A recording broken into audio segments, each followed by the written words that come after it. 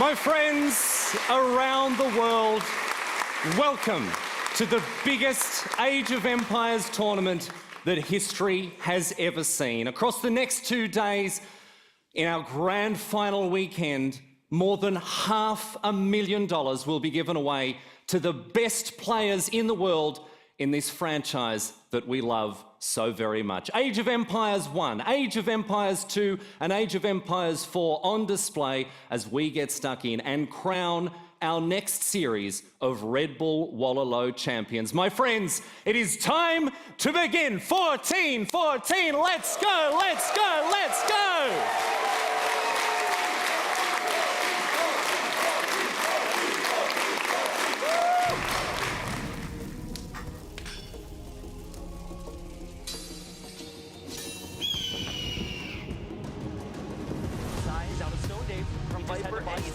In the middle, Lierey's castle goes down. It's his turn to raid Lierey's economy. And Viper holds on to that castle. And he's killing the villagers on the gold. They're desperately running for the TC. Look, the Cavalier, they can do what they're doing here to the trebuchets, and then Liereyy will have nothing.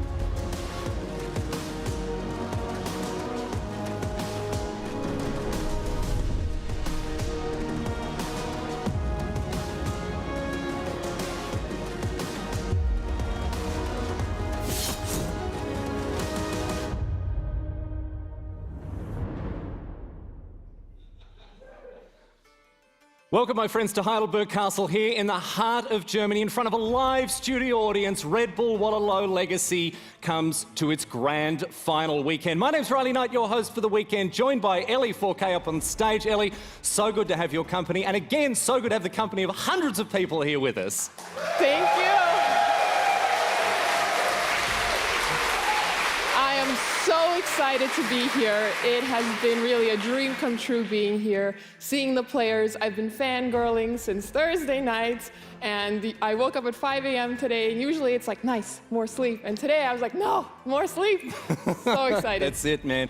It has been an incredible experience so far, and it's only going to get better. $500,000 in total prize money across 2 days of incredible competition across 3 games from this beloved and age-old franchise.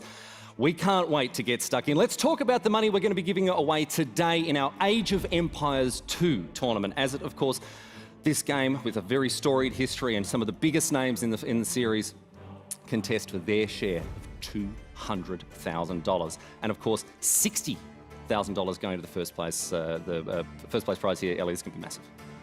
It's going to be huge. It's going to be phenomenal. It is going to be phenomenal, my friends. We've also got the Age of Empires I final coming up today, and that one has a $50,000 prize pool, which is over 1.2 billion Vietnamese dong. And the reason I say that is, of course, our 2 finalists are both Vietnamese, and they will be playing off for a huge amount of money for a game that is still going strong 2.5 decades later. So that's going to be another massive event that we're all looking forward to today. But let's have a look at we've got, I think, the bracket to show people. And we'll chuck that up on the screen so people can remind themselves of just what we're going to see today here. Talk us through some of these matches. We've got Liereyy versus Villese. Liereyy, obviously, he's won multiple of these Red Bull Wololo series. Is he the favourite against Villese for you? I would say traditionally, yes. If you see their past histories, I think they've met in semifinals and quarterfinals a lot, and it seems like Liereyy always does have a little bit of an advantage, but Villese has been training insane. Everyone's been training super hard, and it could go either way, and I'm so excited to see that matchup.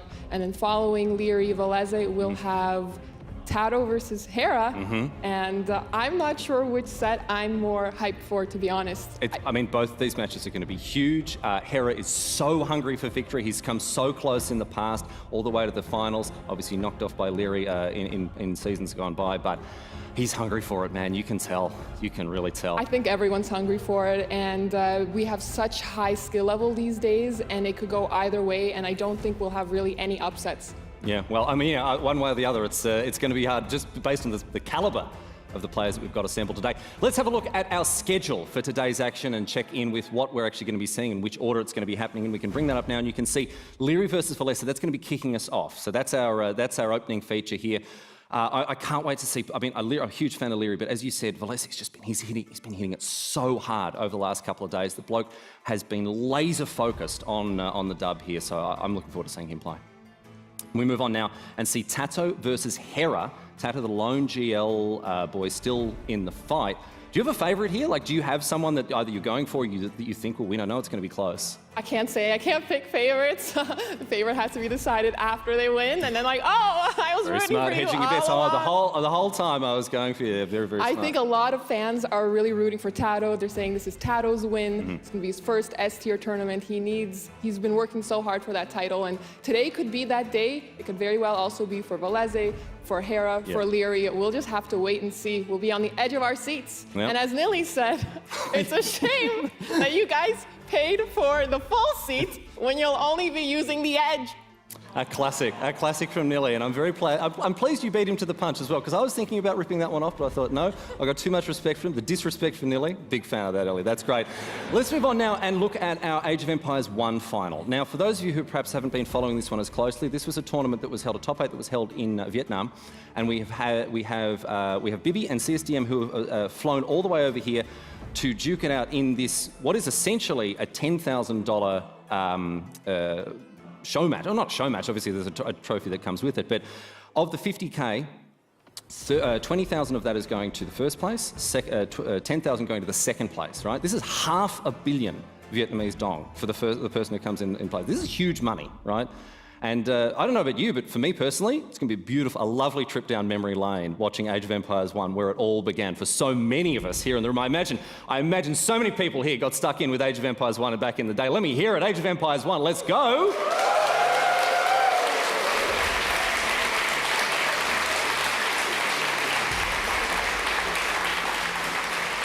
But that's that. Ellie, we got to get out of here, my friends. We got to get out of here because we got to make way for the stars of the show, the players. Ellie, what are you most looking forward to today, man? I can't wait to get stuck in. I've been watching Liereyy and Villese, and it kind of bothers me sometimes that they don't stream with the webcam. And here I get to see them, see their reactions, and I am so looking forward to that. Like I mentioned, I'm a big fangirl of all the players that will be playing today, and I'm just really looking forward to seeing them live in action. Well, let's not waste any more time, my friends. I know that so many of you, both here in the castle and around the world, will be wanting to get stuck in with the semi-finals here of this massive Age of Empires 2 event, and standing by to talk us through the entire first semi-final that we're about to see. You know them, you love them. Let's hear it for T90 and Dave. Let's go! Welcome, viewers from around the world or guests here in Heidelberg, Germany. We have a live audience behind us. This is one of the greatest days ever for Age of Empires 2. I feel like I have to shout to get over the noise. It's going to be absolutely amazing. And I'm so pleased to be here casting with T90 Official. These amazing sets today. I mean, we have two guys that haven't won an S-tier tournament. We have two guys, or one guy that hasn't won Wololo. Yep. And then we have Liereyy, who's been in 4 finals and has taken 2 championships. It's a perfect mix. And, you know, one more thing about the crowd. These are supposed to be noise-canceling headphones. They're not, no. They're not, no. We can hear you all. Thank you, everyone, for being... Thank you, everyone, for being here. It's been so cool, you know, seeing so many people that we've known online for years walk by us and take some pictures and whatnot at the castle. But I got to tell you what, I'm pumped for these games. I am as well. We're not going to waste too much time either. We're going to have the draft here shortly. We got a whole new draft setup as well. I don't think was shown to the viewers yet. So for those of you that, you know, were enjoying Age of Empires 4 but very much wanted to get back to Age of Empires 2 and see what we've been doing, there's some changes for you in this room, and it's awesome. Yeah, and we were talking about the live draft versus the draft online previously in our sets, and this one is a true live draft. Because we have spectators here that are going to be watching them pick the maps, and they got nervous before. I hope they can contain the nerves today, but from talking to the players, I think they were all locked in. Especially, I have to give a huge shout out to Villese, because this is the most confident Villese I've ever seen, the most focused Villese I've ever seen, and he believes he can win today. He believes he is going to win today. Yeah, I mean, you think about the Yo that he beat, the player who had brought himself back from the dead so many times over the years, but particularly in his previous set against ACCM. If you watch that series, Villese just stayed cool and calm in moments where most would have crumbled. Yeah. And I'm excited, man. But the one thing in terms of nerves that I think now, you know, we're casters, so we speculate. Oh, nerves. Hey, we have nerves too. We do, and it's hard to compare them, I'm sure. But you know, they are doing it amongst the crowd, which I actually think is good, right? Like if you did it in a back room and then you came out and then you heard these crazy people in a good way, then it would be more terrifying, I think. So I actually think for the nerves, it's actually good for these guys to see the atmosphere they're going to be in before they sit down and play. I think that's a good point. And I think we're about to get stuck into the draft here. The draft is ready, folks. Yep. Age of Empires 2, Red Bull Wololo Legacy. We're about to get rolling here as Liereyy and Villese take to the stage. Oh man, this is going to be so important. We can see our beautiful trophy there, and you can't see the crowd right now, but they're all behind. Yep. The players definitely know they're there. And there's Villese on the right, Liereyy on the left. They're ready to go. This is awesome. And for the first time, they also hear us, I believe, as well. So good luck, players. Have fun in your draft. It looks like they're waiting for their go-ahead here. But you could see the order of events. We did not have this last time, so it's a very nice change. You can see the order of events there. It's going to be a map ban to start it all off. And then obviously 2 bans there from Villese and 2 picks from Liereyy. And there's the first map ban. That is going to be Northern Isles. Northern Isles. Like, yep. Expected. Yeah, I mean, we talked about a little bit as we were trying to calm our nerves.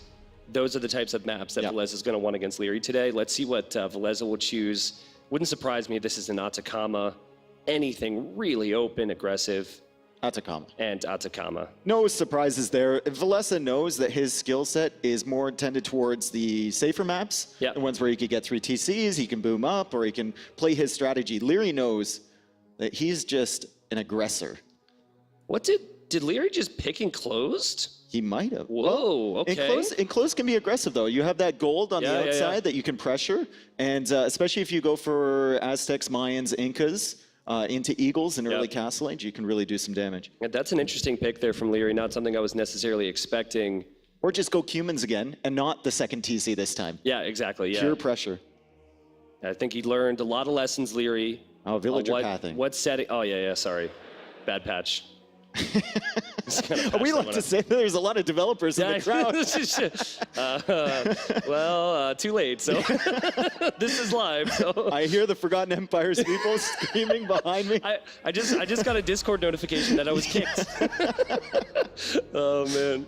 All right, so what was that? I missed the second map there. Okay, we have Tawasan and Outcrop. Yep. So these are very typical maps that we would expect from Villese. When we were talking before, the first map we both said was Kawasan. Yeah, and I mean, I'm just getting excited from a map pool standpoint because I feel as though this is going to bring us a lot of variety here, which is exactly what you want in a semifinal. You want the players to be tested in every single way, but Liereyy goes for Arabia. Should come as no surprise. Okay, Arabia enclosed, and now we have a ban for Villese, and that is going to be, well, it's a deserty map. And a green map. Oh wow, how you've narrowed it down. Wow, what Process amazing of elimination. What amazing insight here. Bull and Morass. Looks like, All right. So 2 more aggressive maps. Although I had potentially thought Bull in favor of Villese just because he had come up with some strategy, but I guess he just wants to stay as far away from Liereyy as possible. No offense, Liereyy. Yeah, it is a bit tricky too because it is a bit tricky because they have to ban out until there's 1 more map remaining. So it's not as simple as just picking the map that you want. You have to be somewhat strategic on it. And so there we have Frigid Lake and Shoals on the ban list, which should bring us to 1 remaining map. As I think Liereyy just said to the villager, like, hey, yeah, that's the last one. There we go. And it's Acclivity. So that should be game number 1 then, Dave, Acclivity. And that's a really good one to start it off on for Liereyy, I feel. Well, Lierey's just amazing if he can force the opponent to make the same unit comp as him. Yeah, because he'll just outplay them. Well, and that's like his comfort zone, right? So Acclivity is one of those maps where you can go into Archer v Archer, Crossbow v Crossbow, maybe add a Siege Workshop. On the hill, your opponent goes for another Mangonel to counter. And it's just kind of back and forth like that. I think it plays into Lierey's hands. Yeah, I mean, the second the words came out of my mouth, I remember that incredible, what I would consider a comeback was a back and forth match between Villese and Yo on Acclivity. I think it was Saracens versus Lithuanians. Yeah. We're talking about civs now. They're going to be looking at their very detailed notebook here. And typically, now every player might do it a bit differently, but they're just going to have all the maps, and they're going to have a list of like 3 to 5 civilizations written out there. And so they have to, use process of elimination and go back and forth with these picks. You have to be very methodical. On Also, the computer screen, it's all in front of you. Here, yeah. Man, you have to keep track of so much. And it's not alphabetical up there as well. We were going to do that, but Rlyknight was throwing a fit. He's like, I'll quit. We've got to put it up here accurately. Right, let me take this map. Yes. They're like, Rlyknight, we need to go prepare for this. He's like, no, I cannot. Not all true. But anyways, that's difficult. Like on a very serious note, that's very difficult. And at this point, these guys should be more used to it. But that's why they're taking their time here. They get to think about things before we get that process started. I can't get over how still he stands, that villager. Yeah, true. I think also, is he ever gonna crack a smile? No. We've got to crack a smile at some point. That's our goal at this point.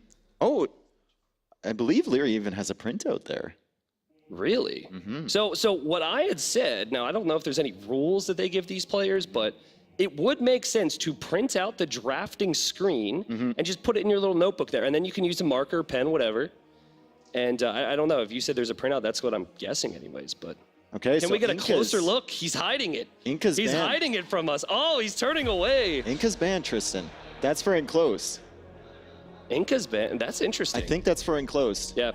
So maybe that speaks towards some more of his civ picking strategy coming up. Maybe he expects Villese to ban Aztecs. Yeah. This is a very serious moment, so I should possibly be more serious, but now I just can't help but think, like, how protective of these players, how protective of their notebooks have they been? Yeah. Are there safes in their hotel rooms? Yeah. Like, do they have guards that protect these books? Well, I may or may not have seen Liereyy leave his notebook somewhere and then run back and get it yesterday. Okay, see, that's my point. Now, but he did run back to get it. Yeah, there's a lot of honor. There's a lot of honor between these players. So we're not, implying that any foul play would be involved, but it is a thought. Was that a TaToH's ban there? I believe it was. And Aztecs pick. That's the first Aztec pick the entire event, I believe. I think that's one of the first. I think we saw it maybe one other set in the opening rounds, but Aztecs has usually been banned. Yeah. So that is a steal for Liereyy if he can grab that civilization. Assuming that Aztecs are indeed still OP. We haven't seen a lot of examples of it, but I believe they are. That's why we saw the Incas ban for enclosed. How often do you ban Incas? It's not very often. You ban Incas, you pick Aztecs, you have the Eagle player on enclosed, and even if he uses his ban to take out Aztecs, you can get something like TaToH's on Acclivity, right? But look at that pick, Dave. We love Byzantines here. We love it, especially, like, they've always had, even before the recent years where they become more and more strong, they always had a reputation of being a very good meso killer, right? So it's been fantastic civilization to have up against Aztecs. Byzantines, I think, in Empire Wars are just so good, especially on these hybrid maps that you sometimes see. I mean, a lot of those were banned out early, but Kawasan is still there. Wow, man. Liereyy is going to be playing with civilizations. We have not seen a lot from him, mainly because of the ban systems.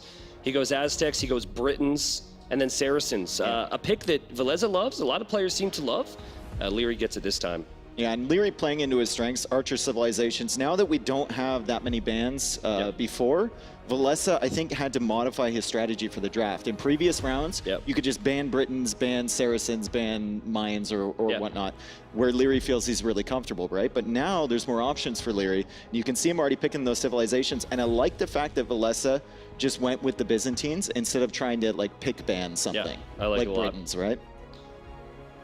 But again, in terms of the player mindsets and whatnot, we have Dravidians and then the Franks. I'm excited for both of those. This does allow them to calm down a little bit more. They get to hear us, which they won't, obviously, when they're playing. But, they get to hear, they get to see the crowd. I think this is good for the players to really ease their way into a much bigger stage. I mean, from 4 days ago or 5 days ago to this is a big shock for anybody. But I like the Dravidians pick because it is so solid. Any map that has a little bit of water, Dave. And Villese's builds are so clean. There is a late game issue with the Dravidians, but even against Liereyy, you could possibly finish it fast. Speaking of a civ that's solid on basically any map, Lithuanians coming out. Yeah, true. And was that Hindustanis there? That was Gurjaras. Gurjaras, Gurjaras. Okay, but I have to say, I'm a little surprised that a civ like maybe Lithuania was left so late. We saw a lot of people pick that first. But again, it is... We are thinking more about the civilizations as a whole. They have the list of the maps, and they really have a plan for each and every individual game. Villese really thinking about his next pick. He's considering all the options. He's got his handy notebook in front of him. He knows what to do. I like both drafts so far, honestly. I feel like it's really playing into their strengths. Yep. And the lack of civ bans is really coming into its own here, with players being able to go towards their own distinctive styles rather than being forced into something they're uncomfortable with. Yep, I agree. Again, very different feel to this map, right? So he took his time there, good. And he goes for the burst. And the Bulgarians, and the those are two really good civs to get this late. Yeah, seriously. I mean, this does come back to just not having as many bans. We had a lot of group stage sets where there were more bans, as you said, Dave, and now we get to see kind of the best of these civilizations shine. Of course, the best players as well. And there's no dispute either, by the way. I mean, everyone who's in this top 4 has clearly played the best. Sometimes you're like, a little bit of bracket luck, a little bit of this or that, but these guys have been so good. I only say this for one player. I love this pick. True. I love the Ethiopians pick, and that's only for Liereyy, because I think when you look at his win rate in Red Bull events, I think anyone but Liereyy has like 15% win rate with Ethiopians. But here we go. Here we go. The draft is finished. This is time, baby. We've got Liereyy and Villese making the march past the crowd. There they go, and their heart's got to be pumping right now, man. We said drum roll, please. We didn't expect the whole band to show up. Right? Seriously, where did these guys come from? Oh man, this must be such an epic moment. It's an epic moment for me. Imagine being in their shoes. Yeah, they're laughing right now. Oh, embrace it, my friends. It's time to play some Age of Empires. This is sick. We've got the villagers with their banners behind them. These players are getting ready. And they're drumming away here, Dave. I don't think words can describe how loud this is in the actual... I don't even know if the viewers at home can hear us. No. Would this be a good time to say something embarrassing? Because I don't know. Not now. Probably not, yeah. Solo? Oh, the drum roll is over and the players are ready to go. We have our live crowd, and the silence. It's gotten palpable here. It is, yeah. Now things waiting. get real crazy. Players will have to sit down. They'll have to hop in that lobby, and it's going to be a few minutes, Dave. Obviously, they have noise-canceling headphones. They are soon going to place on their heads. So this would be the time to say anything that could make these players laugh before they start. But Lierey's going to crack open a little Red Bull here, get some energy. Yep. This is the place for that, I guess. And there he is. This is a few days ago, obviously. Awesome shot of Liereyy, as he wants this title again, Dave. He made it to the final 4 out of 5 Red Bull Wololos. He made it last year, and then obviously fell short to the Viper. And he's won twice. Yeah. And here's the finisher. The finisher. Oh man, Villese. And you can see exactly what is so amazing about Villese. 8 out of 10 on everything. He is solid on literally everything about the game. Maybe the only question mark would have been his emotions coming into a live crowd element like this. Now. I have no questions. No questions. After I talked to him this morning, I saw the excitement on his face. No questions whatsoever. I saw him in the draft. He didn't look that nervous. He just looked focused. Liereyy told me the other night that he kind of lives for these moments, so I'm excited for him, not only to be here, but to put on a good show today. We talked a lot about how best of 3s in the group stage were very cutthroat. But as you see the head-to-head there over just 8 games in 2022, we'll talk more about that. But I feel like a best of 5 for a semifinal is equally cutthroat. And when you have nerves and when it's a completely new situation for you, I feel like game 1, just if you get that in the bag, your nerves are going to settle so much more. So it's a really stupid thing of me to say because, mathematically it probably makes sense as well. But I give a big edge to whoever opens up with the first victory. See, that's interesting because Mr. Yo, I was talking to him the other day and I asked him if he feels nervous. He's like, I feel nervous until I've lost a game. And then I'm completely confident. Yeah, that's weird, right? I think the other aspect of it is we have the draft there on your screens, of course, game 1 acclivity.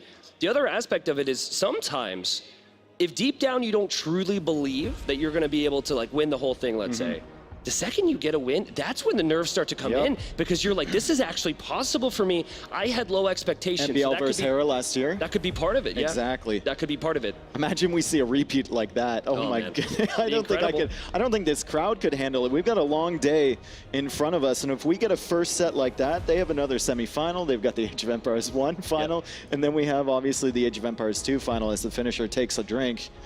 And he's ready to go. What civ do you think for acclivity here? I'm kind of suspecting maybe Lithuanians, Ethiopians for Liereyy. And then when I look across, something like Franks, maybe Byzantines, Berbers, something with some mobility for Villese. I think like when we talk about Liereyy as a player, his draft is perfect for him because it's all power spikes. It's the 8-range Britain crossbows you have to think about. The faster firing Ethiopian crossbows. Also, Aztecs used to be like the #1 pick for acclivity with all-in eagle play. So you've got so many different things that you could do here if you're Liereyy, and I really think he has the edge civ-wise going into this just because of that. I think the opening is going to have to be something like Byzantines for Villese. I think he's going to have to go for something defensive, defend the early threat, take it to late game. Yeah, definitely. I think he knows it too. He doesn't have any, you know, illusions about his gameplay versus Liereyy, right? He knows what he has to play into, and he was practicing a lot against Hera. Like Villese and Hera were practicing together, TaToH and Liereyy were practicing together, and Hera's kind of the same style as Liereyy, where you can be very, very efficient.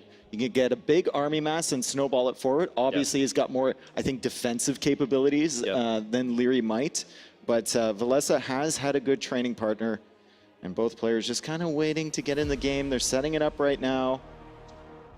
Yeah, I mean, as we see that wonderful little forest background there, we got the candles in here as well. Dude, that looks majestic. It is majestic. It is. Look at that. Oh my goodness.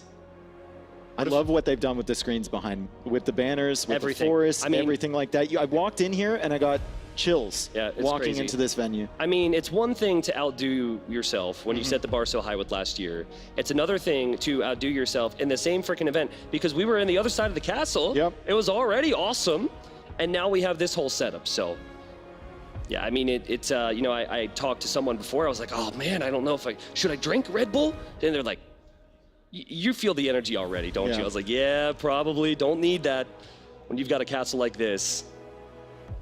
It's gonna take a second here, guys. If history tells us anything, 5 minutes just to get loaded up there.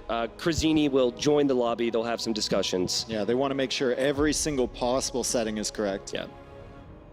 Yeah, that would be very anti-hype if they get in there. Some settings are incorrect and they have some issues, but we'll be close. Curious to see what the viewers out there think about this.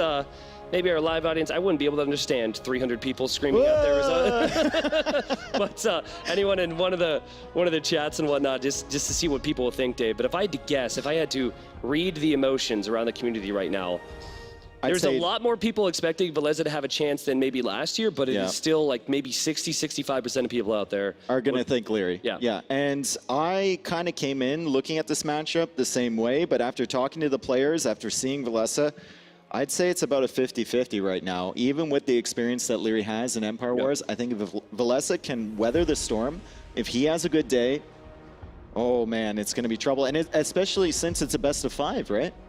In terms of game situations, things to think about, I know there's people out there who come to us for guidance and wisdom. They're crazy for doing that, by the way, but they do for some reason. Delusional, I think, is the word. Yeah. There's many words to describe them.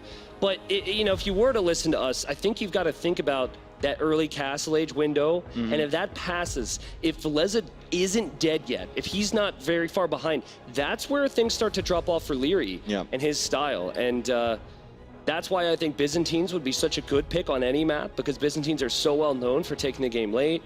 And I think that's also why some of the picks in the draft for Villese don't excite as many people, because we're like, oh my God, what do they have to kill fast? That's what you think with Empire Wars, but that's not how he will think with a civilization like Byzantines, for example. Franks, very good as the game goes on. Berbers, Bulgarians. It's actually, he doesn't have many Arbalest civs. Nope. He's just got a lot of like skirmisher cavalry civilizations, Dave, which is anti-Liereyy. And his maps are anti-Liereyy too. Outcrop, Kawasan, Wall Up, 3TC, go up to Castle Age, get your eco rolling and try and weather the storm. We saw with Villese in that amazing game on Kawasan against, I believe it was Saracens, and I believe it was TaToH that was trying to push him, he just kept living. He just kept living, he just kept living, TaToH kept trying to like push him down again, and he just kept living. And eventually his eco was superior and he pushed back. But let's talk a little bit about Liereyy. Like, the great things about Liereyy, we know about his micro. His builds are so clean. They're clean to the point that you wonder if it's even possible. Yeah. And he pioneered a lot of things as Dravidians is being picked now from Villese. We see that. Wow, this is crazy. Okay, so everything I just said about the game needs to go past Castle Age, forget about it. Because I think with Dravidians, the plus 200 wood at the start, I think it's a double range opening. I think it's to smother the range numbers from Liereyy. It's a little all in, but let's see what Liereyy goes for, because he could go for Ethiopians. He could go for Britons. It's really smart. Now we turn it around, and I'm questioning if Villese doesn't finish Liereyy off in Castle Age. Yeah, exactly, what do Dravidians do? Because they basically have a worse stable than like the Aztecs and the they do. It's we've seen so many examples of it. Like I remember, I think it was Jordan versus MBL, and Jordan had a disgusting build. A disgusting build order, was all over MBL, and then it got to Castle Age, and MBL is just like overran him. Janitor Knight. I mean, Dravidians are, quite frankly, only meta right now because of that plus 200 wood they get in Feudal Age, and that is what is going to have to be used by Villese. But we haven't seen the civilization yet for Liereyy.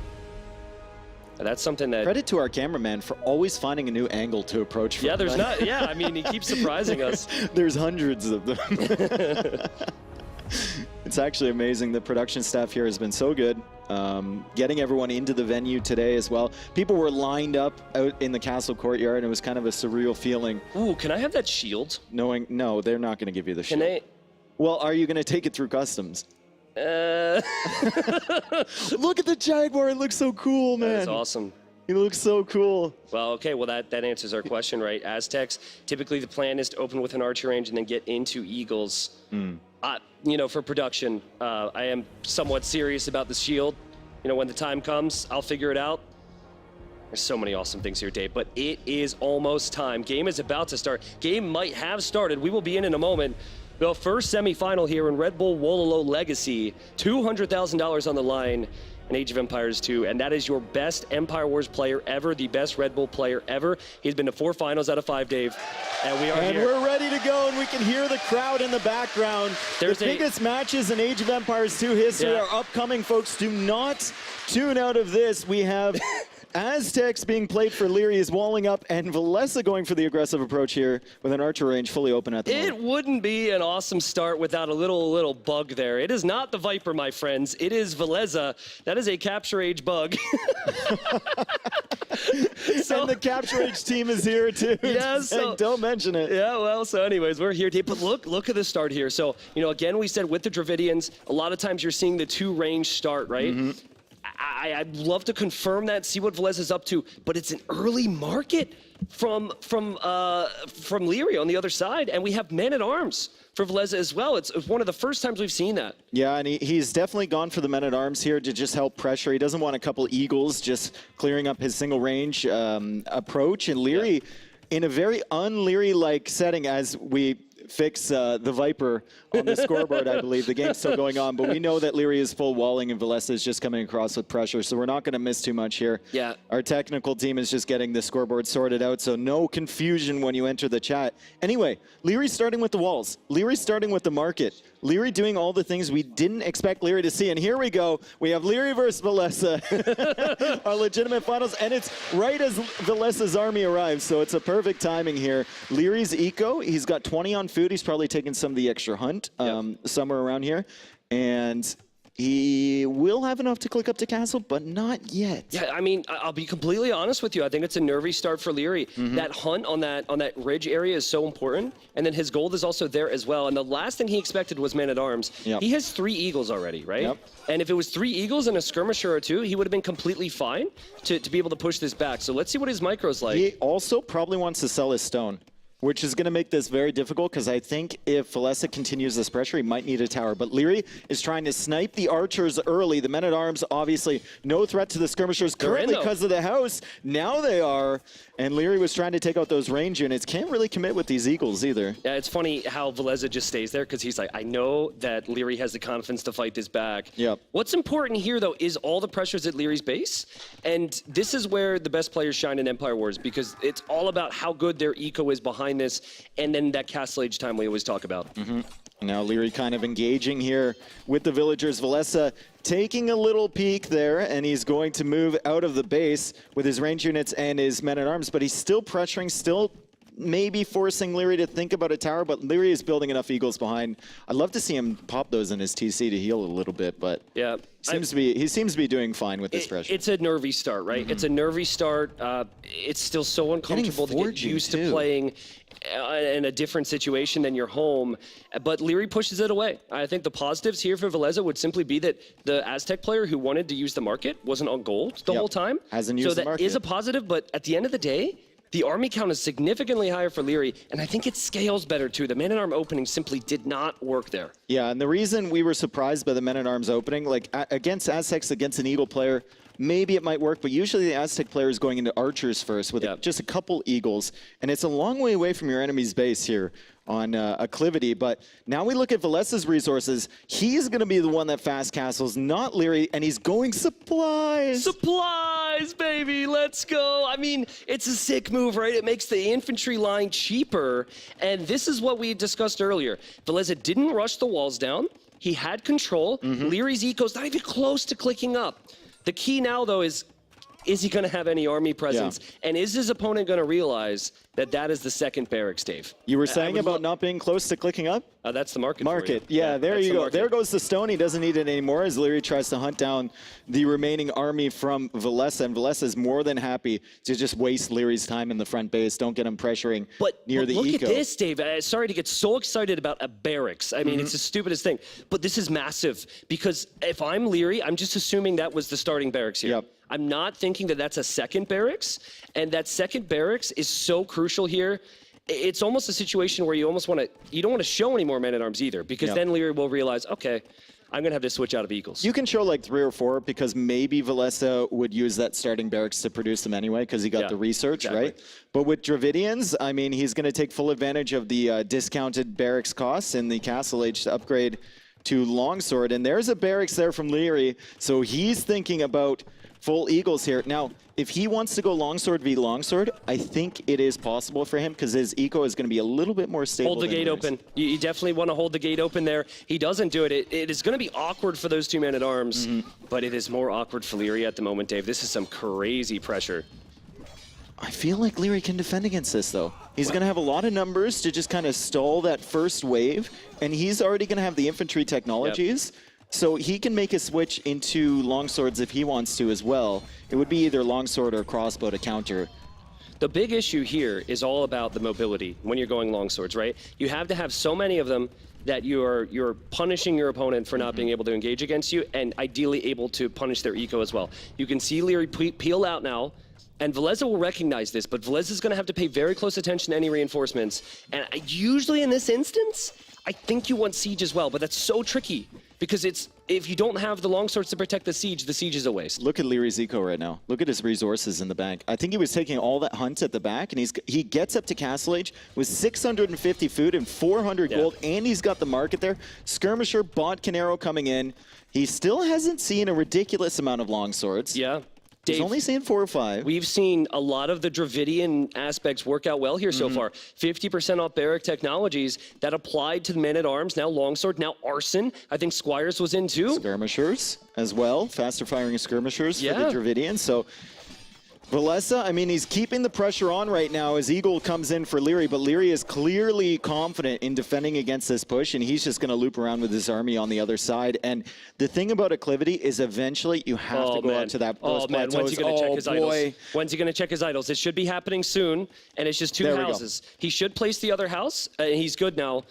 Very heads-up play there from Villese, and he is opening so strong here, Dave. I'm loving the opening. With only 12 Eagles against 11 longswords, I think Liereyy will have some problems. Yeah, but Villese still hasn't managed to do any real damage, and he doesn't have a siege workshop behind this. He's kind of stalling out Liereyy. Lierey's got only half his army at home to defend, and then he pressures at the front. He's got Eagles attacking here. He's got more Eagles at the back, and like I was saying, eventually, if you're in Villese's position, you have to go out to the edges. You have to go out to those plateaus. Lierey's going to be waiting. It's also extremely difficult to push with the longswords when you don't have the armor upgrade, Dave. He's lost so many longswords now Castle Age armor is on the way, and this is what Aztecs can do. Their eco is so much stronger than most economies because of the collection rate and then the production speed of their units. And that's Empire Wars, right? Is just produce as quickly as possible.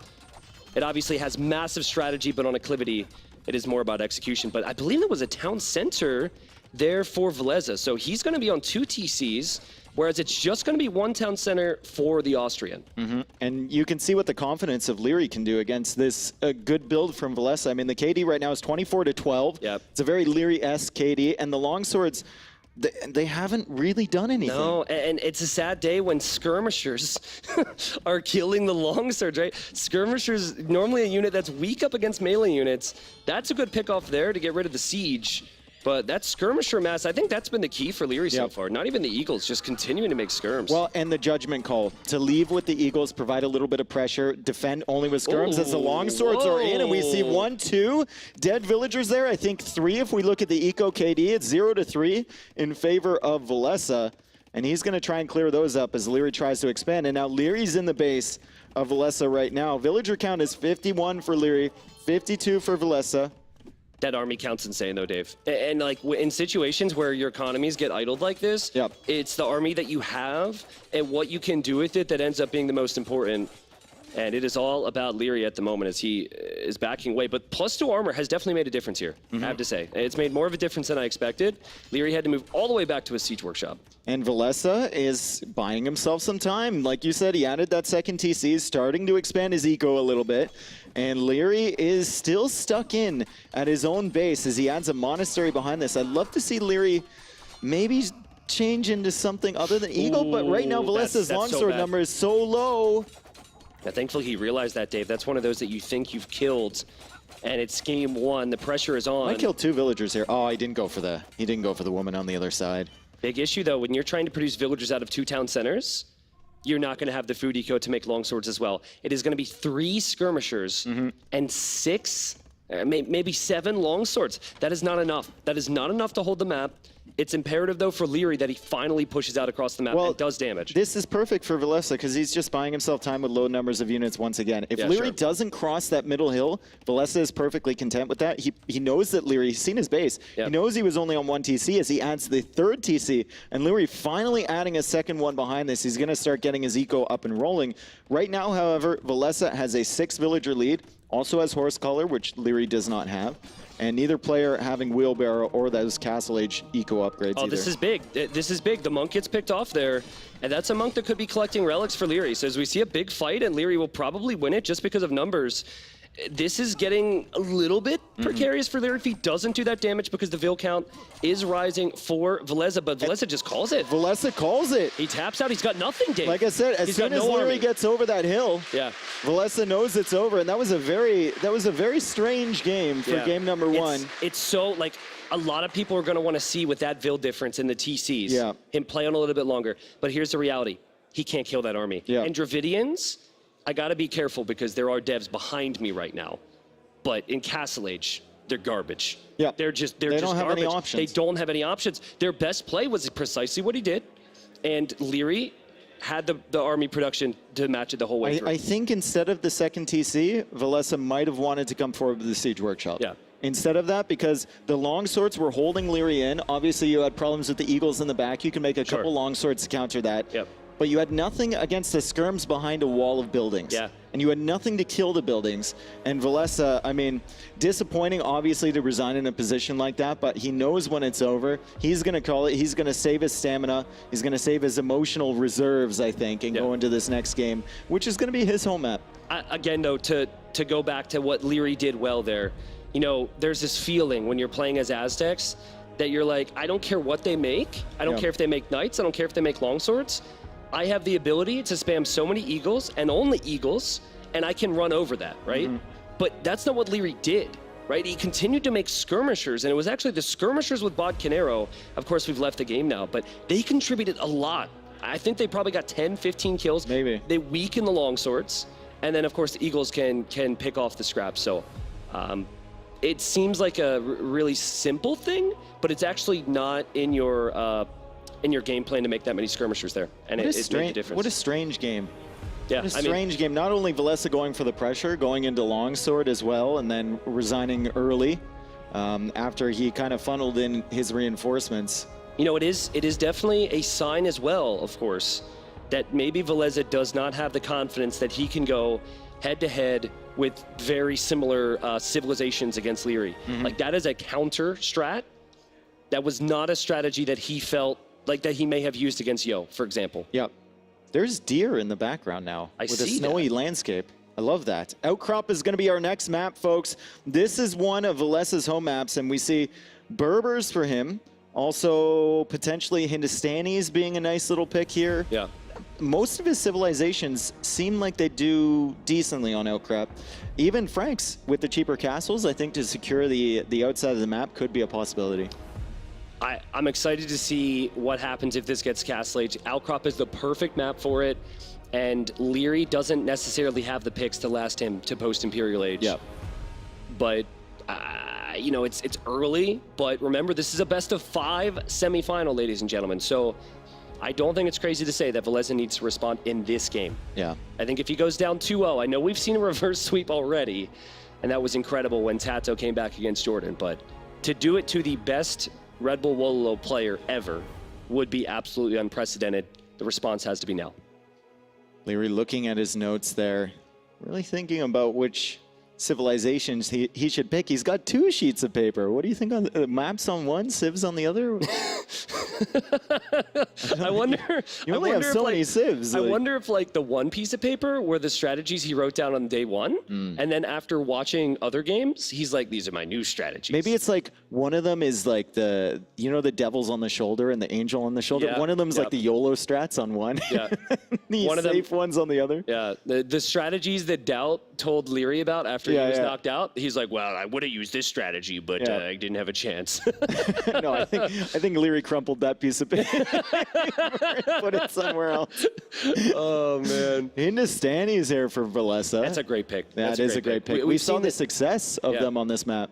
And the beauty of this civilization is that they're actually not predictable, right? And they are one of the best counters to civilizations that can make archers, one of the best counters to a civilization that can make eagles, one of the best counters to a civilization that can make knights. And I know what you're thinking. Does that make sense? Who knows, but he's got it. Yeah. That's sick. They do struggle a little bit more than they used to, though. Ever since they lost the ability to go into Halb, the tech switch, if you need to make an anti-cavalry tech switch, going into camels is very costly. It's very slow. Also, while the Hindustanis are very much figured out and they have these crazy power spikes, the Saracens, they are extremely underrated with other things than just the crossbow play. Lierey's known for his crossbows. Our meta has been use the Saracen market and play crossbows, but they've got more HP on those camels, Dave, which goes a long way. They have a tech in zealotry, which makes even the Mamelukes be insane later on, and I think their tech tree is one of the best tech trees you'll find, and here we are. This is on Outcrop, and this is game number 2, ladies and gents. Game number 2, Villese's home map, but I think we have a suspicion of what we're going to see here from Liereyy. I mean, we've seen it many times before, that big, massive crossbows, always getting to Imperial Age first, and then pushing forward with bomber cannons or a forward castle or whatnot. He could surprise us, though. We could see, maybe we see a Cav Archer mirror here. I wouldn't be surprised with these 2 civilizations. Yeah, so you know, the big thing on this map is eventually expanding to the sides, and not just in the long run, but also even for additional sheep right now. You should be able to see on the mini-map, Napu might pan over, there's extra, I thought there was extra sheep out there. Those are deer, but yeah, okay, there's some pigs, excuse me, oinking their way back to the TC. So that's actually really important when we're talking about Castle Age times, and I think particularly important actually for Villese, because he won't be able to rely on the market of the Saracens. Yeah, I think there's 12 extra pigs on this map. I could be wrong. Nili's probably shaking his head in the other room. 13. It's 13. Yeah, standard. And there's a market that still isn't complete. Okay, there we go. Finally complete from Liereyy as Villese tries to wall up. And Liereyy, you can tell he's completed his market because he starts clicking buttons and suddenly he's in a position to click up to Castle Age. Now, I want to see what Liereyy adds on the way there. He hasn't started adding additional production buildings, but he is beginning to wall on the northern side and going out to take those Ibex. He was one of the first players, by the way, I want to bring this up, in Empire Wars to pioneer going way outside of your base to take the extra hunt. People didn't do that. They were pushing it in, or they didn't take it until later. He incorporated that as part of his build, and now everyone uses it. This is the tricky thing. Liereyy is probably the best crossbow player. He's going to have the best possible crossbow timing, and he has the best crossbow civilization to break through walls, which is what Villese has been spending time doing. Villese has opened skirms, which tells me that what he wants to do, that pig is going to have to decide what team he's on. There you go. But I think what he's going to want to do is he's going to want to track and catch armies. So if we could follow his scout mapu, we should see that scout around a range right now. He just moved in. Yeah, he's waiting for it. He's waiting for it. So Villese knows that Liereyy wants to be sneaky. Look where he sits. He is one. Like, his opponent cannot see it, and Liereyy might be tempted to move out now. The scout's just waiting for a chance. Villese checking on the inside, making sure the army isn't building up there. Doesn't want to engage against the villagers, even though he might be able to pick one off. He realizes that that scout is so valuable for him, and he's missed the army now. Coming out of there as he comes back to the top side, where Liereyy is still trying to be a little bit annoying with the spearman and a scout of his own, and that army from Liereyy is looping around to the south. And let's see if there's any confusion for Villese here, right? He knows the army's going to be out there, but he definitely wanted to catch that. And let's see if he has an idea. If he loops back to the range, this is a big thing because he was just hoping his opponent hasn't left yet. Let's see. He's going to see 2 archers. And that would freak me out. Yeah, that would freak me out. There's no reason to send just 2 solo archers. If you're sending 2 archers, you already have an army forward, and your opponent just hit Castle Age. You know crossbow bodkin is on the way. You know you're against Saracens. However, Villese is a minute away from Castle Age. He's getting the armor. He's going for a tower because he knows they're there. And he might be able to defend in this situation if that tower goes up. Yeah, there's a very good chance that all these villagers die. And this timing could not be better for Liereyy at the moment. And the gold has to be abandoned, and this is the window. This is what Liereyy wants. He's going to kill 2. And there's also an overchop on the left side. So if the crossbows loop over there, they can run right in. Disaster for the Finnish player. Villese is about to hit Castle Age, but it's going to take him time to get his technologies. Oh my God, the overchop! Here comes the knight! Oh no, Villese! Oh, everything's going wrong, Dave. Everything is going wrong. And this is the pressure that Liereyy puts you under, right? It's bound to happen. You know it's coming, but can you stop it? I mean, at the end of all this, he's only lost 2 villagers. He's only lost 2 villagers. He's going to get to Castle Age. If he can clear up this army, he's going to have a chance. But the way Liereyy operates, he's going to continue sending army forward, getting the cavalry armor now. And he's going to have those knights raiding at the edges of Villese's economy, preventing that expansion while his crossbows dance at the front of Villese's base. Elite Skirm takes a long time. However, similar to in the previous game, if the Knights don't have high enough numbers, if there's not as many upgrades on them, the Skirms can actually pick away. And, of course, the Camels could be helpful as well here. But I'd be curious, Dave, to see what Liereyy does, because he's had villagers on stone, but he's been selling it and then buying resources. Okay, there's my answer. He's actually going to boom. Yeah, he's going to add an extra TC, and he's taking control of this northern side where all that gold and stone is. Villese can still move out to the south, but with the mobility of the Knights, Liereyy can keep an eye on that. And I wouldn't be surprised to see him send a unit back around that way to start looking for that expansion. The scout is in the north. He's looping around with his army now. Yeah, can we get a quick look at Villese's base to see if he has a market? It'd be nice to see. Okay, he did have the market. He was so lucky there. He needed to click a lead skirm and bodkin. He had like 1 gold remaining. I'm sure he used the market as well there. But this is incredible from Liereyy. He knows he's got the lead right now. And the second that Villese thinks that he's going to fall back, he just loops around. That this is what Saracen crossbows can do. Is they do so much more damage to buildings. And you have to defend this if you're Villese. You can't lose your archery range. I will say that Liereyy had 8 on food. He has no horse collar. And he's using all his resources right now. Villese has a very nice farming eco if he can keep it safe. And even with that second TC, I think Villese is ahead economically. Yeah, this patience from Liereyy is so good. He's like, it's all right. I just want to take out your archer range. It's like, now I know you're not going to have as many skirmishers, and I can deal with that number. The beauty of Liereyy as well is he's got very little idle TC time. Actually, it's quite high for him now that I say that, but whatever, bad timing. And the crossbows are always producing, right? That range is always moving. That's quite nice. That could actually lead to a villager kill. Yeah, Liereyy was keeping this scout up here. He was patrolling it earlier.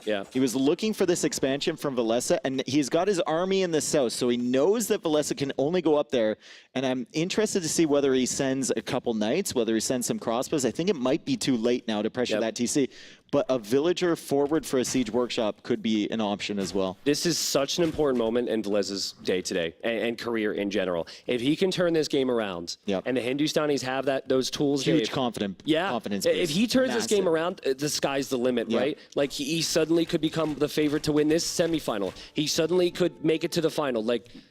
But if he doesn't win this game, Lierey's playing so good. There's no question he's playing his best right now. Yep. I think the only concern for Liereyy is that he falls into the classic trap with Saracens, which is you're all in on the market, you're pushing, and you're not adding eco behind. But I see his farm count going up consistently. Vilese's farms are looking beautiful there when they're not harassed by crossbows.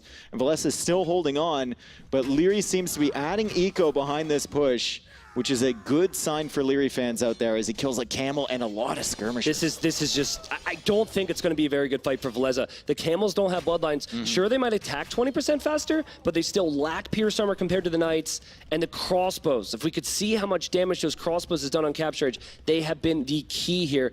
4 kills. I was expecting it to be more, Dave, but there's just been so much control because of them there. Yep.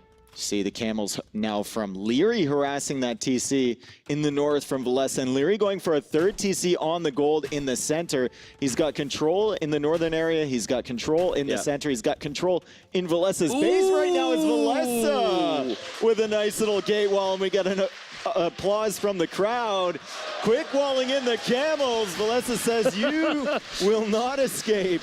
And then Lierey's like, but I'm still here. Right? Everyone can calm down. I'm still killing villagers.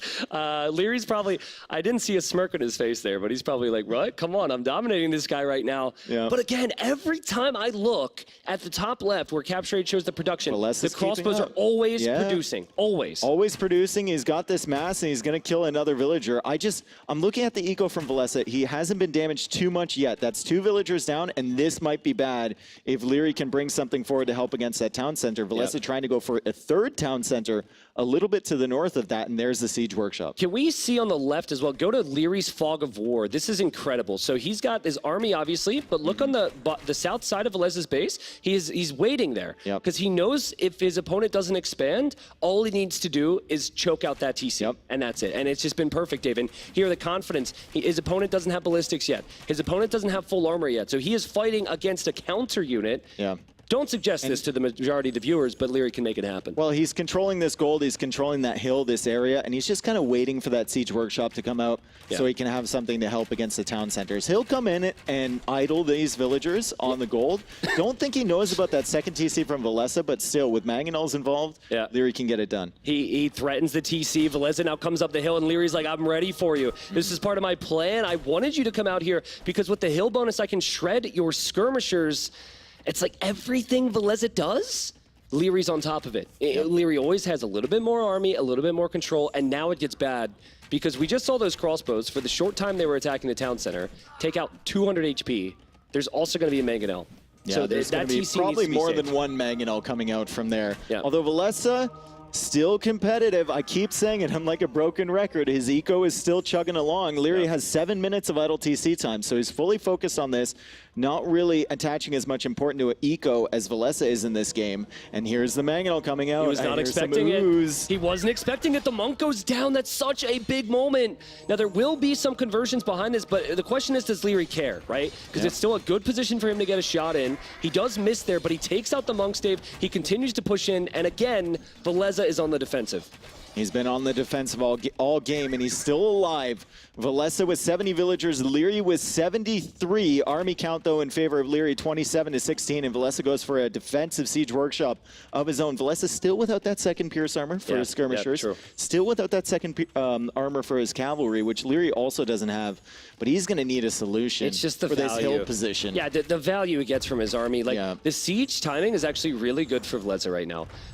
Possibly a little late when you're up against the Saracens, because Lierey's really going to make this hurt, but if he can get a couple defensive mangonel shots and then drop a castle in that area, Dave, we then start to talk about the Golem, and the Golem is an incredible unit to have. Especially against a composition like this, right? Not good against the Knights, but decent against the Camels, because the Camels don't do too much damage. Really good against the crossbows. Look at how fast the town center's going down! Just getting fried, man. That bonus is nuts.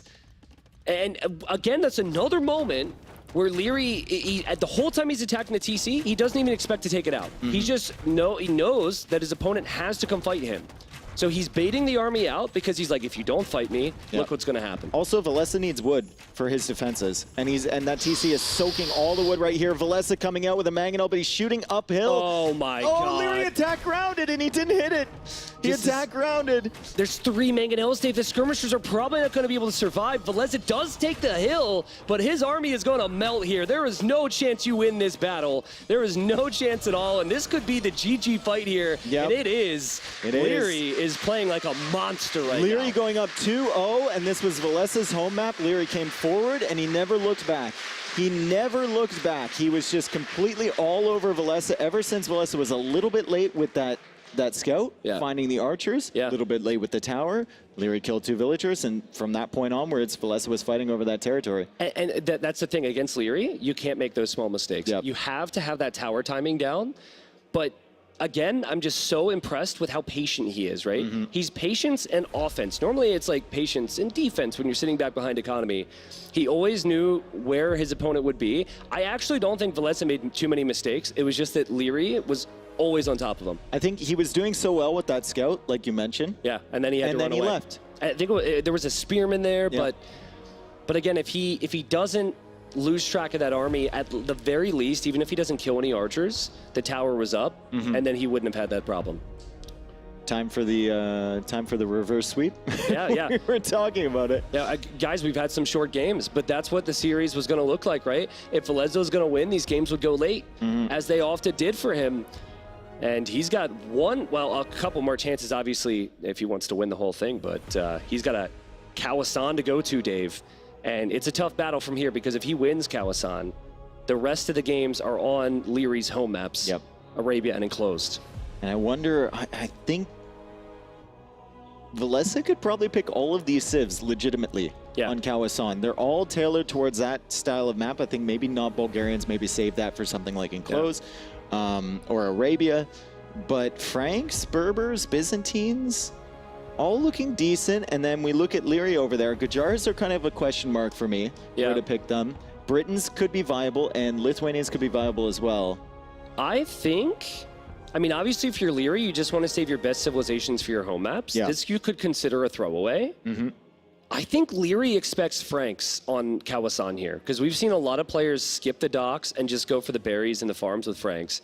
Gurjaras have some pretty good answers to the Franks with their camels. But it's not a very Liereyy pick to see Gurjaras, right? Like, you're expecting archers. So with that said, maybe he goes for Britons, maybe Ethiopians. I think the problem with Gajara fighting on Kawasan against Franks is that you go up against that little berry hill in the middle. If the Franks have control over that, they're probably 1 or 2 monastery, converting all your camels, choke pointy in the middle there. Their knights just run away. You can't get any value. They have the relics. It's going to be very, very difficult, and I'm super curious to see the civ pick here from Liereyy. Maybe it just goes Britons like he did. I believe he did that earlier. I can't remember. Was it against Villese? I can't answer that question because there were so many games. But I can tell you that Villese deserves this position. He deserves to be here. So if there's a shock and there's a surprise here, don't look away, right? He has what it takes. Remember, he had to beat some amazing players to be here. I think he lost 1 game the entire event, which is actually, I think that's either tied with what Liereyy lost or maybe 1 fewer. But the first game was 20 minutes, second game was 20 minutes, very short games, the dream scenario for Liereyy. If he was feeling nerves, he's not going to be feeling as many now. As we see Byzantines is the pick. Beautiful cataphract there on the desk from Villese. And Byzantines, we love this. We saw a great performance from his countryman. His friend, Villese, with a valiant defense into a counterattack against TaToH. And we would love to see something like that again, as Liereyy is going to be going for... What's your pick? I think he goes Lithuanians. Lithuanians, okay. I think he goes Lithuanians because it's an awesome map to have if you can get the middle control with the relics, right? Your knights are almost unstoppable at that stage. And that plus 150 food really gives you the good options to be competitive with scouts. If you need to go into skirmishers or any ranged units, Lithuanians can do that as well. But you have Enclosed, which is probably Britons. And then you'd have Arabia, which I could see him picking Ethiopians. Yeah. So I would say Lithuanians, and yep, there it is. Lithuanians.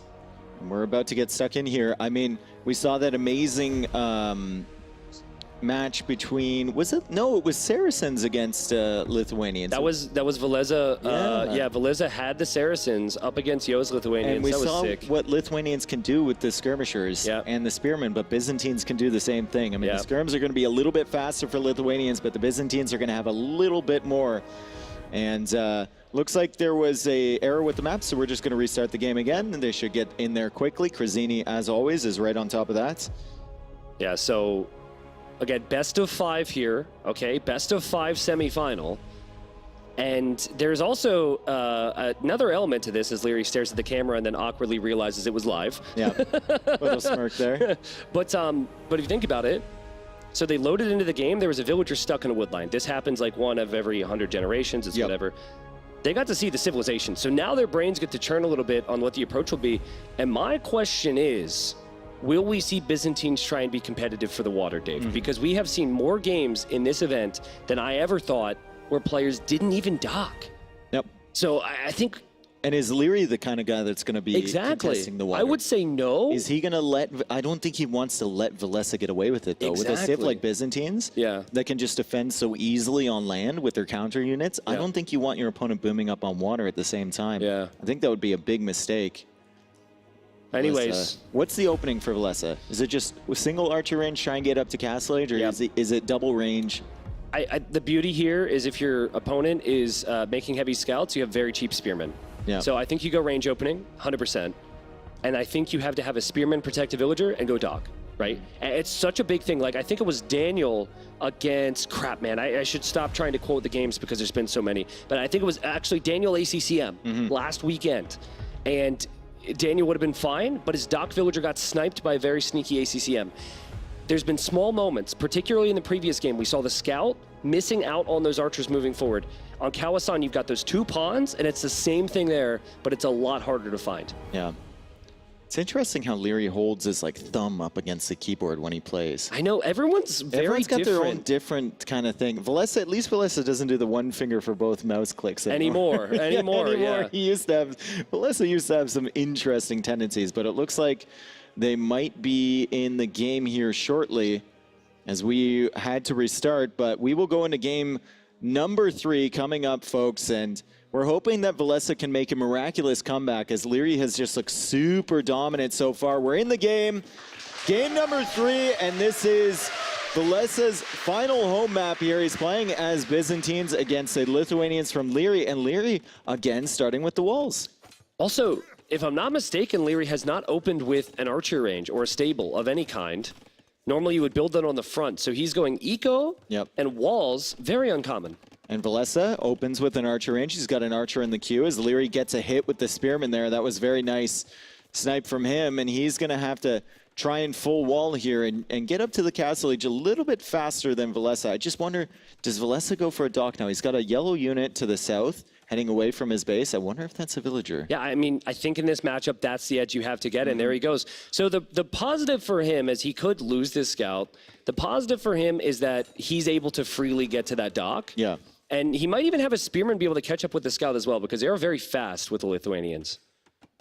Okay, scout is trying to get away, and the scout goes down. Yep. That means the scout for Liereyy will still be alive, uncontested, to go and see if there's anything along those shorelines of the ponds. I like the fact that Villese kind of went to the edge, away from where Liereyy would normally scout. A lot of players try and do that, but Liereyy will make the full rotation. Yeah, looking for dogs. Look what a starting scout can do, right? Yep. One archer, that archer was running forward. There's a lot of pressure on Villese right now to do damage, but he doesn't have the spearman there because the spearman's with that archer, and actually Lierey's going to be fully walled as well. This is an amazing start so far for Liereyy. I'm not sure what his plan is beyond Castle Age, but the dream scenario for him to kill that archer and make 0 military. Yeah, and we can see his resources right now looking pretty decent as Villese queues up another fishing ship, also goes for a market of his own. Do you think for Liereyy the approach is just get monasteries on the middle? Maybe get a couple stables and try and go Knights Monk? Well, I looked at you, I agreed with you, I looked back, and now we see skirmishers for Liereyy. Ooh. And the beauty of this is that you expect stable. Yeah. And that archer range is hidden and will not be able to be spotted. So I think there's a very good chance that Liereyy surprised his opponent by doing Skirm. But does Liereyy have a villager over there? It's a spearman. A spearman, It's a spearman. It's trying. It's really hard. It's trying. He doesn't have the correct tools, guys. So this is funny. I was just thinking about this, right? We have Empire Wars. We had this faster-paced setting, which skips Dark Age, which is such an integral part of Age of Empires 2, and it's such a great setting. Liereyy just, he changed it. He just goes to Castle Age every game. Like, literally every game. Liereyy says, why would I go feudal? I'll just go Castle. This is 3 games now, Dave, with different civilizations on different maps. 3 games in a row. So very anti-Liereyy-like performance so far, and that maybe is the mind games against Villese, right? And maybe Villese is going to start adapting his style to make up for that, because usually if you're going boom against Villese, you're dying. Because he's just so good about it. Can we see if Liereyy scouted the dock, though? He just lost his scout there. We're going to see his point of view. And he doesn't know about that. So but he can see from the score maybe something's going on. It's kind of clear, but not really confirmed yet for him. Well, this is actually quite good for Villese, because he's going to see the skirms after he's pretty much stopped making archers, and he has the stables as well. So think about it this way, people at home. If you kill 3 villagers in a standard game, obviously you're like, okay, naturally I'm going to be up by 3 eco. Fishing ships are more efficient on food than villagers. They don't need, you don't need to refresh them like farms, right? They just continue to work. And so Lierey's under pressure now. If he doesn't kill like 3, 4, 5 villagers, if he doesn't control the middle, that fish boom will pay off in the long run. I think he is going to control the middle, though. I like the fact that Villese, I like the fact that Villese added a scout there to not only push those back, but in case Liereyy was going into monks. But monk spearmen, some skirmishers could be pretty difficult, especially after you gather those 5 relics in the center, as Villese now is dropping is that a monastery of his own? It is, and there's a TC in the middle from Liereyy. This is so cool.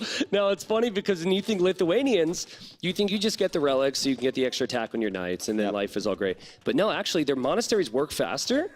It's the perfect opening if you're worried about the cheap Byzantine camels. So let's see what these monks can do. The skirms so far have been a bit of a waste. The scout died as well, which is a big deal in this fight, because he could have sent that scout in to kill the monks. Now he's got 2 camels, and he needs to run away before they get converted. One of them gets converted. Villese fortunate. The other one didn't follow, as Liereyy is now snagging all of those relics in the center. That's going to be his second one coming in, and the other ones are pretty nearby to bring back to the monastery. Sanctity now coming in for Villese, and Byzantines also get a very good monk tech tree, and their monks heal extremely quickly. They do, yeah, and we're going to see +2 armor now for Villese. Not the biggest fan of that. No, why? Because I don't think armor helps too much against monks. You cannot armor yourself from the Lord. Unless you're planning on a counter raid into Lierey's eco. Yeah, possibly. But I don't see what the armor is really giving you. I mean, I guess you do have a ton of food eco from your fishing ships. Still adding those, by the way. Neither player has gone for a dock in the top as of yet. Although we see the remnants of the feudal army. That's smart, making their way back. So here's the thing, like, this game is won or lost with that hill, right? Yeah. And I just saw Villese has one on stone somewhere, so that I assume he's going to have more eventually. Not only do you have the relics there, but you're going to have like 15, 20 villagers in the middle on berries, which is great to win the game and snowball it fast. But if the berries run out, then suddenly you have 20 villagers, and you probably don't have wood for the farms, and they're all stuck in the middle of the map. Redemption. Redemption is coming in. It's a good tech. So Liereyy saw that Siege Workshop there. He's brought in the relics. He's got a lot of gold income, 12 on gold right now, and he's going to have Redemption at exactly the right time when this Mangonel comes in. And because of these weird little choke points caused by the berries, the camels aren't really going to find any positive engagements against the monks. Ooh, and Sanctity's in, so that should be a conversion. Oh, that's unfortunate for Villese. A great play from Liereyy to get Redemption when he did. And if you, it's again Sanctity as well. And now suddenly the monk siege from Liereyy is dominating the middle, Dave. This is a player who, as we've said, has gone so deep as we see a big shot there. He's got to delete it. You have to fire and then delete.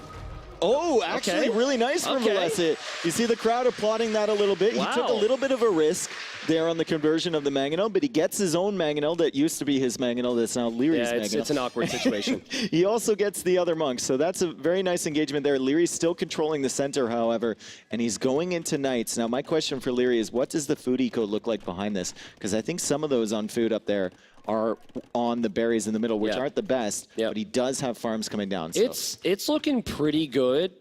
I love the counterattack here, though, from the Finn. The finisher needs to get a win, and this is just not something Liereyy wants to deal with. Camels are slow, but they're not going to be able to make it back here. What do? You have to delete your Siege Workshop. Yeah, I mean, this is going to be so tough. Lierey's got Knights, he's got Monks, he's got the TC in the middle, he's got the Relics, the Archers come out. Can they kill a Monk? Can they get a Monk? They get one and he deletes! He deletes! Oh my god, that was hilarious. But that range is going to be lost, and the biggest thing here is that's what his opponent's switching into, right? It's not like this archery range is useless now. He's actually been trying to make a switch, Dave.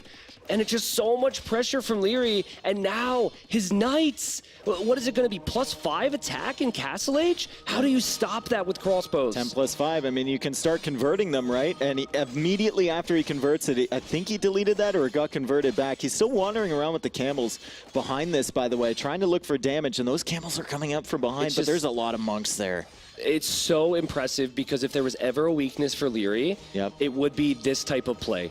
It would be relying on Monks. You would think crossbows. You would think Knights. You would never think something that is a little off meta for these settings, particularly a water map. What this guy is doing is unbelievable, and the Knights are going to die, but I'm sure some of them will switch sides, but they can always be converted back, and the villagers have to run.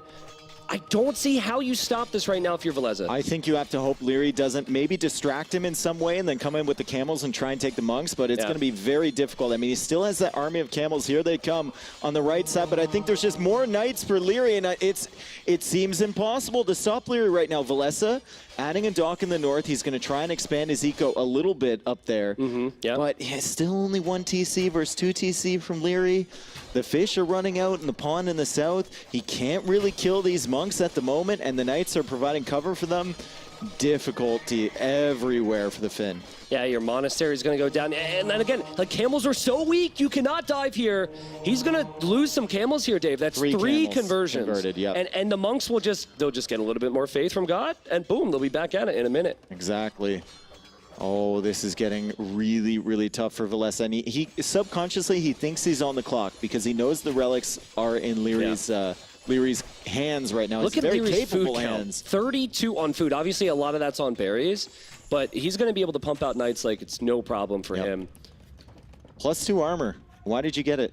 I don't understand. I mean, it's not the biggest deal in this game, but it's just decisions like that you're looking at and you're wondering, why on earth did you get that? I think it's a decision you make when you don't know what else to do, right? When you just feel behind, you're just like, well, I hope my camels having more armor is going to help, but certainly didn't fit the situation. Also, Villese could get badly housed. He's got like 5 houses on the front that could all be converted or rammed down. He's got enough for a castle. Oh, man. He's got enough for a castle, but at this point, you just have to put it defensively, and even if you do, Liereyy can just move around to the other side. Oh, he's going to try and use the crossbows against the Monks, Dave. He's going to get some of the Monks here, but the Knights have so much power. It's 25 army for Liereyy, and he's got the strongest Knights in Castle Age. There's no way back. No. There's no way back for Villese. This is over. With a ram there, the camel's going to switch to the Monk. I mean, the crossbows are still kind of alive. The TC is firing away at the Knights. Lierey's got +2 on those Knights, +5 on the attack. Lierey's just sitting under the TC, super confident. Lierey's taken the semifinals against Villese, and he's going to move on to the finals. Very convincing stuff for Liereyy. I mean, just dominant performance for the Austrian. Both these guys are, you know, Villese is going to congratulate Liereyy, and Lierey's going to, you know, wish the best of luck in the future for Villese. Yeah, Villese, obviously, such an incredible performance to get here. He will be disappointed in himself. He will know that if these games could have gone on longer, he had what it took to beat Liereyy today. But Liereyy is back in the finals. And what a statement. To win 3-0, 3 20-minute games. Is he blushing? He's blushing a little bit. That's the first. I've never seen that before. Liereyy getting overwhelmed by the crowd response. Crowd loving the performance there. And it was absolutely stunning what Liereyy just pulled off. And he did it in a way that we didn't expect, right? We expected just pure pressure into Castle Age snowballing. And Liereyy went up to FC every single time. Yeah, he was very, very relaxed and feudal. And there were multiple times where Villese was not expecting it based on his opening. when I think Liereyy, I think Castle Age pressure. Forget the crossbow thing, that's dead. It's just Castle Age. Yeah. So now that we'll bring a very interesting conversation to us later on, of course, when the final happens, because it's like, can he be so bold and do that? Exactly. Because whoever will face him in the finals will have seen that already. But a very fast first semifinal, a very cutthroat victory from Liereyy, who quite possibly is everyone's favorite now when that final rolls around. Yeah, and we have Ellie now with Liereyy. We're going to get his thoughts on that set and moving on to the grand finals. Congratulations, Liereyy. 3-0, you are looking strong, and your Age of Empires play doesn't look too bad either. Yeah, you know, I could get used to this, honestly. Tell us how you're feeling after that final game. What was with Redemption? What was your thought process there? I had some strats prepared, you know, that map. I obviously expected him to watch it, so I kind of took one step further and just went skirms. Yeah, I just countered him, so that's it pretty much. I think game 1 and game 2 we saw some skirmishers play as well. Do you think that perhaps skirmishers need to be nerfed? Are they too strong? What would MBL do then?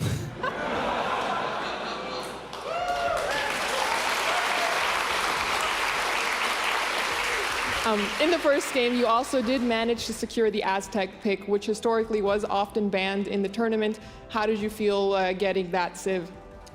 Pretty good. Obviously, it's one of the best civs by far, as a reason why everyone bans it, why everyone first picks it, and I did it as well, you know, it worked out.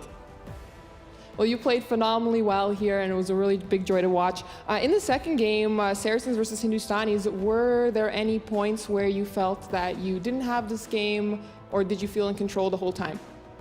After the tower, I felt pretty confident. Obviously, lost some vills, lost some idle time, no gold, had to adapt a bit, so after that I felt pretty smooth. And what about in the first game when the man-at-arms came into your base? Did you suspect the second Rax, or did you think that was the starting Rax when you saw it first? That was the second Rax? That makes sense, actually. Well, that would answer that question. Yeah, I mean, I saw the 3 militias, so that helps a lot. Otherwise, you know, who knows how I would have handled it. And I would have probably had to buy towers or something, because I was going to be fully walled either way, so I think I had some chances, nevertheless. But obviously, I saw the militias obviously helped. Well, we will wish you the best of luck, whether you're up against Hera or TaToH. Do you have someone, would you hope to be against your teammate, I'm assuming? Would be something spicy, you know, like the third rematch. I mean, obviously, friends of both, so obviously the better one should win, but would be something. Well, we'll look forward to watching it for sure. We will take it over to the analysis, so take it away.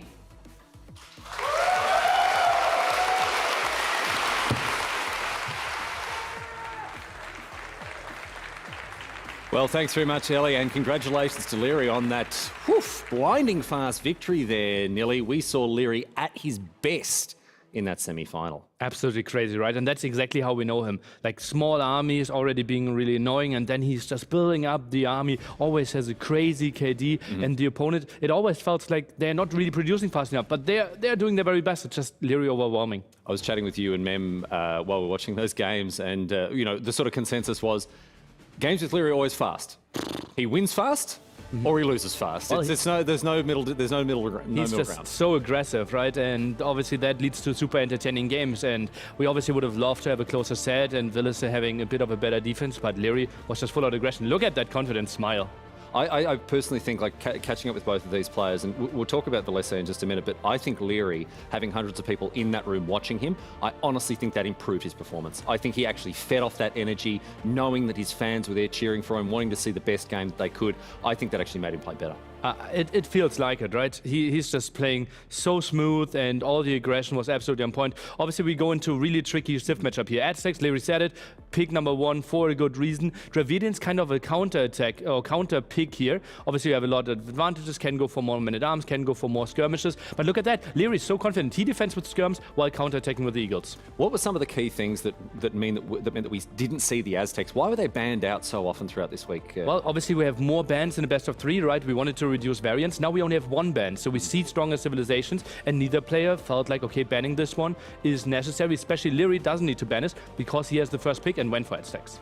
And Aztecs, I mean, here doing very, very well from against Dravidians here on Acclivity. Talk us through some of the other key moments. I think we need a siege workshop here, right? The thing is, Liereyy can always dictate fights, right? The two fights that we saw before, it feels like head-on-head army is always better for Villese.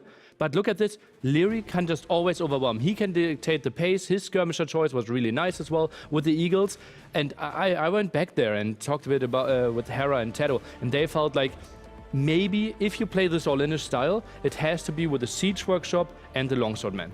Well, we move on now to game number 2. This was the Saracens versus the Hindustanis. We saw this happen on Outcrop. Nili, we were talking about this game. You identified something here. Look at the scout positioning, and we need to look this on the minimap. So maybe even go full screen here. Look at the scout. He's in absolute no man's land. He is above this one, while the archers are moving out. And I would have loved to see the scout more positioned in front of the archer range. Now we see on the minimap, here the scout, he's going back because he knows I'm missing something. I'm not getting the information, and then the crossbow arrive, and the game kind of felt over already here. Yeah, it's interesting that obviously Intel Recon's so important in games like this, and Villese, I don't know, how are we going to phrase that? How are we going to sort of characterize what he did or didn't do with his scout there? Yeah, well, it was like he knew information is key. I think he just got debated a bit because the spearman and scout aggression in front of his base. But his scout didn't need to fight. He needed to do what his name is. Yeah. What else did we see in this game that really clinched it for Liereyy? Then it was basically Villese. The tower, right, was forced because he didn't have all the intel. Had to build town centers a bit later. Liereyy with a better economy with Saracens. That's rarely the case. And now with all the split things, that's impossible, right? Siege Workshop at the top. You have all your other production at the bottom. That's an impossible fight for Villese to take. Yeah, and we saw, you know, one of the dangers you run into with the Saracens is keeping your eco balanced. I think both players did a good job. Villese was still continuing production, but Liereyy managed to keep both those plates spinning and went on to a 2-0 lead. Pretty crazy. And like Villese, he knew, okay, well, this is, I just lost my home map as well. Acclivity didn't look good. We know that Liereyy still has 2 home maps. Can't be too crazy. And he went for Byzantines, one of his earliest picks, so he had to have a plan. Yeah, he picked Byzantines very early. I think it was his first or maybe his second pick. That yeah. was in that clump. I call it 1.5 pick. The 1.5 pick for him yeah. here. But unfortunately not working out. Liereyy, once again, that trademark aggression. And it's funny, like Liereyy played the same strategy, or like without adjustments, against the Viper, right? The full wall market Lithuanian tried to go for monks afterwards. Didn't work out for Aztecs, but this time he had the Aztecs, so the strategy is so much more powerful. Yeah, and I mean, again, it's just this pressure, unrelenting pressure that makes Liereyy not just a formidable opponent, but a master of this format in particular. Empire Wars rewards aggression, like you know, unlike other slower formats of Age of Empires. Perfect timing on Redemption, just finished, got the Mangonel here, and that kills the aggression as well, right? The conversions will always be on point, and as you said, like, for Liereyy, Empire Wars is just the dream, right? He loves to have units fight, and, well, it's just like constantly blue streaming towards Villese, and it's so tough to weather the storm. Classic as well, multiple places across the map, managing, not just microing armies, but microing multiple armies very effectively in most places. And Villese, and look at this. This is, you just mentioned microing, right? The goal here is camels are fighting against the knights. That's pretty good. And crossbows went in for the monk snipes. So absolutely nice decision by Villese. But now we will jump into Lierey's POV as well and how he actually anticipates that. Look how he's splitting the monks away. They're already far away. His macro behind this is beautiful. And I wanted to showcase both POVs. You even see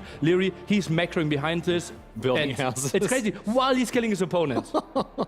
The guy's just unstoppable. It's incredible to see him at his peak. And again, I think he's fed off the energy that's in the castle today. I think he's fed off the energy of the crowd, knowing there are these people wanting to see him get up and about. And that's exactly what he did. Congratulations, Liereyy. 3-0 in our semi-final. That's going to be a tough task. Next semi-final, obviously, TaToH against Hera. Even if you win a tough semi-final, you have to be scared for the finals. And that semi-final is going to be cast by none other than you, my friend. I'll let you get out of here so you can go and prepare. Nili, thank you so much for your analysis and expertise there. I'll let you get off to the casting area so he can take care of the next match, which is coming your way very shortly, my friends. I know everyone here is very excited, whether you're with us in the castle or around the world watching. It is so excellent to have your company. Thanks for being part of today's broadcast. I want to take a moment to congratulate Villese, because this is a bloke who I have seen over the years that I've been involved in this game. I've seen him grow not just as a player, but as a competitor, as someone who comes to these events and has finally found a level of comfort and security and a level of belonging in under the bright lights of the feature match area. Villese, I chatted with him about his experience last year. He talked about the fact that it was a little intimidating. This bloke is very quiet, he's very stoic, he keeps his own counsel, but I think he can do his best work when he manages to focus. And last year, didn't really come together for him in the same way that it did this year, and he made it all the way to the semi-finals because he found his place. He found a level of harmony, found a level of belonging, as I say. And I want to take my hat off to the bloke because I think he's done an exceptional job as to get as far as he did. And his preparation behind the scenes, remarkable. Laser-like focus, game after game after game against anyone who would play against him. And I think a very deserving top 4 finish for him. But of course, coming up against Liereyy, the champion, arguably the greatest of all time in Empire Wars specifically, there's no shame in going down to someone who is now going into his, what is it, 5th, 6th, 7,000th Red Bull Wololo final. I can't wait to see how he goes later on. But we have to find him an opponent, and those players are getting settled in the feature match area, getting ready to draft. While we head over there, my friends, it's time to bring you a segment we recorded where we hit players with some very hard-hitting questions. You're about to learn a little more about some of the players that came to do battle here at Heidelberg Castle. And after that, back to our semi-finals. But it wasn't barbecue or pizza, it was pizza or burger. Light or dark, hot or cold? The players will tell you in this quick game. 3, 2, 1.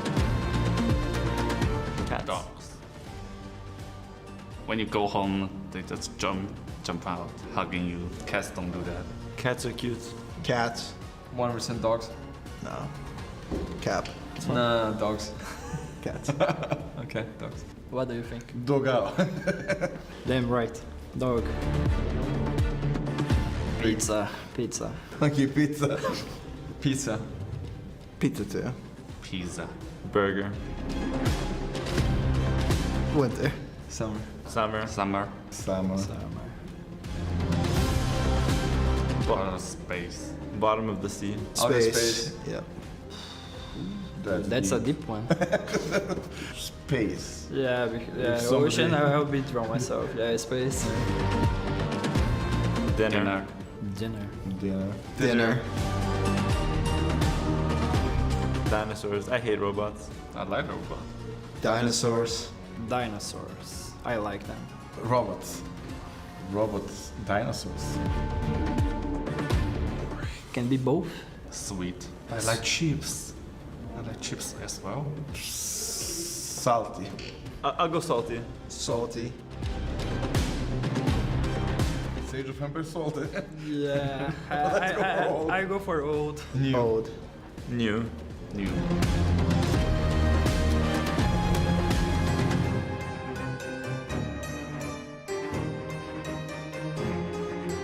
Welcome everyone. We're going to see a crazy series here in this beautiful castle with this amazing crowd that I have behind me.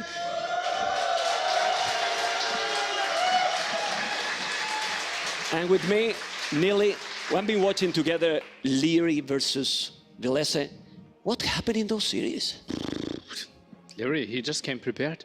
He made the adjustments, saw, okay, some strategies don't work, some strategies do work, had the really solid draft, I felt, like Lithuanians, Aztecs, crazy civilizations for him, and just felt like he could exactly execute what he wanted. And also, how he can be so relaxed or looks like No relaxed. idea. No idea. You are nervous, I'm nervous, the crowd is excited, and he's, oh, let's play. He was playing like I'm casting at home, and it was like this, like, and just He was clapping relaxed. nerds here, yeah. Probably he was feeling something, but he didn't show, and his gameplay was amazing. But now we have TaToH versus Hera, Gamer Legion versus AM. Yeah, absolutely crazy. It's just, it feels like TaToH, I think, might be the best player that never won an S-tier tournament. Hera, pretty sure, the best player that never won a Red Bull, right? Yeah. So both players really want the big W here. Could have been a final for me. They have some pressure then, but they put themselves that pressure. Don't you feel like they put all the pressure themselves? Well, TaToH and Hera, for you, who is the favorite? Yeah. Obviously, I love TaToH, right? But Hera looked so determined. It's just crazy. Like, he is so in the zone, and it's not even when he's playing, right? When he's practicing, like when he's walking into the castle, like it means so much to him. I think if he can transition this like intensity on the map, then he could 3-0 TaToH here, but he could also crack under the pressure. I've been talking with the players. The first series they did a listen. I said them, I don't want 3-0 or 3-0. Yeah, I know. Ignore me completely. You saw also. Let's see now with the second series. Obviously, they want to play. Wait, didn't you say like, Hera, if you win 3-0, I kill you? If you lose 3-0, I kill you twice. Exactly like this. Exactly like this. But now I want to see if the crowd is listening to us, because we want to see who is cheating in the crowd for TaToH, for example.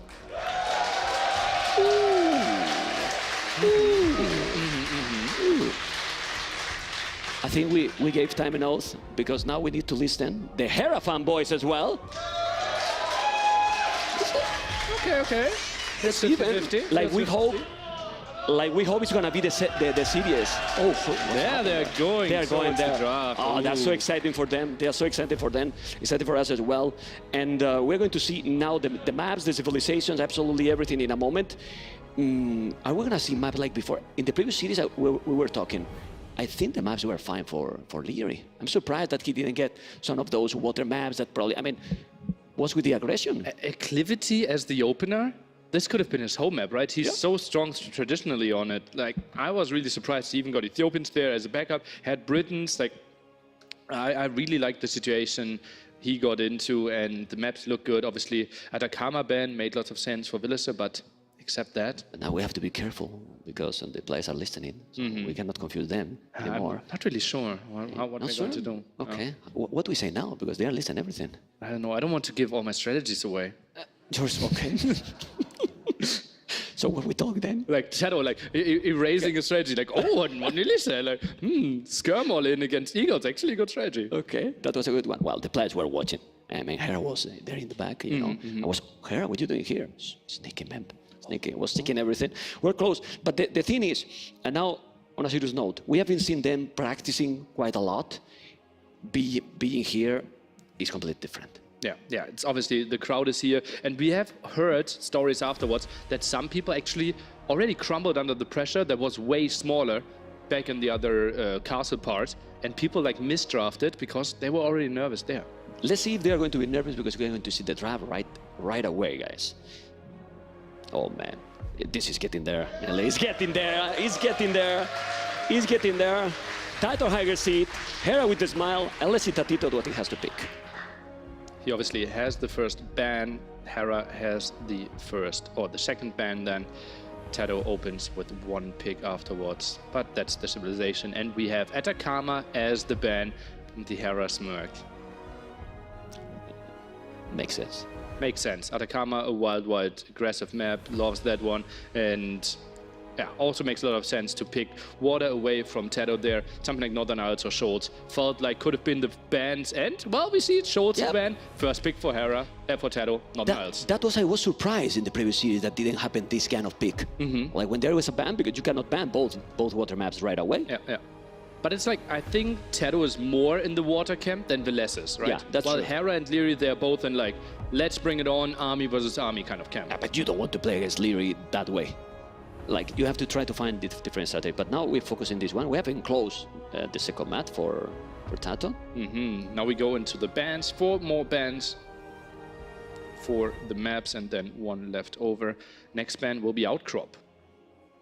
Oh, that's the ban. Yeah, that's the ban. That's the ban. Outcrop, let's see. Closed Northern Isles. Those are the maps that are probably the furthest away from like the very standard Arabia kind of style.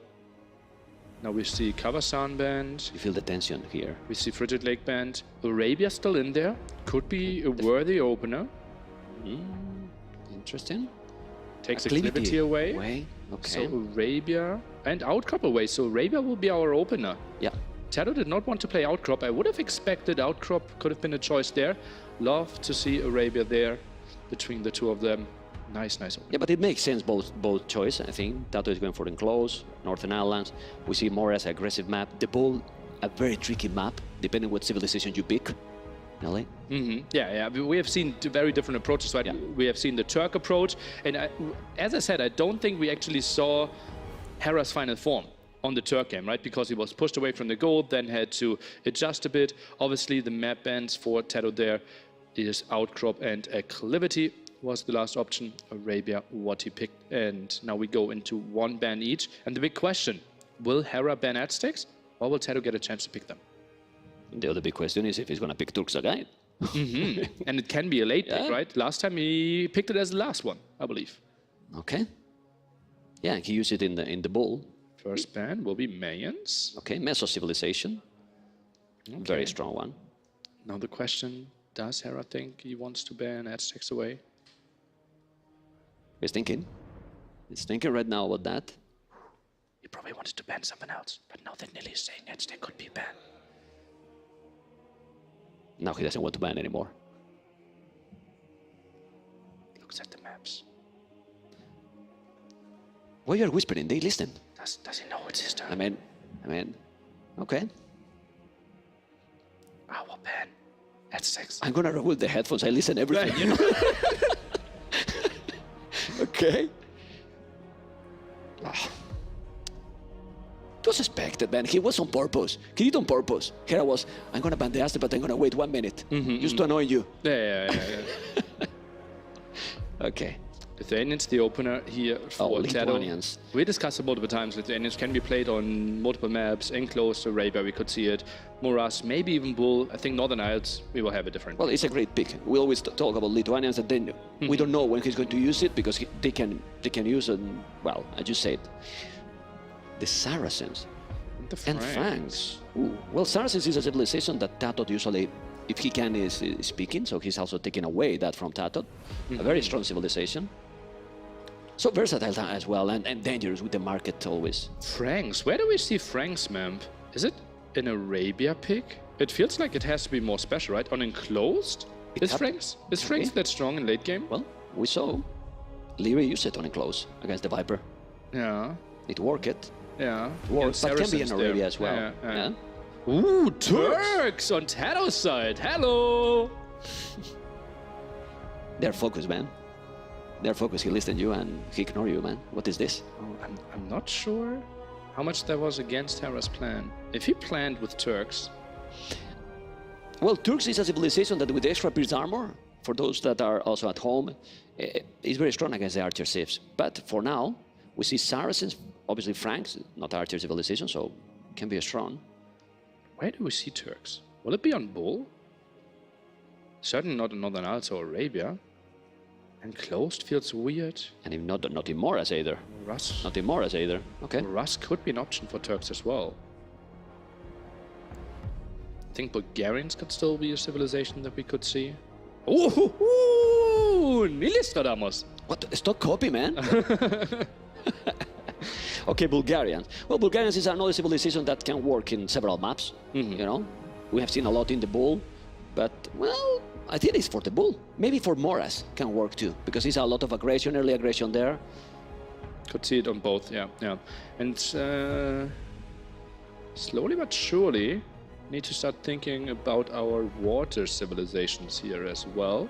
Obviously, lots of options. We've seen like 5-6 different ones. Chinese for Hera.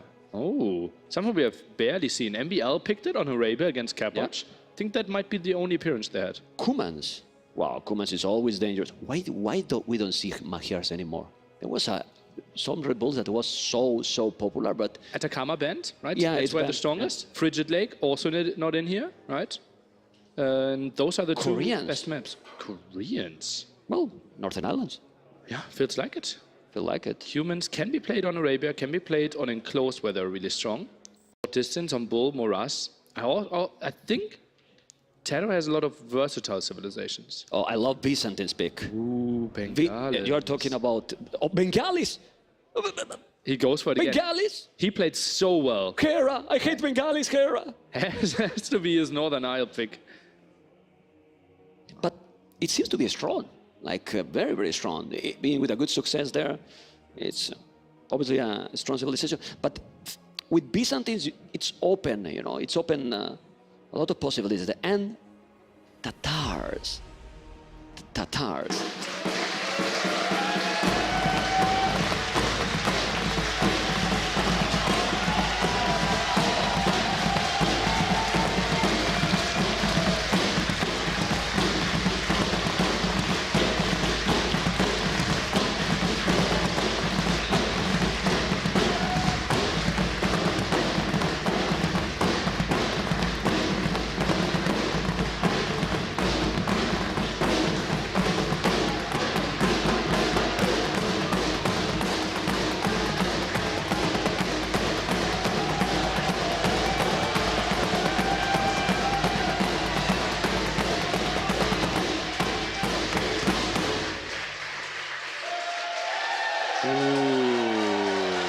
We don't want to talk. We want to listen, right, Nelly? We want to listen this because this is absolutely amazing. Really, really amazing to see this, well, this presentation for the players. And you saw, like, Hera was, like, overwhelmed in feelings, right? He was, like, this was intense for him. He walked there. Then he enjoyed it as well, like, waved, smiled. But then the deep breath, like, he knows, okay, now it's time for the switch. It's on. It's also a small dancing even, you know. I see well, so nice dancing. TaToH started like dancing. Well, this is TaToH, this is TaToH. How many people know him? Hera, the Canadian, Canada, Spain, and Gamer Legion AM. You know, also as well, both teams, the best teams. And then we have here TaToH with a crazy micro, crazy experience as well. And well, Hera numbers, not bad at all. Not bad at all. Hera, we said it earlier, right? Absolute madman. And in my books, even the one that should have the highest winning chances for the whole thing, right? Liereyy already through, so that it's looking pretty good for him. And they only face each other 5 games, simply because TaToH is barely playing ladder games. Okay. Do you think that being in this, well, this great main stage is going to affect these players? Like, maybe it was looking that maybe it could affect a little bit less, because it's a possibility, we don't know, you know, but they feel so confident. I think they will be fine.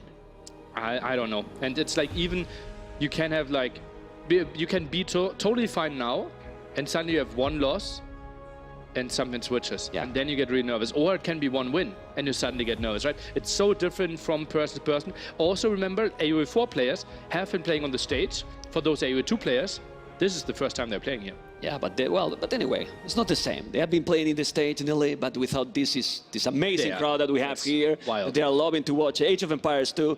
That is going to be amazing. First game is going to be Arabia. Then we're going to have what civilization? Like, there's a lot of choices that they can work for TaToH, don't they? I think how you typically go with Arabia civilization, you distribute your civilizations for the maps, right? You might think like humans enclosed, Koreans, Northern Isles. You can do maybe Turks, Bull, and Lithuanians, Moras. And then you see, okay, what's my leftover civilization? And then you might go for something like Hindustanis Arabia. Yeah, like you prefer to pick in the other one that are more custom maps, right? And then when you have the one left, you pick it. So, and for Hera, maybe it's going to be Franks in Arabia. Franks Arabia could absolutely be an option, right? He is obviously discussing strategies with Liereyy a lot, right? Yeah. So a Franks repeat could be something there. And it feels like Bengalis should be the civilization for Northern Isles. Hera looked really good there. Big question mark, where do we see Saracens? Can be wild as well. And close absolute option. The Bull could be some open strategies. I think Hera, it's a bit more tricky to predict where he picks what civilization. Okay. Now that they don't listen to us and we have the crowd here, we're gonna make a mention to a player that has been, let's say, helping TaToH, has been practicing. And this is one player that sadly couldn't be here. So I think the crowd is gonna be very happy to listen that Winchester has been practicing with TaToH a lot, and I think Winchester deserves a huge recognition for that, because instead of being sad, Winchester has been practicing without any reward. I wanted someone to practice, and now that we're in the games, we can say Winchester has been practicing a lot with TaToH. Yeah, and Hera knows about this as well, but yeah, lots of preparation there and sharing some ideas. And we know, like, one of the greatest minds we have in Age of Empires 2 is Winchester, right? For like the last 10 years, he had the wildest civ picks, the craziest strategies, and TaToH is one of the other ones. So I think, like, those two minds together, we could see some wild ideas here. Yes, so let's see, because now we're going to see more about TaToH.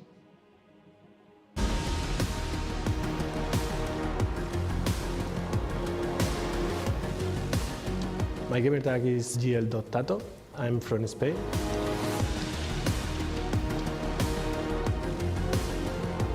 My qualifier for Wololo was actually playing a random map tournament. It was RMS, Random Map Cup 2, and I managed to finish second.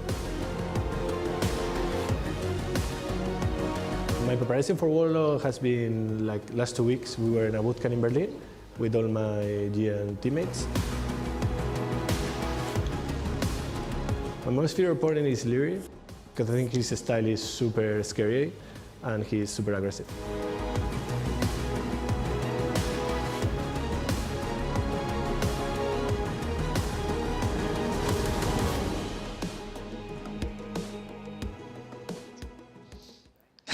Okay, we have Hera now ready, TaToH ready. I see they're click. Are they in the game already? Oh man, I can't wait. It still looks typing. If Okay, not okay. a single hand is at the mouse, unlikely that they're in-game, Memb. Thank you for the advice. I love you too. Yeah, Okay. it's not Black Forest. What? Night stream. Okay, okay. Whisper stream. Okay, okay. No. I play 1v1 sometimes. Ooh. Not that, that's it, you know. Okay. We can move on, you know.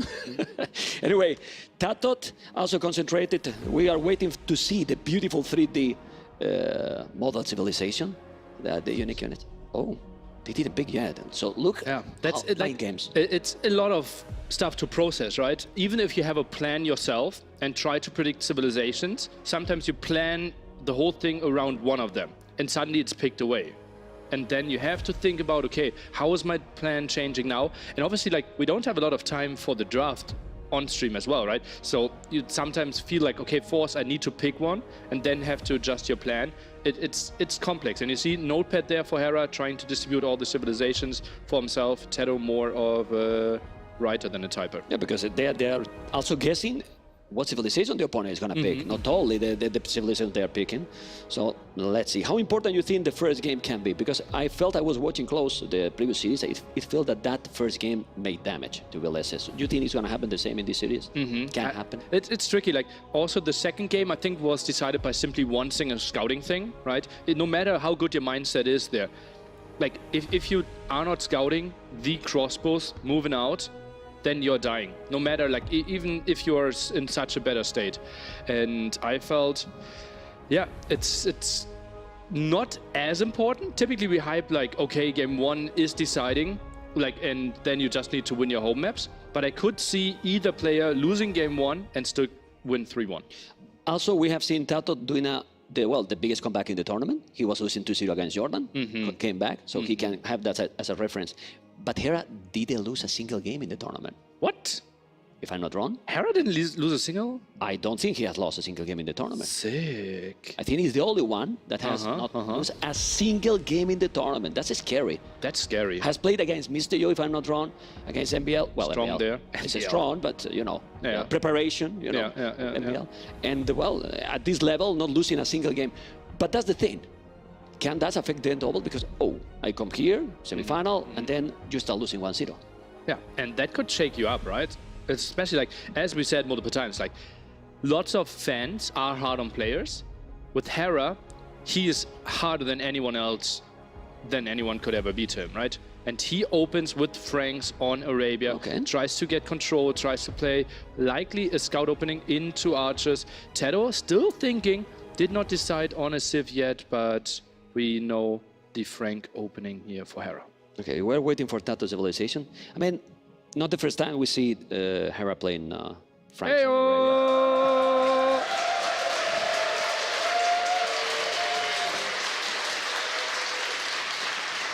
Man, both players have a lot of fans. Right, a lot, but not only here, in general. I mean, you see the chat also on Twitch is insane.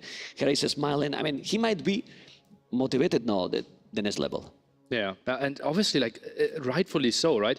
Like, what they're doing for the community, right? And this amount of educational content, and it's just, like, massive how much they're streaming, how dedicated they are. You could follow the whole process, right? How Hera, from being a top 16 player, rose, won major S-tier tournaments, but still, there's one S-tier tournament missing, Memb.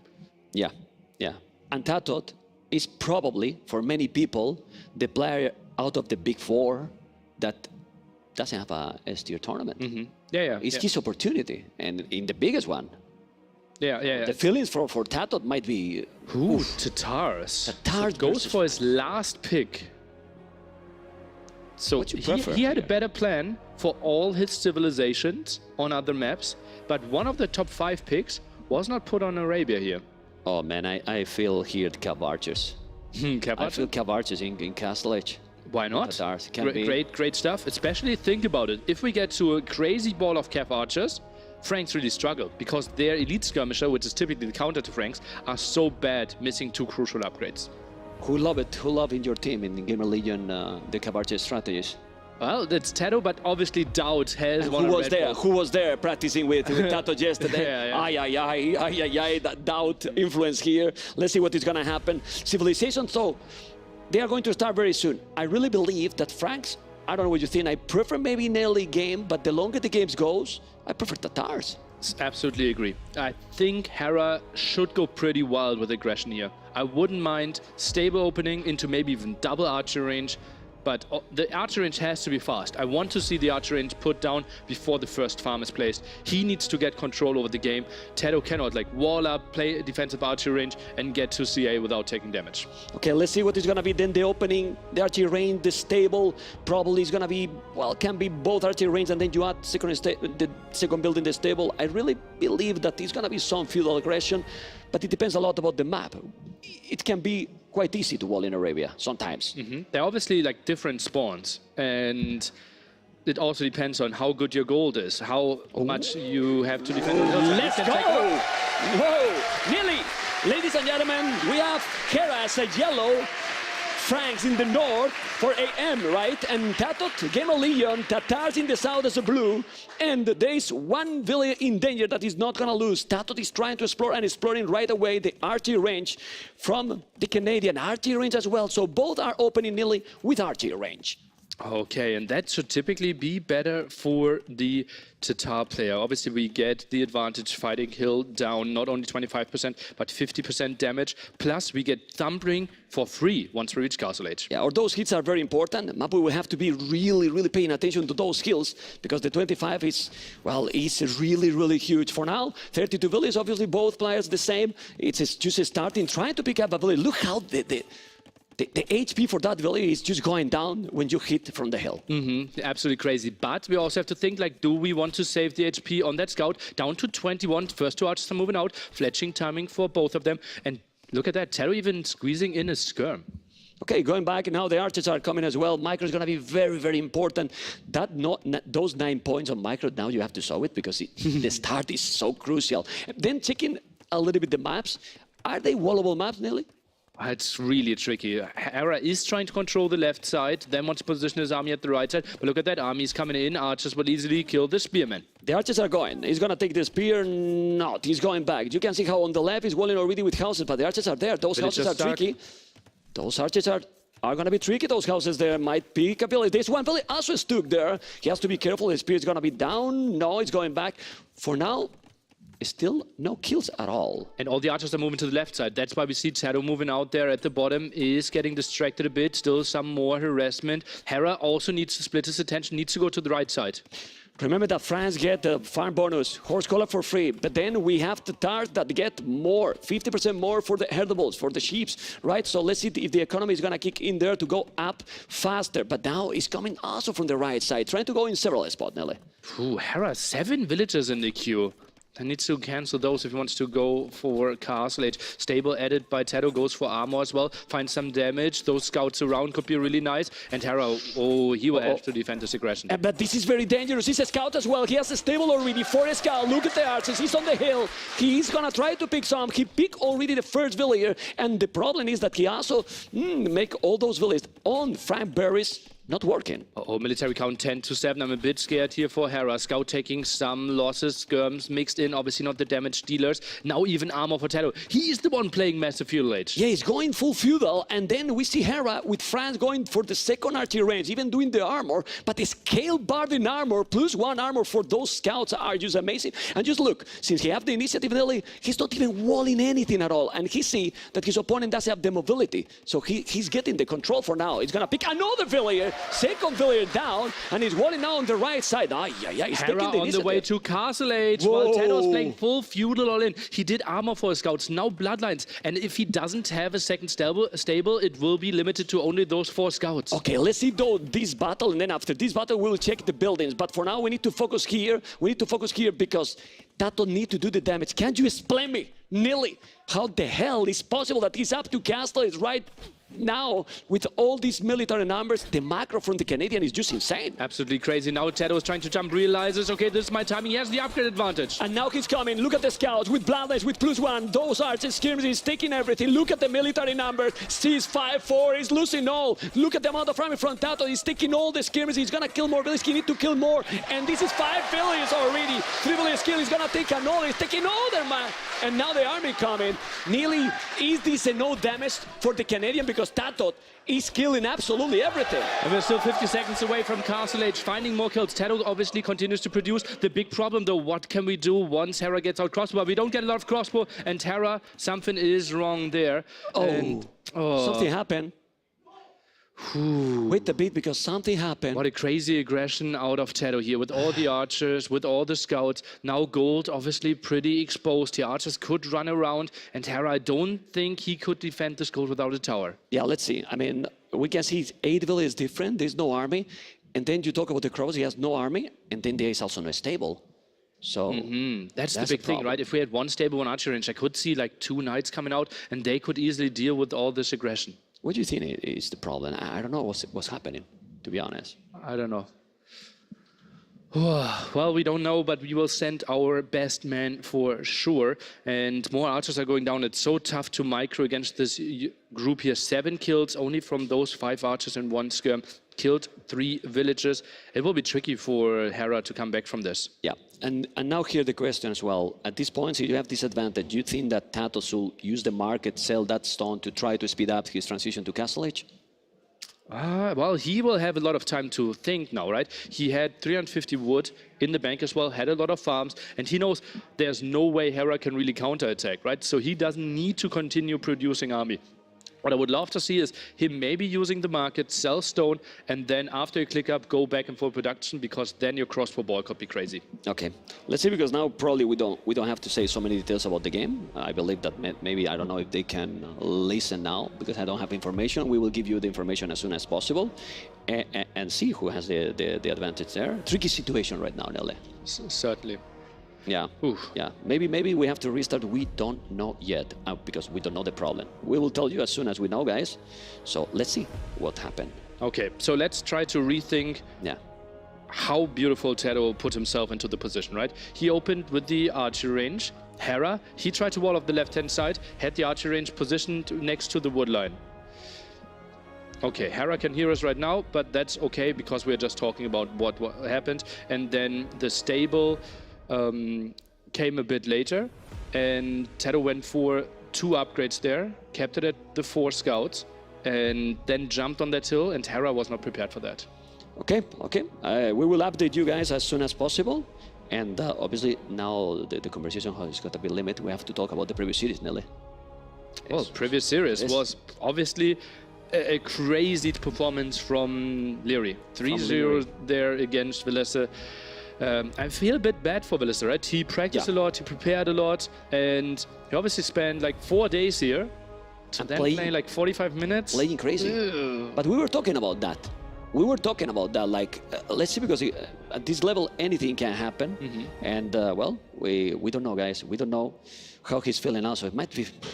I mean, after all these days practicing... It can be heartbreaking, for sure. He practiced there, he was there early every single day, practiced with those 2, with Hera and TaToH. But he said that his worst opponent is Liereyy. In the interview, I mean, it has been like this. Isn't that what everyone is saying, though? Yeah, true. Even Liereyy is saying, yeah, my worst opponent, myself. Yeah. Okay, let's see what is going to happen. I think he cannot listen to us. So I don't know if there's going to be a restart or not. But if there's going to be a restart... Let's see, wait for more information on that. If there's going to be a restart, how can this affect to the players, especially to the one that saw the score ahead, he was killing, And also the big question is, like, how do you open, right? Do you want to go stable into archer range then? Do you want to still play double archer range if you're Hera? And, well, we are sending Crazini there, trying to look at... There was something wrong. Probably in the start, maybe some resources, it was wrong, or some villager that, I don't know. Yeah, we will keep you updated as soon as we know as well. The mind games obviously would be on, right? Like, I was actually surprised that TaToH added the stable that early there. But it paid off beautifully because he found the crazy good timing against Hera, who actually had a good defensive gold, but berries and all 3 woodlines were to the front. So aggression pays off more, and maybe that's why TaToH went for this. What do you think it could be? I mean, we're still right now blind, guys, because we don't know. I mean, I'm thinking it has to be some resources missing, or a villager, or we are sending our best man, Crazini, there. Crazini. So I trust him with whatever judgment he comes up. And okay, we have an update, guys, and the game is going to be continued very soon, guys. So no restart at all. The game is going to be continuing, and we keep going with the battle. As you can see, okay, this is. Do you see what happened there? I'll tap it and I lost. Okay, 30 seconds. So we keep going with the battle. We can see there 36 Villese 3. He's gonna be now in Castle. He's doing now the stable, Nili. So all the timing, all the momentum is now for TaToH. He keep attacking his opponent. He's 11 Villese more. 11 Villese more. Population difference is really, really big. It's still not up to Castles, but right now, Hera is just at the limit. He's also forced to make a tower there. Yeah, Hera also is going for armor. Now only has the stable. TaToH is balancing his economy there with the market. Tower forced into it. Ooh. 1 military against 17 right now. Oh, and he's on the way to Castles. He used the market, but he still have the 200 stone. This is an amazing position for TaToH, Nili. Have archers now? Yeah, I think he added something, right? Only 1 archer in the queue, and now the next attack at the gold. He's attacking, he's going to the gold. There's a knight, but he's gonna take another villager more. There you go, 1 more down. He's gonna go with the archers, another 1 down. He's gonna take how many more, Nili? It's a lot already, 7 villagers, 8 down already. He can kill more, he's taking all the gold. I don't know what you think, but this is getting closer and closer to be TaToH first game. Is another one. He's taking all the gold miners. Nearly the population difference is just insane. 36-62. Wow. And behind this, no more archer production. TaToH goes for Spearman exclusively and sends them forward. The next raid is coming in. He's raiding again. He's now doing forging, doing the gold mining upgrade. He's sending all his military. Now I think he should wait a little bit because he's about to be in Castles, and do you want to lose more army? Because those are potential crossbows with Thumbrin. No, they are not, because we stopped archer production. We are going for CA behind this. This is a throwaway army, and if they find those 2 villager kills, they will be happy. Oh, that's great. He's taking another. He's gonna take another. He's gonna take another. Oh my God. Whoa. 14 villager kills in an 11-minute game, Memb. Wow. That's 2 per minute, right? 3 per minute. 3 per minute? My maths are not the greater, right? Okay, he's going back now with the knights. He's doing the tone center, and he's going stable. Stable behind this one. Triple stable? What? Triple well, he stable. knows that Hera, technically with the tower, cannot build town centers, right? But Hera actually went onto stone, is now trying to boom behind this 1 stable defense, and TaToH, he's adding town centers. This game is actually stabilizing. Obviously, massive advantage for TaToH, but needs to defend against the knights. Goes for camels for now. I'm a little bit surprised because you get Thumbrin. Of course, the camels are fine, but now Hera is going with the pikes. He can also make a monastery and they start to convert. Then he got heavy plow, bows already. Man, he's still in the game. It's crazy, but he really still in the game. Those obviously not the best battle here for Hera because he has the hill advantage. TaToH, he need to go back. Husbandry is really important, and he's just doing right now. Well, as you can see, he's still with 10 villages more. It's 2 tone center for both players. But look at that. It's 4 eco upgrades against only 2. TaToH, massive IDTC time. That's 4 villagers that he didn't produce because he didn't use his town center. He obviously had to micro a lot at the front, but finds another 2 potentially here. He's gonna take another village. This is the number 15 and probably 16. He's taking another 2. This is 16 villages already. Well, I mean, I don't know if Hera is gonna be able to come back. He's trying, obviously, he's trying his best. He's walling there, but he cannot see the walls. He's still with the camels. Out of goal now. Out of goal, need to go back. He's also coming through the left. What I love is how TaToH is attacking in several spots at the same time all the game, Nili. And Pikeman and Monks, obviously not that mobile, might find more villager kills at the wood line. In the wood line, Mr. Maple, there you go. The night is coming. There's going to be another villager down. He do not notice. He do not notice. He do not notice. Hera do not notice. There's going to be... But TaToH, what is he doing? Because of the Monks. Okay. He could kill more villagers, but he did. No, he took it. He took it. Already 16. He's taking another. The hole is there. Now he notices. He's going back. He's going to take another villager. 55 villagers, 42. More army. Well, so complicated for the Canadian. Nili. Absolutely, and this is a beautiful game that TaToH can play here. He can just raid everywhere. Night upgrades, obviously Bloodlines +1/+1, so not the greatest fighting under the town center. Okay, it's 20 village kill. He's 17 ahead. Definitely, this is the difference in the game. What you can do if you are in her position, you need to raid somehow. You can't raid. This is the moment you defend with Pikeman, Monk, and this is what TaToH identified, and that's why he's switching here. Archer Rangers being added, Botkin is coming in, he is going for Cavalry Archers, and this is so tricky for Hera to defend. Yeah, he's also grabbing the relics, as you can see. He's still trying to wall, he's coming with more camels, the pikes are there, and now he meets with the Cavalries, as you mentioned. Oh man, that's absolutely amazing. He's doing even fervor for the Monks, okay, third tone center. He wants to collect the relics fast or what? But, well, I don't know why he's doing that upgrade. It's kind of interesting, but still. Remember, guys, that France is an amazing civilization in terms of economy, but when your opponent has 16 villages more, 1 TC more on the way, also is grabbing the relics and has killed you 20 villages, yeah. I mean, even if your economy is just great, oh, he's coming again. I don't know if we can put Hera point of view fog of war. There you go. He can see it and he reacts now very fast. Okay, maybe some walls here as well. Pikemen are coming over, but that's an army that could kill those Pikemen. TaToH obviously doesn't want to overcommit, but simply forcing some idle time is something TaToH will even take. Yeah, he's moving now. He's forcing a lot of idle time. He's forcing a lot of idle time. Still, the efficiency is better for TaToH, not by much. So Hera is trying to stabilize, complicate his sanity now. Obviously, he needs some monks. He needs quite a lot of conversions. Don't think that now ballistic or any other upgrades is needed. I think TaToH is just missing a little bit of economy upgrades. Well, has 2, not the craziest indeed, Memb, and sits at 70 villagers. Wouldn't mind wheelbarrow, certainly an upgrade that would absolutely pay off now. Okay, he's trying to keep getting more and more right there. He's gonna take that village, he's gonna take it. He's going now back. He has a lot of monks. He converted 1 camel, another camel. Good conversion for Hera, trying to come back. The pikes are there. He's gonna make another conversion, probably. No, he's going back. He's getting the hill advantage here. Not too many Cavalries, but the monk is still coming. The monk is still coming. He's going to convert another, but he took quite a lot of farming. 3 conversions nearly there. And not a single monk died, right? One, okay, he's getting a bit over ambitious now. But that was a very reasonable defense here for Hera. He has to be happy with that. Yeah, the problem is that he is still with the same difference, even more now. 20 villages different, 21, and he's coming now with the Cavalries. The problem is that now is the mobility is on favor from TaToH. Oh my God, and he's now on the Stone Miners. He's in the north, he's on the left, he's coming with more. He reacts really fast. We all know that Hera is super, super fast, but it's so complicated, and now it's TC number 3 for Hera. Okay. No matter how fast you are, you're obviously limited within the game's options, right? You can't generate resources out of thin air. And Hera simply is behind in the villagers. He has to react. He has to hope that TaToH makes a major mistake and slaps up in a strategic decision. What about a castle forward from Hera? If it's possible, I mean, army numbers is true that TaToH, that's the problem. Right, the monks should sit at home. Monks trying to microwave. Beautiful micro. Ooh, he takes 3 monks. GG call.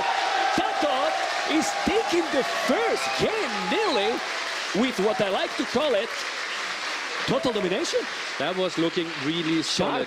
And Hera needs to shake this one off. Obviously, the first game that he is losing, but TaToH looked strong as well. It looks very, very strong. He surprised us with the stable, but it worked out. It's true that the advantage he got in Feudal Age was massive.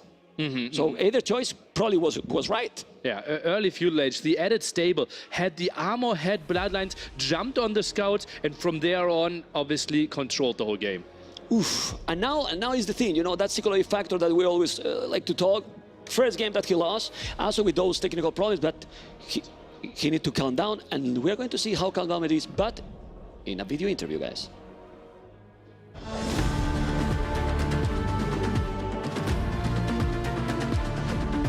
Hello everyone, I'm known as Hera and I'm from Canada.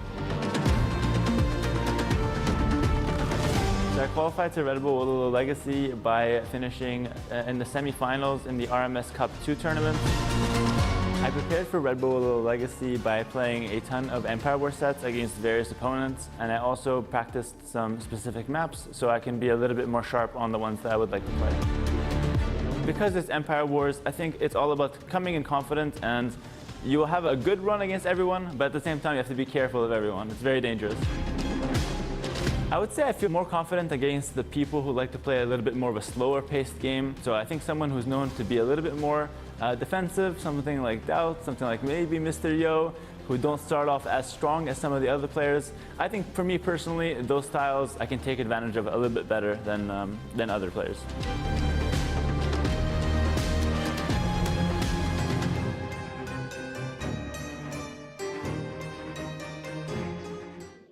Well, it remind me TaToH performance that series against Liereyy.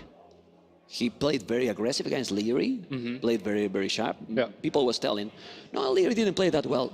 This is two players playing to make play the opponent not that great. Maybe the other players just playing better. Yeah, exactly. To look bad, your opponent actually has to play good, right? And that's something that lots of people are often forgetting, including us sometimes as well, I have to admit that. But look at that, like the last pick winning against the second pick, another advantage we didn't even address. That's very important, to be honest. Well, he's 1-0, you know, he's 1-0 the first game, and now, do you think he's gonna stick into his home maps? Because remember, guys, that they can pick whatever map. Whatever map left, they can pick. So, all for an option here. I don't know. What does Hera want to play? I think this is the moment where if you give TaToH the 2-0 lead, you're just so far behind in momentum that it's really important to transition your next map. So I would assume he goes for one of his home maps, Morass or the Bull. Turk's pick taken away from him. I still would believe Hera goes for the Bull here. Yeah, I'm with you. I think the Bull is probably the best choice, because if you have something prepared in that map, even if TaToH has practiced all the maps, you know, but the Bull is something different. It's really, really something different. Look how focused TaToH it is. And just, you guys should know that while we were watching the interview, suddenly the whole crowd started clapping. Yeah, it started clapping, and it's because DauT, the Lord, is here. Hello, Mr. DauT. And now, well, you could have listened, but all the crowd was, well, I mean, we could have listened to the interview. We thought just 6 villagers died. Yeah, I mean, what happened? The game started already? And no, it was DauT here.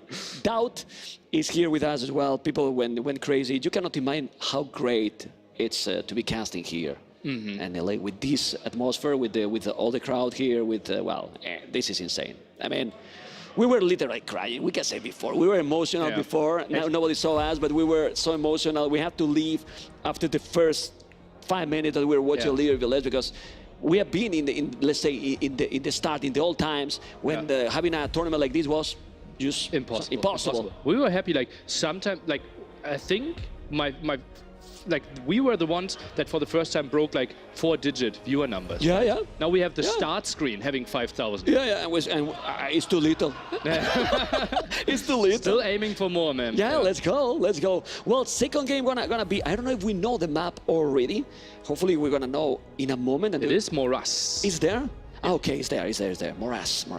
So something like Bulgarians comes to mind. Can go for lots of aggression. Byzantines also an option if we don't want to play Byzantines or Northern Alps, but Bengalis. What about Cumans? Cumans can be an option. Morass. Double archery range there. Could see that. I could see something like Hindustanis trying to get onto Gulam. Lithuanians, obviously, crazy aggression, right? If you think you want to play very aggressively. The most important thing is, what do you want to play against Bulgarians? Yeah, I like Kuman's choice a lot. It's beautiful. It's beautiful that keep check, and well, let's see what is going to be. Look at that beard. Crazy. The design is really on all levels. So nice. It's fantastic. It's fantastic. We have seen Kumans, but we have not seen Hera Civilization yet, right? We have not seen Hera Civilization. Wouldn't be surprised by Bulgarians there. TaToH obviously really focused. In the background, the leaves are falling. Autumn is starting. Quite fast games till now. Yeah, all the games, the previous series, this one, he feel a little bit slower because there was a small break in between. But if not, the games are being quick. Yeah. Really quick. My buddy is ready for a 1 hour game, man. Or 2 or 3. You know, man, it's okay. It's okay. Well, these maps enclose could be a potential longer one. More as it's tricky, it can be a quick game as well. Depend of the start, obviously, a lot. Yeah, especially like humans kind of inviting a very aggressive play. We have seen some strategies, for example, Slam, TaToH's teammate, he played instant town center, right? So he tried to boom, but that will be tricky against a hyper-aggressive Civ like Bulgarians. But Bulgarians, I like a lot the opening that can be with the double archery range. Potentially, you think he's gonna go men at arms? Remember a strategy with Jordan in this map against Dogao, if I'm not wrong. Double barracks there and try to overwhelm. Double barracks into double stable, but it feels like double archer range defense should be great counter to that. Yeah, and the good thing with Kumans is not like it happens with Dravidians in those cities. They have a best following, a transition. So indeed. Kumans is definitely amazing choice here. So what civilization you prefer? Because also if you get some small advantage, you can also add a second TC. Yeah, indeed, it's that's the crazy. case. Just double archer range hold, then the town center. You're controlling more of the very crucial shorefish area in the center of the map. And then Bulgarians, they're losing options till they get to Castle Age. Then they can go Krepost, but Krepost can be overwhelmed by mass knights and rams if we get to a strong economy for the human player. I love this matchup. I love this matchup. Feel that Hera has to do something. Okay. We just had a restart. One villager was bugged out. That's why we have the long pause. They were ready to jump into it. And so they already know the opponent's Civ though, right? Yeah. So now mind games can start again. So they know, TaToH knows, okay, I'm playing against Bulgarians. Hera knows, okay, I'm playing against humans. Do they change their approach or will they just stick to what they think is best? And what do you prefer? I mean, if the game go longer, I feel that both civilizations has, well, similar. I mean, cavalry for the late game, prefer probably Bulgarians. Neither Civ has bombard cannons, right? Yeah. Especially if we think like short distance, they're fighting in the center. It's more of a trap war. Then often Bulgarian players struggle to have enough stone because they build like 3-4 Krepost already, and then you can't build those castles. While TaToH, if he gets to castles, gets to some Kipchaks, Bulgarians struggling to have good answers to that. Yeah, it's true that they don't, I don't know why they don't use the 50% discount in the siege more often, because it could give some options like early onagers or even early rams, you know, but well, let's see what it's going to be. We're going to be in game number 2 in a moment, hopefully, because we want to see the action. People want to see the action. We are expecting to see the action very soon. And Hera need to win the next game, because 2-0 against this TaToH, ooh. Look at this beautiful view. Oh. Yeah, those are, there's more than 3 backgrounds, you know, animated backgrounds that we have. This is absolutely amazing production we have here in the Red Bull Wololo Legacy. Okay. Production really happy with themselves as well, just whispering in our ear like, we are really proud of our product here as well. Yeah, they just tell me, you're right, man. Yeah, you're right, rightfully so, rightfully so. Players, it seems like they are typing ready here, and TaToH still really intense. Do you see how Hera from time to time, like obviously had to deal with the technical issue and then looked at the crowd, looked at the mood there. TaToH constantly staring at the screen. He's not checking anything. He's not checking anything. I haven't noticed. I mean, he's focused as well. But you need to be, it's a good point there, Nili. You really need to be so focused. Like, and you have to control all your nerves. You cannot get tilted at all because it can pay off. Yeah. And it's not that long series. Best of 5 is okay, but we're not talking about a best of 7, best of 9. Best of 5 can snowball quite fast. Absolutely, right. It's basically Hera can only do 2 more can't do 2 more mistakes in this best of 5. Otherwise, it could already be over, and we could have TaToH in the finals against Liereyy later tonight. TaToH, this looks a bit like breathing techniques. Like, do you see how intense he is in those moments? It is. It is. I mean, people is gonna enjoy. Win this map a lot. I'm sure this map is super tricky, really aggressive. We are just waiting for the start. We are going to enjoy a lot. We have over 20,000 viewers already only on Twitch, which is a lot. It is really a lot, probably with a lot more viewers overall. But man, we see Hera now. This is clicking from the game. Absolutely. And we are going to be into game number 2 in a moment. Okay. It's going to be in a moment, and this is the perspective we need, because we know that with this perspective, game number 2 with Kumans versus Bulgarians is going to start in a moment. Vamos, Mapu! I need you, Mapu! Let's go! Game number 2, Bulgarians, Hera, with an archer range yellow in the north, One archery range expected Nili in the south by TaToH Kuman as a blue. Archery range instantly scouted, but no second archery range because we have the stable here for TaToH. So he goes for a mixed army composition. Can Hera see this one? He sees some villagers on gold, but misses the stable by 1 tile. And that's really, really important because we see a lot of times the double archery range. He didn't see it this time. The exploration is so crucial. They are not so far in this map, Nili, and the short fish is just brutal. It's the best food income in this map. So we're not going for any men-at-arms here. TaToH, he actually opens Archer into Scout. Beautiful scouting here by Hera. Sees the stable now. And now the question is, what adjustment is Hera going for? Is he adding the stable himself? Wouldn't surprise me. And that's indeed what he is doing. Is the stable. Remember, guys, that all the armors are 50% cheaper. 50% cheaper is really, really nice. We're going to see already scale in armor, expectantly. We see with Bulgarians all the time. But it seems on point with the micro. Absolutely. Nice block. That scout, so low HP. Yeah, he got all the information, but that's still pretty tricky military-wise. 8 against 4. TaToH, another beautiful aggressive game here, but sees the second stable. Has to be careful. I'm going to tell you something, Nili. I see that face in the street, TaToH face, and I go to the other side. I mean, this is scary, man. It's really scary. He's so focused. You don't see... It's on point. It's really, really focused. Well, let's see. Second stable already for TaToH. He's going to go full aggressive, already a little bit ahead in population, as we can see more army, 1 villager more. Why? Because Hera has 31 ILTC, and we don't see so often ILTC from Hera. Yeah. It was the pressure, right? Plus all the upgrades that he had to do. So 150 resources going into there. Tries to go for a villager kill. It's more important to keep the HP on the scout alive. I don't think he will commit. Well, he's taking a villager. No, he's not taking. Really low. But now army is coming. He's going with the archers and some skirmishers. He has fletching, yes. Plus 1 armor as well. A lot of feudal aggression. There's a spear. Right-hand side, helping out. Spear, but not terrible for Hera. Definitely not. That's a good trade for Hera. Definitely is a very good trade for Hera. And now focus on the left with those archers and the skirmishes. Military numbers almost the same. KD Hera ahead with now 1-5-4, and this is double stable already. Full feudal aggression, LA. One upgrade ahead is Hera. Double archer range, double stable. This is going to be wild and pure right, man. This is gonna be wild. We love the feudal aggression. More scout, archers and skirmishes, double stable, still with 1 valley ahead. Military numbers almost the same because both are just producing the same. I think it's double. Is that triple stable? What?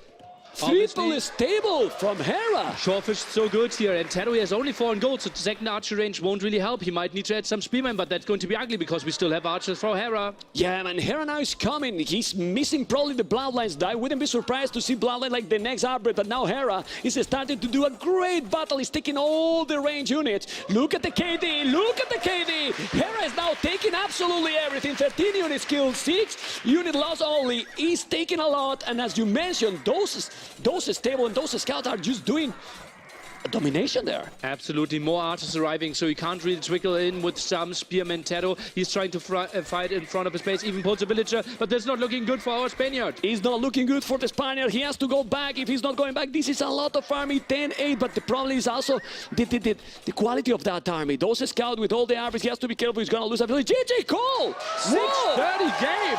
Woo!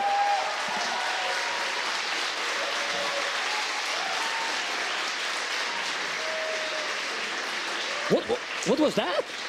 That was total brutal domination. Triple stable. Obviously, you have the shorefish, the fastest food income that you can have in Age of Empires with the villager. And therefore, going for units that only cost food makes lots of sense. Well, that was a long game, Nili. We wanted an hour game, 6 minutes. Okay, it's going wild. It's going wild indeed. And that's the action that we get from Empire Wars. Why not a tower there for TaToH? I think that takes... Something, I mean... Something to It only prolongs the game though, right? Because you still need to expand, go for the shorefish further away. It lets you survive a bit, but Hera, he will just continue producing, right? And he can easily have 25 scouts when you are at 9 because you slowed down your food income so much. The key here was the 50% bonus for Bulgarians. Yeah. Because they were doing the same, but thanks to that bonus, he could do more army. Yeah, 1 more attack upgrade there afforded for Hera for the same cost that TaToH had to invest into only armor. That made it tricky. Plus, I don't think the second archer range for TaToH paid off that much if Hera already has armor. Oh wow, that was... Is this the the fastest game in the tournament? Could be. At Not least in the Red last Bull. one I saw. Yeah, but in the tournament, I think it's the fastest. Well, Hera, I think he might be the record holder, right? Against other GL guys, he actually had 2 4-minute games. Don't remind it, man. You are teammate. You are teammate with Gamer Legion. Don't remind that, man. Viper 3 minutes it was, and then now 6 minutes to TaToH. Yeah. And then And also DauT, right? It was the same tournament. Oh my God. They still remember. GL Killer. GL Killer, wow. indeed. Okay. Okay, now when? It's gonna be Northern Islands. This map is unlikely to be 6 minutes. Unlikely to be 6 minutes. We're obviously not starting on the same land area, therefore we have to land. We're starting with a transporter though, so some aggressive options are absolutely there. And likely civilizations, Koreans against Bengalis. We can talk about the strategy in other maps. In the previous one, it's even more about, well, the strategy matters, civilization, but the mechanics matter. In this map specifically, the strategy is so crucial. So crucial. Yeah, absolutely. It is simply impossible to finish the game super early, right? Docks are far away. There's no way to instantly kill someone on land. And therefore, games always go into castle age, right? Where deep strategic decisions have to be made. How do I split my intention? How much water? How much land? Where on water? Where do I redock? How many fishing ships do I add? How many TCs can I go for? And it's like something that is so incredibly complex, but something you don't have that often on other maps, in the sense like that the water element is that big. Therefore, preparation on this map really pays off. Okay, and now we need to find out what is going to be the civilization, because I really believe that Bengalis is going to be the choice for Hera. TaToH Korea? Koreans against Bengalis feels very likely, yeah. Koreans, obviously, not having heavy demos. Bengalis, their ships are healing. So if we have 1 fire galley against 1 fire galley, Bengalis wins, can go back, and come back later 8 minutes with full HP again. Well, also Byzantines could be an option, but then why you pick Bengalis here? Well, you got an extra Sith, so you might think your opponent is going to be this choice. And so why we don't see Portuguese anymore? They're simply not good enough compared to the other civilizations, right? And maybe even for the time limit is not needed. They're like 6th best. Yeah. Yeah. Okay. Okay. I think we're gonna have the civilization in a moment. Korea expected, Nili. Ships are warships are cheaper. Therefore, you can go for mass galleons. You can squeeze in some more towers. If you want to go for some landing, your archers already have armor as well. So they just can't really batter them down that easy. Yeah. And now we're gonna see the Bengalis. And the Bengalis we can explain to the viewers why they're picking Bengalis, because a lot of people will say, why? And now Bengalis is becoming popular.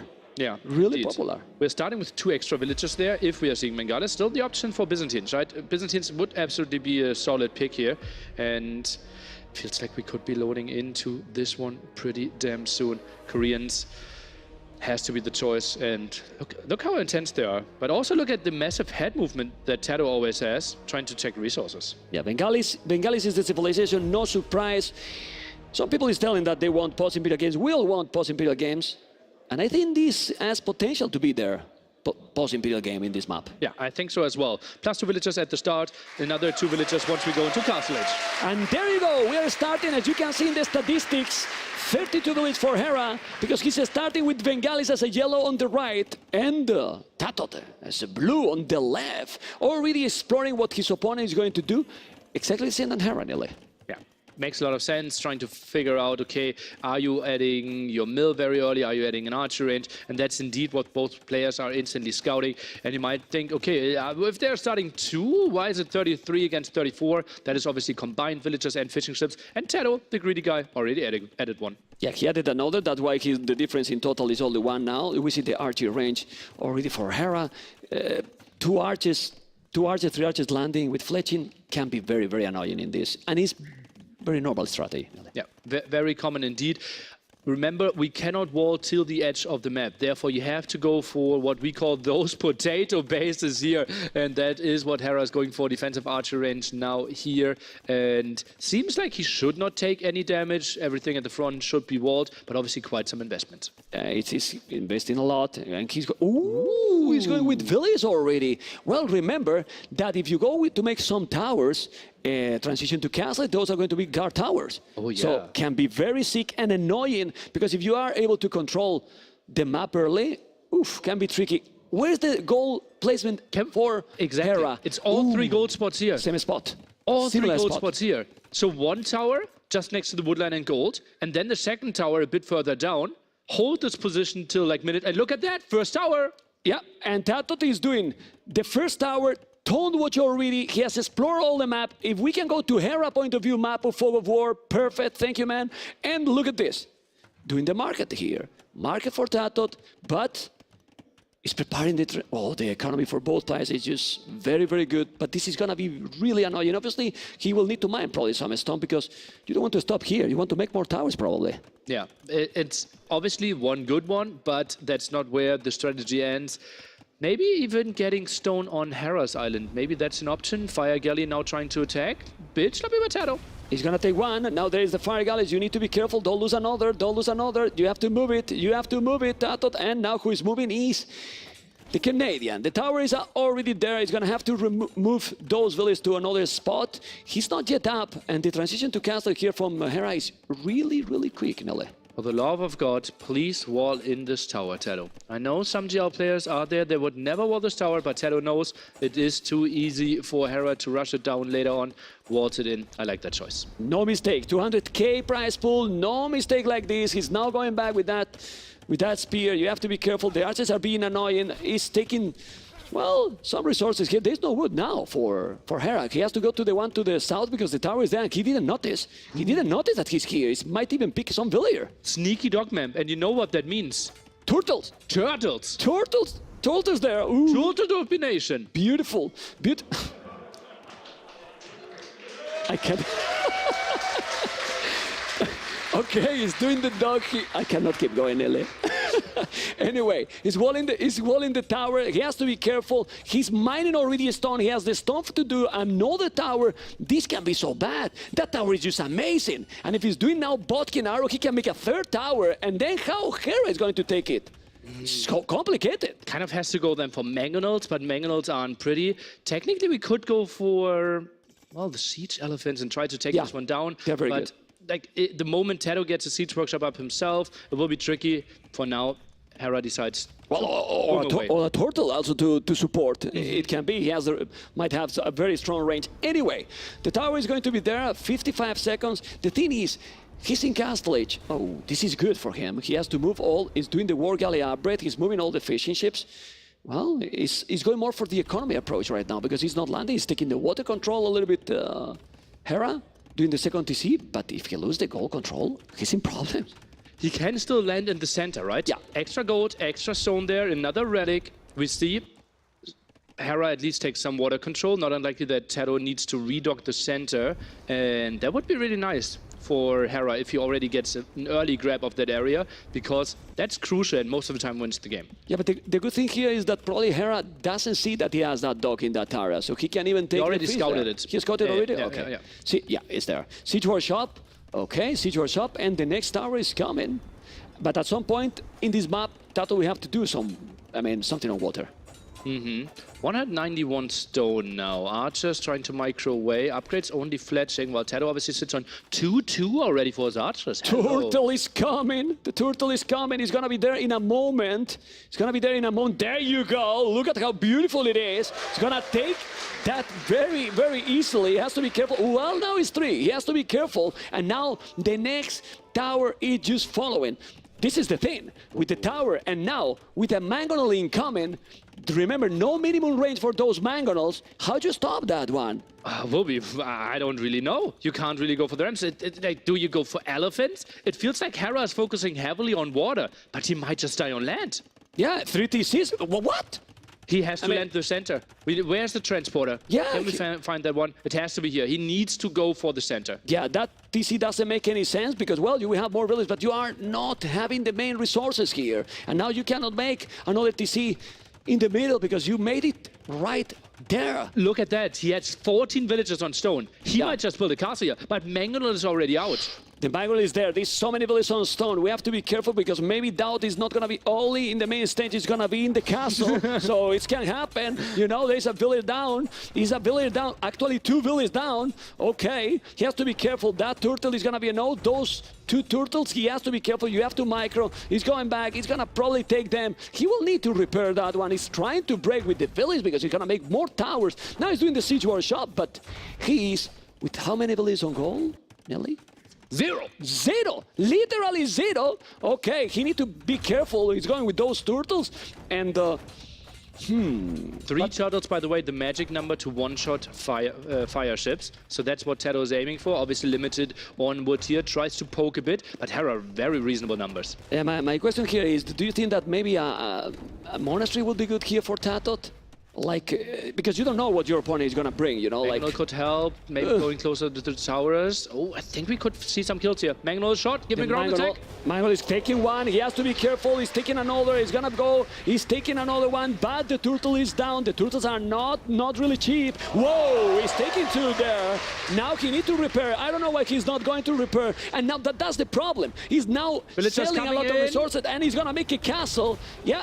He's repairing. No, he didn't repair that one. And where he's gonna make the castle, look at the stone. I wouldn't be surprised that he's going to the middle and make the castle right away in the middle. But why do we need a castle there? I think it makes more sense to delete the archer range and build it. Make it there, but he has nothing to defend against the Mangnols. But Mangnols are a bit out of position. Maybe a house there, maybe a house to block it off. Do you like that castle? I think I would have liked it a bit further to the right, but this one is obviously controlling some of his wood afterwards. But the goal is still out. He doesn't have the goal. I don't like that castle. Look at the castle on the left. I don't know. We need to. He's still not doing. He's gonna send the. I think he doesn't know where to do it. Mangnol dance. Mangnol dance. Okay, he's not killing.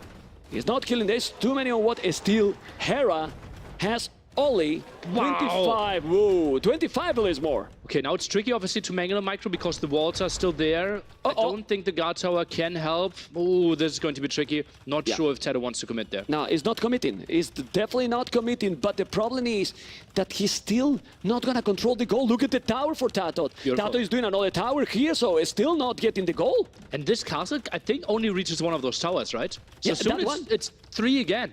Yeah. That one is not going to take the goal. I don't like. He's going to, well, he's going to take that goal. Something I really love from TaToH is that he repositioned his fishing ship towards the center there, right? He realized, okay, you're controlling the back, and Hera, it is obviously like you could fault him like, oh, why is he not checking this? Well, it's just so much going on. Okay, let's see, because he has a stone now to make another castle. And if he's doing now a castle there, if he's able to do it, he's gonna recover the gold. That Mangonel battle is really important. He's gonna take it. Got it. He got that Mangonel. Didn't take any damage here, but now the Canadian might do the castle here and start to mine gold safe, Nelly. One turtle in the center, won't really find the kill. Indeed, the castle's coming up. Turtle could maybe got a shot? No. It's far. He might if he was doing okay. TaToH's landing as well, though. He is sending villagers. He's building a tower there. No, it's an outpost. It's an outpost. It's an outpost. He's not gonna be in time. He's gonna see that castle now, but he's not in time. He might if he's doing that tower in time. The problem now for TaToH is the economy. He's 14 villages more now. Well, he's getting closer. He's killing some of the fishing ships there, trying to allow himself the comeback. Interesting tower. And look at this, where the castle is. There's no gold close He's by. not taking gold again. There's no gold. Exactly. Oh my God. Golds are further to the front. What And a bad spawn for Hera. And that tower is getting also again the gold. Yeah. So I wouldn't be surprised he's doing another tower at the bottom. For now, in the right side, he's still gonna take the TC. The TC is gonna be down. He can go with 2 Mangonels, and wouldn't be surprised to see even more towers. I don't know, but the efficiency here is also better for TaToH.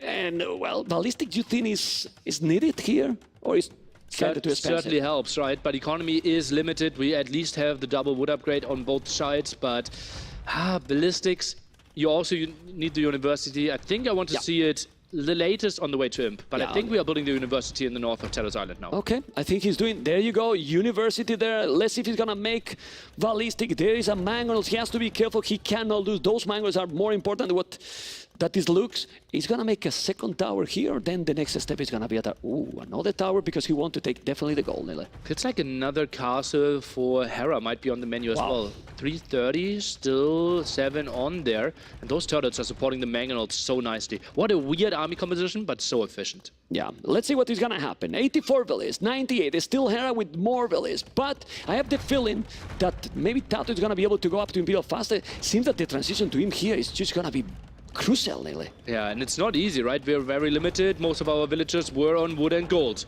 Ooh, great mangonel shot by Hera. Great mangonel shot, amazing one, ground attack. He has to be careful now, don't lose that one. And resources, ooh, well. that's not a nice day. I mean, that turtle. Anyway, mangonel is coming. Can we put Fog of War from TaToH? Water fight is coming up here as well. Let's see here. Because there is going to be something else coming as well. He's going to be with the mangonel. He's going to have what? Quite some fire ship. That's a lot of fire ship. He has to be careful or TaToH is going to lose a lot. His food income is amazing. He's going to take that one. No. But he's going to lose all the turtle. And now the mangonel 1-for-1. Ballistic on the way. But look at the food. He needs to sell resources and try to go up to Imperial. Beautiful clear up here by Hera. Now he's going for the elephants. He will try to retake this gold. Well, the fat is there. But with the second tower, I don't think he's going to be able to do it. He's doing even Botkin arrow. He's doing a castle. Another castle. Whoa. That castle is just amazing. But he can shoot. Oh, he's shooting. Almost could lose it. He should put the village on that tower, Nili. I think so as well. With 2 turtles can do the job or not? I think he can't kill the castle, but might find some villager kills. The second turtle, bit idling there. I think he's still shooting the castle instead of the vills. Yeah, he's focused more in this area. And look at how Hera now is holding this situation. But the problem for the Canadian is clear. Whoa, we don't see that tower. Well, we don't see that tower so often. And now the Imperial has become even more crucial for TaToH. If he's not getting Imperial faster than Hera, he has a bad time here because that middle is not going to be easy to control. More damage output there for towers and castles against ships. And TaToH, I'm pretty sure he doesn't want to stop with those towers anytime soon. Yeah. I mean, he's doing now the castle here is about to go up to Imperial. Not gonna be too late. Also, Hera doing wheelbarrow now. Wheelbarrow as well for TaToH. TaToH is about to click up. He's about to click up. Need a little bit more gold. He's selling now resources to get the gold there. Who has the advantage, Nili? The scores say that Hera has. The village numbers are almost the same now. The timing, the momentum is for who right now? Hard question. I think it is an even game. It's that simple, Memb. Yeah. Right? Because crucial area in the middle for Hera. He has more raiding potential. TaToH still sneaky here in the back. Tough to clear this one up. But once we get to Imp for Hera as well, Traps can finally clear this up. But TaToH maybe makes something wild happen with bombard cannons there. Let's see, because TaToH is on the way to Imperial already. He's gonna have like what, like a minute, maybe even less, because no, it's less. He has 40 seconds. 40 seconds to be in Imperial. Then chemistry is gonna be the first upgrade probably. He has 1 castle at home only, and then he has 3 castles, Hera. To clean all this is going to be very difficult. Carson needs to finish. Remember, heated shot should do a really good job. Villagers can jump in there as well and, doing massive damage. Yeah, he's doing the damage now. He has ballistic as well. Ooh, 2 mangonels down. Nice. 2 mangonels down. He's starting to make dogs. He's starting to make dogs. He's going to be faster on water. This is the thing. The good thing for TaToH is that Hera doesn't have a lot of galleys on water. And the question is now, what is TaToH going for? I think mass turtles is not really an option because they're so tough to micro and they're so clunky. I think we need to transition into galleons in the center. Okay, let's see if it's going to be galleons. So excited to see. One of my favorite maps, right, Nili? You know well. I know that you love your water, man. Okay, and we got it. We got it well. In a tournament like this, any map and being going into Imperial is going to be great because this series is 1-1 and getting now the next game, you're going to get match point already. Ooh, look at that. And that's important. Upgrade for TaToH. More range on his towers here as well. Do you think he's going to keep going here through the shoreline doing towers? And you might take all the economy. I'm not sure how many villagers we still have left. It might still be the 2. I think the fight for the center is now more important than trying to deny some farming eco. Yeah, still 2 builds. Let's see what it's going to be. We have Handcart. Already is doing all the economy upgrades. He's missing heavy plow, not that important right now. TaToH is not doing anything on water. Yeah. Now gets chemistry. I'm curious. Fast fires. Okay. Ooh. Fast fires. Obviously, he will need some range as well. Fast fires against fast fires should be better for Hera, simply because TaToH cannot add demos. Yeah, Korea doesn't have, so let's see. Let's see what is gonna happen. Those turtles are not gonna survive. He has to go back. There's a Magnet as well. And, well, he has a fire ship as well. So maybe it's gonna be, if it's gonna be fine, he's gonna take the Magnet. Tries to split there. Misclick, I believe. Oh, didn't take it. Didn't take it. Good micro there. Good micro there. And the Canadian is recovering pretty much everything. But, well, chemistry is gonna be faster there. I don't see the Villese there. Is cleaning everything. Oh, there is there. Okay. Well, those towers not gonna be that easy to take. 3 archers around, the turtles as well, and you can't really support on water because those towers should kill everything on water, especially after we had the range upgrade, plus also heated shot. Hera population is amazing. 148 Villese. If he keep doing Villese 200, he has to wait. He has to stop now because he's so many Villese now. Hera's economy was so good, he could even afford shipwrights. So his ships are now cheaper when it comes to wood, plus also he can produce them faster. So that's looking really good for him. TaToH is doing as well. Siege Engineer too. He's gonna take now the elephant, yes, and the tower is gonna still alive, but he has the middle. So for now, it's not a big of a deal for him. He got the archers there, and now the trebuchet. Who is winning the battle in the middle is pretty much the key in this game, Nili. Yeah, but TaToH, he doesn't really need to take the fight right now, right? It's tricky for Hera to really engage. Tower's already up next to the dogfighting. It's not the prettiest thing either. Castle helps out as well. So TaToH, he's getting all the techs now, because having like 10 more ships now wouldn't really help him. He needs to wait, build everything up, and then go into a massive switch. Shipwright finished.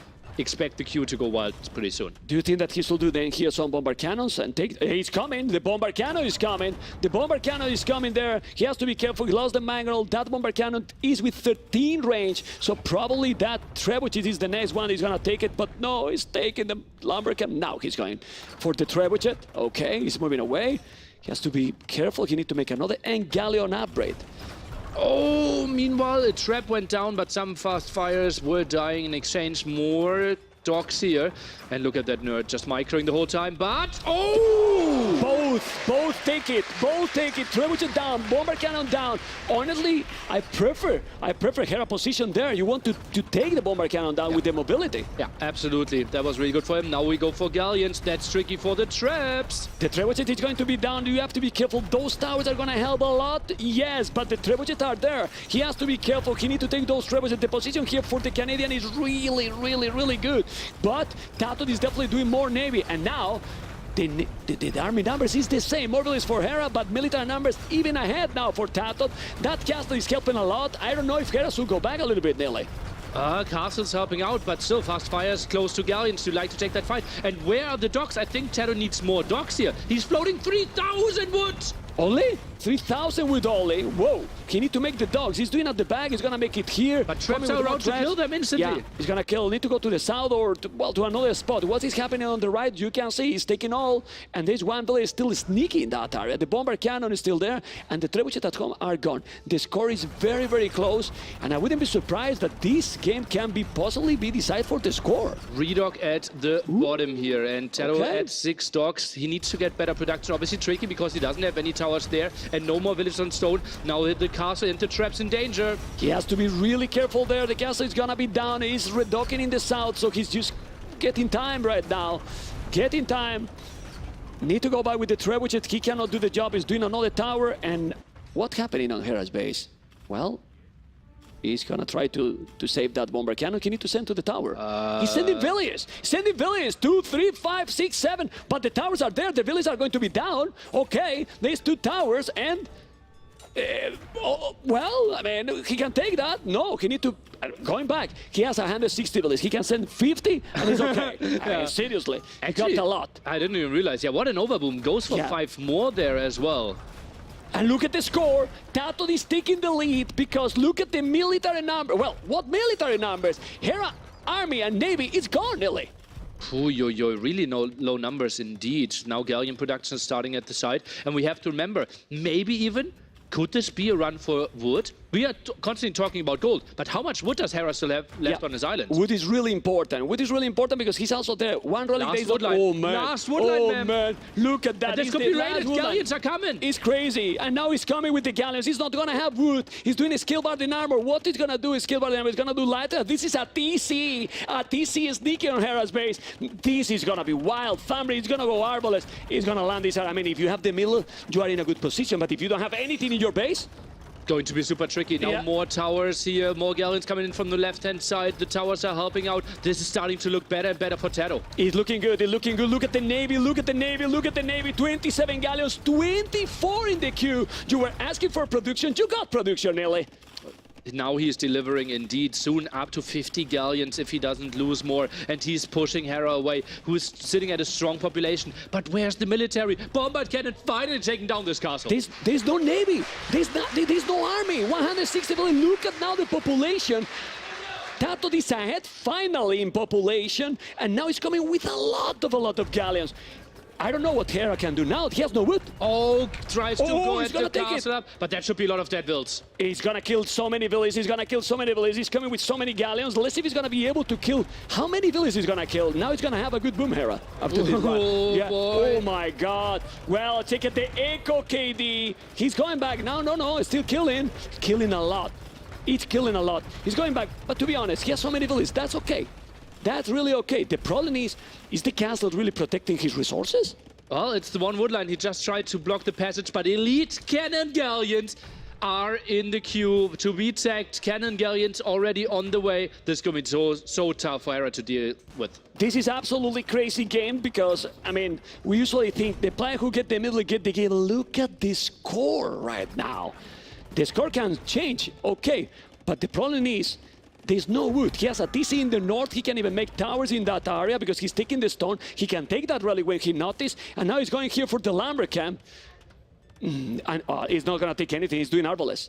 Well, Krobos for now, but he's taking all the economy. Hera's going for Lightcav. Hera's going for Lightcav. Tries to make something happen here. Maybe try to reclaim his island or maybe go for a landing. He's getting onto very reasonable fast fire ship numbers. It's complicated because now he has those elite cannon galleons. Remember that he's 15 range. He's coming with so many light calves. Now going to take the bomber cannon. There's quite so many light calves. Those two towers, but he's not a node. He need to go back. He didn't see this coming, Nili. No, absolutely not. Felt like, okay, you're most likely going to put all your wood into something else than farms, but food actually is looking pretty solid for Hera. 40 farmers.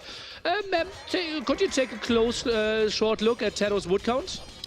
Oh, wow. 87 villages on wood, 7,500 Big fight at the bottom. wood. We need to take a look at this one as well. Being pushed in, fast fires from both sides. A lot of fast fires, but you need to save the elite cannon galleons. Those are so many fast fires. If we thought that he didn't have a node, but now he got quite a lot. It still is so many here for TaToH, and I think he should be fine. He has the towers, he got so many. He's gonna take everything. TaToH He's taking everything. Better and better. Whoa. Cannon galleon number still crazy here. 7 elite cannon galleons. He took everything, but Mapu go for the north because there's a castle. Now he needs bomber. What is that tower? That tower is inside of the town center. What is this? Okay. Villagers trying to run away there, but yeah, the castle is not getting proper control over this gold area. Now TaToH is taking the gold away from Hera. And now he's taking the TC. That's a disrespectful town center. He's taking all the gold for his opponent. But jokes aside, he's gonna take this. Who's winning this game? It's TaToH. It's looking so good for him. Hera is simply not getting into the fights like he wants to. And now, what is this? 17 fast fire ships, some more in the queue. Only 8 villagers on wood, man. It's crazy. 8 villagers on wood is impossible. 10,000 wood. He's gonna get 10,000 wood in a moment. TaToH. Wow. Trebuchet now. What is this? But Trebuchet alone? I mean, he's sending Trebuchet. He lost the transport. He lost the transport, so he's gonna lose 4 Trebuchet. That's 800 wood. 800 gold. What is this? He's going with Village to kill the Trebuchet. What is he doing here? Villagers easily kill this one. I'm not even sure what you're aiming for. Are you killing a house? Nearly. What is this? Anyway, with those cannon galleons, he's just taking the tones and he's going around. He has now Arbalest, and the blue is starting to be all over the map. It's true that he's recovering this area, but it's still, man, barracks. it looks very good. Barracks. And then both are 200 population. Yeah, but 200 population will be so much better for TaToH. Still a bit army here now pushing in. No towers for support for a change. Yeah, he has to be careful there. He's going back. He's trying to make a sandwich there, but he's not an old navy. He's seen that he's not an old navy. Maybe some of the tower he has no stone. Let's see if he's going to be able TaToH to clean all this.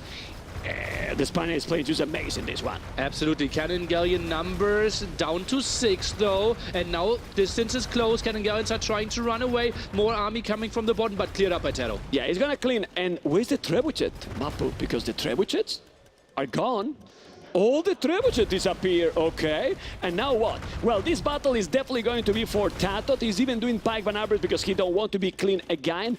But he is recovering quite some. He has now 30 villages on wood. As you can see, the Arbalest is taking more map and now gonna be the Pikes. This is a lot of light gas. He's coming. Hera is coming with so many light gas. He's gonna try to clean everything. He's gonna be able to clean, well, maybe, but he has towers still, and the TC, the Arbalest are there. And now he can protect those villages with the tower center. Just imagine the 4 traps could have been here. How much they could have achieved, Memb. Will clean all. Could clean all, could go for the wood line again. Hera, reasonable on wood again, is 18, could send more villagers here, still 140 for him, but the Arbalest now raiding the gold. Yeah, he's gonna raid the gold. The problem now, so Nili, I feel, the light guys are coming. The light guys will probably take everything. They have the +4, so they might clean those Arbalests. And what I was to say is that he has no navy. Almost zero is 17, so he can take the middle now, TaToH.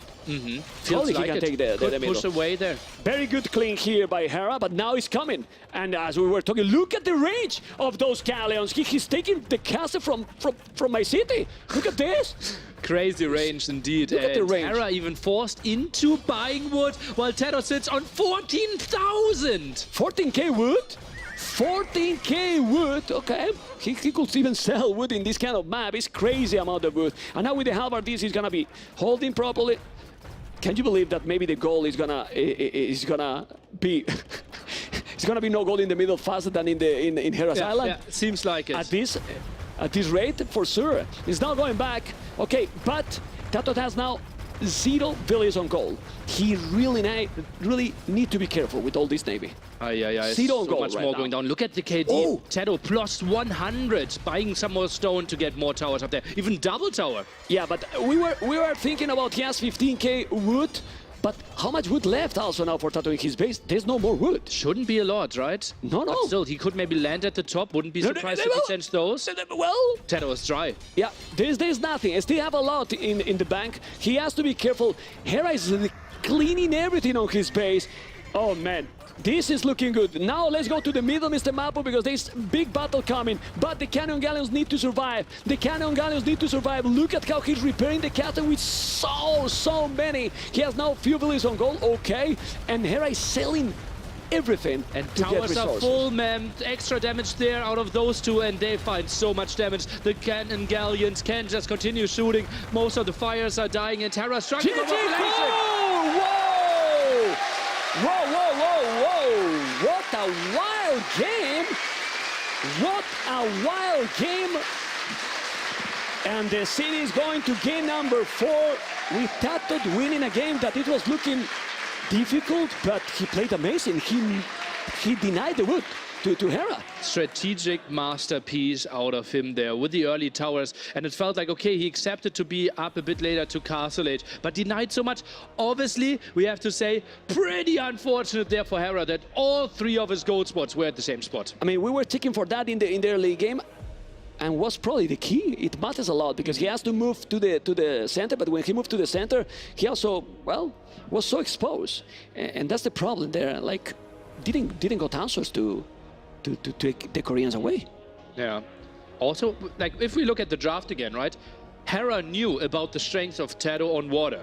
That's why he banned Schultz, a wild map with lots of water on there. But there's a second map. TaToH instantly jumped on it, and it paid off. Wow. What is the Bull? The Bull is the next map. Confirm. The Bull is the next map. And what now in the Bull? Saracens, Byzantines? I don't think it's gonna be Chinese. Or can be? It feels like enclosed. I don't see Chinese. Is it maybe Byzantines on enclosed and Saracens the Bull? Feels like a likely option. And then Turks? I think Turks on the Bull and Lithuanians for enclosed, and we're not even playing Hindustanis? What is this world? Well, Hindustanis can be good in any map, no? Like, can be okay in any map. So, I don't know.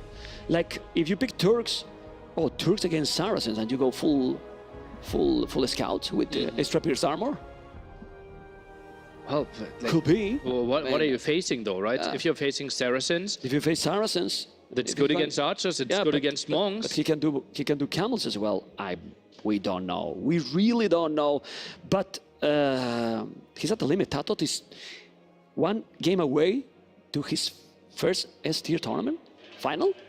No, he had pulled finals. In a final? He was in a final? I would assume so. Yeah. Obviously, he was in NAC also. In a final. Yeah. Okay, let's see what it's going to be. We want to see the civilizations, the bull. Very important, goal location. Because that maybe it's going to make that you also can save a stone. If you don't have to be forced to... Okay. So there are 2 different spawns, basically. The map design always looks like the bullhead, as you can see in the thumbnail there at the bottom. And then gold can be spawning to the front or the berries. It is either thing. And especially like if we see Saracens, we probably have to build a defensive tower there. Okay, we're still waiting for the civilization. So important. How might be the pressure there, you know? Ooh, Hera has to feel it. Hera has to feel it so much now. Yeah, I mean, he's 2-1. He needs to win now 2 games. He has prepared a lot. I mean, his focus is to win this tournament, and he knows that he needs to win both games or he's out. To me, it felt like he was on a 14-month redemption trip. It felt like he wanted to win Red Bull 5 so much, and now he's back here and looked so clean, so good. My prediction was that Hera actually takes the whole tournament before the first day, right? Because he was so focused, and he absolutely proved my prediction to be, well, absolutely reasonable by how well he played. But suddenly TaToH 2-1 ahead. Okay, well, TaToH is playing really strong as well, but we are still waiting for the civilizations. We don't know the civs. I think TaToH... Let's move. Memb, it's already like moving to the left again, trying to look on the screen. I can't. Now Memb is crawling into the screen. Guys, you have no idea. Well, even without the glasses, it's impossible. It's really impossible. Okay, we're waiting for the civilization. Hopefully, guys, you are enjoying as much as we are doing. This is getting super intense, and this is what we wanted. Close series, you know, because this has been closer series than the previous one. Like we expected close series, and I wouldn't be surprised to see again number 5. I wouldn't be surprised either, especially because now it is Hera's pick again. He has something prepared. Obviously, we thought Bull, he already picked it as a home map before against Mr. Yo, I believe, and looked pretty strong there with Turks. Now Turks taken away from him, actually taken on TaToH's side. Not sure if he has a second plan or if he didn't even intend to play Turks in the first place. Oh, the pressure is real. I mean, I'm feeling the pressure. I'm in casting. So my end then has to feel the pressure for sure. Beautiful banners. Beautiful banners. Beautiful banners for Hera, the Canadian. You can see how focused he is now. He's not looking at the crowd anymore. No. He's now focused completely. TaToH has never looked, so he's keep the same. Turks here. Okay. Do you still think that he's a great pick there? It's tough for me to say. I think we have not seen the full potential. Obviously, Lightcap feels really good against archers. If the opponent is not going for archers, Janissaries suddenly become a really good option. But you don't spawn with stone at the top, so you have to chop out, collect some stone. But then, if you get a castle set up, short distance, faster, like instant chemistry as well, bombard cannons. Yeah, I think they have great options. Yeah, for him, but for sure. Well, about also being able to use the market. If his opponent is using the Saracens, it's going to be more complicated to mine a stone. You know, you're not going to be able to sell their resources. So let's see what it's going to be, because we know TaToH civilization, but we don't know yet Hera civilization. I feel like Saracens is like the option. Otherwise, he has to pick Saracens on Enclosed. But is that really like your first pick? If you see like, okay, TaToH had as a second home map Enclosed, I have to jump onto Saracens. Ooh, Saracens. Well, it's Saracens. And now that we have both civilizations, obviously the strategy has to be on point, clean, but what you prefer here? I think Saracens. I think it's pretty much 50-50. Well, we're going to discover very soon, because we are in game number 4. Ladies and gentlemen, second semi-final. TaToH as a blue, Tours on the left, Hera, Saracens as a yellow on the right. And the walls are real, Nili, and we don't see any buildings. from Hera. Is Hera just playing fast castle? He tries to wall this one off. Quick wall behind, maybe a house. Scout could come in, get a good idea, and blocks this one off. TaToH on point, so annoying. Oh, that's gonna be very annoying. He's gonna be the scout there, and he's gonna try to wall, but the spear is coming. The spear is gonna be there. Ooh, he walled it. He walled it. Quick wall there by the Canadian. Well, not surprised. I hear that Hera has a decent APM. Decent APM indeed. Spearman can squeeze through at the top, though something Hera did not spot. It's open. Oh, now built the archer range and runs back. Double Spearman there to protect his dog. Should be fine. Okay, he's open there, but did he notice? Oh, the goal is in front, and the goal from Hera is at the back. But TaToH knows that his opponent is not doing army, so he's not going to force him to make a tower or anything. He sees the dog already. There is also a dog in the other pond as well. Surprised that TaToH continues to build scouts. Also surprised that he still keeps 3 builders on gold. Not unlikely that TaToH will also play market. Okay, because yeah, full feudal is not a possibility here. He's still open, by the way, Hera. I don't know if TaToH has noticed. I believe he did. I think the Spears got it. There's nothing walled at the top. Yeah, can we see the fog of war? Still no. Yeah. Doesn't really know. Like technically could know, but depends a bit on what tree mod he uses. How easily he can see that. Yeah, but the spear went there. But maybe he didn't notice it. I don't know. Maybe it went through from earlier. Okay, you can see that now he's walling in this area. Scouts are in the middle already. We see also Villese from Hera in the middle as well. Double attacks now. Oh man, remember that also Turks might go faster. So potentially also using the market is a good possibility here. 20 on foot for TaToH, 17 for Hera. This is so important, guys. Hera need to win the game to keep in the tournament and force the decider, Nili. 1 villager there, 2 scouts easily can find the kill. If Hera is not on point with his Spearman micro, even sends the Spearman further away from his villager. A bit surprised there at the left-hand side. TaToH still searching for the bill. But he's doing fletching now. Wow. He wants to block the woodline from the outside, Memb. Yeah. But he's kind of late, but with these scouts, he's going to be able probably to clean. If he's doing more scouts, he has already 4 and 2 more in the queue. He's going to go and take the fish. Okay.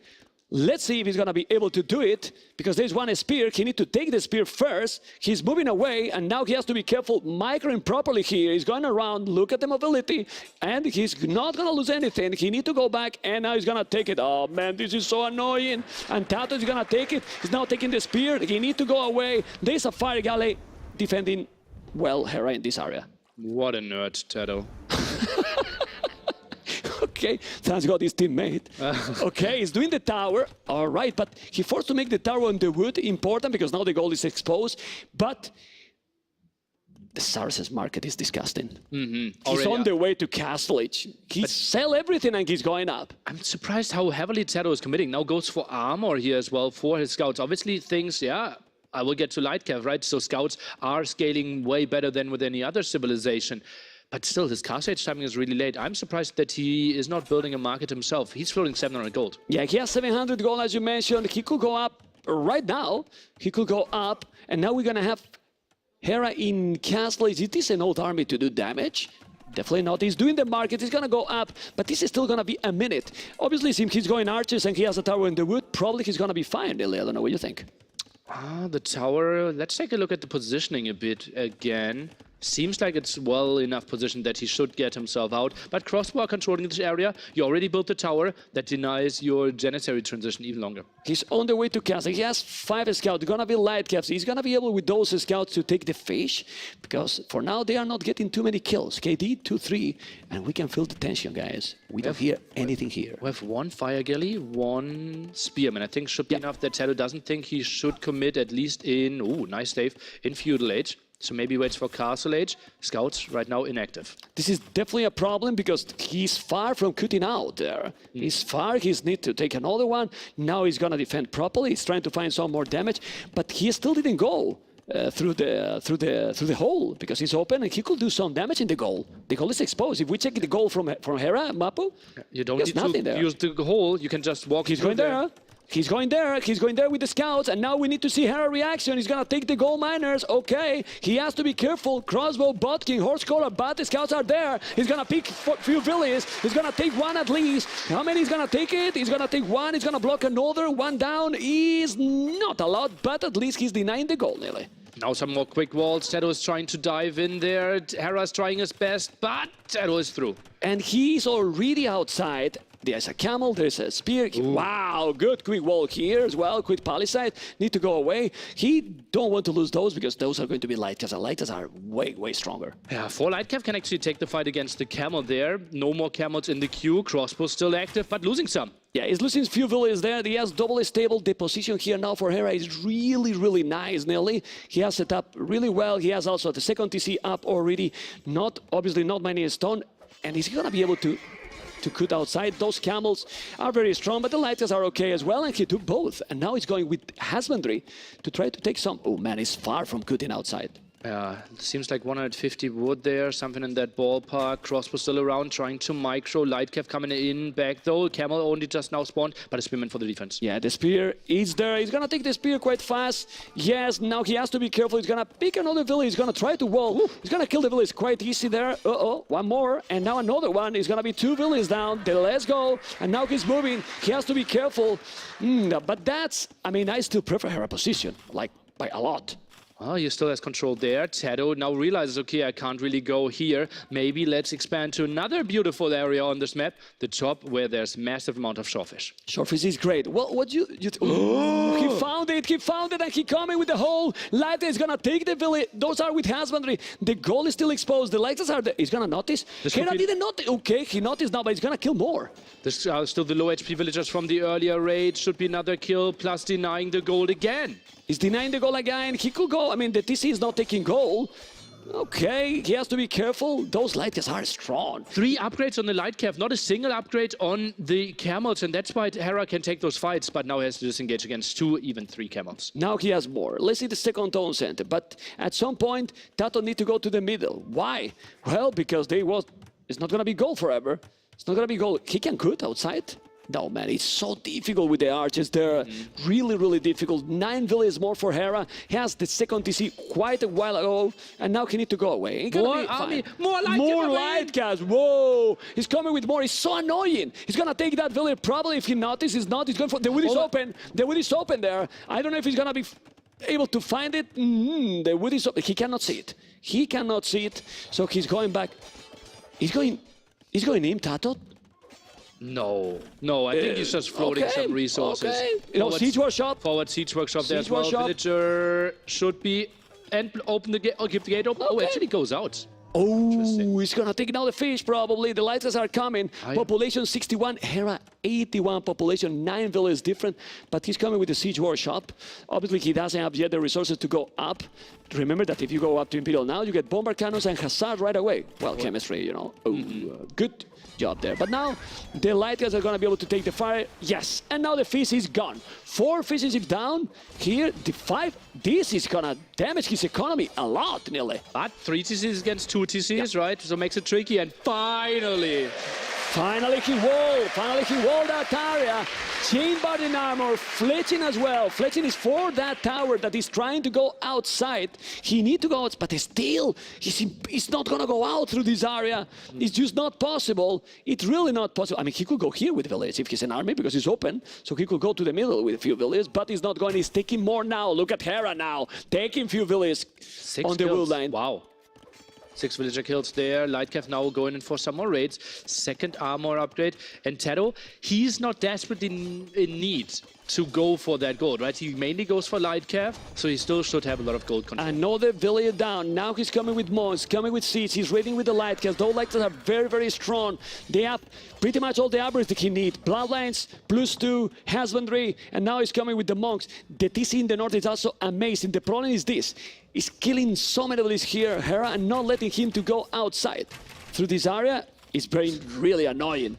But now he's gonna raid here. The camels still only skill bar in armor. He's going to convert the villager, man. He's gonna break in 2 mango. He's going with a heavy push. Look at the score by TaToH, but it's kinda tricky, the score here, because Hera population is still better. More villages, more army. The problem is that TaToH army seems now a little bit stronger there with the mangoes, with the monks, and the Lightcavs. What do you think, Nili? 3 monks are just so good against those camels. They're obviously incredibly bad killing monks, and now we see, I think this is added another stable, tries to go in there. It's full light caps. He's going full light caps. He has to be careful. Let's see the monks. If he converts, he's coming with the camels. This can be a clean from Hera or not. 3 monks. If he converts the 3 camels, can be crazy. Let's see, because he's trying to convert. He's converting, and now he's taking a bad battle, Hera, or a good battle, Nili. Oh, it seems like TaToH should be winning this one. Massive mangonel fight. Oh man, that battle is insane. That battle is insane. Look at TaToH now with more army. 67, Villese 73. And he's preparing now +2 attack. He has all the upgrades. Is this a node? Wow, he expanded his economy, but the amount of army he has, TaToH, is insane, Nili. Population is actually even, Memb. And it feels like we are in a flying barbecue. The stakes are so high. Oh, this is incredible. Look at the light that's now going into the gold miners. TaToH is playing absolutely insane, going aggressive, and now we see the TaToH's power with full light cast melee and monks. That's it. He's still not outside. 3 TCs on the main area and the main base, and if he's taking this stone center, he will have to move all his economy. Oh god, loses so many farms as well. Only 22 on food here. Gold pushed away as well. Yeah, he has a nice setup here, but eventually TaToH will find a way out, and then the raids could be crazy. Okay, I just hope that the players just keep focused in the sense that if he check the score, he think, oh man, I'm so behind. He is behind. If you check the numbers, it's 10 population behind. Similar village. The problem is that army now, are the Turks that great? Now we see the power here with those Turks. Indeed, and look at that, all the food. And that's what we had in Morass, right? Yeah. Just pure scout light cap. So good if you have massive amount of swordfish control. It's a brutal strategy, and he's coming. He's now with 3 mangonas. How many light caps? 24 light cap, Nili. 24 light caps, 5 camels, 3 mangonas, 4 monks, and now he's even adding knights.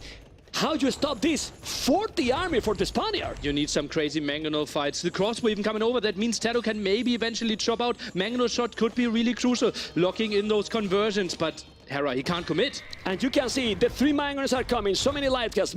How many camels he got already there? 6. 6 camels. Some converted, some produced. And he has so many good upgrades. He has +2/+2 and bloodlines. Hera only now getting the first attack. Crossbow, dangerously far in. He's taking now. He has to be careful. Let's see, the battle is going to commit. He feels confident. It can be the game. It can be the game. It can be the game. Mangonel down. He's not.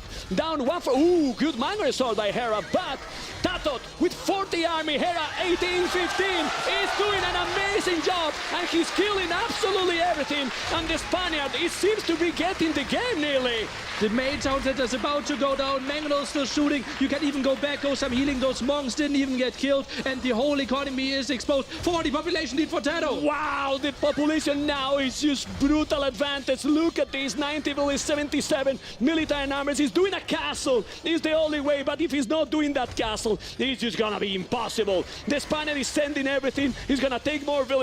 And I don't know, even if he's doing that castle, if the Canadian is gonna be able to come back, Nili. What do you think? Doesn't look like he's going to come back at all. Oh god, he's just hoping that TaToH somehow is playing this 1 TC all in and Hera can make a comeback happen. The castle most likely going up, but TaToH, he is having a proper economy behind it. He's actually 30 villagers ahead, while Hera is hoping he is 30 ahead. Yeah, 30 villages ahead. Look at the military. Now, TaToH can't even take Hera's goal, so he doesn't need to go to the middle anymore. TaToH need to go up to Imperial. He's setting up the economy for that. 50 on foot, and finally he's outside to mine a stone. Oh, gets all this fast shorefish here. What a great performance by Oh, they really want to fish. Zoom in, Mapo, zoom in. This is a party. Party for those fishermen. Oh, right at the bottom, though. Let's go and see. That's still a good way to come back, but TaToH is so ready for every reaction of Hera. Yeah, but these camels, those camels are bloodlines +1/+1. The TC need to be up. He's killing his own light guys. Don't do that. Oh, this is good one. This is good one here for Hera. But it's still Nili. It's 30 village advantage. Even if you make some damage here, he's coming now with the monks. The monks are being the key in this game. Absolutely. How many conversions they found. Beautiful stuff. Now the tower is helping out quite a bit. Remember, we don't have proper armor on those camels. Only 1 upgrade, and the villagers can go back. TaToH has to love his position. He uses the market. He isn't far away from Imperial Age, man. He's not far away. He's not far away. The food incoming in the north. You can check a guy in Mapu, because that is gonna... This is party, man. 1, 2, 3, 4 meals. Crazy. I mean, it's crazy economy. Absolutely crazy food income. Look at how much food he's floating now as well. Goes for more camels, more aggression here. Siege Workshop is taking away so many farms as well. And it feels like Hera, he has like 20% of the map. Ladies and gentlemen, TaToH it's on the way to Imperial. And when he reaches Imperial, I'm afraid to say that Hera won't be able to do anything else that called the GG. Why, Nili? He's gonna have Hussars, he's gonna have bomber cannons, he's gonna have all the advantage from the Turks. It's gonna be so complicated to stop that in Imperial with 20 villains more and more than double the army. Absolutely crazy performance here by TaToH. Would love to see him go and get some more town centers there in the center. For now, he heavily goes into stone. Realizes, okay, I can go for Janissaries. Janissary obviously would be incredibly good against camels. Wow. Wow. More ratings. Echo KD 35-10. We know that Hera is one of the best, if not the best players playing this kind of gameplay to counter in, to try to boom under the pressure. But the aggression, he's coming with so many light. I don't think that that's a battle that you want to take. Just poking. He's going back. He noticed this is so many monks. Just look at the army he has. Look at the amount of army he has right now. He's sick. Goes for more stables as well. Crazy. Knows how good this economy is. That's 63 on food, and most of them are actually on shorefish. He didn't even need to invest them, and they're incredibly efficient. Yeah, because he didn't make farmers. Castle For Hera, but it's too many units. Too many units. He's gonna make the castle more at the back. He cannot do it. Let's see this battle can be. Let's see if the Canadian. But this, you check the numbers, and it's kinda impossible. This is so many units. The monks are healing everything. It's +2 knights and camels. +2 army. It's taking everything. 30 seconds away from Imperial Age. That was a horrible fight for TaToH. Moved in, moved away shortly before him. This is the best thing Hera could have hoped for, but it's still not looking great. Well, it's okay because he's gonna make the castle there, but he's still killing all. TaToH, it's gonna be an Imperial in 5, 4, 3, 2, 1 seconds. In a moment, he's gonna be there. Look at the score. The castle is there, and now he's in Imperial. And GG call! Congratulations from TaToH that is in the grand final, beating 3-1 to Hera. And he will face Liereyy. That's a grand final I won't miss. Whoa! Look at this. The players, obviously Hera disappointed. He did a great tournament, but TaToH's performance in this event, insane. He beat Liereyy 2-0. He was 2-0 behind against Jordan, and then come back. And now, in the semi-final, 3-1 to Hera, Nili. And I said whoever advances in this semi-final has to be scared facing Liereyy, but I think Liereyy needs to be even more scared because he's facing the only one that beats him in the group stage. Wow, I mean, the final is going to be, oh man, the final is just going to be insane.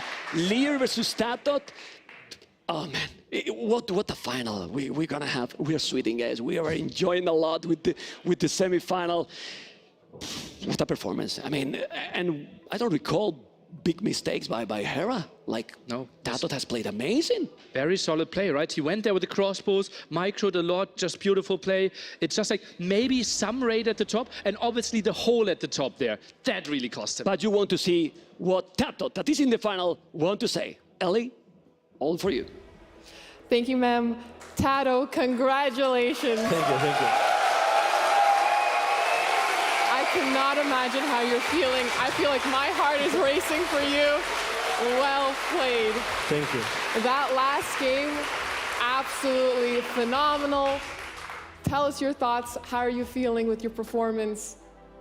Well, I'm super happy with my performance, obviously. Like, Hera didn't lose a single game until semifinals, so I knew it was going to be super hard, but actually I prepared really good. Like, I have to shout out Winchester because he helped me a lot during these days. So, Winchester.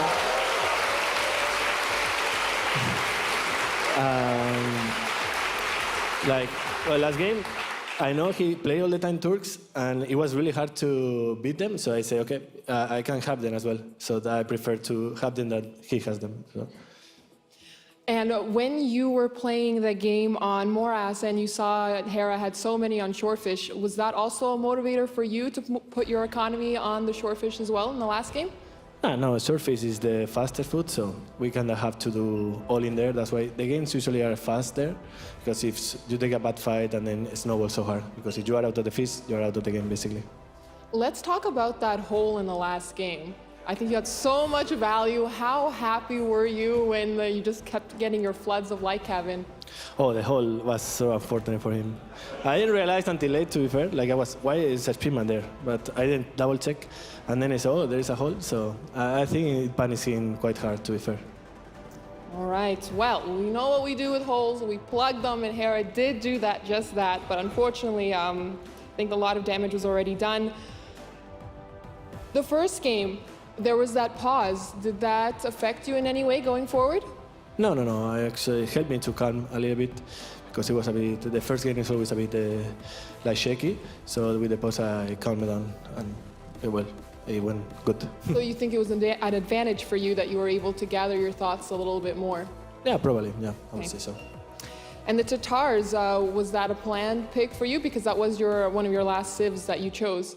Yeah, TaToH is not a pick that is being picked early, so you can risk it and leave it for later stages as well. Okay, so it was a very strategic draft. Well, really well drafted.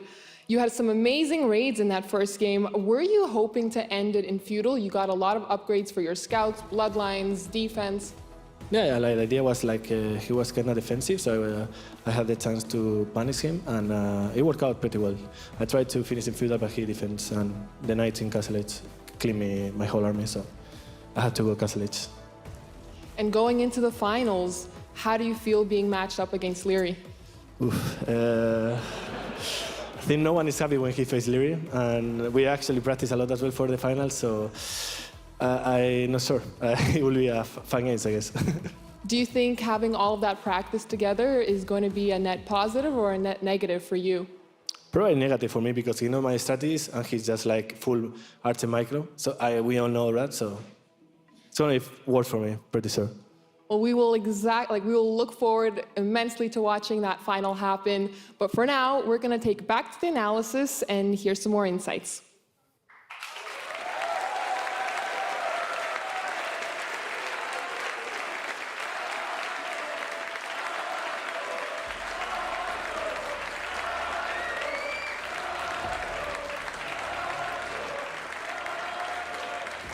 Thanks very much. Yes, welcome to the analysis chamber. Me and T90, we've been watching this set, and it had just a bit of everything. Long games, short games, excitement, drama, tension, thrills, spills. What a show we've been given, T90. Yeah, it was insane. I mean, for TaToH, this is such a big moment for him, right? And it's just so many times with TaToH where we talk about the strategy, but no one's putting him in that conversation on the road to the final. It was very loud in there. There are many people who've been believing for years that he could make it. So I'm really happy for him. A huge result for him. Commiserations to Hera. I know he was hungry. He wanted that dub, but I mean, falling at the semis in a series like that, there's no shame in that. Let's jump into to game number one here, kicking things off to TaToH versus Franks on Arabia and TaToH. Oh, didn't he come out swinging, dude? Holy moly, those early Vill picks. Yeah, it was insane. I mean, even like before getting there, it was interesting. It seemed like Hera was the more comfortable player, but then TaToH made him not so comfortable, right? Like it was 8 villagers picked at one point. We did have a teensy little pause. We're gonna get right into it here. Actually, I'm getting ahead of myself, but basically Hera, if you know his style, it tends to be defensive, right? He can be aggressive, he has that potential, but he plays more towards the macro, which suits the Franks here. So he fell back into double range at this point, and basically TaToH just smashed him. You have a decision if you're TaToH. You put your foot to the gas and you go on and finish the guy off, or you try and go Castle Age. And you can see the damage is already done at this point. Hera knew he was most likely dead, and eventually TaToH just had to ease his way to winning game number one. But what a statement, right? Franks is one of Hera's best civilizations. TaToH was the final pick for TaToH in his draft, and Arabia is Hera's best map. Yeah, it was interesting hearing TaToH say that he thought he might be able to sneak the TaToH pick later in the draft. Yeah. It really paid off for him here. You can see this 21-0 eco KD, and that's the sort of thing, particularly in the, I mean, that's the sort of thing you can't come back from generally. This early in the game, impossible. Yeah, exactly. It was a great game. Obviously, like from that, we were looking to see if there was a reaction from Hera, and we saw a reaction from Hera, right? Like Hera, he does have this thing where he's a bit tentative in game one in tournaments, and so he had to open up in the second game with the complete opposite because his home map was Morass, which was insanely aggressive. And we don't have too many highlights for people. We can basically watch the whole game. Essentially, it was that short. Onto the shore fish, massive amounts of food. Yeah. piled that straight into the scouts, and it was an in-game time 6 minutes. So what's that, like 4 minutes in real time? 6 minutes, yeah. I mean, it's the blink of an eye for sure. Honestly, Hera just utilized the Bulgarians perfectly. The cheaper blacksmith upgrades and the faster researching blacksmith upgrades. And what he did was he sent more villagers to Shorefish. So he pulled villagers from other resources and brought them forward. Those things combined. 25, 26 vills on food. Yeah. Those things combined is what led to him winning. And after you see that, you're like, well, okay, shaky game 1 from Hera. But then he dominates game number 2, and it's anyone's set. And it was incredible to watch TaToH just realize, yep, okay, you got me, move on, let's go, GG next. Because this was an incredible, a blistering performance from Hera. And something that I know we all, just as spectators, we breathed a sigh of relief. We didn't want Hera to just fall over, and certainly that didn't happen. Game number 1, not his best. Game number 2, much better. And in game number 3, even though he lost, this was a great game. And honestly, when you talk about this series, forget game 1 and game 2, just talk about game 3. Because it's all tallied up, and both players have potentials to win this game. And there's a couple things we're going to have to touch on when we get into it, but it was a great back and forth match. So on water here, we've got Koreans obviously very at home on water with their turtle ships against the Bengalis, which have risen, I think, in people's estimation as a water map civ. Yeah, so what I love from this, obviously there's water aspects to talk about, but the towers from TaToH to get that position early was so good. And Hera was very TC-oriented, very macro-oriented in this game. That is a strength of his, but I think on a map like this, it became a little bit of a weakness. You could see he's like placing town centers, and all of his gold is to the north there. We talked to, or Nili and Memb talked about how maybe as we see a really good engagement here, as TaToH loses some of his turtle ships, but like, if the TC would have been in the middle, would it have been a different situation for Hera? Well, the map control or the areas that we saw TaToH contesting here, pushing Hera off the gold, it meant that, you know, his boom, which was great, but ultimately it became a bit of an overboom and wasn't backed up with a strong gold eco, even with the middle. Yeah, so like that castle right there, right? If that castle's placed in the middle, or if he makes an outpost to make sure there's nothing there, he has the gold and he has no issues there. TaToH, I mean, it was incredible how TaToH brought this back. TaToH was 20 villagers behind, and he was such a pest. And he, you know, continued to try and loop around here on water. But you've got Hera in a position with 101 eco, and again, he's going to get a great surround on the turtle ships. So it's not like the turtle ships were OP or anything. It was the stubbornness from TaToH as Hera continued to back and forth, just push away attacks. And we saw here Hera take great control of the center, right? Sorry, Riley, I have to interrupt. 15 vills in queue, right? That's the theme. 15 vills in queue after he's an imp. And this catches up with Hera massively. At a point, he will reach higher numbers like 150, 160 when he's trying to queue up ships. It was a big problem. And I can speak for it. Everyone can speak for it. It's just the pressure. Yep. I mean, it's just that muscle memory that that makes you continue to do things like this. But this is what I wanted to talk about. The map control in the center from Hera resulted in these docks all being wiped out. TaToH repositions to the bottom here, and you can see it immediately. Just the huge numbers on the minimap, huge numbers of docks and ships that he was just churning out. This was a war because like both players had some iffy things with Hera with the overboom and then, you know, losing 30 villagers and creating 30 more. But TaToH didn't have bracer for so long. Like that he's never clicked on his blacksmith. One player didn't have the amount of water units, the other player didn't have the amount of upgrades. But then like it hit a point where TaToH, even though he didn't have the middle, you could tell he was just like, let's get to my optimal pop and let's just push this home. And it is tricky against the Bengalis as their fire ships do regenerate, but you're not gonna have time to regenerate against that many galleons. No, and I mean, look, with demos, this would have been over so much quicker, right? You chuck a couple of demos and these fire ships have got absolutely no chance. But using the Koreans to their full advantage on water here, and TaToH clawed his way back into this, and by the end of it, it was such a dominating performance. It was so good. And, I mean, heated shot. We never see heated shot. Forgive my pronunciation, Yupseong, I believe.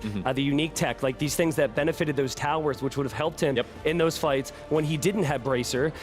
The whole Rec room was screaming bracer, by the way. But yeah, that obviously puts TaToH in a winning position. And then TaToH, as he just said, he was like, well, I wasn't sure how to play Bull exactly, but I saw Hera do it. And I saw he liked Turks, so my counter pick to that was just steal it from him. Snipe the Turks, then you don't have to play against them. That's right, there we go. So we move on to Bull, this iconic map that we've generated for this tournament here, of course, very appropriate as we are in a Red Bull tournament. And still, I think we're figuring out how best to play it, right? This is not a solved map. And here, again, crazy game. Hera played this so well. Like, his approach was deny the enemy from coming to the middle. And if you can't come to the middle, you eventually have some big problems.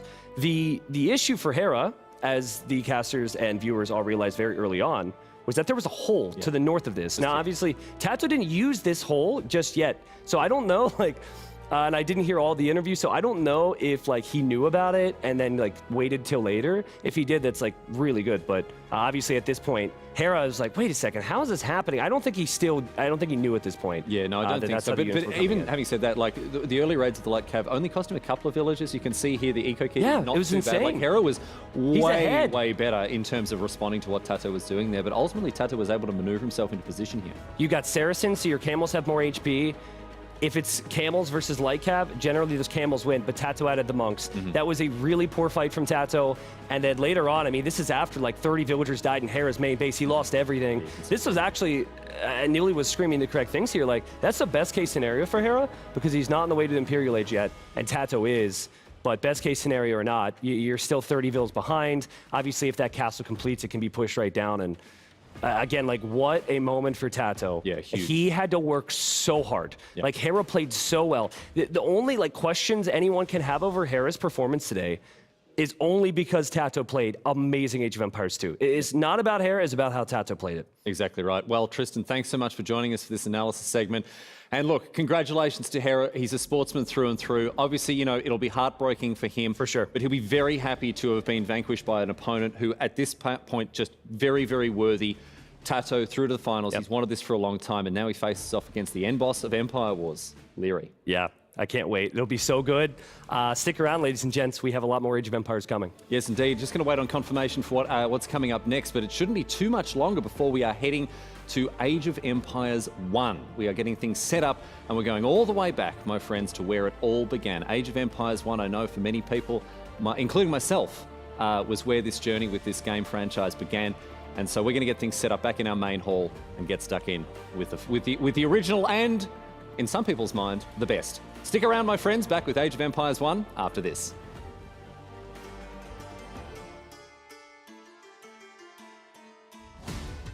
Light or dark, hot or cold, the players will tell you in this quick game. 2 options? Okay. That I can do it. Where am I looking? Just looking at you? Cats, and it's not even close? Absolutely dogs, and I think everyone who says cats is insane. I probably shouldn't admit this. I don't like dogs, man. Aren't like dogs always like super cuddly and cats always mean? I can't see how someone can pick cats over dogs. I don't like them. I tell people that I'm afraid of them, so they stop pestering me to like try to like them. Cat, quiet, relaxed, independent. Don't ask me this, man. Come on. I can't. Like, nah, that's not fair. I've got to pick. Oh man, that's difficult. The thing is, I think in P, a burger might be better. A pizza average might be better. Think about it, like, even if you have a really bad pizza, it's still like 5 out of 10. I mean, I love both, but pizza. I think pizza, because you can turn a pizza into a burger if you like fold it creatively enough. So I think I'll have to say pizza. Summer. Summer? I lived in Europe for 8 years. All the time, anytime, summer. Like, I think I'm still defrosting after moving to Queensland. I would say summer vacation. I think winter just limits you to so many things. What? Yeah, now you... Ooh. Put me in a rocket ship. Send me to the moon, dude. I'd love to go to space. I think the view is better outer space, so I will go for outer space. Oh, bottom of the sea. I don't mind having breakfast for dinner. I'll have bacon and eggs for dinner. I rarely eat breakfast in my daily routine. I wake up and do my Age of Empires stuff. Not so long ago was dinner, now breakfast. The dinner made me really poofy, and breakfast is better now. That's an interesting question. I don't have a good answer for that one. Am I fighting them? No strong feeling. I'm going with dinosaurs, but it's close. I think dinosaurs. Yeah, harder to find. Probably just my interest has waned over the years, but probably out of respect to little baby Riley who loved dinosaurs when I was a kid. I'll probably say dinosaurs. Yeah, salty. I'm not much of a sweet tooth. And also I don't have a lot of choice in the matter. I think I'm one of the sweet snack guys. Yeah, but for example, I'm not the dark chocolate fan. Oh, sweet. Yeah. All the questions that remind me good memories. Thank you. I love you too. Old on you what? Well, Age of Empires 2. What do you think? New is always better. I spent half my life reading about and making podcasts about history and that sort of thing, so I think I'd be I mean, I'm a pretty bad historian, but I think I'd be an even worse historian if I said new and not old. Can we redo the dog one? I'll talk about how good cats are instead of how bad dogs are. Cats, yeah, not close. I love cats. They're independent. They're lovely, nice and quiet. They'll sit in. Actually, hang on, I'll try again. Sorry. Cats, I respect cats a lot because I think they have actually domesticated us. They've got a really good situation going. They sit in a warm windowsill, they hang out, they look cute, you give them a little scratch on the head. That's it? Yeah. What? All the makeup and the... Oh my God.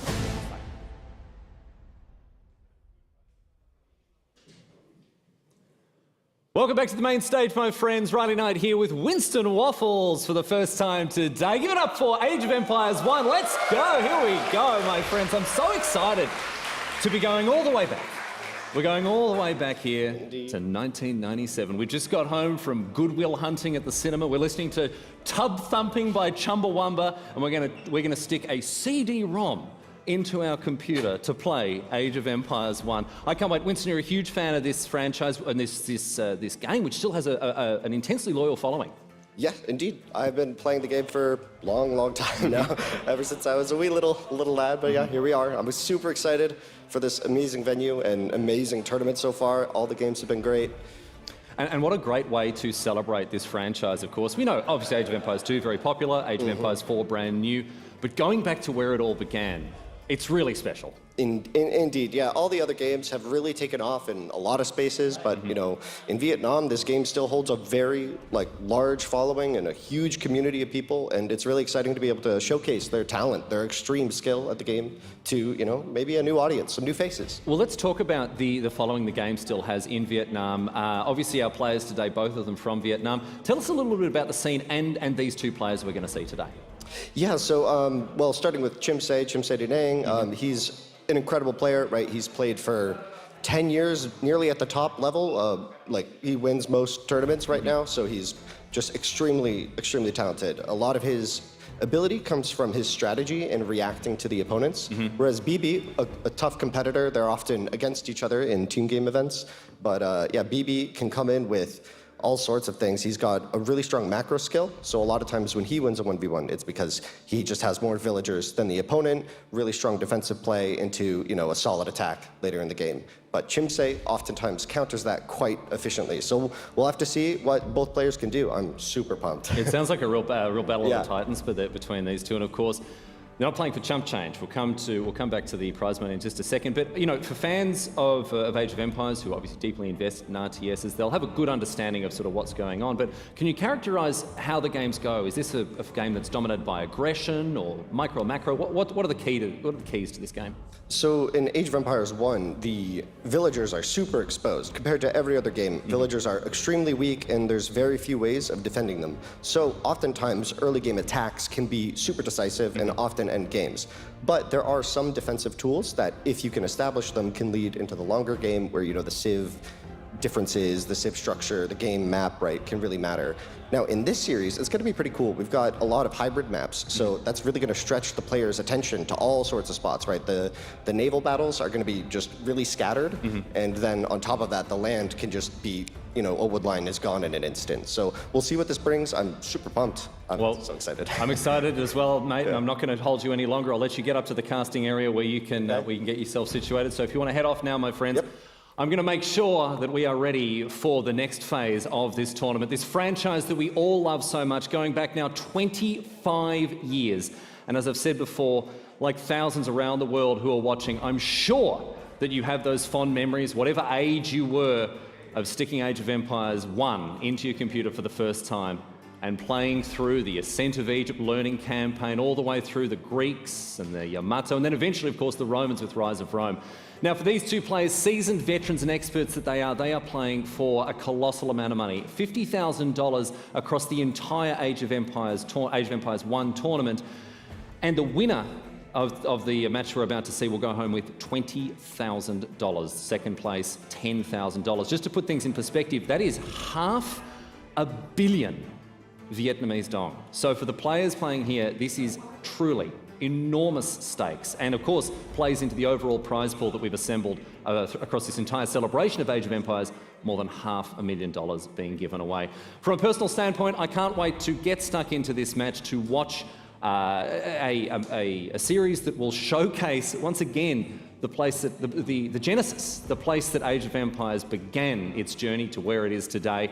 and we're not going to delay one moment longer than we have to. My friends, it's time to head into the casting booth for the next stage, Age of Empires 1, coming your way, and we can't wait to get stuck in. Upstairs right now, Aussie Drongo standing by Winston Waffles. Let's get to it. Ladies and gentlemen, welcome to Age of Empires 1. This is the finals, and a game that not many would have played for quite some time. Obviously, Age of Empires 1 has been out for an incredibly long amount of time. For me personally, I played out of a cereal box. Well, not actually out of the cereal box, but I got the game out of the cereal box. How about you? Oh, yeah, I think it may have been not a cereal box for me, but it was a long time ago that I got the game. I think I played it in like my school's library. Wow. I was very young at the time, but yeah, been playing the game basically since. So Yeah, wow. Very excited to be here with you. All right, well, for anybody watching this at home and thinking, where the heck is Age of Empires 2? Age of Empires 2 will be up after this, so it's our job to keep you busy until then, but of course, it's important to acknowledge that we've got two absolute titans here. Chimsei going up against Bibi. For anybody who doesn't know, Chimsei, one of the biggest creators on the Facebook gaming platform. I had a look at his stats earlier today. You know, he reached a peak of 130,000 simultaneous viewers on the Facebook platform. That's huge. He's massive. He is absolutely massive, and that all comes from his skill. He's been playing the game at a very, very high level. I mean, winning most of the tournaments in Vietnam for, I think, 8 to 10 years now. It's just been so long, it's just now cemented in my memory, right? But, I mean, Bibi as well, he's an extremely tough competitor. They often play against each other in team game events, but we'll see. I'm so excited to see what they do here. All right, well, for me personally, Age of Empires 1, the way I used to play it was I'd put in a couple of cheat codes and wall up my base and eventually get to the late game and then push out. Are we going to be seeing a lot of early aggression today, or is it going to be more boom-focused? Well, I mean, if you were playing, we might see some photon mans coming out, you know, some cars that just hit everything. But I think we're going to see a lot of very aggressive games. Now, the first game we have is Continental, and that is going to be extremely aggressive. It's a kind of a tight map with water around the edge that brings the players in. There's a lot of food for those early units, so we can see a lot of aggression here. And I think it could be a little spooky. You know, it could be very fast, could be very quick. Axeman in the woodline, game's over. Maybe. I don't know, though. These players are going to be bringing maybe some strats I haven't seen in a while, but I'm excited. Do you think these players have been keeping their cards close to their chest? No, they were practicing against each other I know, right? in the player room. So I saw them. I looked over the shoulder. I'm like, okay, surely Chimsei's practicing with a good friend. Nope, it's Bibi. He's just, they're putting everything on the line right now, just revealing it all. Yeah. So it's kind of sweet in a way, but there's a huge prize pool up for grabs here, $50,000. It's absolutely massive. But I guess with regard to the size of the Age of Empires 1 community, it rivals almost Age of Empires 2, Age of Empires 4. So for anybody wondering, you know, how can they afford it? Well, hey, I reckon that's a pretty damn good prize. Could be even more, honestly, with the amount of viewership that Vietnam's got for this game. Oh, absolutely. I think these players are really deserving of it as well. They just bring tons of professionalism, a lot of like camaraderie in there. As you saw, they were playing together, right? Obviously, they've known each other for so long. Yeah. So I'm only expecting very exciting matches, close gameplay, and, you know, maybe a hug at the end. I don't know. All right, well, I want to talk more about our first map, Continental. When I saw this map for the first time, I said, this is a great map. Why don't we have anything like this in Age of Empires 4? Because that's where I play. I'm an Age of Empires 4 guy now. And I just want to talk about the design because it's interesting because you've got this ring around the edge of the map. How orientated are these players going to be around water fights versus land fights? So yeah, this map has a pretty straightforward meta that most players play. So when you rush up to the tool age, you want to try and make sure you're not dying immediately to an attack, right, on the land. And both players will attack each other on the land or defend on the land, right? And so then, once you're a little more stabilized and you can protect a woodline, for example, that's when we'll really see the docks come into play in a major way. That's normally the way players play. However, if you get a really good start, we could see dock openings early on, which will slow down your age up, maybe even delay when you could get units out.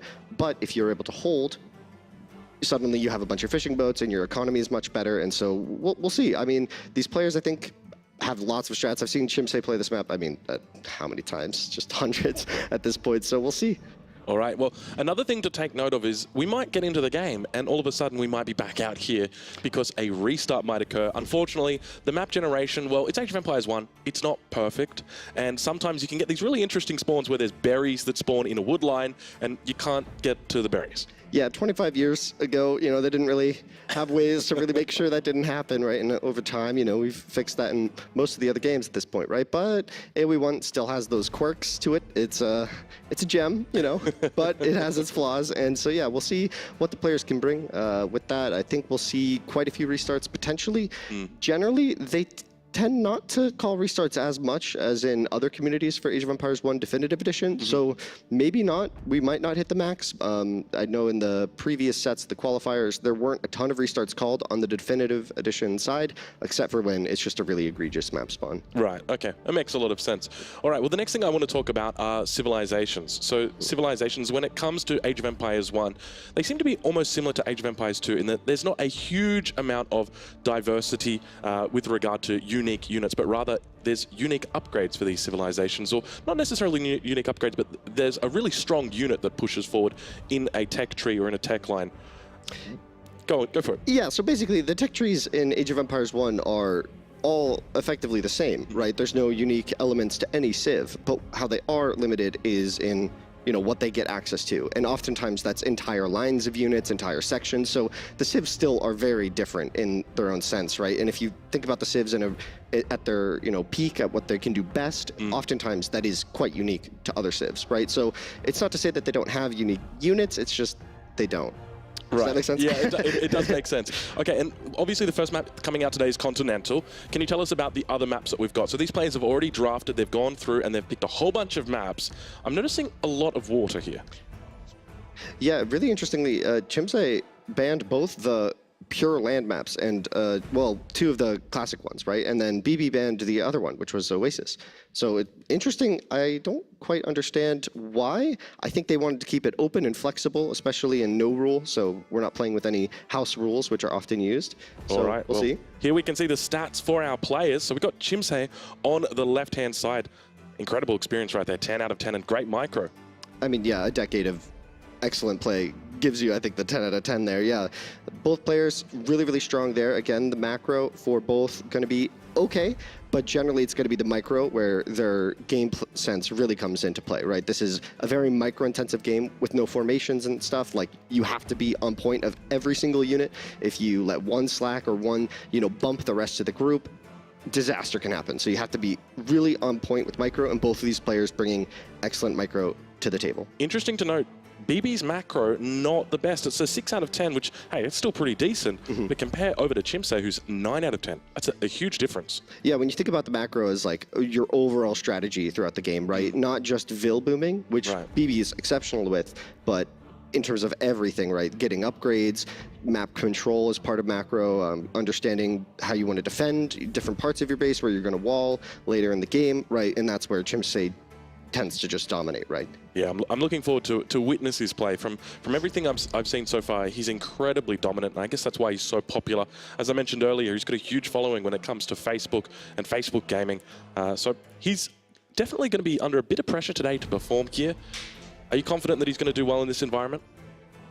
I think, so both of these players have extensive LAN experience. That's a lot of the way the game is played. So I fully anticipate both of them to be pretty calm. I mean, this is definitely a unique environment, right? Different country, different people, different everything. So we'll see. I mean, it could be that they crumble a little bit, but I doubt it. They've been playing with audiences for, again, a decade at least, I think. All right. Well, another thing to note for Age of Empires 1, obviously each civ has its weaknesses, each civ has its strength. There are some civilizations that are stronger towards the water side. What do you expect for us to see in the first game when it comes to civilization choices? So, interestingly, in the draft, well, yeah, interestingly, in the draft, both players, because the heavy emphasis on water maps in the draft, picked all the best water civs, right? So those went hot potato. We got, I don't even know if that's the right word, hot potato? Hot potato? There's a word like hot commodity. I don't know. I understand. You get the sense of what I'm trying to say. Yeah, so we had Minoan and Greek for Chimse, which are going to be 2 of the best water civs, right? Greek with the faster ships oftentimes can be used on those island maps because you have total control of the water because you can choose when and where to fight. With mirrored ships, it's very important to be able to always take good engagements, and that's what Greek brings you.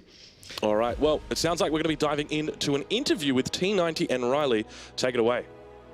Yes, thanks very much. Tristan, we were just out there chatting because we're obviously both really looking forward to this game, and I thought, you know what, we've got to actually share some of our thoughts on this ancient game because it has been around for so long. And Both you and I, we're a similar age, sort of late 20s, early 30s. I'm very, very heavily leaning into the late 20s. Thank you to you.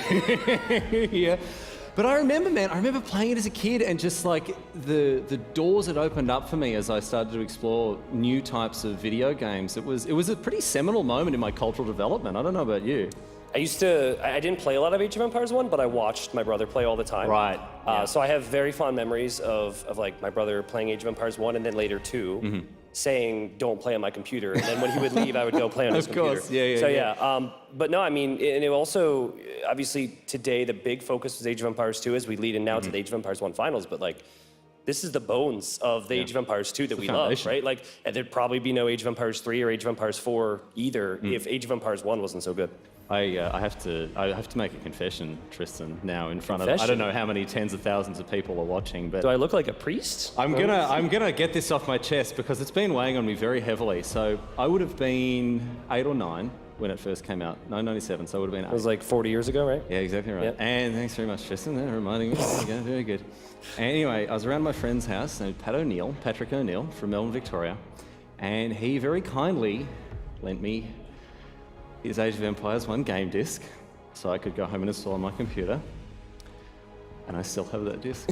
I never gave it back to him. Patrick, I'm so sorry, mate. I will dig it out of storage. I will come and I will give it back to you. I'm so sorry to keep it. I've kept that Age of Empires disc for 20-something years. Wow. And I've still got it. There's one person in one of the chats somewhere screaming, screw you! Yeah, exactly. You haven't been able to make it through the wall of excitement. Someone's going to clip this, they're going to send it to Pat, and he's going to be like, oh yeah, I remember that guy. I remember that guy. We used to shoot people with spud guns from the top of his balcony as they were walking across. Yeah. Oh, man, we had a great time. Anyway, Pat, I'm so sorry. I'll give it back to you whenever I next see you. But he's not sorry. Oh, deeply. It's weighing. I feel so much better for getting it off. That's good. Getting off my conscience. But another thing I remember about this game, right? When I was playing it, going through, because there was no wiki.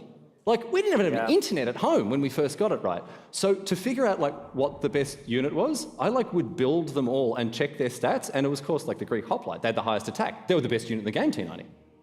Yeah, I don't remember specifically about units and things like that, but what I do remember is the old, I think it was the old fold-out sheet that had, like, the tech tree. Oh, yeah, in the game box itself. Yeah, you would actually, like, now it's like, okay, you just, like, go online and you Google it, or, you know, you download the game, but back then, they would have like a massive book with it as well, and I actually have one of those in my house. They had like a big strategy guide book. Oh, the Prima strategy guide, an actual strategy guide book. Kids these days, they don't respect a Prima strategy guide. Yeah, kids these days. You don't have to read anymore, you know, so which is good for me. But but no, it was really cool, you know, like and to still be here 20 or so years later, and like this Vietnamese community. Not that others aren't playing Age of Empires 1, but these Vietnamese stars that are coming up here have so many fans. They're diehard for it. Yeah, and they're waiting right now, my friends. The players are standing by, the casters are standing by. A beautiful trip down memory lane, but it is all business. Age of Empires 1 starts right here, right now. $50,000 on the line here. Let's get underway with where it all began. Age of Empires 1 live from Red Bull Wololo Legacy. All right. Great to hear about, you know, with what they were talking about with specifically the fold-out tech tree. I remember having that myself. I've got no idea where it is now, but I tell you what, that brings back some feelings of nostalgia. Oh yeah, this game is all about the nostalgia for many, many people. Yeah. But we got some really hardcore fans in here. Well, look who it is. Oh, wow. I feel like I just want to kind of, I don't even want to commentate this right now. It's just so, it's beautiful. I'm just going to just let the drums go. Yeah.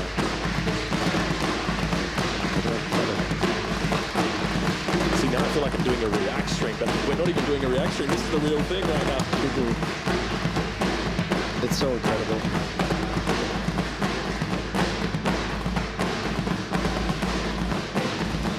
All right, well, there they stand. Such a good rhythm.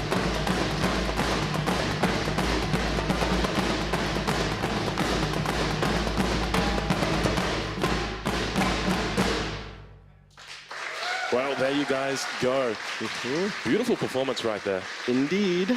And it seems like they're about to take their places, so see Chim say, he looks confident, doesn't he? They both do, to be honest. I think they're both going to be thinking about what that first Civ pick is going to be. Yeah, I think coming into this, what do you go for? Do you go for one of the best picks that you can pull out here and just try and get that win in the first game? Absolutely. I mean, Continental is such an aggressive map, so I think we'll be looking at certain civs. I don't want to try and call it because I thought I knew what he was going to pick. Chimsay was going to pick on islands, and then I watched a practice game and different civs. So maybe I need to rethink. All right, well, keep in mind, one of the things to note for this Age of Empires 1 cast is, while we know that a lot of you guys are waiting for the Age of Empires 2 Grand Finals, that we're going to be taking a little bit of a walk back here, and it's going to be a focus on both esports as well as education, because there are people here who would have played Age of Empires 1 when they were younger. It's probably been a long time since you picked up the mouse and played that game. So we're going to try and reinvigorate that nostalgia and see if we can unlock a few of those memories for you. All right, well, I suspect we're going to have the picks coming in shortly. I'm gonna put my money where my mouth is. I reckon we're going to see Minoans picked out here on Continental. What do you think? I think there's a decent chance of that, or Romans. I think either one can be really solid. Phoenicians as well. I think he might be saving Greeks for the Small Islands map later, if we get to that. All right. And I suspect Karth there as well for Bibi. So what are you thinking? Yeah, I think Karth might make a lot of sense. When it comes to Karth, obviously they've got a really strong start, plenty of bonus resources to start off with. But I guess they've also got the transport ships that move faster, and on a map like Conti, probably doesn't really make that much of a difference, but maybe a little sneaky raid around the edge of the map, hey? Yeah, no, it can definitely be used. If you have units, oftentimes wood lines are walled against the coast. It just makes practical sense. And if the opponent can't get you with their scout ships or war galleys in the mid game, a transport, couple of deadly units right in the wood line, and it's disaster. All right, well, let's talk a little bit more about Minoans, another civilization that might come out here. What is it that makes them so potent on water? I mean, the discount on ships. It applies to the fishing boats, so if you ever get in a situation where your boom is uncontested, Minoans just absolutely sweep the floor with most other civs in a strong water situation.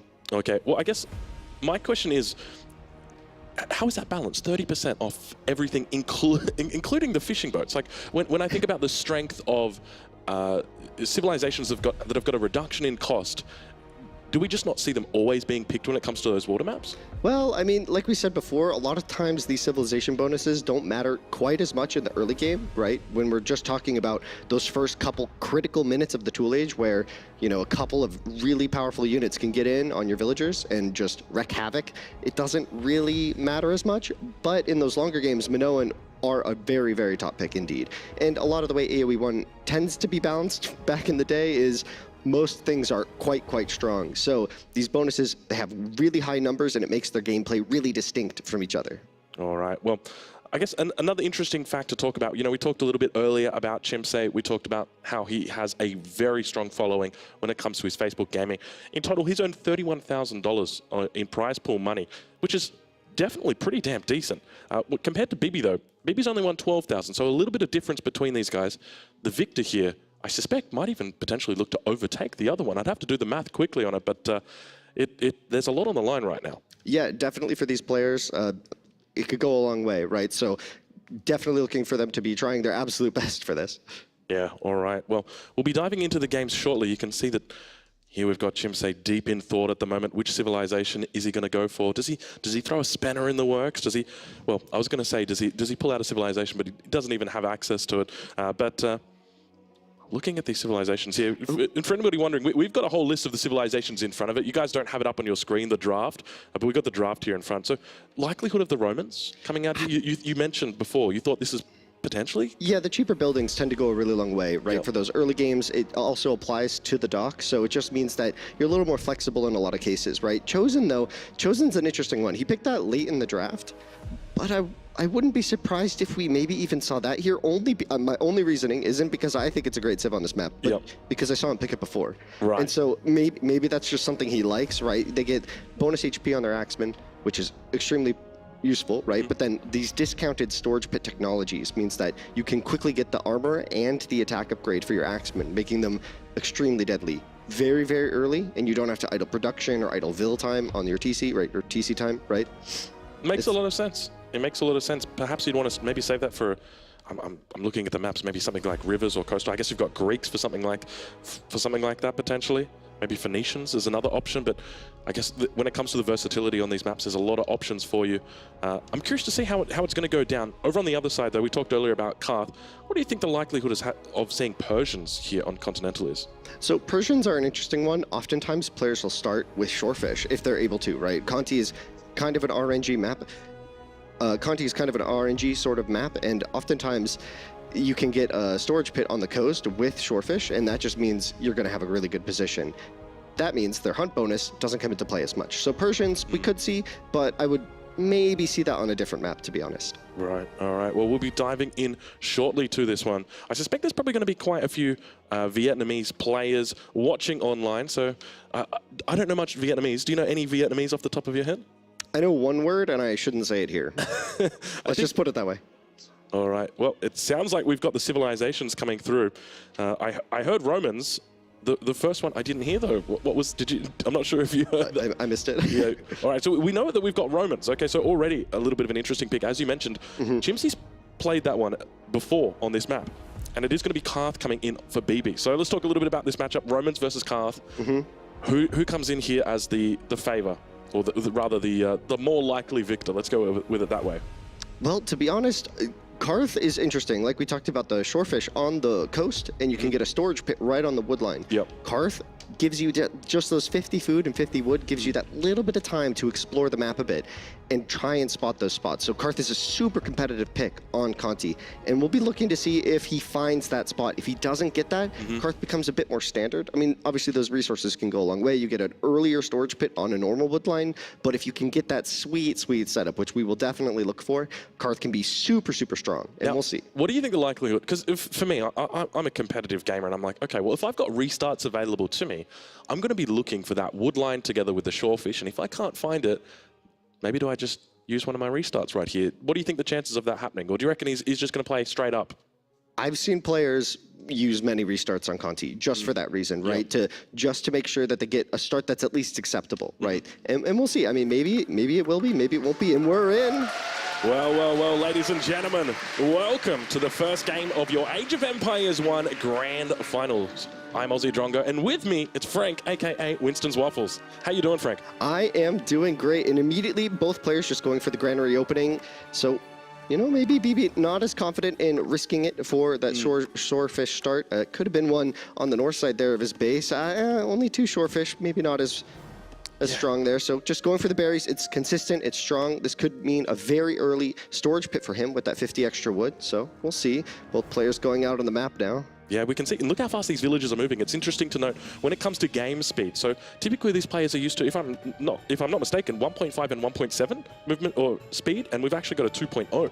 No, so actually in most cases in Vietnam, all games are played on 2.0. Oh, okay. Right, yeah, absolutely all of them. So this is going to be very comfortable for them. Right. Okay. The only real thing is we're playing on DE, which they haven't always played on, right? So, I mean, obviously these players have played a lot in preparation. They've played on tournaments on Definitive Edition before, but we'll see. Yeah, so they're very comfortable with 2.0. All right, well, let's talk a little bit about this matchup. We've got the Romans up against the Karths.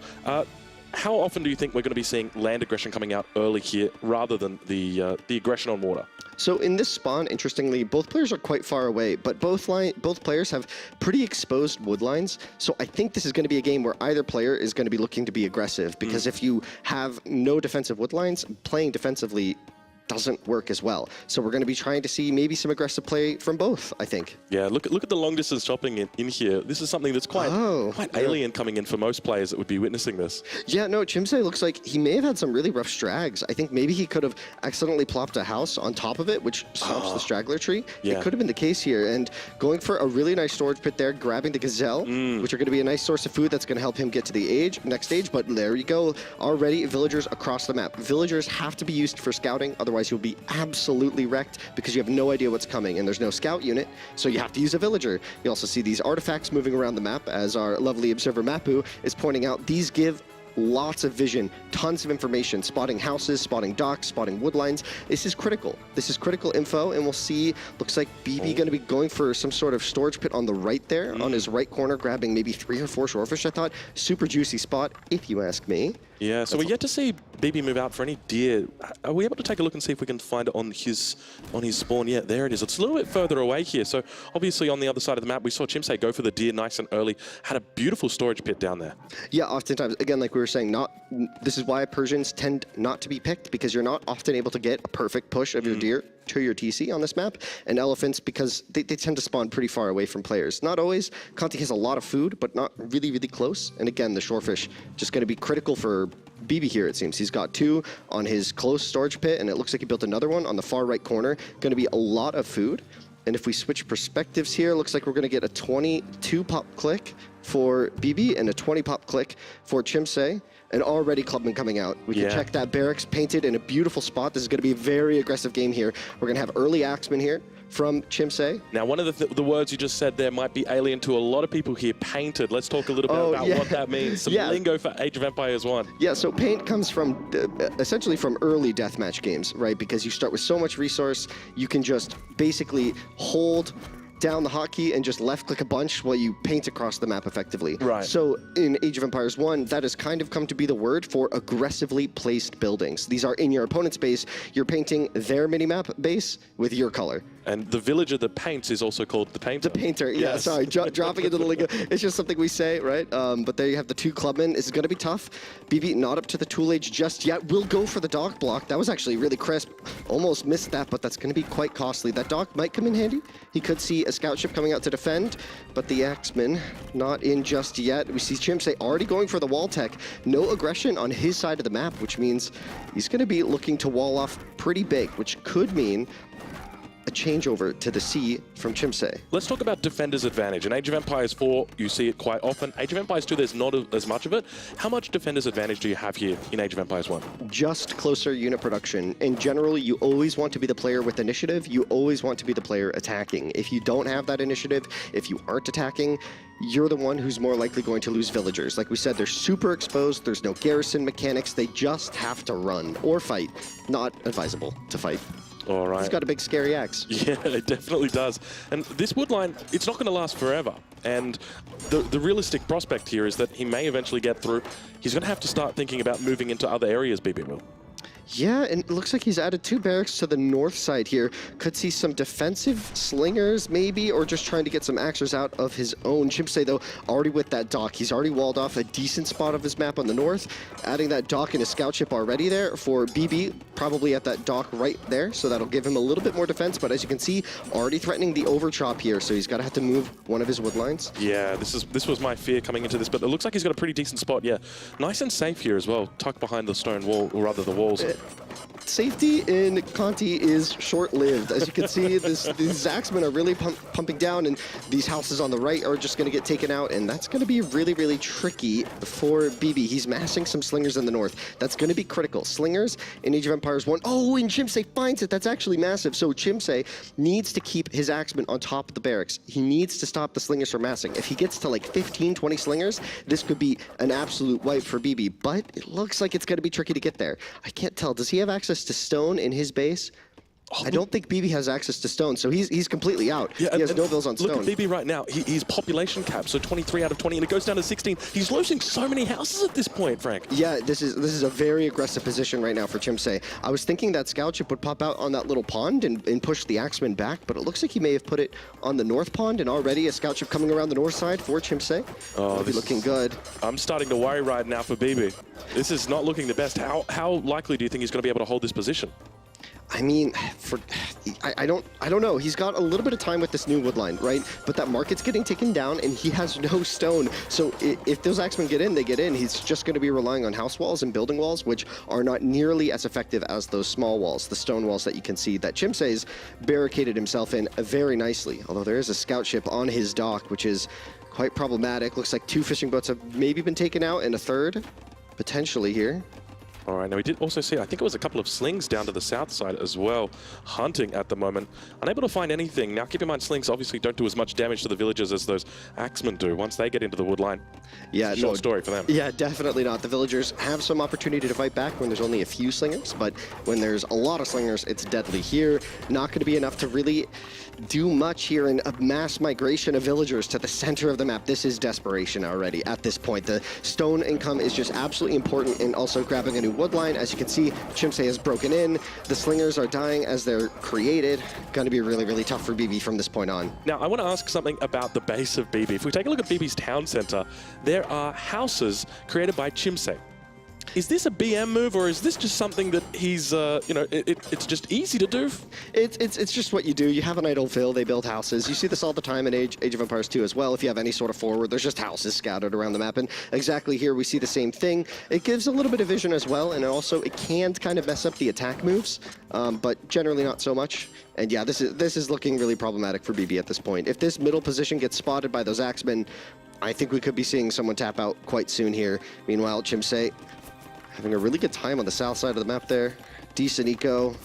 I love the chaos that we're seeing out of this game. It's really crazy. Now, a lot of people might be looking down to the bottom left or bottom right-hand corner for the score and be trying to get a bit of an insight. We do see the slingers having a pretty decent pick-off here. This is not too bad here for Bibi. This might be what he needs to get back into the game. Beautiful micro coming out as well. Take a look at that. Slingers moving back. He brings them back individually, one by one. A little bit of a body block as well. Could we click on one of the yellow slingers to see if they have the upgrade? Indeed, he was able to squeeze out that stone mining upgrade. Likely why he wasn't able to wall in the market behind it. So here we have a decent mass of slingers. Like we said, 10 of them can start to pose a threat. It's going to take them a while to get through the wall, but it's going to be so tricky. His economy is so much smaller at this point. You can see there on the south, 3 fishing boats there. And oh, he finds the berries as well. Going to be a really tough position now for Bibi. If he wants to pull this back, it's going to be through godly slinger micro at this point. Yeah, that's going to be it, but he's got a pretty decent mass here starting to form in the middle. Now, I wanted to mention, when it comes to the score in this game, it's probably best not to look at the score in Age of Empires 1. Yeah, there's a lot of reasons not to look at the score. There's a lot of old mechanics that the score kind of calculates, like percent explored, and this is a really big concave moment here. Chimse coming in with a lot of axemen. Bibi just able to slip away, but 3 slingers going down, a 4th, and that hill might be enough for him to hold, but that's a lot of axemen charging up the hill, and the woodline also under pressure here. Oh, this is so tricky if you're in Bibi's position. What do you do in this position for Bibi? Do you just try and stay in the game? Do you tap out and move on to game number 2? It feels like the longer it goes on, the worse it's going to get for him. I mean, he's got 3 racks pumping slings. If he can continue that, it's going to be okay, but Chimse has firm control of the water. He's got lots of scout ships around, the axemen just flooding in from all sides. It's just kind of holding this one wood line at this point. Yeah, you might start thinking about tapping out here, but I can definitely understand just trying to hold on. And Mapu here pointing out there's nothing in queue. Look at the food income. 0 on food, 70 food in the bank. It's looking really tough. Only 20 pop for him. Could we check Chimse's population here? Yeah, 65 population. This game is just way out of control now. Trying to farm in the middle. Desperation kicking in. No chance this works. Yeah, this is looking really tough for Bibi, and you can see a little bit of a shake of the head over there for Bibi, but he might realize it's out, but he continues fighting on. Yeah, just to warm up a bit here, get your micro into your hands, right? Yeah. Like, these slingers are really tricky at this game speed. You have to be really on point to micro effectively against melee units, and we're seeing it here from Bibi. He played okay with the slings once he had them, but that opening was just really disastrous for him. Yeah, this was really tough, but the numbers continue to increase now to 75 population here for Chimse. He's doing an incredible job in this first game and really just demonstrating why he is considered to be the best, and that is going to be it, ladies and gentlemen. The first game heading over towards the side of Chimse.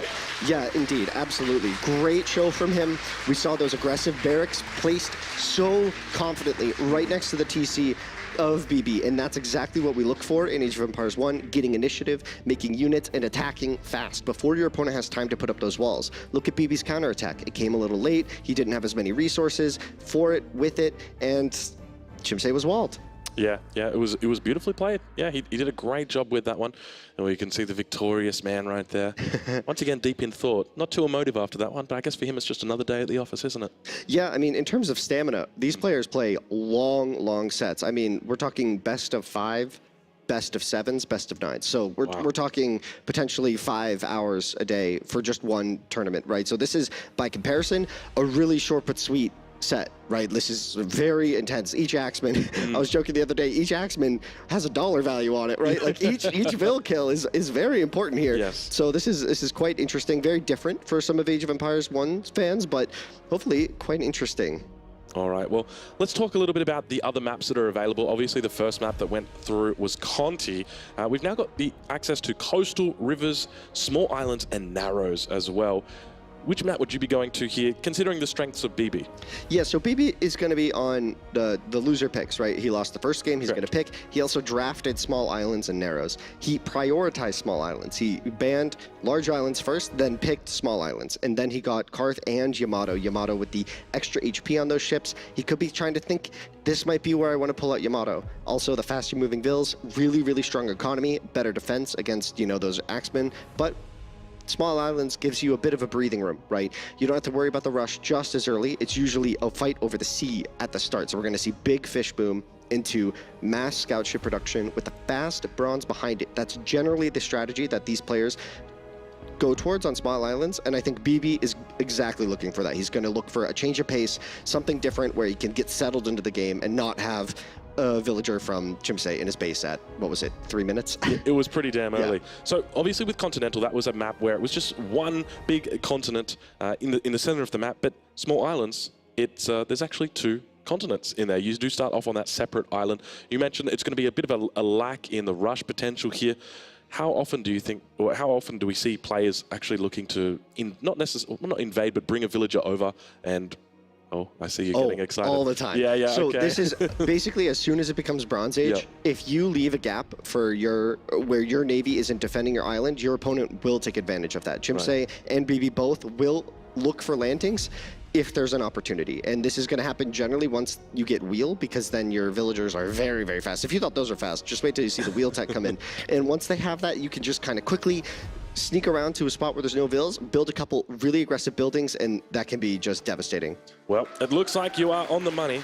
Here we are, ladies and gentlemen. Welcome to game number 2 here.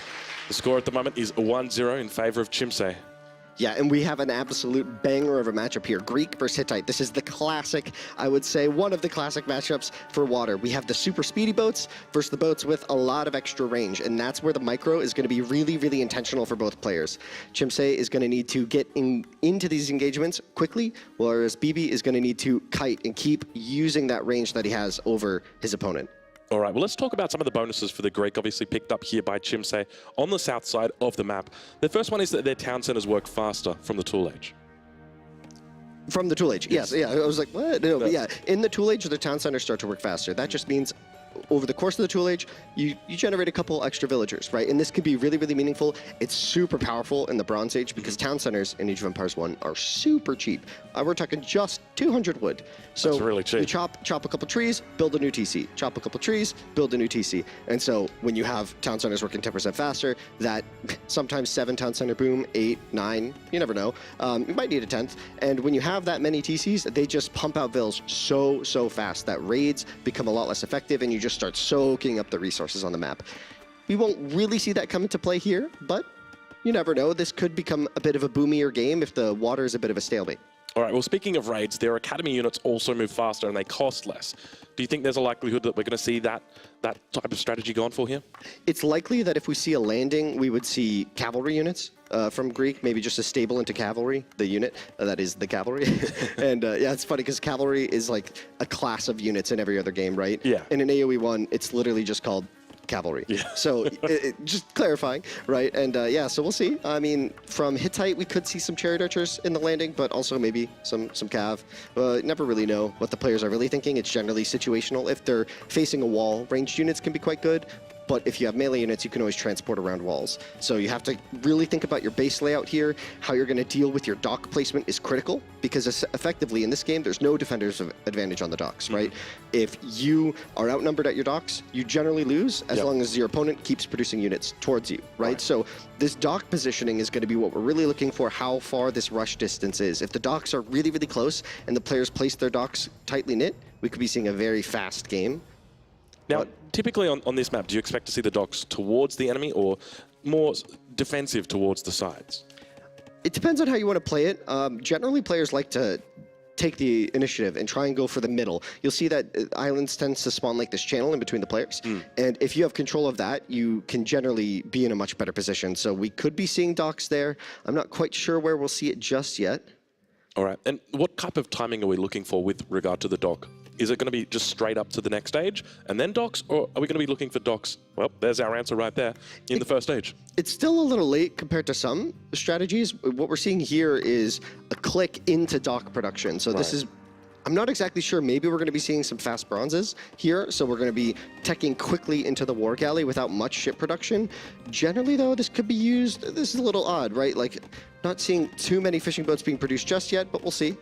Yeah, so you mentioned fast bronze. So obviously that means going from the Stone Age up to the Tool Age and then to the Bronze Age. Yes. How fast are we talking? Is it just in the blink of an eye, you're straight up? Are you able to gather the resources in the transition period? Yeah, generally you can if you have the strategy for it or the map for it, right? So fast bronzes aren't a given. You have to execute on the map, which can be quite difficult. But here we see, yeah, it doesn't look like we'll see super fast bronzes here. It looks like we're going to see a bit of a sea war in the Tool Age. All right, so what will we be expecting out from these guys when it comes to pressure that they're putting out? Are they just looking to harass enemy fishing boats? Are they looking to try and get behind wood lines? Or is it just going to be, I like to call it a bit of a you know, the boxing ring sort of thing where they're just punching each other directly in the face? It's the latter there, that last one. That sounds about right. Interesting dock locations for Chimse, though. He's got 2 aggressively placed and 1 for these sneak fishing boats in the back. And we'll see how that goes. He might have to ring those front ones around to the back if he's much later to the Tool Age, which looks like he's a bit later. We could check the production there for Bibi to see how many ships he's got out. He's got 2 scout ships halfway out here. With that extra range, this could be a problem. Chimse has 3 fishing boats on the front. I think he'll get ships out just in time. Yeah, okay. I love the way that he's got that secret little dock behind on the back side as well. Just so sneaky, you know? It's never going to be disrupted when it's back here.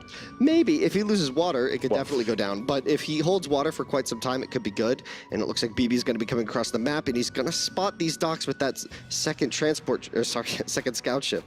All right, well, the attacks come in. Take a look at this. We've got the fishing boats evacuating the dance floor, just heading on out. See you later. Yeah, absolutely. They're gonna dip out of here. They're gonna have a good time somewhere else where there aren't attack ships, right? These fishing boats also benefit from that faster movement speed, so it's just really, really nice, both defensively and economically. Yeah, all right. We can see a woodcutter also getting harassed. Unfortunately, I think he's not too long for this world as he does go down.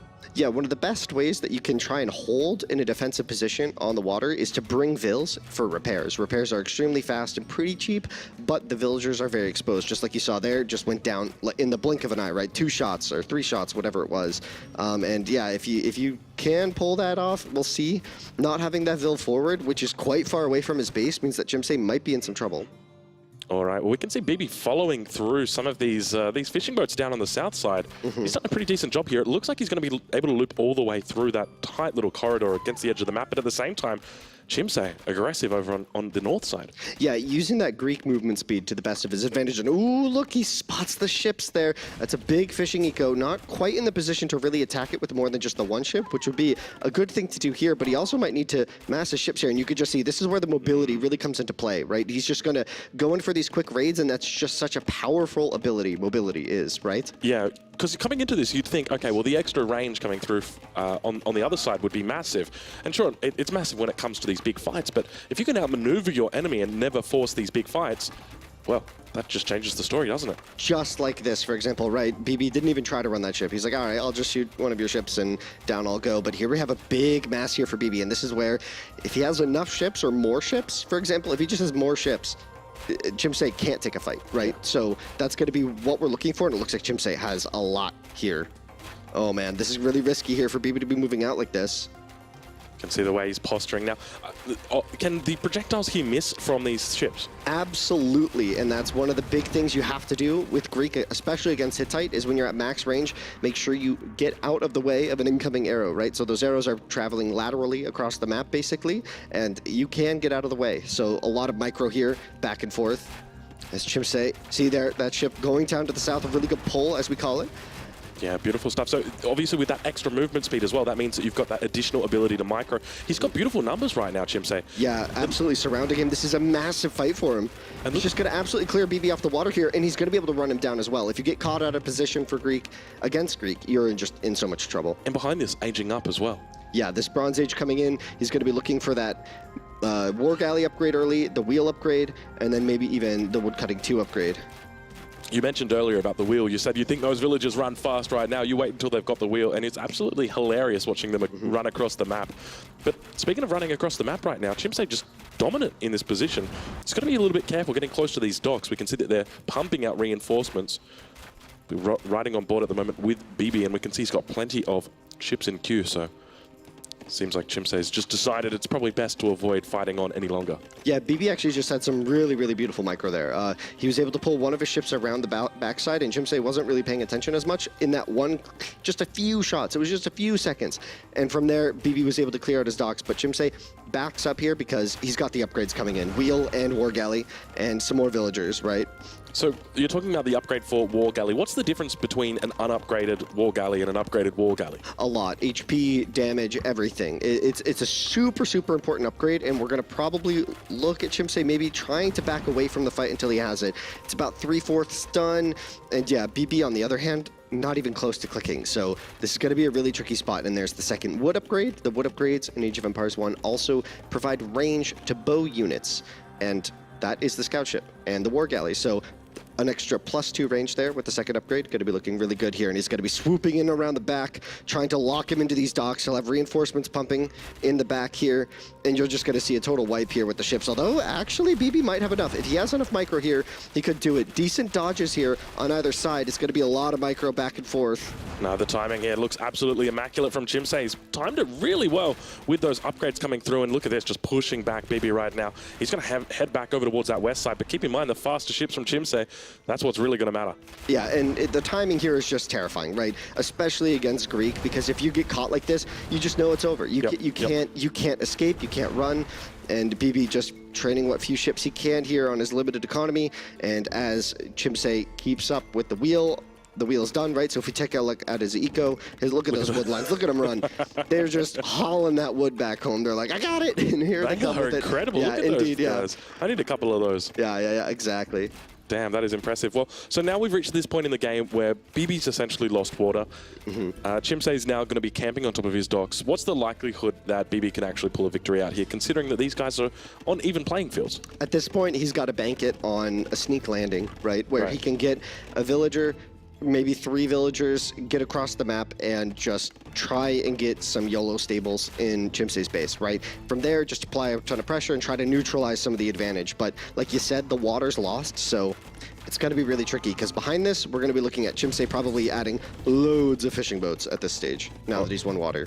All right, well, we do see Bibi aging up, so it means that the game's not over just yet. Let's say you're in Bibi's position right here. You mentioned the idea is that you want to go for a sneak. That is a lot of boats coming through right now. Yeah, I said a lot. Yeah, that is a huge boom. I mean, you talk about town centers, let's talk about docks. That is incredible. But if you're in Bibi's position here, you've been forced off the water. You mentioned the idea is that you want to go for some sort of sneak attack. How do you actually regain control of the shorefront? Generally, you would do it by hiding again.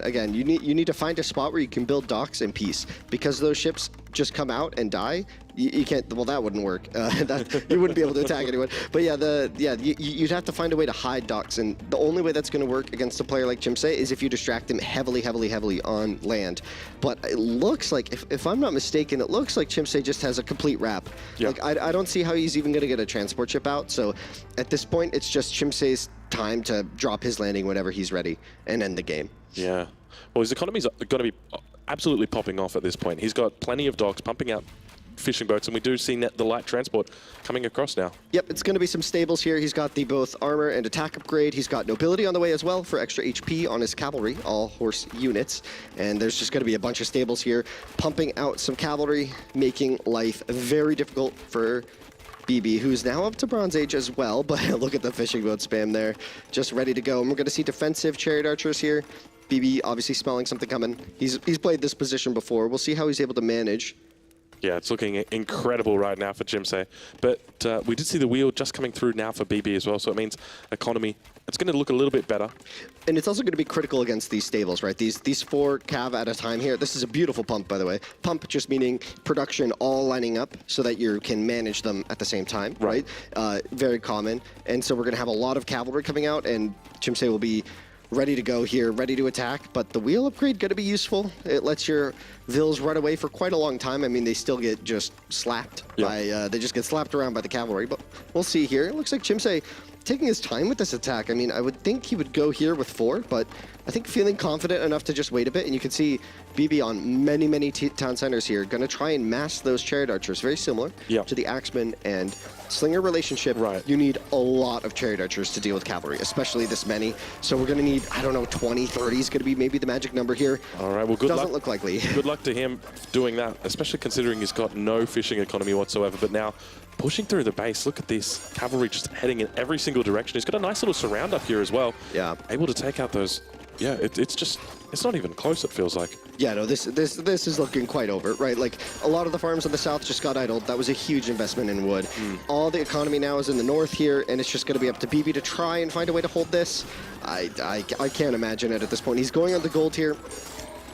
Looks like he's maybe going to look for a temple, try and get some priests out for some conversions, which are very efficient against cavalry, but this attack is just so devastating. Chimse running around the base, taking out the cavalry, taking out the chariot archers, taking out the villagers, taking out the base.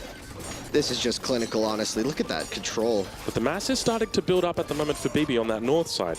But at the same time, it's a bit of a relentless attack on the south side here, isn't it? Yeah, he went from 3 to 6. That's a bit of an increase. Well, 5 now. So yeah, this is just rough. He's even making Bowman. This is desperation. That's going to be GG in just a moment here as the entire economy gets idled and on the run. Yeah. Absolute masterclass from Chimse on how to win the water with Greek. That was impressive. Yeah, well played over to Chimse there. Another victory on the board. So jumping to a 2-0 lead early on in this series. Now, I guess I want to pick your brain just a little bit about at the end of that game. Instead of saying GG, Bibi typed in yes. That's just kind of the etiquette, right? Instead of saying GG, you say yes, I acknowledge you won, GG, and then you just quit out. And then it's fine. Yeah, it's more efficient, I guess. Yeah. It's just something that the community's developed. You just type 1 and then you're done. I like that. 1 and done. Build orders for surrendering. Yeah, build orders for surrendering. I mean, yeah, we have those too. You lose a lot if you play AoE 1. The games are fast, as you can tell. It's quick, so you got to get good at losing. All right. Well, I think Bibi's doing well so far on the losing aspect. So hopefully he can. Come on. So hopefully he can pull something out for us here in this third game. Now, we talked about the maps a little bit earlier. He's just picked up small islands. His last map available is Narrows. Now, keep in mind, he can always look to snipe away. One of the maps from Chimse picked up Coastal and Rivers. You think he's going to be going with Narrows here? I think so. Narrows is very similar to Islands, except there's one key difference. There's a crossing across it, essentially, right? So it's kind of like a large island map. We saw small islands there. Large islands is effectively just bigger land masses, right? Which can lead to a bit more chaos, more likely to have like a secluded water section, just a secret area where you can't access it from the rest of the water. But Narrows is like large islands, but with one of those crossings, you can do a lot of damage with those, right? So it makes the map a lot more aggressive. You really have to control it. You have to find it. There can be multiple. So there's a lot of RNG into discovery and understanding of how the map could spawn and then dealing with that. So Narrows could be the pickup here. It was the map he drafted, so maybe he's feeling more confident on these style of maps. Not sure where Civ he would go. Maybe Yamato here if he went Narrows. Right, okay. You don't think he'd be thinking about Mace at all? No, generally you wouldn't go Mace here on Narrows. On any of these water maps, I think some of these final Civ picks were generally more because they picked many Civs for a best of 5, right? Right. Okay, so you want to get the Yamato out there. And it's interesting you say that with regard to the map. Age of Empires 1 seems to be a lot more playing the map rather than playing the player. And I think that just comes down to the unpredictability of the maps. Would you agree with that? Oh, absolutely. Your map determines a lot in this game. There's a bit of a lottery aspect in that regard where you kind of have to manage the chaos that the map brings, and you do play the player at later stages of the game, but really early it's all about executing on the build order, executing on the Gazelle push to your town center, finding those elephants, finding the shorefish wood pits. These all sorts of early economic benefits, critical, and Chimse has just done it better so far, right? Yeah, it's been impressive. Honestly, he's looking incredible at this point. I mean, heading into this third game, he's obviously incredibly confident. I'm watching him, I'm thinking, damn, how are you going to stop this guy? What is it that Bibi's going to be able to pull out here to actually switch up the outcome of the next game? He needs to go for like a cheese, maybe? He needs to be aggressive here. He has to find a way to make Chimse uncomfortable. In both games so far, Chimse's entire economy has been completely untouched, right? There was a bit of threat on the fishing boats early, but Greek fishing boats just kind of ran away. And in the chase of those fishing boats, Chimse just masterfully caught out all those scout ships that were chasing his own fishing boats. And so it was almost like, you're not chasing me, I'm leading you, right? And that interaction there was actually really fun to watch. That was incredible. And I'm not sure how Bibi's going to turn this around. It's got to be aggressive play though. Yeah, I think, you know, as I said to you, like, do you think the direction here is cheese? But then I think about the way that Age of Empires 1 is played. Cheese is just what they do, right? That early aggression that, and your enemy just expects it at this point. But expectations, ladies and gentlemen, it's time for game number 3 between these two guys, pulling in a map that I didn't expect to see right here. What have we got here? So yeah, Coastal was the selection here from Bibi. This was one of the maps that Chimse actually drafted, and we did see Minoan there for Chimse, and Bibi could be going with Persian. So Coastal is one of the crazy maps of AoE 1 where it actually has loads of variations, right? You can have all sorts of stuff. And here we see a map with no crossings. So it's going to be basically like Conti, but it looks like it just got scrunched up to the north side of the map there. So there's this large body of water on the south, and it looks like Bibi going to be little. Let's look for his gazelle here. There's some down there. That's 4. Oh, that's a patch of 6. And there's some more over there. Yeah. Any elephants nearby for him? That's kind of what Persian are really looking for. Pulling back 2 of those 300 food elephants, just getting so much of it. Where? Oh, there we go. We've got a single one. Yeah, that's pretty far, but he should find it eventually. All right, well, we'll have a look in the middle of the map. There's a few more elephants down there. So typically, you're going to be looking to try and pull in these elephants towards the town center, try and take advantage of that bonus. Keep in mind, for anybody playing along at home, Persian hunters work much faster than any other civilization's hunter because they not only get a bonus for their gather rate, but they also get a bonus for their carry capacity. Yeah, and so that's exactly what we're going to be looking for, is getting that extra food in early and being aggressive against Minoan. We talked about this earlier. That discount on the ships applies to the fishing boats. This means that if these docks are left untouched, if Chimse is allowed to wall up, play smart, play safe, and fish boom, this game is going to be over pretty quickly. Now, we do see 2 elephants as well, so even getting the map that Bibi probably would have wanted, right? If they could swap spots, I bet you'd be happy with Persian here. Getting this early elephant in, going to be critical for Chimse to get a really fast time, which is going to be super important for defending against what I would like to think is an inevitable rush. Right, okay. Well, one of the things I want to talk about as well with the Minoans, obviously they get an increased range on their comp bows. How likely is it that we're going to be seeing that big comp bow ball coming out today? Yeah, a big massive comp is likely here. If the game goes to Bronze Age, that's going to be kind of the choice for Chimse here, especially if he's already walled and defended. We might see some cavalry early in the Bronze Age to apply some pressure, get some raids in, but it's definitely going to be the composite mass that is going to be devastating for Bibi to deal with if that does come to it. Whereas he's going to be relying on cavalry. Again, that melee versus ranged relationship. We'll see how Chimse does on the ranged side here if we get to that stage of the game, though. Already pulling in that second elephant, though. It's going to be a fast stage up here for Chimse. It's looking really good for him. Over on the other side, though, we did see Bibi had a pretty decent storage pit down there on that spot. He's picked up the stone, the woodline, as well as the gazelle. Yeah, we'll see how that works for him because he's going to be quite late, actually. He looks like he had kind of rough straggler trees. So he has pretty far away woodline, pretty late storage pit, late to that extra food source. So you see he's already queued up 6, 7 vills here. He's almost enough to cancel and click, but it's going to be like a 23, 24 compared to Chimse, not on the Civ, really well known for rushing, and he's already up on a 20 pop. He idled his TC for a good 40, 50 seconds there for that, and that's him respecting the potential of Persians. Yeah, wow. All right, we do see a couple of idle villagers just chilling out at the moment in the base of Chimse, but I did note there was a villager on the other side of the map, maybe thinking of doing a little bit of painting. Oh no. That's a paint dock. It's just not going to get anything done with scout ships. Maybe one there just to hold it, but that's a lot of fish actually. Pretty frothy spot, so you're going to get decent value with Minoan with those random docks on the little ponds. Yeah. All right. And how likely do you think that the game is going to develop out into the large coastal area that we've got on the south side of the map? Well, very not super likely here because it looks like we have 2 barracks going up for Chimse, kind of in the middle right there. 3, oh no, just 2 barracks. Mistook that for the house. And competitive barrack there. Bibi does have the hill though, so if he does end up going for the slingers, we saw the stone to the left there, he could mash the slingers on the hill early, but Chimse, with a much earlier age up, going to be in a really good spot here. Let's check what he's doing here. Is it Axeman? Looks like some clubbers early, armor on the way, Axeman on the way as well, more clubbers to come. Those will become the Axemen later, which are just so devastating to this economy. Bibi, quite exposed here, is up as well. Not sure if he got the wall tech just yet. Going for slingers though, so he's going to try and defend this, and this is just going to be really tricky here.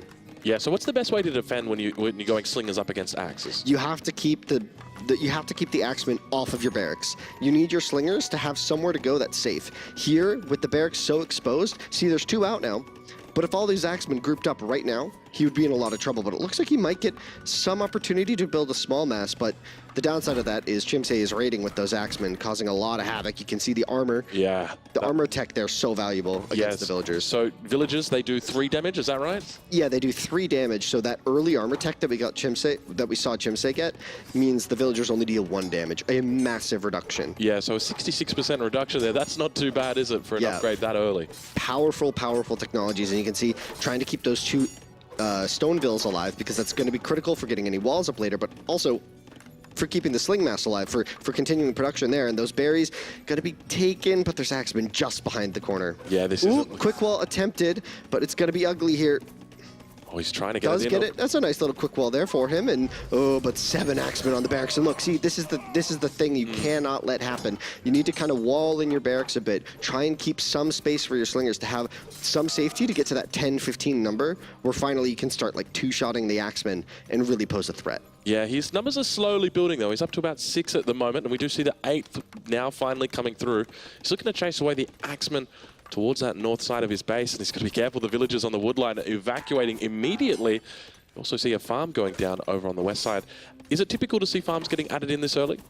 In this situation, you kind of have to. He hasn't had like really clean wood income. Both of his woodlines were pressured very early, and he doesn't have docks. I think this is the most important part of this game right now, is that Chimse has 2 docks and a lot of fishing boats. He's got 7 there, and he's got another, oh, that's not a dock yet, but yeah, that's a storage pit. Could become a dock soon on that patch of grass, and oh boy. This is just Fight up the hill. Aggression coming out from Chimse right here. If this sling mass dies, the game is over, and I think it's gonna go down here. Yeah, this is so tricky. It's really hard. You can see the way that he's actually managed to hold. He keeps about 6 slingers alive at this point in time. Yeah, there was a bit of a hill bonus there that I missed out. There's a little divot in the hill, so it actually was really perfect concave on top of the hill, but the rest of his mass just keeps getting picked off. That's a huge amount of Axemen there. We'll see though, that's 10 on 5 or 10 on 6 here. It's gonna be really tricky. Yeah, you can see the beautiful micro right there, but just bringing them back individually, realizes that there's just no way he's going to be able to keep up at all. And keep in mind behind this, the economy for Chimse is just booming ahead. He's purring at home. Like, there's no pressure, and this is exactly what Bibi wanted to avoid, but he couldn't get the map he wanted, didn't find a restart, which, I mean, honestly, could have considered a restart for this map. Especially on game 3. His Gazelle were pretty far away, right? Yeah. So it's going to be really tricky. The woodline gets spotted immediately. Oof. This is just looking really, really tough for Bibi here. Yeah, he's trying to hold on. You can see the wall there as well. A little bit of a, what have we got right here? Is that a counterattack maybe? I'm not sure. Looks like they're going down if there is anything. Nope. No. I don't know what I'm talking about. Anyway. All right. Well, for the moment, the fishing boats continue coming out. These fish have been exhausted, so realistically, it's not a huge advantage that Chimse's got from this pond. Yeah, but I would say it's created a huge advantage, and there's 2 docks in the south, so a new fish space to boom, and yeah, this is looking rough.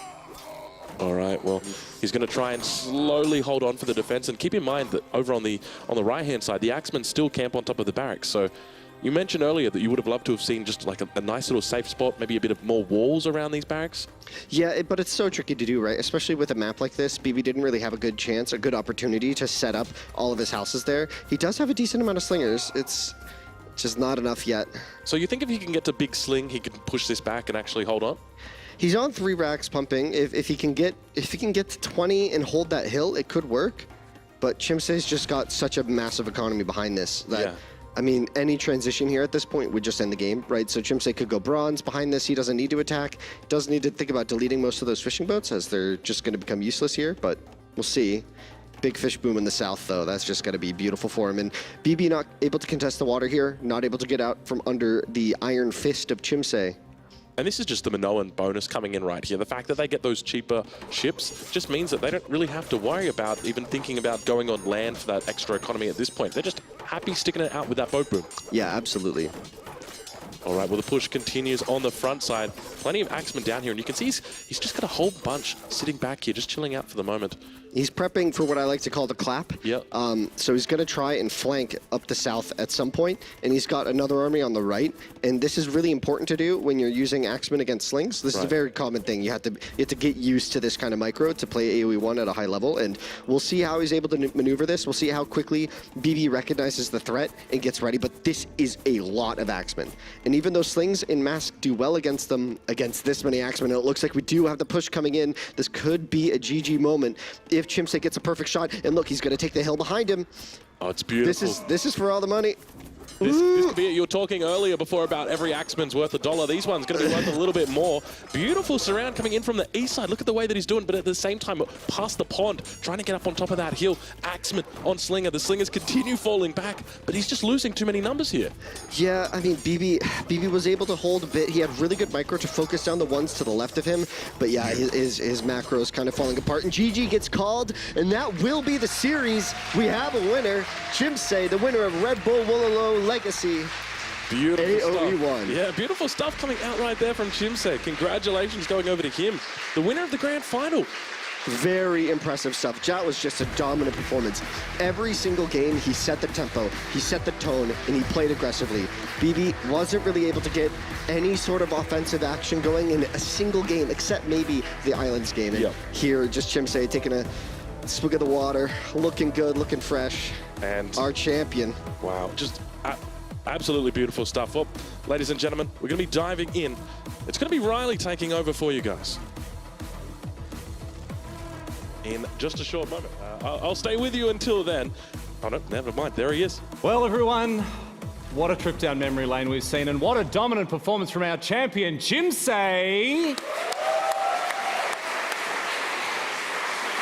I'll invite our champion now to accept this incredible trophy and $20,000 of this $50,000 prize pool. $20,000 all yours, my friend. Ladies and gentlemen, the Age of Empires 1 champion here at Red Bull Wololo Legacy, it is Chimse.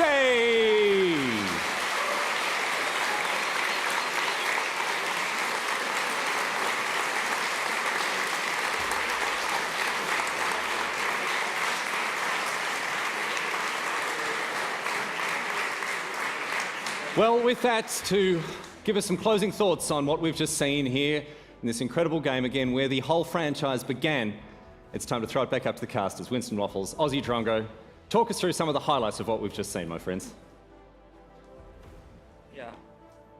Oh, I'm sorry, we don't have the casters ready. Excuse me, I caught them a little bit there. Well, speaking personally, I very much enjoyed watching that one. That was an absolutely incredible performance, and seeing the dominance of one of the most popular and exciting players in the scene. Truly, it has been a treat to explore the entire history of this game in such a convincing way. The cast is now standing by to talk us through some of the stuff that we've just seen. Sorry about that, boys. Take it away. Well, an absolutely beautiful set that we got to see there. A crushing defeat as well by Chimse, just looking immaculate in that game. Yeah, I mean, some of those games, honestly, were played nearly perfectly by Chimse there, so really tough for Bibi looking at those games. I mean, I don't know how you overcome such excellence, really, honestly. And also, a bit the maps there, you know, that final map, really tough when, as Persians, you know, your food is just so far away, and Chimse gets the elephants, right? It's like one of those, like, he had to get the good map right, and then it just snowballed from there, and it was really tough. I mean, Chimse with that surround didn't work as planned exactly, but it worked good enough, and he was, with just so many axemen, able to clean it up. Oh, that was a beautiful fight. I mean, coming into this, I think a lot of people expected Chimse to be victorious, but did you expect it to be 3-0?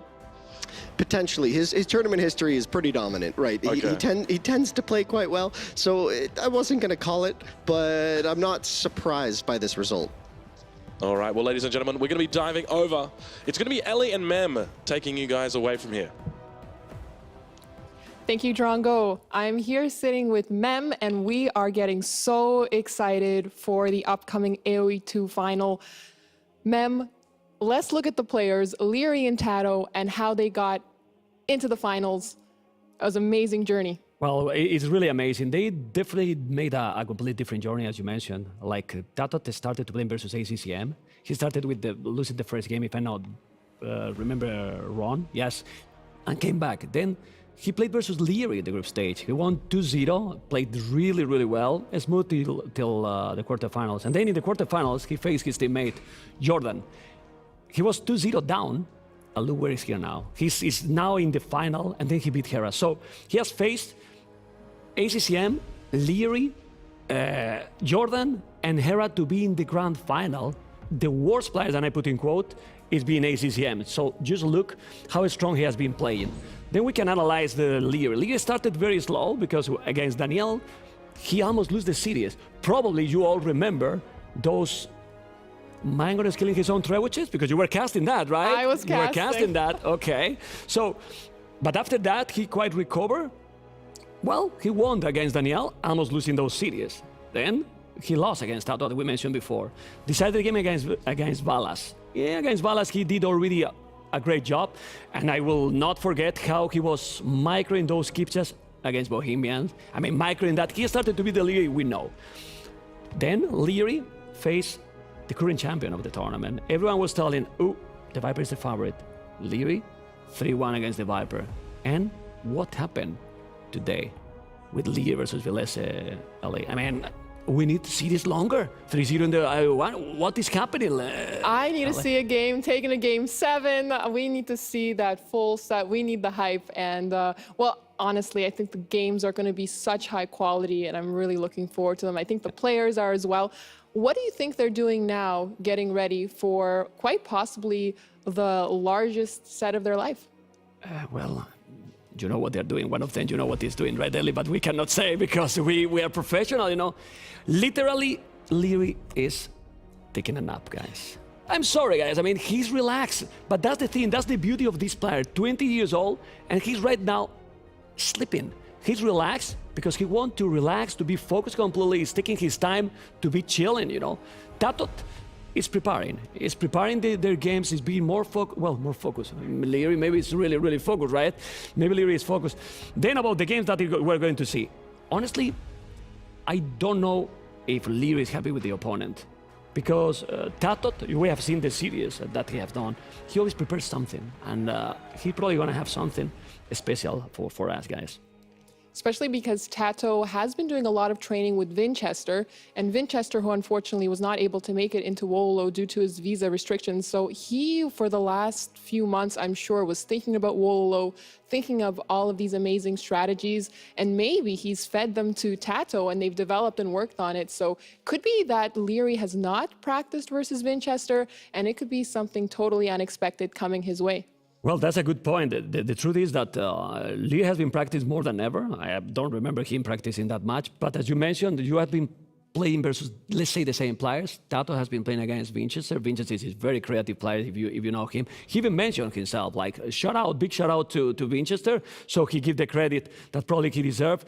But anyway, this is the thing. At this point, I mean, if you have some strategies, we have seen that the crowd, the amazing crowd we have, I mean, if you are in the final now, it can't get you. It can't get your nerves. I have to say that they don't listen to anything. So guys, if you want to scream, if you want to be cheering for your preferred player, just do it. I think we will be in for a really amazing show, and I cannot wait. When it comes to predictions, Memb, who do you think has the edge coming into the match? Okay.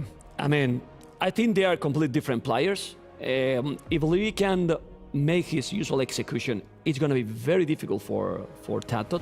But if TaToH can pull out some of his strategies, I really believe that the draft, I know it's quite obvious, but the draft is so important. The draft, with the maps, with the civilizations, is really crucial. I think the favorite has to be Liereyy. Why? Because 6 Wololo editions, 5 finals. 5 finals. This is the final number 5. He has won 2. lost 2. He's now in this one. And I was talking all the day with Nili and with some others. When Liereyy don't come as a favorite to the tournament, it seems that he focused more. Because against DauT in Red Bull Wololo 3, he was the favorite, he lost the series. The last year, he was the favorite, yeah. It's crazy, he was favorite against the Viper. He lost the series as well. This year, he didn't came as a favorite. And it looks like probably that gives him a little bit of advantage. But I think it's gonna be 4-3, and we hope to see 4-3 or 3-4 either way. In the first set we saw the day Villese versus Liereyy, we were expecting Liereyy to be a little bit more aggressive with his strats, but he was actually doing a little bit more walling and playing a little bit more defensively. In the finals, do you think we'll see that defensive play again, or back to his aggressive roots? Well, let's say that he can just keep a little bit feudal, but after that, when he was reaching castle really, really quick, then he was going aggressive again, because some of the maps is better to go for that one. Against TaToH, we have seen TaToH going full feudal as well, so don't think those strategies are going to work. I think they are going to be quite a lot of feudal aggression, and sadly for me, some water maps, guys. Thank you, Memb, for that insight. We will now go and test some knowledge of AoE players and see how good they are at estimating the strength of an army. Let's play the video. Oh, that was so close. So this is made for us to lose? I have a feeling I know what you're going to answer. Crossbows, knights, cataphracts. Which unit will reign supreme? Let's find out. Hey, it's the Viper and Kingston from Red Bull Wololo Legacy, and we are playing Stand Your Ground today.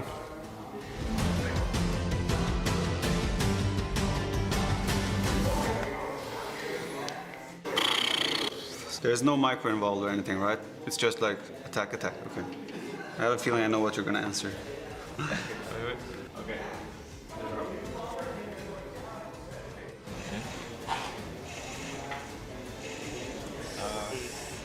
I think it's good for red, right? Oh, crossbows. I was expecting more from those units. Yes? No? I think crossbow wins, right? Or? Oh! Blue one. That was so close. One more attack would have won. Oh, this one is easy. I mean, the last one I thought was easy. Oh. Oh.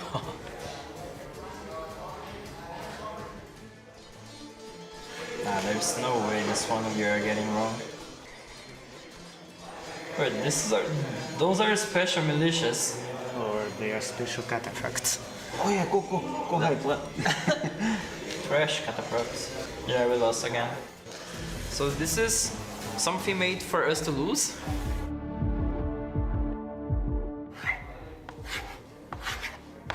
I will stick with mine. I'm gonna go ahead and assume that since blue has won twice, stats say they should be red now. Oh. Don't follow my logic.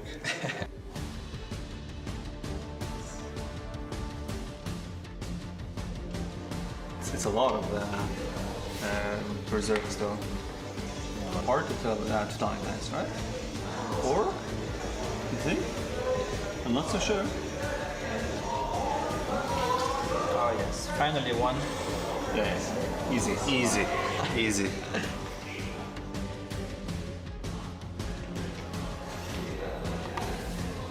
You sure? I think I'm taking a risk here because I need to catch up. I also think it might be blue, but I need to take a risk. Yeah, no chance. Oh, you sure? Oh, nah, it should be blue, right? Yeah, it's blue. Or wait, 2 hits. Oh, it's blue. Nah, it's blue. Damn it. Close. Roll for me, Villese. You suck here as well. Easy win. Bad thing. Congratulations. Well played. Played the scenarios. Yeah? Yeah.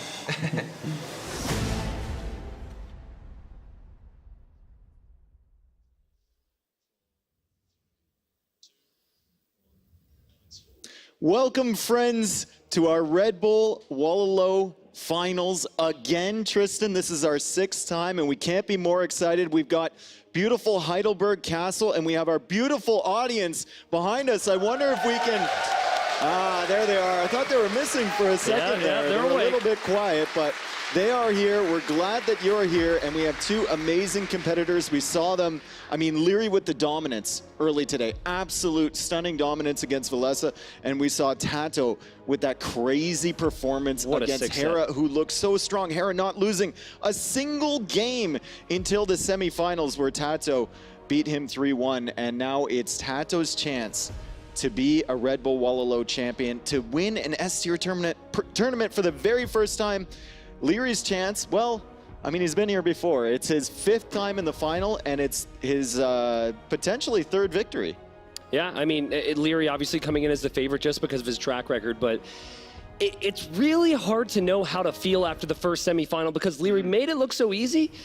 TaToH, he destroyed Hera, right? I mean, it was a close series, don't get me wrong, but I'm so excited for this final. It's got all the storylines, all the potential matchups were discussed in the back rooms and whatnot. I'm sure on Twitter, Facebook, wherever. But this is the one that like really had people excited, right? And you know, for so many people, they've been following TaToH's career so closely. Yeah. And this is his moment.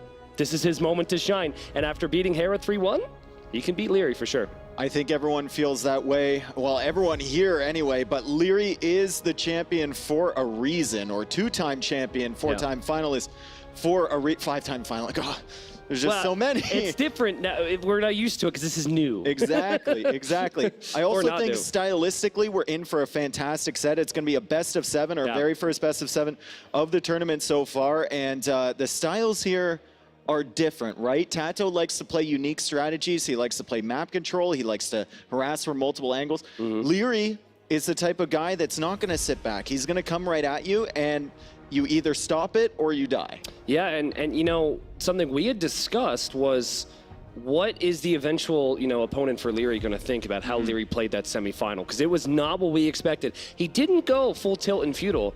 He really went for it in Castle Age. So maybe it was a bit of overconfidence from Liereyy. He knew he could get away with it.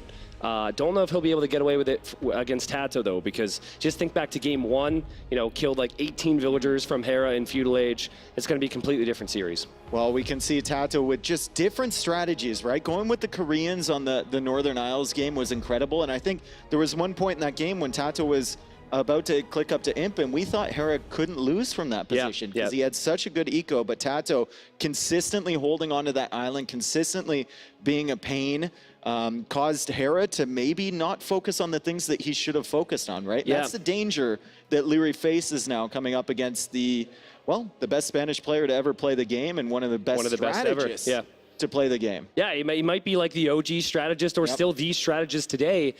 Do not forget, ladies and gentlemen, that Liereyy did not win out at the start of the group stage. He did not advance immediately to as the #1 seed in his quarterfinal. He lost 2-0 to TaToH. It was TaToH who beat him. It was TaToH who destroyed the guy. So a lot of people are forgetting that fact. I actually forgot until someone just reminded me, so maybe I'm not so smart. But you know, TaToH will be up against a rested Liereyy because moments ago, like 45 minutes ago, Liereyy was napping in the back room. I think that's what you have to do, though. I think you watch your competitor set, you play a couple games, you know, just to get warmed up, and then you just clear your mind and let your instincts take control. And we actually have Rlyknight here as we wait for our grand finalist to appear. So Rlyknight, take it away. Yes, thanks very much, boys. I'm here with a very special guest, and just for those watching at home, a bit of a headphone warning for this one as I welcome to the stage the one, the only, the Lord, it's DauT! This is amazing, right? It's amazing, mate, and look, you're absolutely right. It's amazing. It is amazing.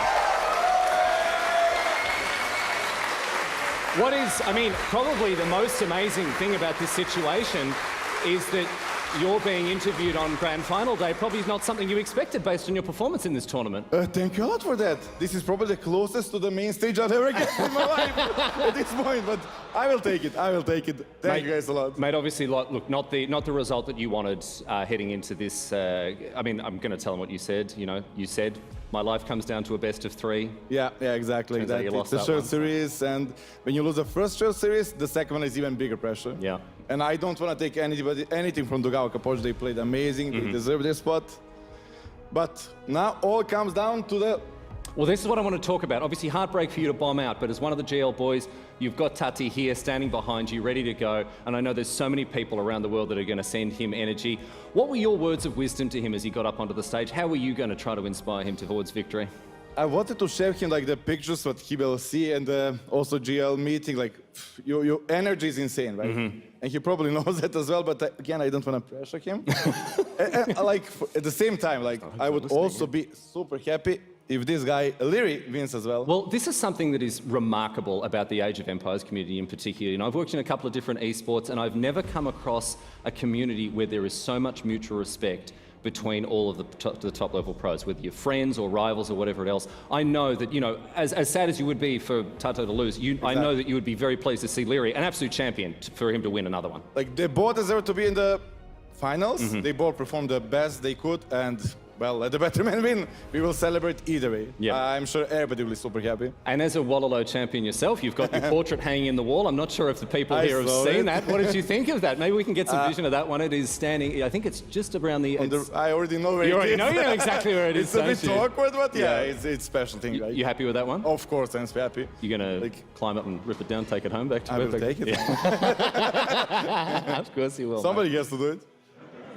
Now, what are you looking forward to in this match? Obviously, you know, are you hoping to? Are there secret GL pocket strats that you're still waiting to see pulled out? Can you give us any insight as to what you're looking for? Not too much right now. I think TaToH, we had a long practice in the Arrow bootcamp. Every home map is basically TaToH home map. He knows he has the plan on every map. Now with the draft of the steals, that might change a little bit. Like for example, on Hera, he was the Turks on Bull. He did not plan that. He adapted to like destroy Hera plans. So he will twist a little bit, but I think he's more than ready. All right, well, we will see Liereyy and TaToH here making the final prep. Snuck off the stage, didn't even notice that. There you go, well, all right. But my friends, I know all of you, whether you're watching here or in the hall, it's great to see all of these heroes do battle and doubt, even though you fell very early, mate. It's so good. Thank you again for the reminder. That's fine, I'm here.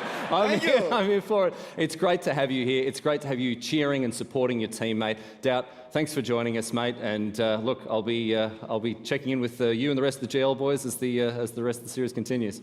Thank you, and also need to mention, like, obviously I would like TaToH to win, but well, he left. You can say whatever you want. He's gone. Be happy if he wins. Like, yes. He's an amazing guy. All right. Well, DauT, thanks for joining us, mate. Thank you, guys, and we love this game.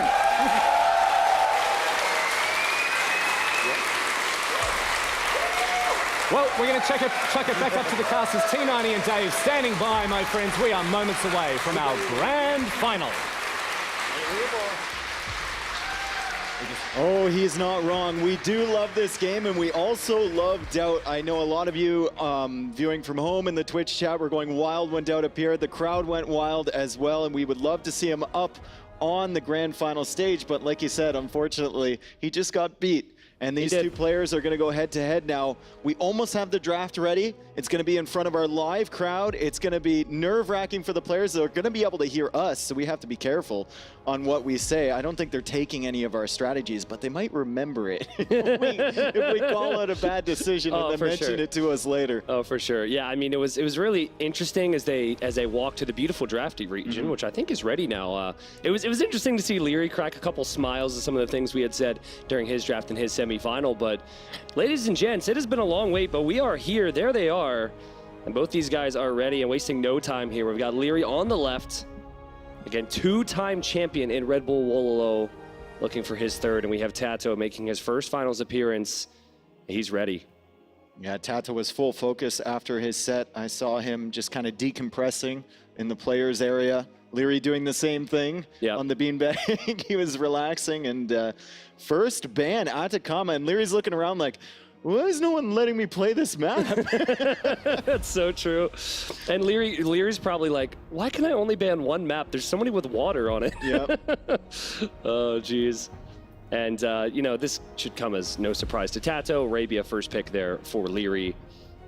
And this does change things, right? Because it now goes ban, 3 picks in a row into 1 ban for each. So that is completely different from anything else we've seen. Yep, and then the remaining map will be played first. So Northern Isles being banned first by Liereyy. I don't know if you mentioned that one, but that's a great ban considering the strategy that TaToH pulled out and the resilience he showed against Hera.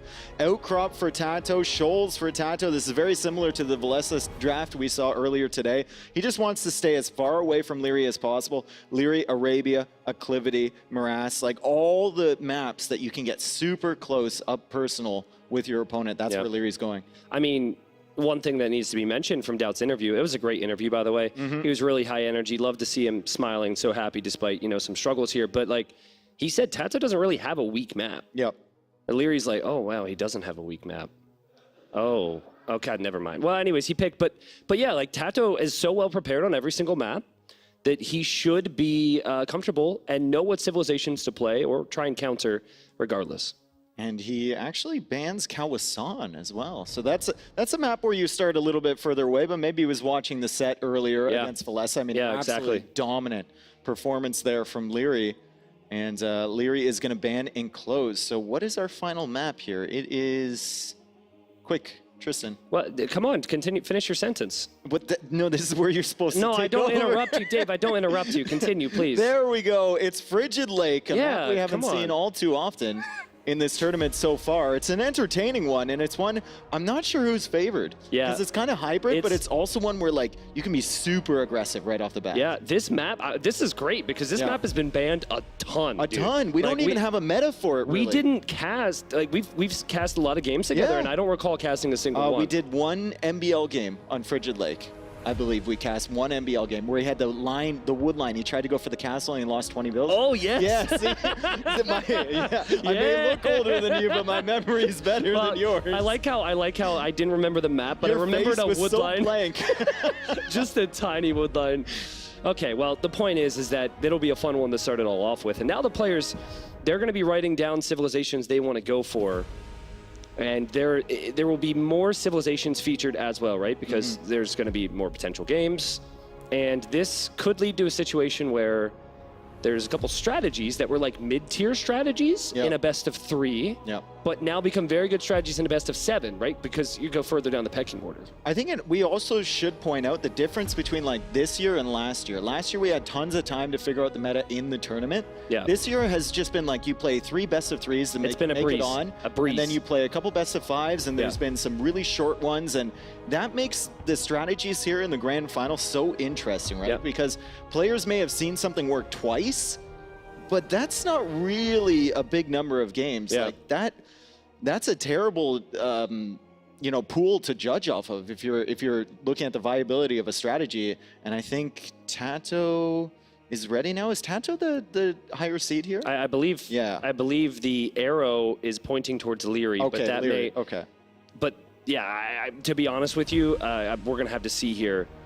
Because I believe it would be, like I know in previous sets it was based on choice, so like the higher seed would get to choose if they wanted A or B, so it's not always pre-established. Look at that, look at that. TaToH. He can't resist. He's like, TaToH's Saracens, man. I think Liereyy probably made a comment like, you're not playing that crap. Yeah, I'm not giving that to you. Oh, I love this so much. Okay, and then I mean, naturally you want to get rid of Britons when you're up against Liereyy as well, right? So it's good that they can laugh about this stuff. While of course, of course. You know, there's like 200 people all looking at you. Yeah, and I know, thousands. Right? It's different when it's online, but like in person.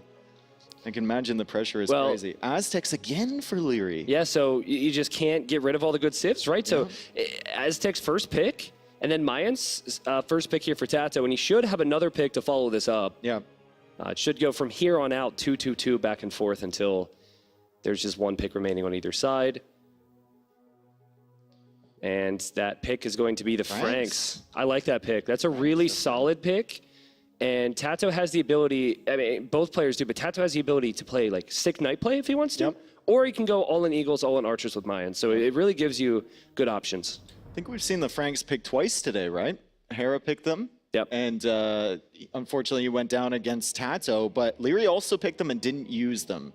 Or no, Villese picked them. Villese, yeah, he did. Yeah, correct. Byzantine's second pick. I'll be honest with you. Byzantines have performed well. We've been having a lot of positive conversations about Byzantines. A little bit surprised it was on this wave, right? But then again, it's one of those things that maybe you don't want TaToH to get it. Well, you're looking at the list of Archer civs as well. Solid Archer civs if you're Liereyy, right? Saracens, you banned out, so you can't pick it. Britons has been banned by TaToH. Yeah. And then you go down the list and you consider that there's some, you know, shoals, a hybrid map. There's some maps where you can kind of camp it out a little bit, and you're thinking Byzantines could be a solid pick. Hindustanis for Liereyy as well. The last time we saw him play Hindustanis against TaToH did not go over very well. That's true. That's true. And that could be living deep down inside of his mind. I'm sure he pushed it out of his mind until I just brought it up. So sorry about that, Liereyy. But you know, Bulgarians and then Tatars here. You know, what I like about the Tatars pick for TaToH is that Liereyy loves that. Yeah. And I think he just looked up like, oh, I can't pick Tatars? Like, he also that's has an awesome civ. He also has Acclivity. I mean, he won earlier with Aztecs on Acclivity, but it's a best of 7, right? And Aztecs are one of the strongest civs. So you kind of have to mix them up. You can't just pick them where you've already won with them before. He's now counting his civs. He's like, That is 4, just to confirm. So let's, real quick, Frigid Lake being game 1. Yeah. Magyar's solid pick for that. Yeah. Another pick that we see is Khmer. Khmer, which hasn't been picked now, up. This is awkward because the players can actually hear us. Maybe I shouldn't speculate. No, because your speculation is not. I'm sorry. All right, your speculation is not fine. valued, Just let me know how you feel about it. Yeah. Let me know. I will. Don't worry. Bohemians. That's an Archer civ that can dominate. And also, hey, if he likes monks like he used in that semifinal, he could go for that. We haven't seen much of Bohemians at all. It could be a civ that maybe is viable on a map like the Bull too. Yeah, yeah. Hey, look, Khmer. Look who knew what he was talking about. I agreed with you. But you hurt my feelings. I don't think you have to hide it from these guys. I'm just hurt. Khmer is actually good. Listen, I'll get over it. It's okay, fine. That's good. So Gurjara's, you know, a pick that has been a little, what's the word? It hasn't been seen enough, right? It has not been seen enough for me to know if they're as strong on these settings. And truthfully, I agree, would say the same thing about Chinese. Yep. I think like MBL played Chinese and got a win and quite possibly the greatest Empire Wars game ever, but I'm still not sure about him. We saw Hera pick Chinese, but I don't think he used them. He didn't play them. He didn't play them, okay. And Lithuanians, wow, I'm shocked So Lithuanians late in the was draft. this late, yeah. So late in the draft for Lithuanians, and Turks again for TaToH. Boy. Is that another kind of anti-pick where Liereyy maybe feeling confident on the Bull? Yeah. With Turks, so he takes it away from him. And Italians. I really like taking the Italians away from Liereyy as well. Again, you've got maps that incorporate water. Also, remember, TaToH did use Italians in his reverse sweep against Jordan. Yeah. It was one of those winning civilizations. So that was a really good pick for him there. What's the final pick for Liereyy? Incas? Incas. I like that. So remember what he did against Villese earlier. He banned Incas. Yeah. Well, this is the march to the final. Drum roll, please, as our finalists head towards the stage. On the left, Liereyy. On the right, TaToH just kind of soaking up the moment. And our monk drumming band following up behind as the banners make their way in front of this amazing crowd here in Heidelberg, Germany. TaToH, ever the gentleman, saying, "You go first." Oh man, but this is so incredible. Look at them. Now they may have worked some of the nerves out of their system in that semifinal. And they're back now. But they're back now, exactly. Listen to this.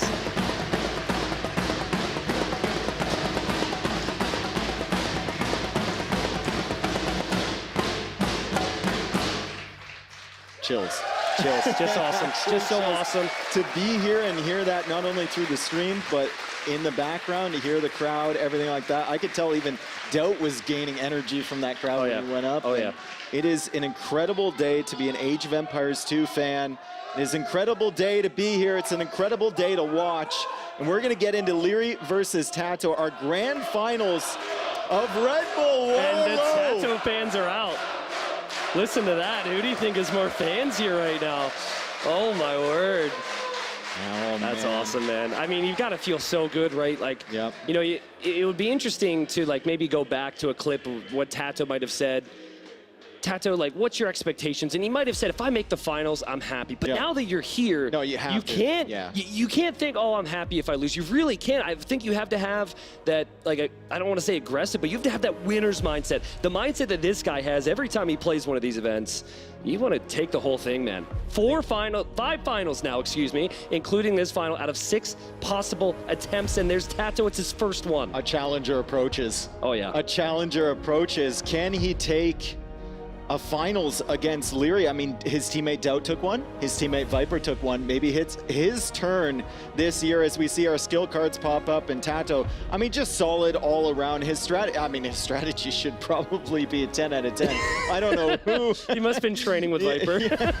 Maybe. I mean, took him down a little bit. Lierey's also just crazy, right? We know the micro from Liereyy. We know everything is solid from Liereyy. The speed is insane. The precision is insane. Experience, even for being so young, is incredible for him. And we get a view of the stage, and that's just absolutely beautiful. Yeah. Well, it is not snowy outside, for those wondering. But it looks gorgeous.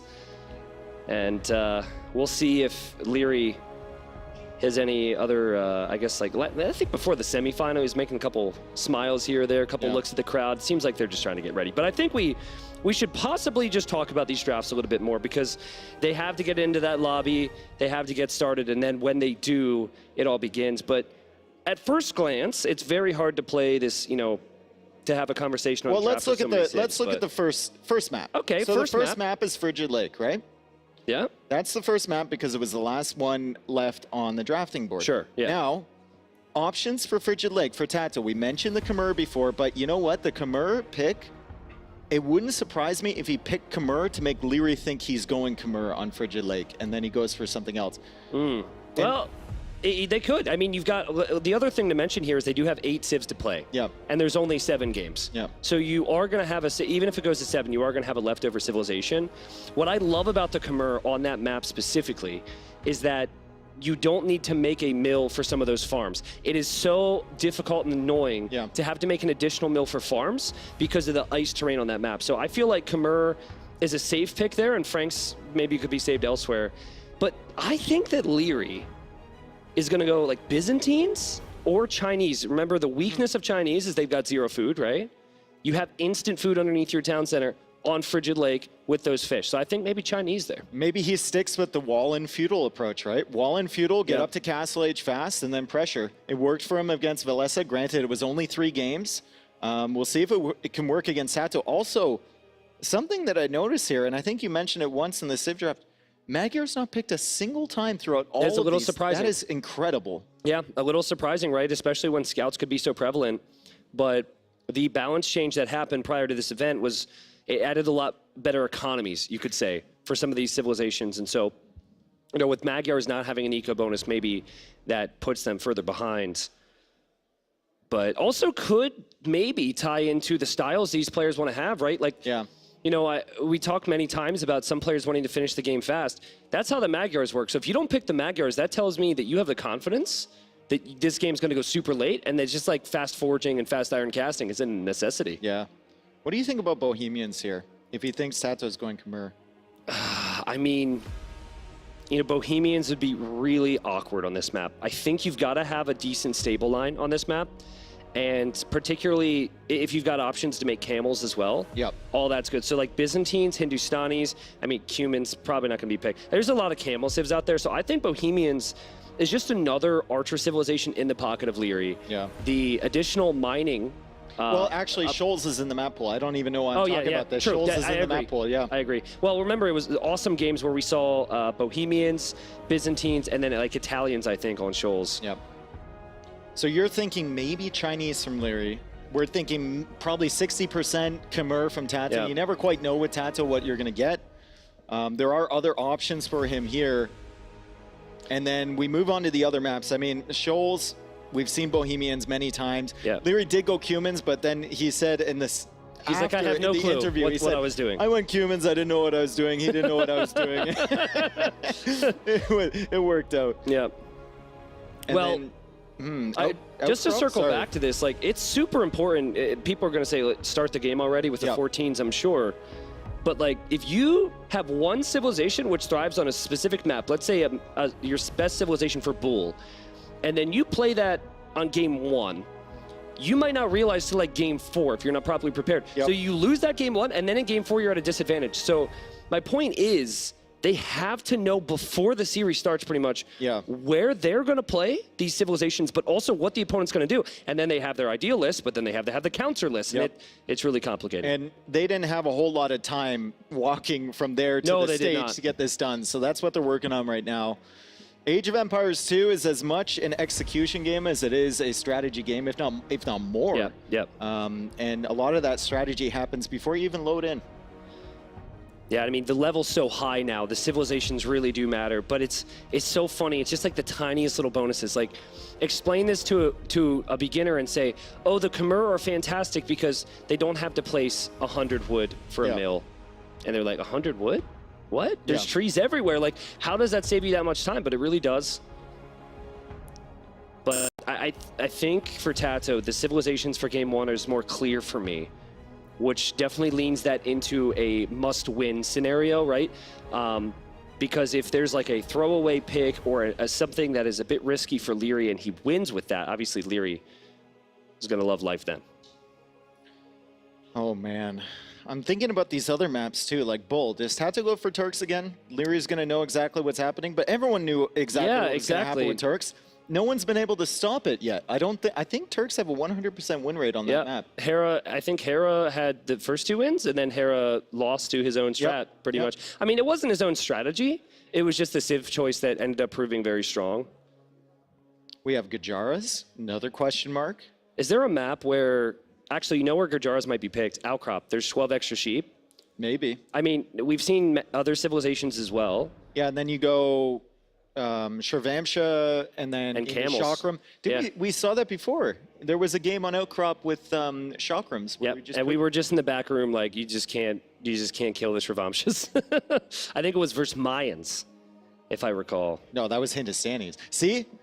Ooh, things are getting difficult. So many games in such a short period of time. They might have both happened. TaToH looks like he's getting ready to load in, and he's going Khmer. No surprise there. Beautiful Ballista Elephant on the desk. Khmer being picked for TaToH. I just want to say to all the viewers who've been here all day, who experienced some Age of Empires 1 as well, by the way, how crazy was that? I mean, you basically have, like, if you followed Viper's reign of winning everything for like a 3 or 4 year period, maybe even more, that's essentially what Chim Sedang, I can't say his name, and it abbreviates it. He's a beast. He had like 45K viewers on his channel the second it started. Massive fan. It was so fun watching that, even though I knew no clue what was going on, or had no clue what was going on. Well, it was still Age of Empires, right? So, like, at one point, Tristan looks over to me and he says, like, who's winning? And I said, well, I think one guy is just getting completely destroyed. But they're just like, they are superstars over there. They played so well. And it was just so cool to see, you know, everyone come together. And I think that's probably, you know, the big initiative here from Microsoft with this event, you know, to bring the different age games and their communities together. And so anyways, how cool it's been, obviously seeing familiar faces out there online. In person has been wonderful. And it is going to be Hindustanis for Liereyy up against the Khmer from TaToH. I feel like that's a good matchup for Hindustanis. If you get late enough in the game. Yeah. If you get late enough. Yeah, I mean, an interesting one for sure. I think the economy for Khmer could be tricky, but the wait is almost over. We have a best of 7. Grand finals of Red Bull Wololo Legacy. So happy to be here. So happy to have everyone in the crowd here as we get started. Looks like Liereyy and TaToH are in the game, and we should be in shortly. Also, everyone online around the world, Age of Empires friends, welcome to our best of 7. We're going to start this one off on Frigid Lake. TaToH's going to be playing the Khmer. Liereyy is going to be playing as the Hindustanis. And we should be joining in just a second here, folks. Yeah, and the walls will likely come up here, Dave. We've got people doing cheers, which can be good for the concentration of the person they're cheering for. But the hype is real. And we're going to be in this game here. And here we are, game number 1. Yeah. Let's get locked in, ladies and gents. We've got a stable opening for Liereyy. Of course, has won so many Red Bull Wololos, has appeared in almost every single final, but it could be TaToH's time, Dave. Yeah, now we have a pause here as the players, maybe there's a map bug, maybe we have to restart the game, or maybe, okay, it's just a pause to adjust something, and now they're going perfectly fine. No buzzkill there, folks. We are still in this game, and it doesn't look like we're gonna have to restart. TaToH's map is really not the map that you want to start this off. His woodlines are very difficult to wall, and his gold's very forward here. So I think TaToH's, right off the bat, is going to think heavy scout play. Yeah, ideally you want that woodline in the back, right? You want the gold around the side of the main pawn, not within range of the main pawn, which it is right now. TaToH is closer to that pawn, though, so maybe he can go out for water pressure earlier, but he's sending the scouts in. He's looking for some chip damage here. It's only 2 scouts, and there's a lot of villagers with a spearman on the way. So I don't know how many villagers he can potentially kill. Meanwhile, Liereyy doing the same thing, and TaToH, well, TaToH can hide in houses. TaToH has spearman of his own. Yeah, lovely patient play there from TaToH. He didn't even need to run away. He knew exactly what the situation was there. And this is just players trying to get into the moment here. I'm sure the nerves are flying. Sometimes it takes a game or two for those nerves to disappear, but a difference in approach. We have Liereyy going for the archery range. Yeah. Has one villager on gold. We'll have to keep an eye on that. But forging already for TaToH, so he's thinking heavy scouts. I think Lierey's map is definitely better as well. Like, he's got woodlines wall he can potential. wall to. The wall potential is way better. It is fortunate for TaToH that he does have that gold in the back. There's a secondary gold behind his base, so if he gets kicked off the main one, maybe loses water, he can go back to that. As now Liereyy forward, this is a very familiar sight the scouts here. for TaToH, though. The scouts for TaToH are going to loop in here. And Lierey's there already with the 2 spearmen, perfectly positioned as well. TaToH avoids those 2 spearmen. This is so familiar, though. Like, Liereyy, 6 scouts. He's getting bloodlines right now, and he's already at the front of TaToH's base, trying to take down the spearmen that are there in defense. But now TaToH is defending as well, so this is pretty even here. Yeah, this is, but again, the main difference would be is that one player is going to have some archers to take out the spears. So if TaToH doesn't get some damage in, which he's going to find, he's going to get 1, he's going to get 2, he'll get more if this continues.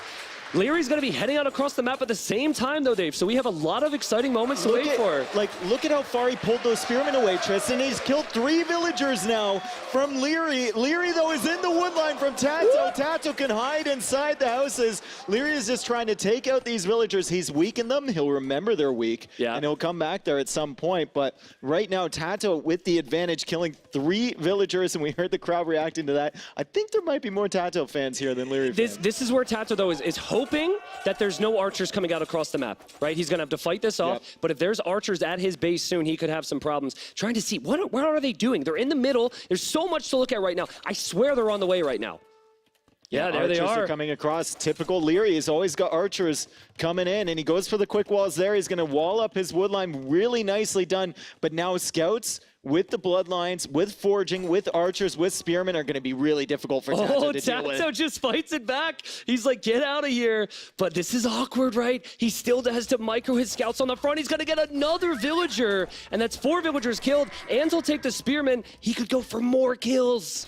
Yeah, Liereyy is just kind of camping those farms now as TaToH goes for a market here. He does have the stone to sell, he does have some wood to sell, and he can maybe consider buying his way up, but I mean, with that military pressure at the front, as he's attacking a farm there, maybe not paying attention to the army at his own, or paying too much attention to the army at his own base.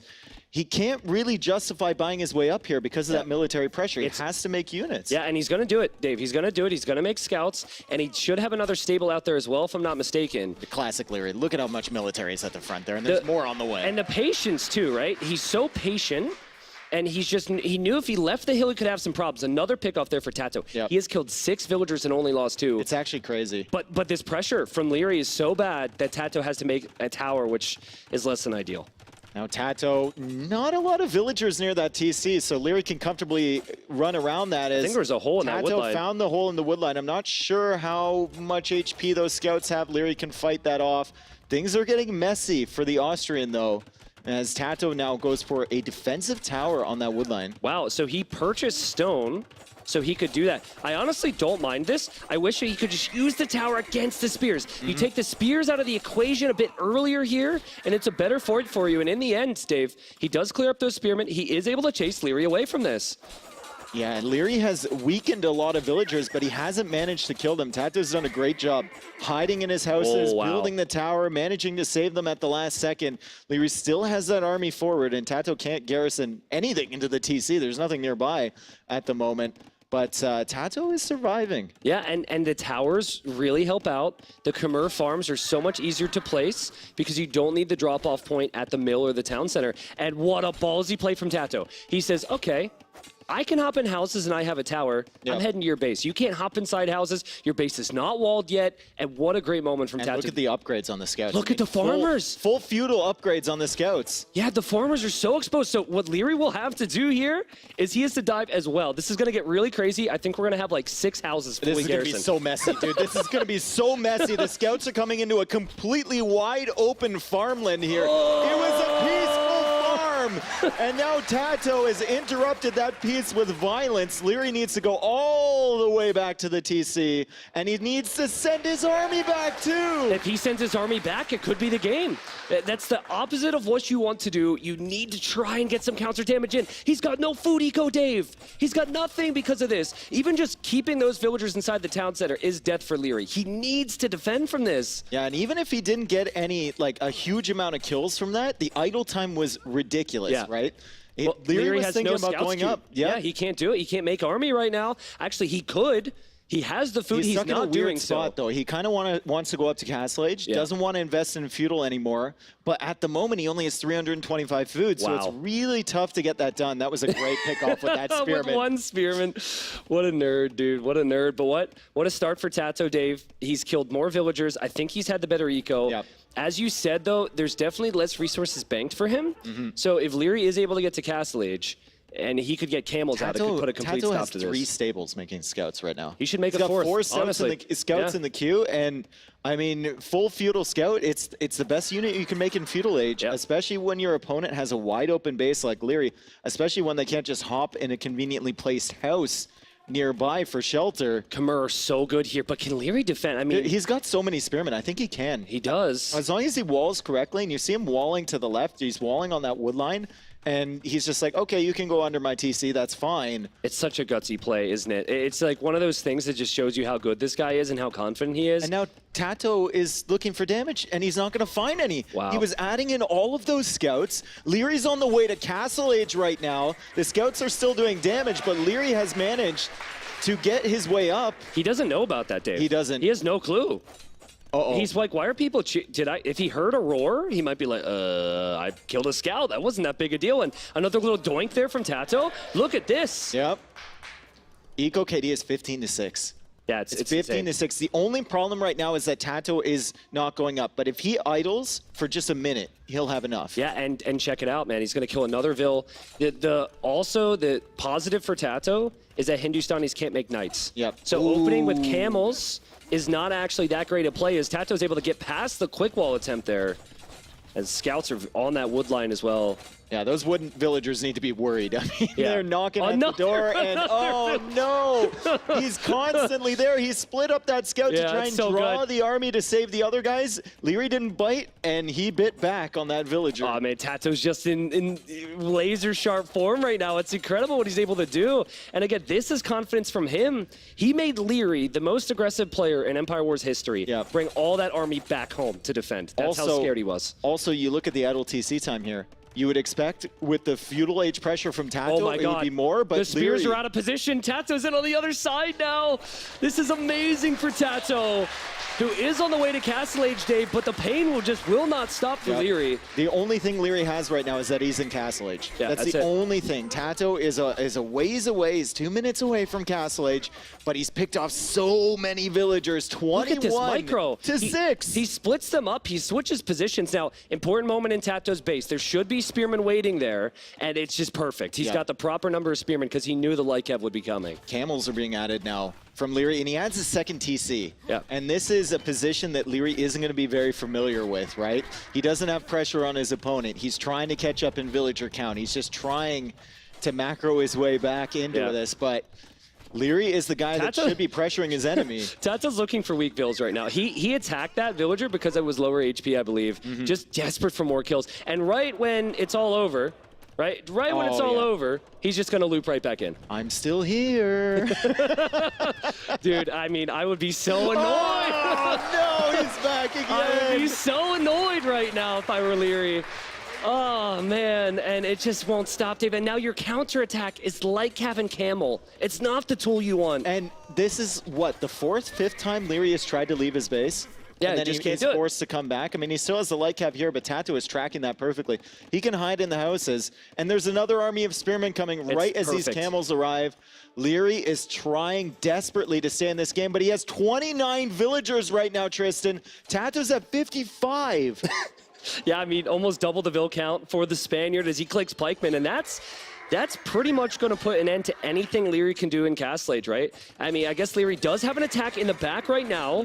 Liereyy really needs this, but there are still pikes around. The possibility to hide in these houses is save TaToH yet again. I would suspect there's quite a few weakened villagers in TaToH's economy right now. I mean, Liereyy has just been hitting him over and over and over again. Thank you, Mappu. You can finally see like the effects of those raids, but TaToH managing to survive at the last second keeps that villager count up. 28-6 eco KD. The camels are back here, but now the pikemen are in, and TaToH's just in his comfort zone.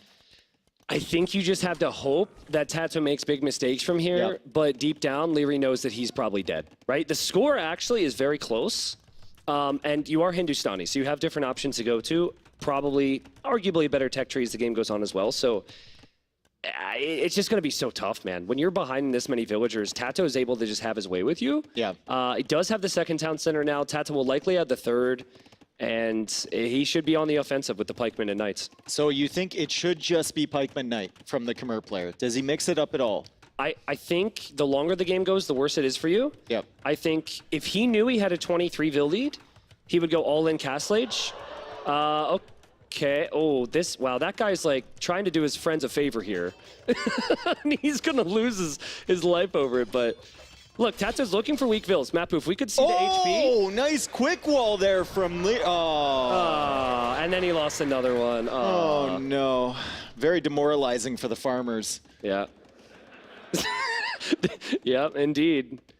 Well, I mean, your 3 town centers, you know what this reminds me of? This reminds me of Game 1 semifinal between Hera and TaToH, where Hera was behind in Vills, and he just sat back with defensive options and tried to take it later. I mean, Hindustanis, if we get later on in the game, I favor them over Khmer, I think. I agree with you, but with this Vill lead at the moment, this is a big as long as TaToH uses it, man, I think that he can win this over the next couple minutes. More so around like the 90, 100 Vill count is when he can just go crazy with military. And Liereyy knows he needs to do damage. I mean, he's coming forward right now. The Siege Workshop has Scorpions coming out. The Monk has a Relic coming in. We've got a dock now from TaToH. He sees an army that's on terrain. Scout. He can demo it. Yeah. He makes a dock. Yeah, like that scout tracked that whole army coming in as well, which was so epic. The Scorpion won't accomplish too much though, and actually suddenly the dock could be denied, and some awkwardness at TaToH's base. Do you think it's demo right away? Oh, of course. There's no other unit he's going to make. there's no other unit. and now, like, Liereyy will know that, right? So Lierey's going to have to respect it and be careful if he ever leaves, which is awkward when there's a Siege Workshop there as well. But TaToH could maybe send the Scorpion next to the dock, start to shoot, and then bait the demo in towards it. I don't like how TaToH has 30 pikemen, bro. Yeah, what? 30 pikemen? I didn't realize that number was real. I thought I got it wrong. Well, at least he's not queuing up anymore. Oh my God. He has enough pikemen to last him to the 7th game in this series. But like, I think, you know, you need to, you know, make a unit that can push out across the map, and that unit's going to be Knights. He has made a few of those. Okay, Liereyy. Well, he's on 3 TC. TaToH going for that 4th TC in the back. He knows he's ahead of Nico. I mean, you have to be ahead of Nico after killing that many villagers. And he's taken some excursions into Lierey's base since Liereyy got to Castle Age. So he knows about that 2nd TC. I don't think he knows about the 3rd one, as Liereyy now goes for a 4th TC. And we've got a state of the game that I didn't expect between these two, which especially is a 4th TC kind of boom off. Yeah. No, I agree, and it does bring back up the point we mentioned that maybe the Khmer could struggle. Yeah. Because their best gold units are like Ballista Elephants and Battle Elephants, which is just far too expensive for a 1v1 in most Liereyy cases. needs a dock. He does need I'm looking at that army of 30 pikemen. Yeah, I know, right?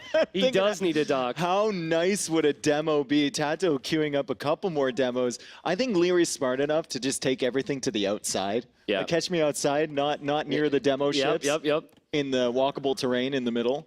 I'd love to see TaToH use this army, gain a position, and then send villagers forward to drop a castle. Because it's so difficult to push back a castle because you can't drop a castle next to your starting town center. Yep. So typically what happens is it's castle drop on your town center, you make a defensive castle next to it, you go imp, rams, whatever. You just can't do what that a here. snipe. What a snipe. What's the HP on those light cav? What a snipe there from 8 Liereyy. HP. 8 HP. What value from that army. Very, very nice. As there's still a monk alive, he's trying to take that down, but that's a lot of scorpions, dude, man. This army is a motley crew of misfits. We got 3 scorpions. Oh, okay. Well, 3 scorpions, some pikemen, and 3 knights. I mean, you can't even. That loses to the stable. That's basically. True. That's a good point. I mean, remember, you get extra range on your scorpions if you're Khmer. It's very difficult for those crossbows to have any effect But on you this. can't take care of buildings. It takes you so long to get through the buildings, so you need a follow-up of some kind. Or you bank on your superior eco, try and get the stone like he's doing, and then eventually go for a castle. Also, look at the worker efficiency last minute, okay? This gap has been there for a while. 84%. That's the Khmer farming. That is insane. That's the Khmer farming on a map, which farming is so awkward. Yeah. Now, there's a castle for Liereyy. It is kind of next to his starting town center, but that's not it doesn't protect a lot, right? Do you think TaToH went so heavy? I mean, he's made 4 scorpions. He's also made a couple demos. Is he making like an anti-Golem defense already? Yeah, I mean, I actually think if his opponent goes Golems, he'll kind of like that. Yeah, you can just switch into Knights. You can switch into Knights, but also it's just not Liereyy, right? Like, Lierey's crossbow knight player, and Lierey's still trying to make crossbows. He like went into crossbows because he saw the pikemen, but again, what an awkward army to deal with. Do you dock around your starting TC if you're Liereyy right now? Just to make demos? I actually, no joke, 3 days ago I gave that advice to TaToH. And his eyes kind of lit up. He's like, oh. That's a great idea. Well, I mean, right here, certainly it might be worth it, and it would be less investment, but it's just going to be another castle for Liereyy. And TaToH catching up on some upgrades here and making knights, so he's definitely going all in. Oh. Ooh, that was oh. Well, I mean. Okay. Don't mind if I do. Can we get out again? No, I guess not. Double castle here for Liereyy has stabilized really well, but TaToH coming forward with that castle has to be concerning. And now when you're Liereyy, you're thinking about what am I going into late game, right? It is concerning that TaToH has 0 army here right now. Like, Lierey's castle and TC positions defend from everything. So if this castle gets spotted, it could be problematic for TaToH, who is on his way to the Imperial Age. Yeah, TaToH's clicked up. Liereyy with 33 on food. I mean, his eco is not looking that bad. 36 now. He keeps adding more farms. He's got 600 gold in the bank. He should be clicking up soon. And he's going to have these camels into the back of TaToH's base. And I don't know if TaToH has any defensive pikemen. He's got 1. Yeah, it's funny. He's had so many pikes, but he hasn't really been able to use them. I don't think he can really have to complain. Oh, no, he's got to leave his gold. And the monk, which is getting the relic, is going to die, and... Oh, come on. You can't give him that conversion? Oh, my goodness. Wow. The monk was shouting for so long there. All right. Well, good resistance there from Liereyy, I guess, as Liereyy clicks up to Imp. And Liereyy idled his town centers the second he saw that castle from TaToH. So correct move from him to realize what that castle would mean. Doesn't mean he's still going to... I still don't know what his army comp's going to be in early Imperial Age.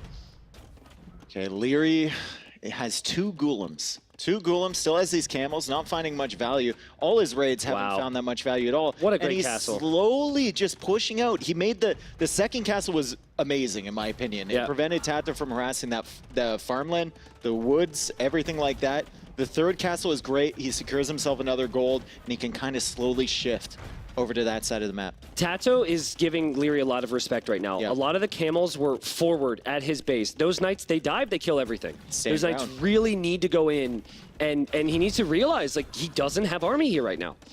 Yeah, and Lierey's looking at this like, I hate this movie. Why did they make a sequel? Yeah, I know, it's the horrible. Knights come in Just again. horrible. Oh boy, this is like the 6th time I think TaToH has come in this way, and he actually pulls away the majority of his knights. So good. Keeps some attacking because he knows he'll get the same value from sending his full army in here there that he does from getting these 4 knights in there. Yeah, that castle spot is denying gold from Liereyy, and he'll also be able to make trebuchets. Look at the resources from TaToH. Now, I don't think he should, but if he wanted to, battle elephants would be on the menu. Okay.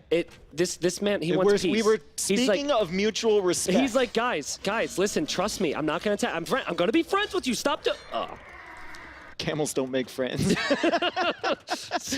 Certainly not Hindustani camels. Yeah. Well, the correct play from TaToH is to go for Halberdier and then Cavalier. Just make this army that he's currently making stronger, but good rates there from Liereyy. I mean, Liereyy, I thought was dead about 15 minutes ago, I think 20 minutes ago, and he's in the game. This would be an absolutely incredible comeback if he made it. I mean, but we have to point out that TaToH's kind of given him some air, right? A little bit. And maybe really confident in his eco lead. And the eco lead shows with that incredible army push through there. He's got so many halberdiers, 34 halberdiers, 30 knights right now. He's got Trebs on the way, Scorpions behind. Liereyy can't push up that hill. He just cannot. But Liereyy is at 107 villagers, and he's getting heavy camel right now. And the Ghoulims have done a lot of damage, too. Like, the Ghoulims on the other side really have done work to TaToH's economy. Yep. And he's had to send the rest of his army back, but he is underneath the TC now, Dave. And again, it's the same farmers. Yeah. Actually, no, it's not the same farmers. It's No, like they're- it's like their grandkids at this point. Exactly. It's like 3 generations of farms. They cannot leave for whatever reason. Yeah. And they're not enjoying life. Neither are those halberdiers that are just attacking the farm. Okay, TaToH misclick there. He's going to task them onto the villagers now as the camels from Liereyy come out to try and deal with those scorpions, which have been a menace this entire game. Trebs, though, take out that first castle, and Liereyy, with no counter pressure whatsoever, is just simply dying to the army from TaToH. And, you know, it's not because TaToH's army composition is necessarily better. It's because he has more. And he's had more. And he continues to just slowly constrict Liereyy, push him into the back of his base. I mean, Lierey's going to be out of gold soon, right? Like, that front position is what he needs for gold. And I still don't think that he can do this. I don't know what he makes here. I mean, TaToH is underneath Lierey's starting TC with his entire army right now, and Liereyy can't do anything about it. He might be able to clear up the Cavalier that we see currently, but the halberdiers are going to deal with the camels, even though there's more on the way. And TaToH will have more army on the way. He's still got 29 halbs. He's got the Trebs, and Liereyy taps out. TaToH taking game 1, convincing fashion. Yeah, I mean, and Liereyy put up a big fight. He's sitting there thinking about it, but we have ourselves a final, ladies and gents. And all I saw from TaToH, I'm trying to look at the player cams more, and I highly encourage it from the viewers at home because it's just so rare that we get an amazing land like this. TaToH was laser focused, dude. Yeah. He was laser focused. He is laser focused. He's so serious, and he's got a taste. He needs 3 more of those, and he's the champion. Well, I mean, earlier this year, it was brought up all the time, actually the past few years, how TaToH, you know, he gets to that decider game and then he just can't close it out. What was it, like 16 games in a row that he couldn't close out? And then finally, he kind of broke that. It was 3 months ago. I can't remember the tournament. It was maybe RMS Cup against Hera, potentially, or Titans League or something like that. He broke it, and he hasn't looked back since. He's just been a super confident player. We've always been waiting for him to get to that next level, right, to win a championship. This looks like it's a day he could do that. I mean, seriously. I mean, again, if you didn't know any of the specifics about these players, but you simply just looked on their performances in previous Red Bull Wololos, that would not be what you would have expected right there. But he's a completely different player, and Liereyy suddenly has more and more challengers to that throne that he's grown so used to sitting on. Interested to see the next map. Does he just seriously. go? Does he go like acclivity here? Does he go morass? Does he go probably not morass? Probably acclivity and then Arabia. You know, acclivity is a map that should be the go-to, I think. Yeah. Right, because you have Aztecs, and okay, it's apparently Arabia. Okay, and it's on your screen now. So okay, so he's gonna go Arabia. I'm excited to see what TaToH does because in the previous game on Arabia, which would have been in semifinal against Hera, full feudal, destroyed Hera. Then, game 1 of this series, Frigid Lake, full feudal, destroyed Liereyy. Yeah. Will he go like Franks or Bulgarians or something full feudal again? What do you pick on Arabia if you're Liereyy? Okay, so you have to do process of elimination. I think on Arabia, he goes something standard with archers. So I think you could go... I still am uneasy on Chinese, personally. Haven't seen enough of it, so I would say it's an option, but maybe not. Lithuanians? I was thinking like maybe actually Bohemians, maybe Incas. And there are going to be people out there that are like, yeah, but T90, those are not his best civs. But yeah, you got to win 4 games, right? So you have to use some civilizations you might not have used in more unique scenarios. So I would expect that Aztecs and Byzantines and Cumans are not on the list for Arabia. I think he's saving Bohemians for Shoals. So I don't think that's good. That's I potential agree. for that. I think he's saving Cumans probably for Morass, likely. And then, well, Aztecs for Acclivity.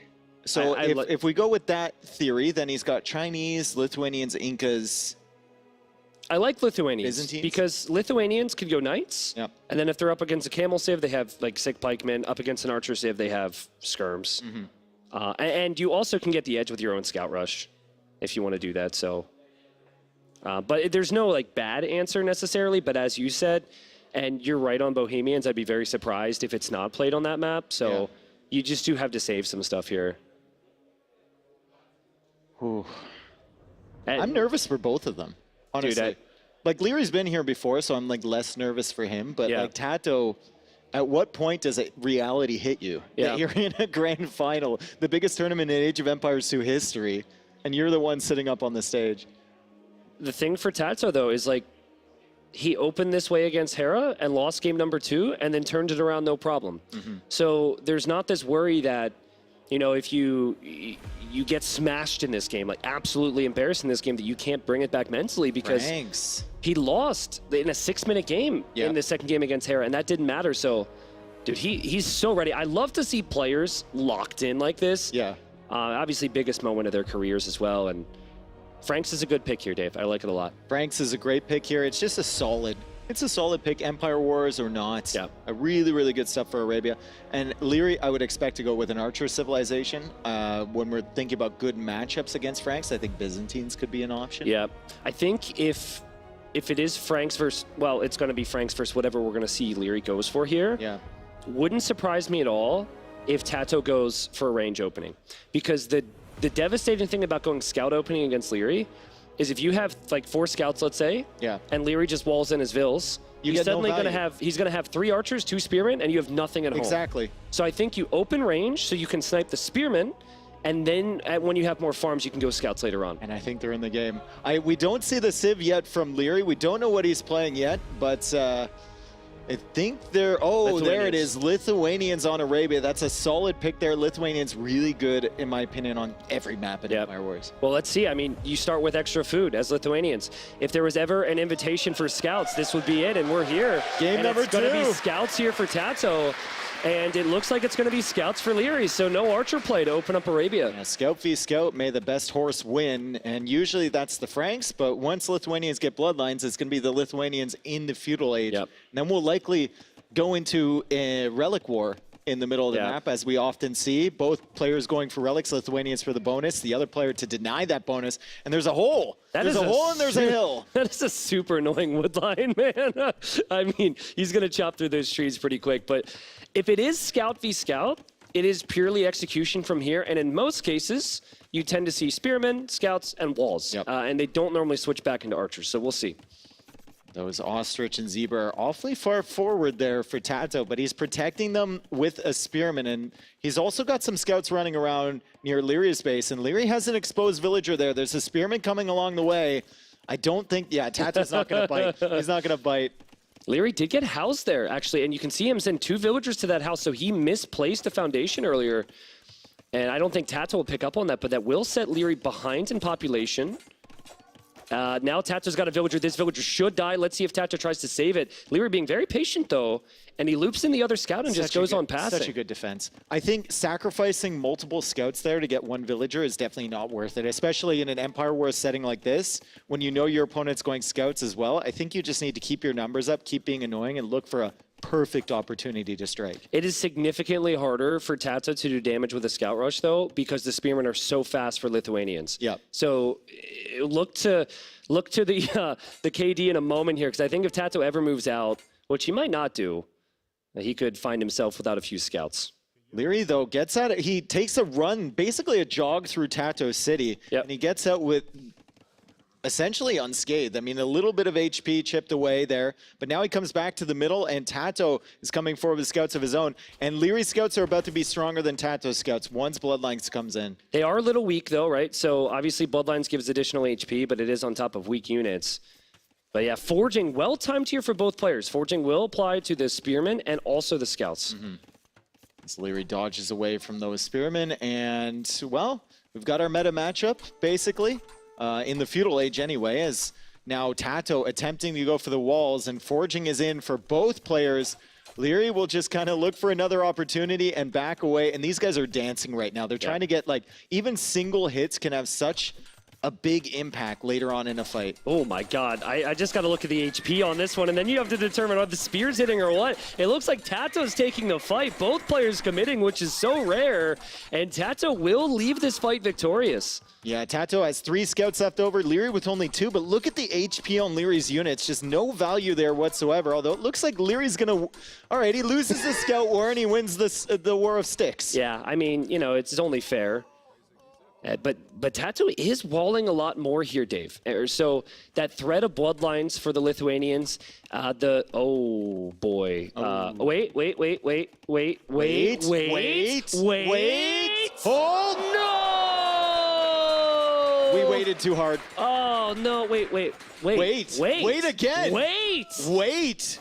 Okay, well, he died. He's dead, but he can defend from this now. That was actually a really good sacrifice. Yep. And TaToH could probably get into Lierey's base as well soon with the scouts. So, interesting moment there.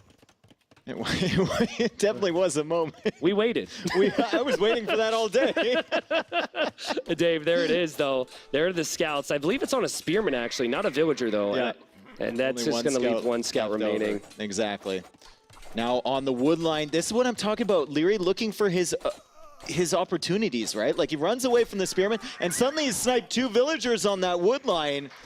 As we saw the Spearman coming into effect, and it's TaToH now in this game number 2, looking like Liereyy was in game number 1, although Liereyy has killed a lot less than TaToH killed previously, as TaToH is only 1.5 minutes away from Castle Age. Liereyy is 2.5 minutes. That hole can decide the game, right? Like, think of what would have probably happened. TaToH wouldn't have lost those villagers. There would have been no waiting whatsoever, so less boring, obviously, or less interesting. But, like, the scout from TaToH that tried to deny the wall, that was a misplay.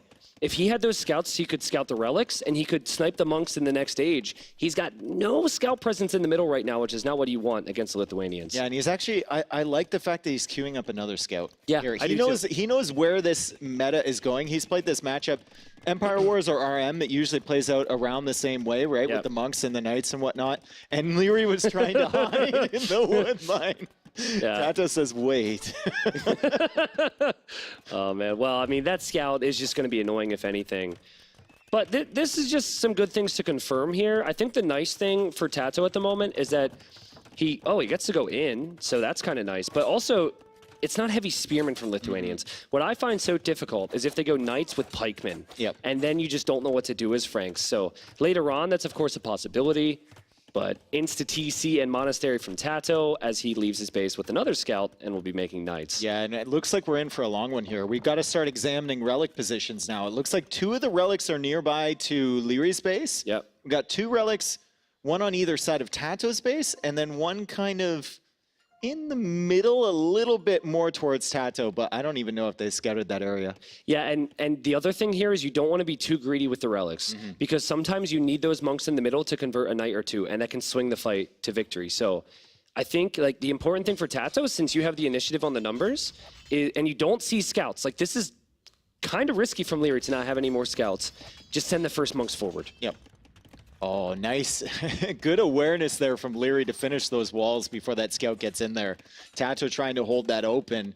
as TaToH is now exploring the rest of the map, and that's why he added the extra scout. That's why we were so impressed by it. It adds so much value, and he's going to know exactly where he needs to go with these monks. Really like the decision from Liereyy to go iron casting here. It's very common for players to prioritize armor because of fighting underneath town centers and whatnot. But in this case, you're most likely just going to be fighting up against other melee units, and then you want extra damage output against monks. Also, I think there's I see it a lot when players play against Lithuanians. Oh, he was almost in there. When players play against Lithuanians and Magyars, I see their opponents going for iron casting more than other saves, because I think it gives you a sense of comfort. Like matching their attack. Yeah. It's like, I can attack too, Buster. Yeah, well, Buster. I haven't said that in years.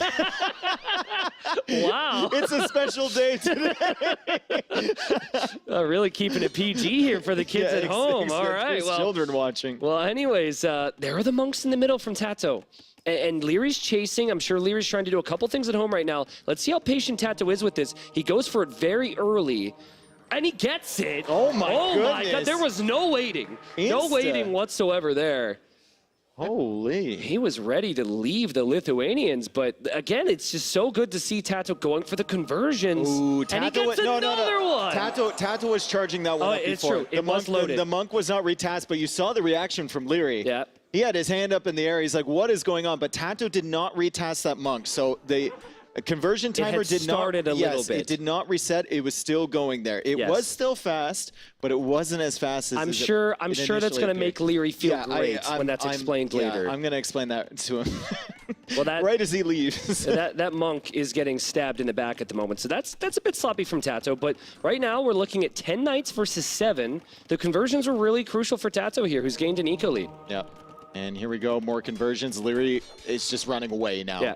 And don't go back. See how TaToH is not retasking his monks? He's letting them follow until they're way out of position. And then he will they had to restart, essentially, yeah. But Dave, TaToH is making so many monks. He's making so many knights, and he has the eco lead. He definitely has the lead right now. Liereyy needs relics, and he needs conversions, and he's moving out. But both players didn't realize, oh my God, this is huge. This is massive. And it's not about who can get the conversions on time, because I think all the monks will get conversions. It's which knights you retask them to after your knights have been converted. And it looks like TaToH lost 3 monks there. Yeah, you need the monks too. Like, monks are a really big deal in this. And there's still monks following for Liereyy that I don't think have gotten conversions yet. And TaToH decides to go in to kill the monks, which is probably the right move, but at what cost? It looks like Liereyy is winning this fight, folks. Liereyy has a lot of HP left on his knights, and TaToH not so much, as Liereyy comes over and tries to clear up that monk. TaToH gets another really valuable conversion, but that's what, the 6th monk that he's lost? On the bright side for TaToH, though, he does kill almost all the knights. Yep. So he did, and also he has 1 monk with 2 on the way. Liereyy has 1 monk with 1 on the way. Yep. And Liereyy has 0 relics. So there was actually a fairly even trade as far as Knight Monk is concerned. Normally, after the initial engagement, TaToH's going to be worse off, but he just continued to produce those monks, Dave. Light cap coming in, too, for Liereyy, as he's got 2 monks in the queue. We can look right now at the economic situation. Liereyy at 58 villagers, TaToH at 71 villagers. Wait. Oh, he noticed it. He saw it. Yeah. He pulled it back. He's bringing it over because he saw that scout. So aware. Both of these players are playing in tip-top shape right now as the knights come over. And Lierey's just kind of baiting that scout to come back towards the monk, and he manages to clear it up. He's going to get another relic in. Actually, that's going to be his first relic of the game, I believe. Yeah, and that's huge, right? If he would have had a couple more relics in that previous fight, I think he would have won that fight pretty easily. TaToH manages to snag this one up against the corner. So he doesn't see the relic up there. Thank you, Matt Boot. He does see the... No, he doesn't see the relic on the left. Interesting. But does Liereyy see that? Because I think Liereyy also has no idea. So honestly, the focus for me right now, apart from relics, is just that fight up the middle. There's all these hills, which are really going to give important position.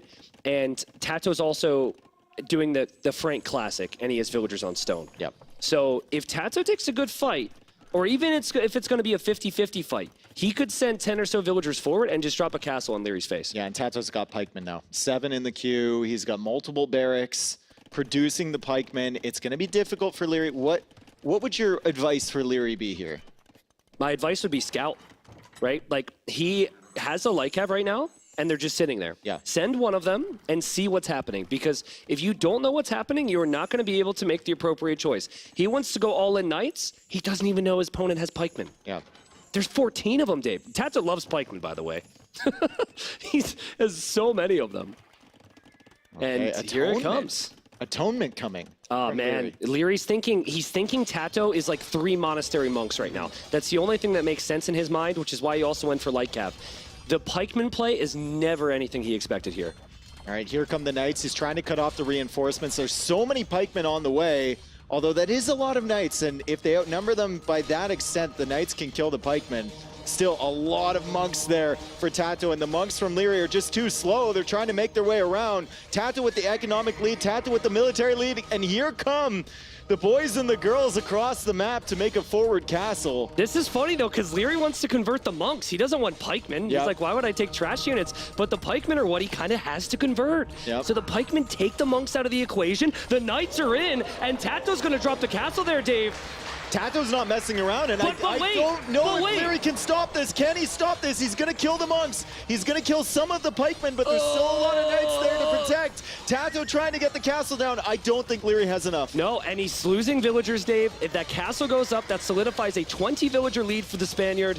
When you lose stone to the Franks on the front of your base, there's going to be more castles. This is looking so bad for Liereyy. Yeah, and Liereyy may clear out a few Knights, but he can't stop the villagers. He can't stop the castle, and he's kind of shaking his head right now, as now his farms, his gold, his stone is all cut off, and Liereyy is behind in military, behind in eco, behind in everything to the Spaniard. It was a complete misread. It was a complete misread. He did not expect TaToH to have the numbers of monks initially, and then he never expected the pikemen. TaToH up 2-0 here. The Doritos are flying. This is completely unexpected. This is completely unexpected. This man, Liereyy, has been in this is his 5th Wololo finals. He is a 2-time Wololo champion, and TaToH is up 2-0, and that was Lierey's home map. TaToH has been the absolute best player so far in this series. There's no question of it. I can't even hugely question Lierey's strategy. We just haven't seen a crossbow play from Liereyy, right? So, like, maybe you could say Lierey's got to go early crossbowman because that's what he can do. But my God, TaToH played that one wonderfully. Remember, he lost 3 villagers in feudal and killed 0. And I think Lithuanians are actually easier to play with the mid game, with like the monks, getting the relics, faster working monasteries, and the speedier pikemen. All the things that TaToH just won with, the Lithuanians could effectively do that much better. Also, like you brought up a good point. We've only seen the cavalry play, none of the archer play, and we know Liereyy for the archer play. And we look at the remaining civilizations for him. Chinese, Incas, Bohemians, Cumans, Byzantines, Aztecs, all civs that can play into early archer play, into crossbow. And it's interesting because, you know, now TaToH, I'm sure he still feels nerves, but he's a lot more relaxed. Because you can lose a game or two here. You can have a throwaway. You can have a game that doesn't go your way, and it's not everything. But every moment, every game feels like everything for Liereyy when you're down 2-0. Well, I mean, I've talked to a lot of players, and a lot of the players here actually think that being up like 2-0 or 3-0 is more pressure. It's more stressful. Yeah, I can see it. It's like, you know, especially if you didn't believe beforehand, I'm sure TaToH has more self-belief, but it's like, oh my God, can I do this thing, right? Exactly. And you start to get really shaky. And that was a conversation we mentioned before about how sometimes TaToH had a history of making it to a decider. Then the shakiness sets in, but 2 up on Liereyy, man. What in the world is this? He just looks so focused. I can't believe that that's a factor. Yeah, but not anymore. But as Game 3 has been told to us, it's going to be Moraz here. I do think we have to question the lack of scouting from Liereyy. Yeah, that was really a surprise that shouldn't happen at this level. It was 15 pikemen with upgrades the first time he even knew the switch was coming in. He misread it. He thought TaToH would have a dozen or so monks and that light cav knight could do it. And TaToH played it perfectly. So Moraz coming up, and that was, well, it was a map that Hera beat TaToH pretty convincingly on. With Bulgarians, which TaToH has. Bulgarians, I think, has a 100% win rate on Moraz. Yeah. So that's not too bad for TaToH either. And I think the counter to Bulgarians, if you're expecting man-at-arms, has actually been Cumans. We've seen the 2 TC play on this map, though I'd consider it risky. But even just having the cheaper archery ranges and stables can allow you to get a bit more army out to combat the Bulgarians. Yeah, I think you just have to choose your opening unit so wisely, right? Yeah, yeah. Because like if you go scouts and your opponent is just sitting behind and with spearmen, walls, archers, you could get super punished by that. You have to have a range follow-up in your mind immediately after going for the scouts. If you go for range, you go forward, your opponent's just double range skirmisher to counter you immediately, and then they go into scouts. It could be an issue. Yeah, I think Bulgarians and you could actually make your opponent feared Man-at-Arms. There's so many mind games because you have to. The tricky thing about this game mode, guys, is that you have to commit to something before you know what they're doing. Yeah. Whereas in Standard Age of Empires, you have more time to scout.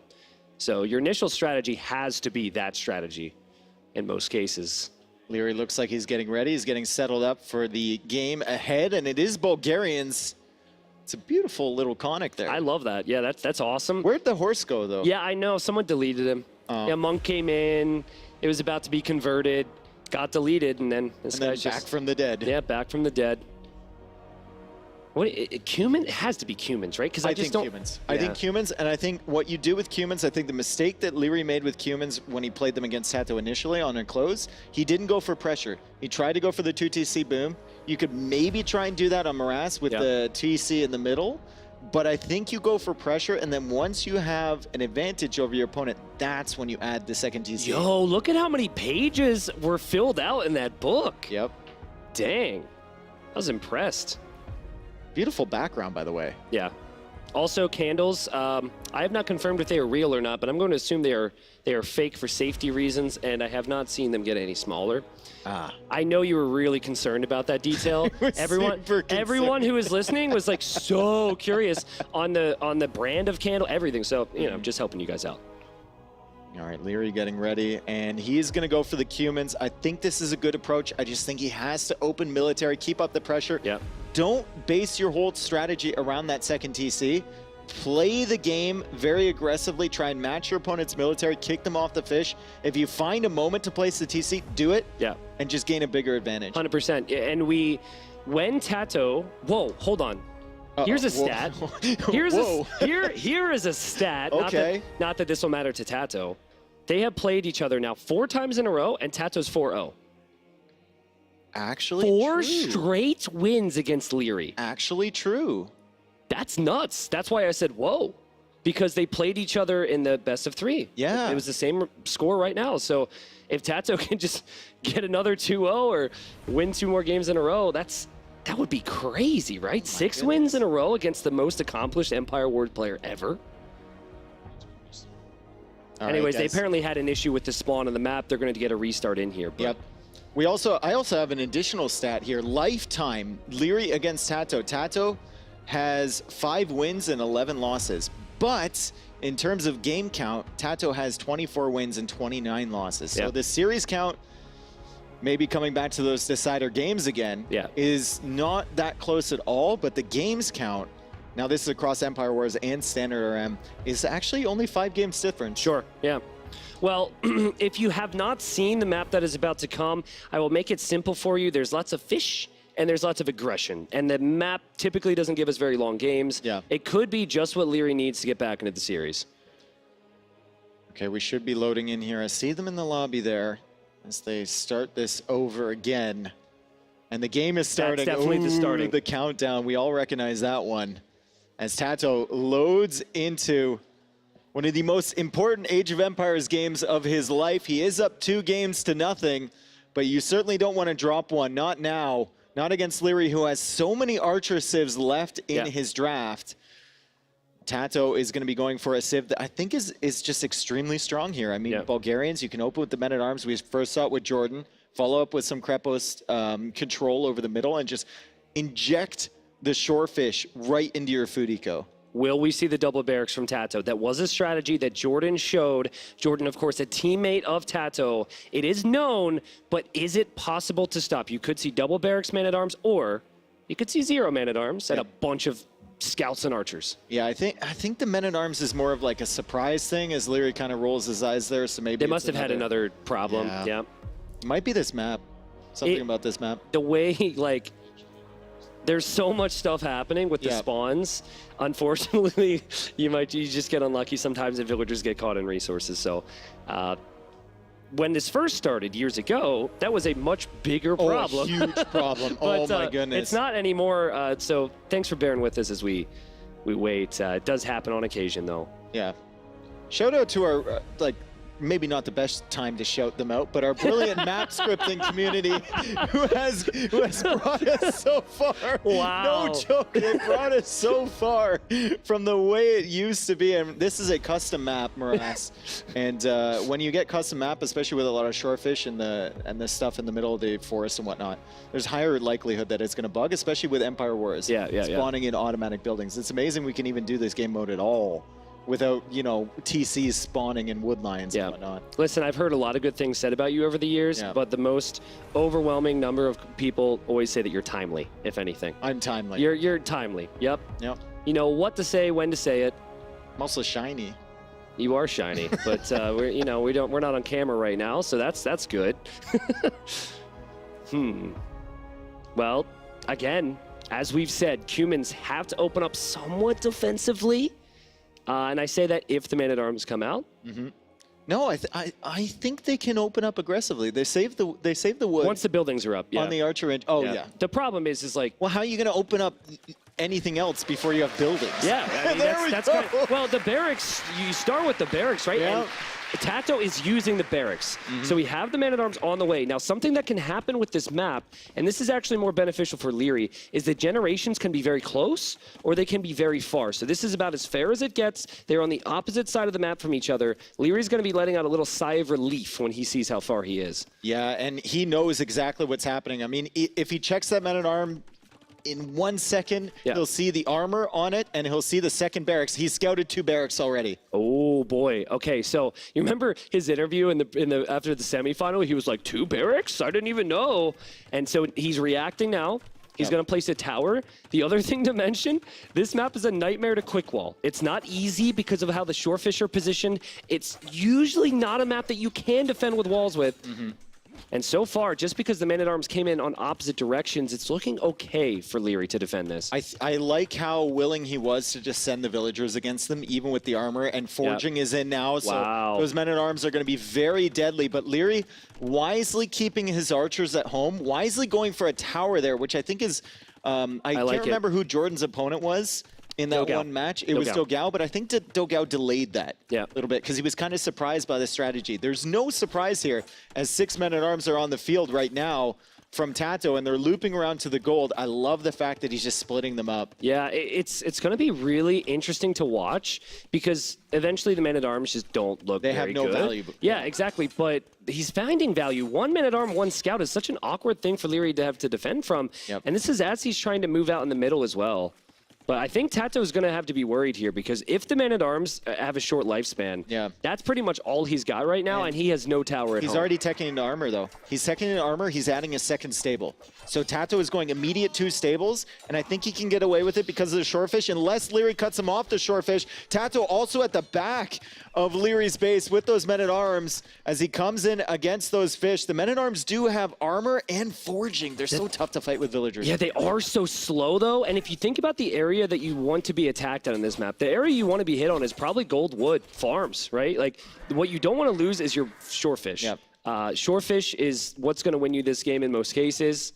Well, not if you're going archers and you're still trying to produce archers and you can't get that gold income. I mean, TaToH trying to go for a defensive tower here as Liereyy continues to push in. TaToH saved a villager earlier on 1 HP. He's not going to be able to save these ones as he loses 3 villagers now. Liereyy ahead on the Eco KD 4-3. TaToH will get the tower up, and I believe that Liereyy needs to leave, and he should probably deal with this. Yeah, I mean, how, right? It's like he has to send archers back, and as you mentioned, he doesn't exactly have the consistent gold income for that. I think that tower was just enough for TaToH because now he can really expand onto the fish. And now you have a similar situation for Liereyy where he has to go to other resources. Before that tower, he wasn't really getting food income from those fish because he didn't have a safe place to take it, which meant the double stable switch has been delayed. He's only adding 1 right now. He's only got 2 on the field. He does have armor. He does have attacks. So he's strong. No bloodlines. Oh boy. Okay, quick walls from TaToH. The Men-at-Arms are finally getting cleared. They're so annoying. They got great value, though. Yeah, they got amazing value on those Men-at-Arms. And there's a market for TaToH as he's going to try and buy some food here, most likely. I mean, what he really needs right now is he needs one of those stables to research bloodlines. Yeah. And then he's maxed out with upgrades. Ooh, Liereyy. Liereyy. Don't go in like this unless he can find... Ooh, wait. The angle? Ooh. Ooh. That hurt. I mean, I would lose like all my archers. I don't know how his archers suddenly have like 10 armor or something. Yeah. But he's not going to get as much value, right? And some of those are 1 or 2 hits away from the scouts from going down. Look at the resources for Liereyy. He got the armor, he got forging as well, but he's got 500 food in the bank as he queues up 2 more scouts. So both players are just kind of adding a little bit of production.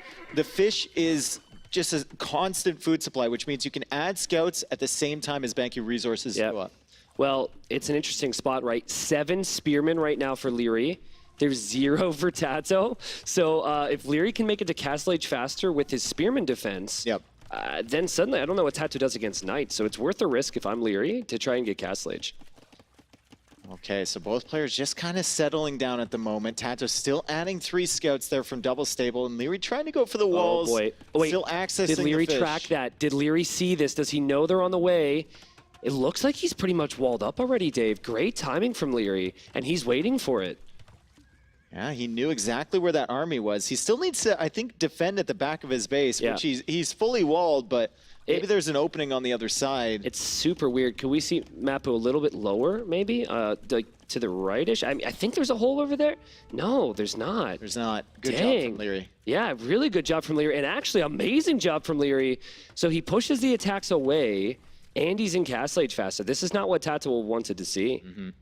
And TaToH invested into those scouts. It cost him his uptime, and he hasn't really gotten any value from them. He got plenty of value from the men-at-arms early, but now as Liereyy is going to have the advantage to the Castle Age, the eco is more or less similar. They both have a lot of villagers on the shorefish, and Liereyy has managed to wall his side, which TaToH hasn't really done. He's only still got that tower. Maybe thinking about another tower or maybe some Krepos later on. He has 0 spearmen. So, I mean, not having spears could be a bit of a problem here. Liereyy had archers, right? So maybe that's the reason he didn't go for any spearmen, as Liereyy is now trying to find value. TaToH just says, all right, you can squeeze on by there as long as you leave. I'm perfectly content with that. Now it's Lierey's turn to try and hit the back of TaToH's base, which is kind of actually wide open. Super open. Everything's open. All the villagers are for the taking. TaToH actually, this is so smart. He's like, go ahead, try and take the bills. I have the scouts here. And actually, once TaToH completes Bloodlines, I think he can defend from that. No, look at that. 365 HP versus 230 on those scouts. I suck at math, but I think Bloodlines is going to make that closer. I'm actually very curious now. Hold on. I mean, wait for it. Wait for it. Wait for it. 20. Wait. Don't be sassy. Just wait for that. That's close. Okay. That's not bad. It's close. It's close, and now he adds a couple extra scouts, and Liereyy needs to run away. Liereyy is getting the second armor upgrade and is getting light cav. He's also going for a monastery and another stable as well as he clears up the stuff in the back. That's really, really nice from Liereyy, because that could have been a headache. Those scouts. and also remember what happened in the previous game is he didn't have the monks out early, right? So now he has more monks on the way, and he's going to dive with a very awkward feudal age army, but a very effective army. Super effective army, and TaToH can't quite get the walls. He was thinking about walling them in with the villager, sacrificing his life, and the villager goes down. The tower is still working away. Lierey's going to clear up the scouts on this side with the +2 armor and the light cav upgrade, but now there's knights here from TaToH. Still really good damage in early Castle Age from Liereyy. I think the big thing that could save TaToH is the fact that he can afford more upgrades in most cases, but he's just not saturating the shorefish in the same way. He has no potential for a counterattack. And finally, we get to see the aggression from Liereyy. He's not defending. He hasn't really defended. He's been the aggressor, and even if he loses this fight, it's just the spot you want to be taking fights. Yeah, it's a huge amount of value, even from Knight HP. Yeah. It's a huge amount of value for this and look at the shorefish. For the archers. He's back on the shorefish again. I mean, there was villagers garrison that upper tower for a long time. There was villagers in this tower. He's found the second TC spot here from TaToH, and it's interesting to point out that our Cumans player is slower to that second TC than our Bulgarians player. We're already 14 minutes into this match. Yeah, and now when you're on the second TC, you haven't taken any berries. It's so tough to keep the TCs pumping and the Knights pumping. Honestly, it might be best for TaToH to stop making villagers, because he's got 6 in queue and he has no Knights in queue. He really just needs army right now, but it's so easy for us to say that, and the natural play is to always create your villagers. I think the concern here for Liereyy is if you let TaToH get a foothold there as he finds his way in, and TaToH calls the GG. No concerns for Liereyy. Let me take that one back. Just like Liereyy took a game back in this set, and it is 2-1 for TaToH. Liereyy finally on the board. Yeah, I mean, and that's the game he wanted. He seemed to know exactly what to do, exactly what to do once the Man-at-Arms arrived, and again, aggression from Liereyy. I mean, with the Man-at-Arms play has worked in the past. Yep. Just from what I saw in that game, the fact that they had to hit a woodline in the gold was such a big issue. Do you think TaToH thought Liereyy had a second TC there? No. Okay. No. I think that TaToH was just not expecting Liereyy to ever wall. Yeah. Right? Like, the walls were so perfect and so well timed. If Liereyy plays somewhat open with more army, TaToH's scouts probably do a lot more damage there. And we saw how in Game 1 and Game 2 how effective TaToH can be with scouts. So, But yeah, if you thought that Liereyy was going to go down 3 games, first off, you're crazy. But second, no worries there. We're going to have plenty more action from him. And hey, what was that, like a 12-minute game, 15-minute game? He gets another one of those. Suddenly it's 2-2 here in the finals. Yep. And I love the way he played Cumans. He didn't focus on that second TC. He went pure army control. Yep. Utilizing their bonuses of cheaper buildings to get the army out faster. Like the archers were out super quick for him. Even though he took some damage from the men-at-arms, he managed to just kind of ignore it. Yep. Like he just straight up ignored it, kept going out to the gold, and then coming forward to the shorefish from TaToH. And once again proving that shorefish is just the most valuable thing you can have on that map. Yeah, that's all the map is really about. Not a ton of like long-term strategic diversity on that map. We of course have those types of maps in this map pool, but we also have the punch you in the face type of map but TaToH's home maps are very different from anything we have seen so far. The Bull. And the Bull will be the choice, Dave. And will he go for Turks, you think? They haven't lost yet. Yeah. I feel like TaToH starts doing worse when he lets things get in his head. Maybe we just need to chill a little bit, go for Turks. Yeah. They haven't lost yet. You have a decent-ish sample size now of 3 games with Turks where they've looked really, really good. And you played it earlier today. Let Liereyy pick a Civ to try and stop it. Yeah. No, I agree. It has looked very good. Obviously, TaToH, I think he has to give himself a lot of credit as well for how good they looked in that game against Hera. But my goodness, man, Game 4 coming up here shortly. I don't know if I have seen many of the civilizations in Liereyy's arsenal and Liereyy's draft on this map. Like Byzantines, no. Aztecs, no. Incas, I've seen. Incas, I think Villese did once. Yeah. Incas are not bad here. Yeah, I mean, I don't think Aztecs would be bad either, but it's also a process of elimination, so I think you might want to save that. But the next one is a must-win. I think the previous game was a must-win for Liereyy. I think this game is also a must-win. Going down 3-1 to TaToH means he'd have to win 3 straight, and he's simply too good for that. Look at that. Look at those eyes. He's thinking. And he's talking to himself. Now, he's probably speaking in Spanish. So thinking in Spanish? Yes, thinking out loud in Spanish, I guess. Okay. Oh, here's a question. Like, you don't know many languages, but like, let's say, you know, someone knew like 5 or 6 languages. What language do they think in? Their native language? I think it depends on the circumstance. I'm pretty sure you could ask any of the Germans in here that speak English. It's it's true. It's true. I imagine you would think in your. Yeah, I don't know. I don't know why. Let me ask you this one: which language do you dream in? Oh, what if it's different? What if it's different? Cue the music. Someone just said they think in binary. That's perfect. Okay, well. Okay. Well, nice. Liereyy thinks in archers, so. TaToH thinks in demos. It's a very lively demos, Doritos. sleeping experience over there. Yeah, of course. Oh, man. I think we are going to have one really juicy demo before this final concludes, by the way. I don't know who it's going to come from, but we've got enough maps where we could see it. Namely Shoals, like your call out on Shoals with hiding the demos behind the rocks. I told that to TaToH the other day again, and he's like, "You can do that?" Guys, Dave went around to like everyone he could. He acts like he just had a conversation with TaToH. I'm an equal opportunity demo enjoyer, like, hey, did you guys know that you can hide his demo behind a rock? And then it's like 10 minutes later, he's like talking to someone else. I walk up, he's like, demo behind a rock? It just happened a whole week, man. He just wants somebody to do it. Well, TaToH was the only one that was interested. Oh, man. I hope we see it. It would I be do. funny if, like, because you told so many people that it's stuck in everyone's brain. It's now meta, yeah. Yeah. Or they just don't travel past the rock at all. But once again, ladies and gents, we're in the grand final. It doesn't say so on your screen, but it is a best of 7. So we have 4 more potential games for you. And we've had a good variety so far. I like this. And Byzantines is just that safe pick, Dave. Very defensive civilization. If you think you're going to be pushed by the Turks, you can make some spearmen to deal with the scouts. You can make some walls to keep your eco safe. You have faster Imperial Age if you want to pressure them. You have castles with more HP if you want to stay alive. Yeah. There's just so many options. Good monk tech tree, good siege tech tree, like everything for the Byzantines. And it's here we Byzantines go. versus Turks, baby. All right, 1453s. What a classic matchup here. Yeah. Honestly. Wow.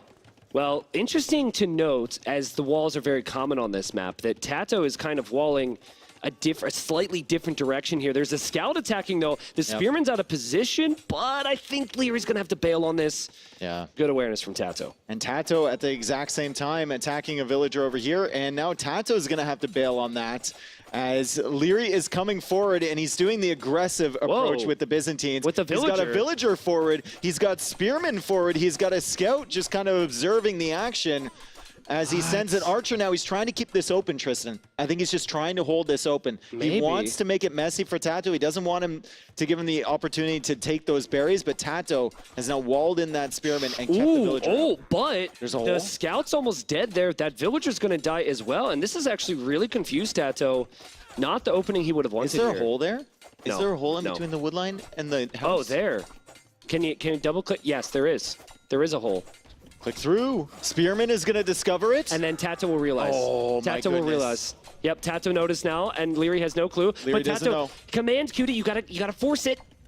There we go. There we go. All right, but Dave, honestly, TaToH's eco is horrendous right now. He hasn't been on berries the entire time. And that might be one of the keys to this Turk strategy, right? Until you can go to the fish on the side, until you can maybe get some extra food income, berries are going to be very valuable for you. So Liereyy holding TaToH off the berries there, and he will continue to do so with the archer. And now Liereyy is looping around with 2 villagers to that middle area, potentially looking to wall TaToH in, but I think TaToH has a villager looping to the south, and that one guy is still alive. Yeah.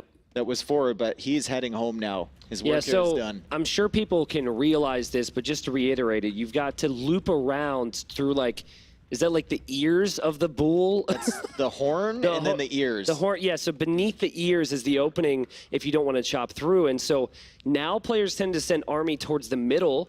And if Liereyy has archers and spearmen looping around, it could be a really big deal because I don't think scouts alone can deal with that right now from TaToH. Yeah, and I think TaToH's villager was immediately going to that side. So he's got another villager coming around to wall this side, and his villager was going to try and wall that side. And if Liereyy doesn't go through that gate fast enough, TaToH might actually be able to wall in the gate.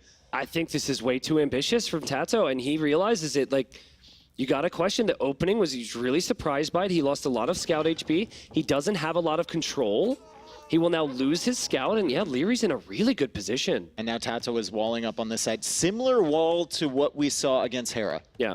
I think he walled over here, and then he was trying to chop through the middle. Hera held him off that for so long, but TaToH eventually got through. He's going for another tower again. So that's unique. That's really unique use of stone here because he's using... I guess 75 stone to wall, and yet TaToH sees the hole. And then the other to drop a tower because he knows archers could come over there. Okay, so gate on both sides for both players, fish on both sides for both players. Liereyy is now walling up. So for the first time in a long time on this map, we're going to have safe fish for both. And now maybe... Where does your focus shift? Does it fully shift on the middle? Are we contesting the short fish at the top? Like, noticing the hole is Liereyy? Oh my God. Can you imagine? That would be so frustrating. 2 times in a row? Yeah. Yeah. Obviously, it's something you have to check, right? And that's something that Liereyy did. I'm sure he needed the market anyways, but Lierey's on the way up before he even uses the market. And there's TaToH. I'm sure he'll buy some food, but... To answer your question, Dave, as always, it depends, right, on which area you focus on. But if the player has the middle, if one player has the middle, that's usually an invitation from someone to pressure in the north. Yeah. Yeah. But it's very obvious, though. If the player has the should middle, be, yeah. it's very obvious to the guy who has the middle that the other guy should be going up top. Yeah, but if And you it's then if you super hard defend to up top, then you don't have the middle, and it's that's just what I'm saying. Like, so which area do you prioritize It's here, tough. right? It's very tough because there's a lot of resources on this map, and we can see Liereyy just kind of putting his eye on that gate and keeping an eye on it and making sure that TaToH doesn't come through once again. He hasn't even tried to go over to the wood line from TaToH yet. We have seen more spearmen in this series so far than I think in any previous series. Like, we're probably going to see pikemen from Liereyy. He's got 7. 7 spearmen. That's so uncommon for him. Well, he is Byzantines, right? Yeah. When in Rome. Indeed. Or Eastern Rome, I guess we should say. Just don't let Riley correct us, and we're fine. Yeah, It's fine. exactly. We can get away with that. Scouts looping around from TaToH. They're not going to find anything, just more walls, and he's going to be attacking that gate from the other side. Liereyy will get through and only find walls against TaToH, and both players now in a race to the castle age, which Liereyy is, well, he's already won. Yeah, let's see if Liereyy is tempted to go fast imp. I think it would be a big mistake, and yeah, okay, never mind. He immediately clicks pikeman. He can now see that his opponent's about to chop through. He drops a town center on the stone, and there are just some scouts, which will soon be like. And he's going up to the north. So Liereyy is making that switch first. And he's got spearmen up there to defend him, so Did I TaToH like notice that? Did that spearman actually see the foundation? TaToH did, but I don't think he has anything to fight against spearmen and a TC. Yeah. Mapu, can we see that again just to make sure I'm not seeing things? Okay, so he knows about that. I mean, that for me is a target, but as you said, then you're not focusing on the middle, so it's really tricky. Yeah, and you haven't teched into any archers or skirmishers or anything like that, or siege or TaToH's anything. buying stone. He's buying stone for a castle because he can't comfortably mine it. That is so expensive. I mean, it's going to shock Liereyy because Leary's thinking there's no way this guy can make Janissaries and a castle. So he's going to think, well, is there a stone in his base? I don't understand, but... He's buying it for 181 gold. It's and so there we go. He expensive. buys another one. And where's this castle going to go? Is that castle just going to go on the farms? Hide it. Hiding, but it's not hidden. It's very visible to Liereyy, and Liereyy is going to get through here. TaToH trying to quick wall. He does get the palisade wall Oh, no, up. he chopped a tree right after. Oh, no. You've got to be kidding. He can't believe it. I mean, good damage control from TaToH here, but how frustrating is that as there's another hole and a quick wall. Trap him. Trap him. Trap him. Oh, no. Wait. We're good. Kind of. Sort of. Finish the castle, TaToH. Uno reverse. He has to finish the castle. What is happening? They're so focused, but this is just so funny. I think in the end, Leary's going to take this, though. Leary's so happy. His TCs are pumping out villagers, no problem. And if he wants to leave with that army, he can. Oh, my God. What a series of events there. What an emotional roller coaster for everyone watching, the two players and everyone here in Heidelberg. As we have Liereyy now with 3 TCs, TaToH with a castle. Villager difference is not that much at the moment. 57 for Liereyy, 46 for TaToH, with TaToH having 2 more fishing ships. But Janissary is going to be tough to stop. I think the Byzantines have plenty of options. I think... Monks are good. The monks are a good pick. Yeah, I mean, it is tricky, right? Yeah. Because the monks have 9 range, the Jans have 8, and insane attack. So you do probably need to have a buffer. I think all Liereyy wants to do is he just wants to comfortably get a castle, or worst case, some towers up in the middle. But he knows now, right? So he can heal up his army. And honestly, I don't even think you have to take amazing trades. Just keep tossing away knights when your economy's this good. Yeah. Losing the knights is not a big deal. It's just, you got to stop TaToH from expanding around the map. Also, you're taking the stone. So if you can hold a forward position and get a forward castle, you can go up to Imperial Age pretty cheap with Byzantines. Yeah, I honestly, as we see a 4 TC, and actually he thinks twice about it. Yeah. Look at the economy. 71 versus 55, but Liereyy has the shorefish food. Yeah. And he's got insane farming eco as well. So his eco's in a position where I think he can push back anything TaToH sends his way. Also, town patrol, I think, is underrated here for Liereyy. He's going to put those outposts down. He gets automatic town patrol, and that means his vision is just insane. He knows if TaToH is going to move out. He knows if TaToH is going to take those golds or those stones, and he'll also be notified of the raids up top way before they happen, as TaToH now comes up here with a couple Janissaries and a camel and the light cav. I'm laughing because these villagers have no defense whatsoever. none, Like none. these villagers. Are we playing AoE 1? These villagers have been sent here to work, but they have no interest in ever escaping, I guess. But you know what this should be is an invitation for Liereyy to drop a forward castle, right? Because the Janissaries have to be masked and they have to be in that one position. So I think Lierey's going to send villagers forward soon, and I was wrong. The Knights are here. It should be a decent fight for TaToH, though, because he's got camels plus the Janissaries, and Liereyy just doesn't care. Look at Liereyy just completely ignoring the camels. Yeah. He's like, I'm going to clear up these range units that are very, very difficult to mass. Yeah. You only have one production building for them. I'll clear up the camels later, and he gets a really good fight. Lots of dead camels. Almost all the Janissaries are dead. He was there so fast, too, Dave. Yep. He was there immediately. Look at how many he has on food, too. 41 on food for Liereyy, 22, half of that number on food for TaToH, and a lot of those are on the shorefish, so collecting very efficiently or dying very efficiently. It's just additional food. You know, they get caught in the net, who really cares? But in the end, it's going to get cleared up, and TaToH is 1 TC, Dave. He's 1 town center. So he has to kill 20 more villagers to be even. They're both going to go for a castle here. They are both going to go for a castle. Yeah. TaToH feels like he needs the pressure. Liereyy feels like he can get something aggressive. Boy. I think we might have a moment. I feel like we might have a real gamer moment coming up. Well, we have a defensive castle. Oh, no. But that's the smart play, right? Because that is currently where TaToH is pressuring. TaToH, though, he could pressure the middle. So I don't think TaToH knows about the northern castle, but if he were to know about that, he would immediately come to this location. Yeah, I also love how Liereyy is collecting the relics. There's relics at the bottom of this map, all 5 in the same position. If you have monasteries, you can bring them back. There's the second one coming. I mean, there's tons of gold in the middle, but Liereyy is getting that passive gold income from these monks. Oh, Liereyy sees it or senses it, and he's coming with the Knights, Dave, but he is not there yet. The TaToH needs his castle to complete. This gives him a real chance. The relics are underneath this. There's stone and there's gold. The Knights are and coming, Lierey's gonna drop his own castle. Gamer moment. I wasn't wrong. He deletes Gamer the moment monastery. Deletes the monastery, but can't put the castle down because the relics are in the way. I was just saying how good the relics were. Oh, God. What is happening? I mean, he's got to dive, right? He has to dive here. He's made it so much worse for himself. He's got enough Knights, Dave, I think, to deny this castle. TaToH has more villagers on the way, but the castle's only at like 50 or 60%. It's not going to be enough. It's going to be a DauT castle for sure as the Knights clear up the Janissaries, and the castle from Liereyy is going up, and TaToH calls the GG. 2-2 in your grand finals here. Red Bull Wololo Legacy. And our crowd's loving it. Yeah, I mean, how can you not love this, right? TaToH opened up the finals and just smacked Liereyy all over the place, and Liereyy said, hold on a second. I've been here before. Yep. I'm not gone. I'm not going away anytime soon. And Turks, well, they finally lost on this map. They did, and I have to say, Dave, TaToH looked shaky this game. It really looked like the belief that he could win maybe started to hit him, and it just looked off. He made 2 or maybe 3 scouts the entire game, the entirety of Feudal Age. He gave up on cutting out really early and started buying stone. He bought a freaking castle. That's not normally a sign. Like Dry bought a castle. Like there was no stone. No stone mining whatsoever. And that's just not something that you do if you have a good plan.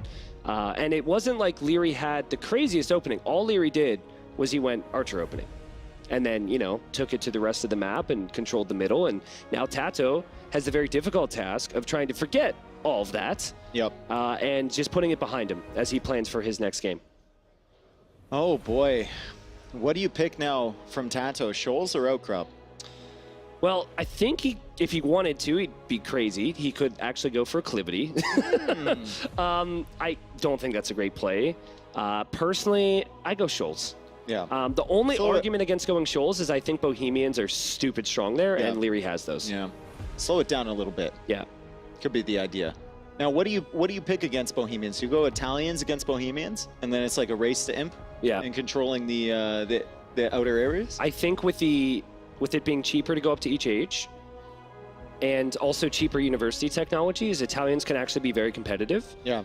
And they're a lot more versatile because they're better on water than Bohemians, and they have better stable options, which can sometimes be important on that map.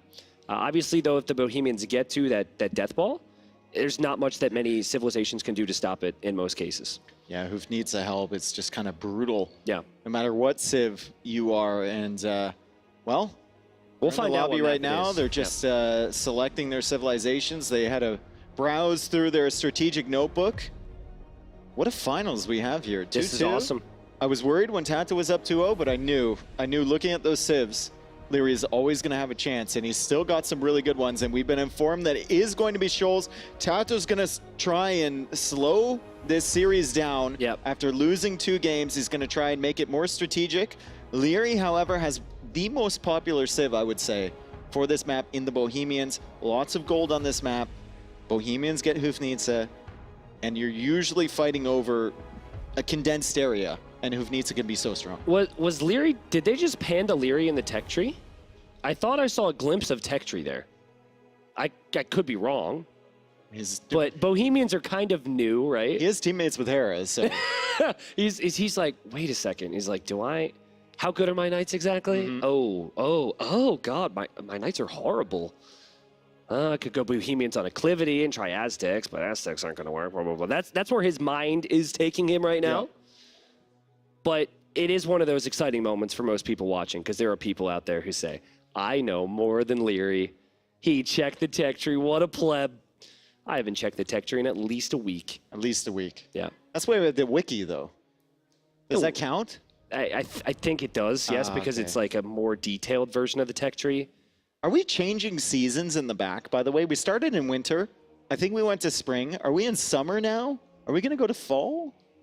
I haven't seen it. Or are these we're just in like fall here. Maybe that's the idea, is you go outside for fall. I don't think that's the idea. I think that we might be doing biomes in the back there. Sorry, you've had some... Also, there is a chance, like, this could be Shoals, kind of. You have the water, right? You have, like, the more tropical look. Maybe we just haven't been paying attention. Maybe it's based on the map. No, it's definitely not. Well, there was Frigid Lake, there was deer, and there was snow. It was frigid. Ooh, now you're making me think. Right? Now I need to go back. Was Arabia like that dusty one? The dusty one? The dusty one. The backgrounds are for the maps. Aha! You were right. I was right. It's a feature. Thank you, production. Woo! They're like face palming right You just know, like... Our casters are so dumb. They thought we were trolling. How dare you, okay? How dare you? I mean, the guy who had that idea is like fist bumping in the back right now. He's like, yeah, I knew that would be noticed. Good. We somehow got here. We initially started with Liereyy tech tree, and now we got to production making fun of us. We don't get paid for being smart. but it's Bohemians, and it will be Italians for TaToH. If there ever was a halfway point, this will be it. But we're a little bit beyond that, Dave, as we have 3 more potential games remaining. Talk to me about the Italians, though, and what you think we'll see from TaToH. Honestly, I think the Italians, I think TaToH is just going to go for some cavalry here. He'll go for a little bit of water pressure as he adds a galley in to try and contest those fish. Going to go for some mobility units, maybe, to contest the golds, and then try and get up to Imperial Age faster than the Bohemians, and try and just secure that with water pressure and with castles. Now, the one thing I noticed about this map generation, there is a whole lot of land area south of that gold. And that is not a usual thing, right? Like, usually the water is a little bit closer and it's cut off, like at the top there, with a wood line, but there's a lot of space for activities. Yeah, on that side. There is a lot of space there, and obviously scouts are going to be the approach that lends a hand more with that, I think, because you can scout it later on, so I like the opening from TaToH. Reminder, though, guys, that Bohemians get the gold mining upgrades for free, so that's going to lead to a lot of gold income for Liereyy, who actually has sent another villager to gold. So started with 4, and now he's going to go archers, and he's going to go galleys, so he loves his wood gold units right now. Yeah, and it's full walls from both players here. Just trying to secure, and the Liereyy now with the galleys coming in is going to try and snipe the fish from TaToH. Now that sea tower is very, very strong. You might think, why doesn't he just go under the sea tower?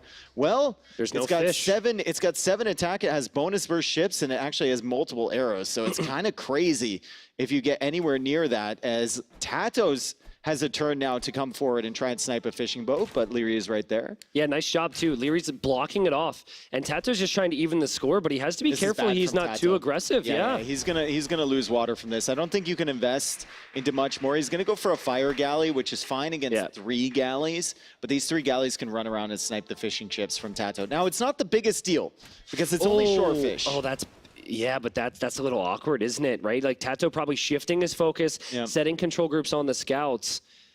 But you have to wonder if maybe the exhaustion is setting a little bit for TaToH, or the nerves, right? He won 2 straight, and now he's lost 2 straight.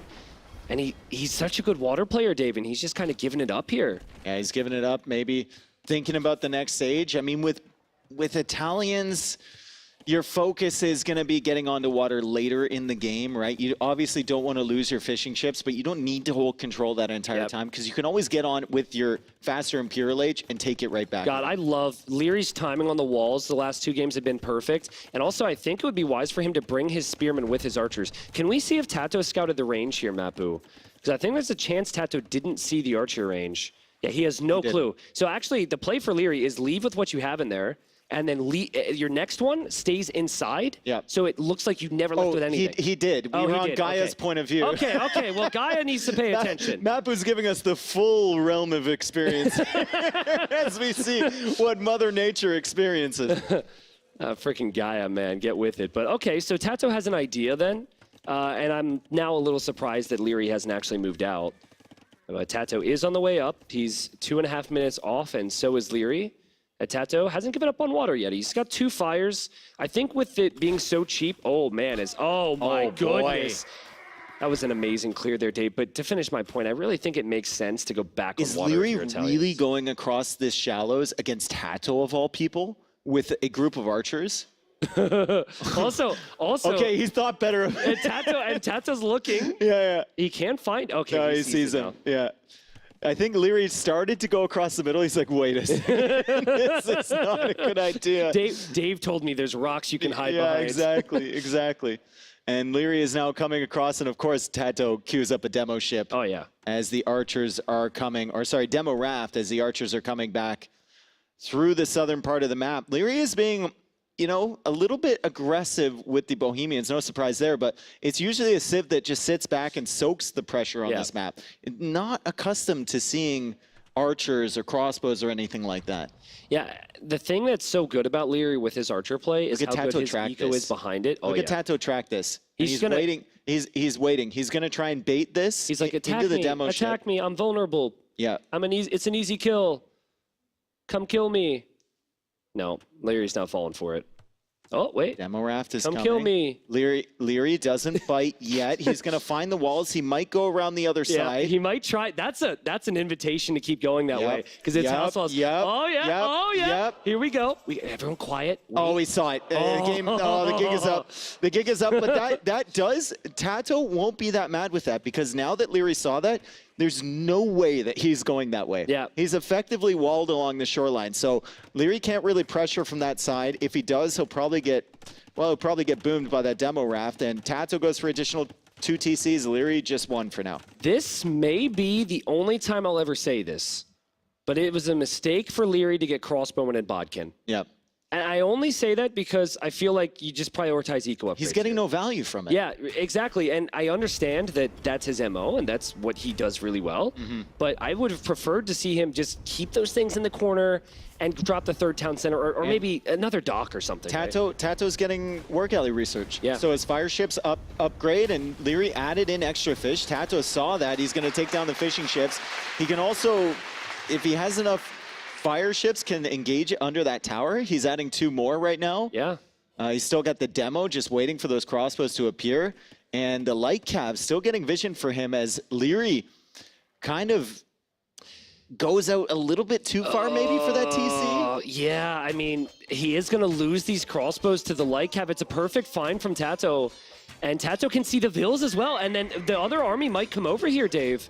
This is really awkward for Liereyy. Okay, Demo's still hiding in the shadows. My God. He's waiting. He's trying to get... TaToH wants it so badly, but he's not going to get it. Oh, man. Now, the tower will not have murder holes. So I think if you're going to send your fires out if you're TaToH. Another amazing pickoff. Just stay underneath it. Yeah. The Lyknight got so much value. They did. And again, it's so sad that Liereyy had to delay town centers. Yeah. And he got all the upgrades on the crossbows, still didn't do anything for him. Mabu is just a demo enjoyer, I can tell. He's just following that. He's tracking its travels here. Yeah. I'm pretty sure if you were to miss an epic demo in the finals, they might be looking for other observers. So it's like job security right now for Mapu. But TaToH has a 10 villager lead as he takes out a house foundation there. And, man, And now TaToH's adding good. fish. I like that. Yeah. Just a few. You don't want to rely on it, but just a few. I don't think Liereyy ever tries to contest water until maybe later on in the game if he needs map control. And even then, he can gain it with like Hufnitsa. He doesn't need the water. So adding fish there is a pretty safe bet. Also had plenty of wood to do so. And Liereyy, well, is he coming forward with the crossbows again? No, just Spearman. Yeah, I mean, great job from TaToH to place those houses there. Yep. He's done so many things right here.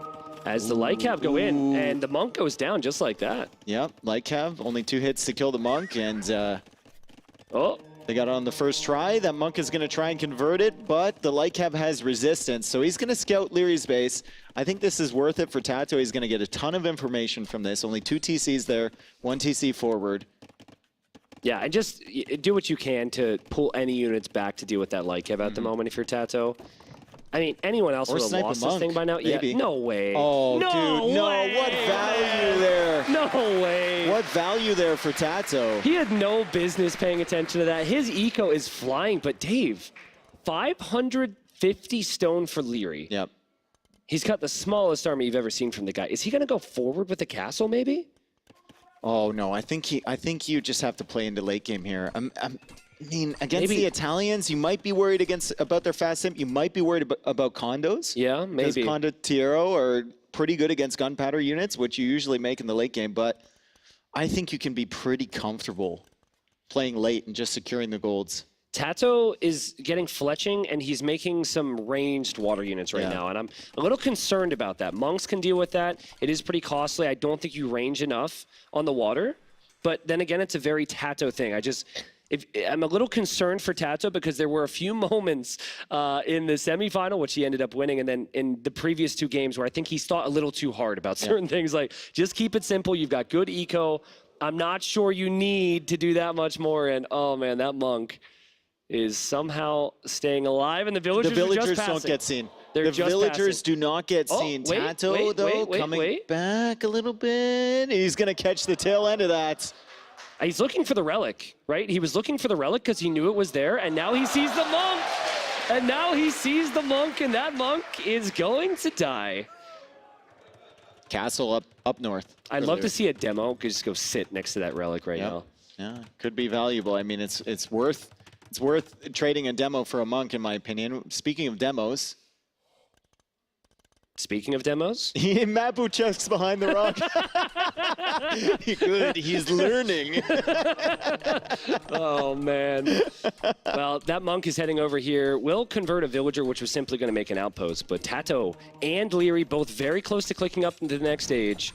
And Liereyy is just like, I'm not ready to die yet. What a quick wall there. What a quick wall there from Liereyy to save that villager. He's going to get the outpost up. I mean, it'll give him a little bit of exploration, but he manages to save the forward villager, continue to be an annoyance against TaToH. Let's see exactly where TaToH wants to focus. This is actually really tricky because does TaToH know about the TC from Liereyy? Yeah. It's very much out of the way. He doesn't. Okay, so there's going to be castles in the north and south. So normally this doesn't happen. Yep. And you just have one push that goes towards one side, and then you can shift over to the other gold. I mean, TaToH's going to be running very low on gold because of this. He's going to go condottiero. Don't demo that. Okay. All right, well. It had a good run. Yeah, that's helpful, I guess. It had a good run. I'm sad for the demo, but we might be able to see more. TaToH, he has teched into infantry armor. He's getting the 2nd infantry armor now. He's getting squires. We all know what's coming here.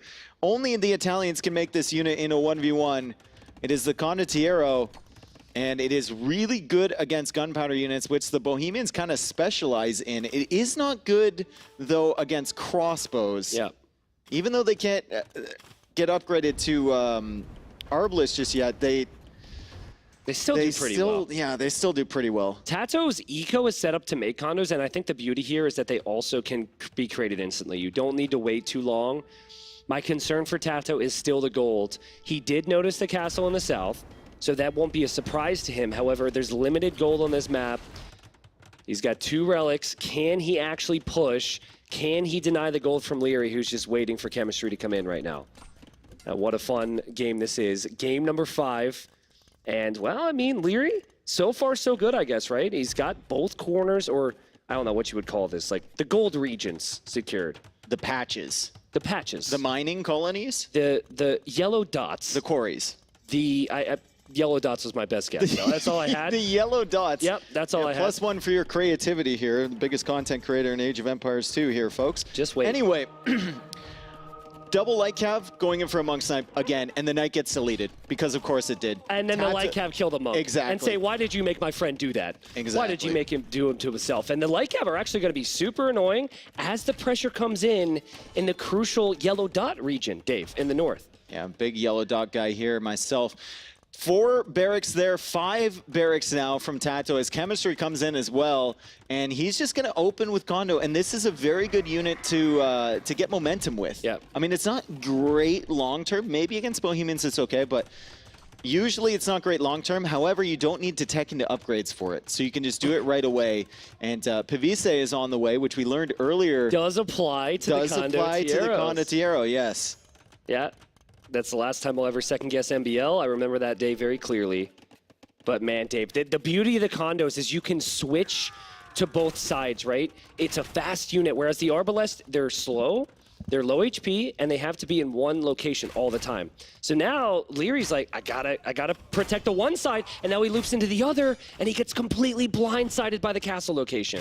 Yeah, double bomber cannon on the way from TaToH too, and TaToH's just gonna be on both sides here, just applying a little bit of pressure. Lierey's gonna have to make some big decisions. Oh, that's so smart. That's so smart, so right nice. Through the middle. That's the last thing Liereyy expected here.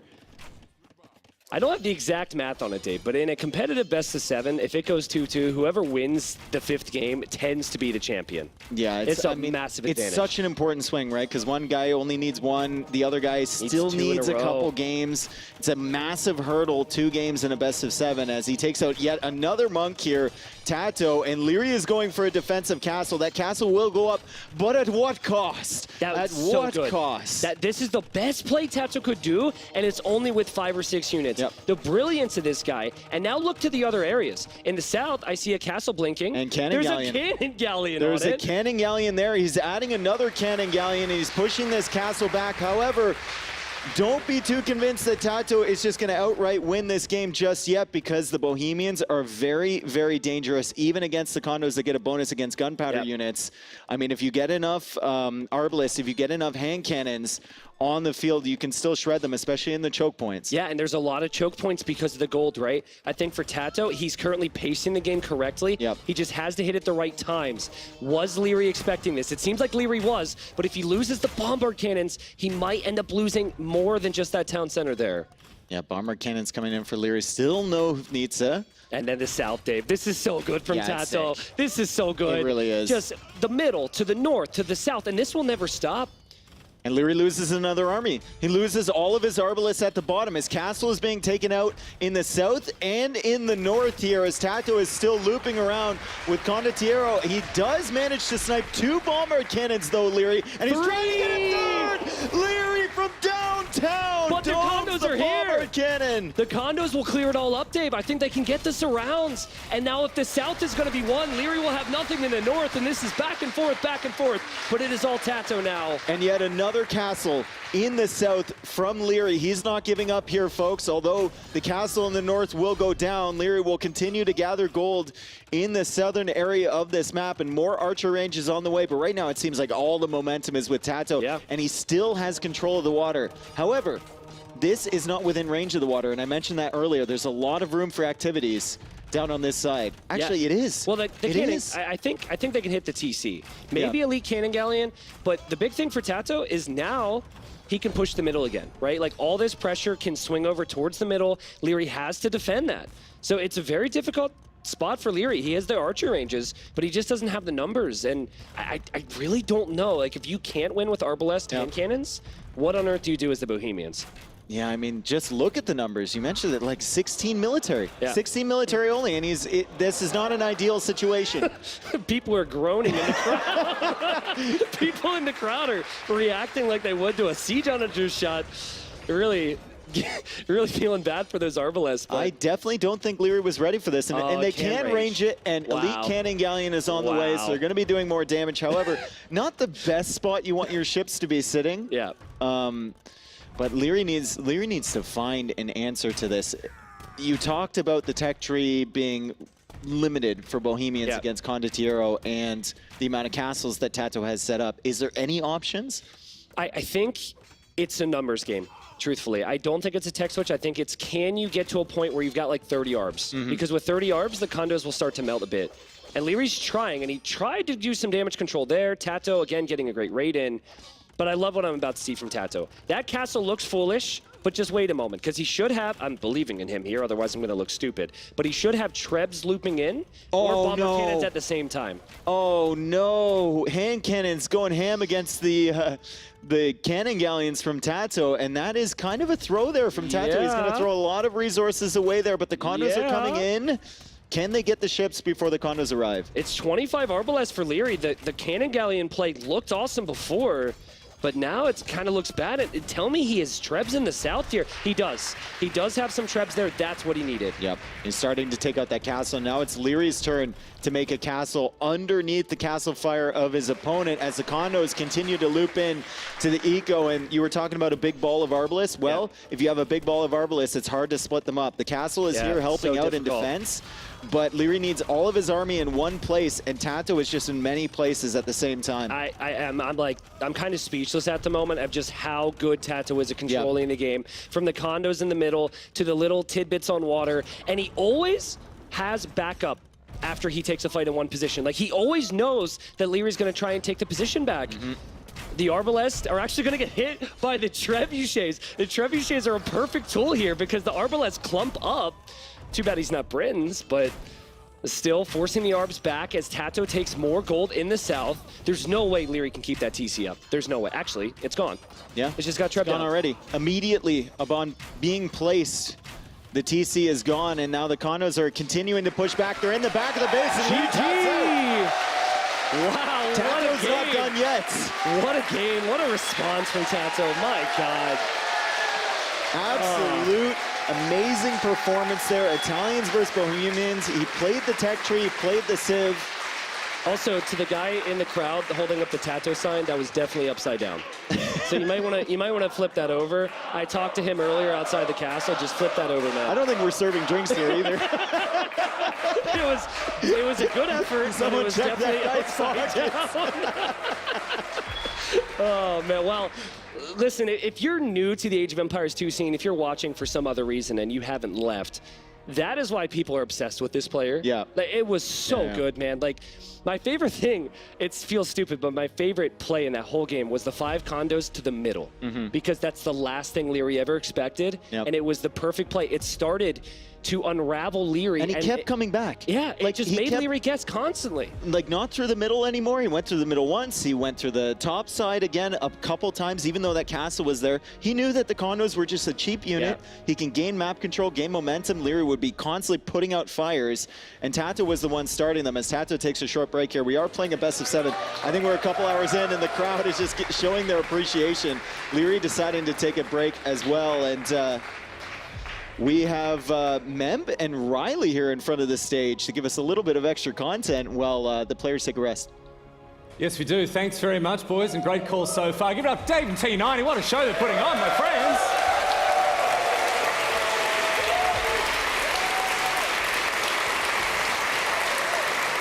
And viewers around the world, I'm joined here on the stage by everyone's favourite Spanish streamer here from the Age of Empires community. It's Memb TV! Now, Memb, we've been watching this very closely. We've watched these two go back and forth. We saw TaToH get up 2-0. Lierey's dragged it back, and now TaToH with that, well, I don't want to say decisive, but very important Game 5 win. He's looking good. One more, and he gets it. What do you think's going through his head at the moment? What a series. Well, first, I have to say that I'm scared about this crowd. Oh, yeah, let's address this. Absolute I'm animals. scared because I thought that they were serious. They were going to be... They killed a monk because of the relic. Yeah. They're searching for the blood. They're hungry one for monk, and they are screaming all the time. We see a cannon galleon take out three of those arms, give and one they're like, archer. oh, yes, give it to one us. archer. Oh. They go crazy. Well, they're nice. They're nice. Yeah, well, about the don't say games, that. 2-0 first, looking so sharp. TaToH, but they're really coming back to. We have not seen a lot of archers from Liereyy, and in the games that have been archers, have been the last one, you saw what happened. With the Condottieri, he has the mobility, the archers Bohemians is a civilization that is good in a choke point. You know, if they have to be chasing units, you have seen, they are not the best. What is going to happen now in the last two games? Because Liereyy has not been in this situation before. The last year was just the opposite. It was 3-2 for Liereyy. Viper was behind, tried to come back, and he did it. What is going to do now, Liereyy? Well, I mean, we saw Scholes slow things down, right? And I think that's something that Liereyy, I'm not going to say he struggles with, but he feels more at home when things are nice and open, aggressive. We see the Atacama ban to make sure that he can't play on maps like this.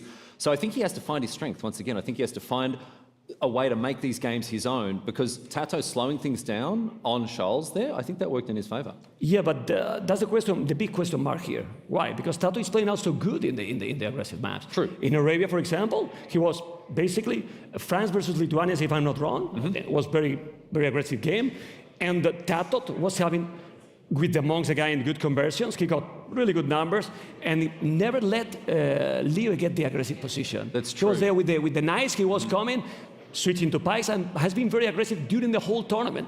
So now Liereyy probably is a little bit like, I have to do something else. And we saw that happen in game number 3, where Liereyy got on the board with the Cumans against the Bulgarians. Now, we'd seen Hera have a lot of success with the Bulgarians on Morass, churning out scouts, right? I don't think TaToH got quite enough value with the men-at-arms, and Liereyy being faster to castle was also pretty huge in that matchup. I don't know, what were your thoughts on game number 3 and how it went out? I think in that game, the problem was that, if I recall correct, I think he did 6 men-at-arms. I don't think he achieved any damage, even if you have the men-at-arm upgrade for free. He didn't kill anything. He also did the armor, if I'm not wrong. Also didn't kill anything. Cumans, cheaper buildings, cost half the price. He controlled the army very well. And without killing Villese, he got up to castle faster. And from there, he got that game quite fast. And we had a bit of a historical upset as the Byzantines faced the Turks all the way back to the siege of Constantinople. This time, however, well, don't worry about it.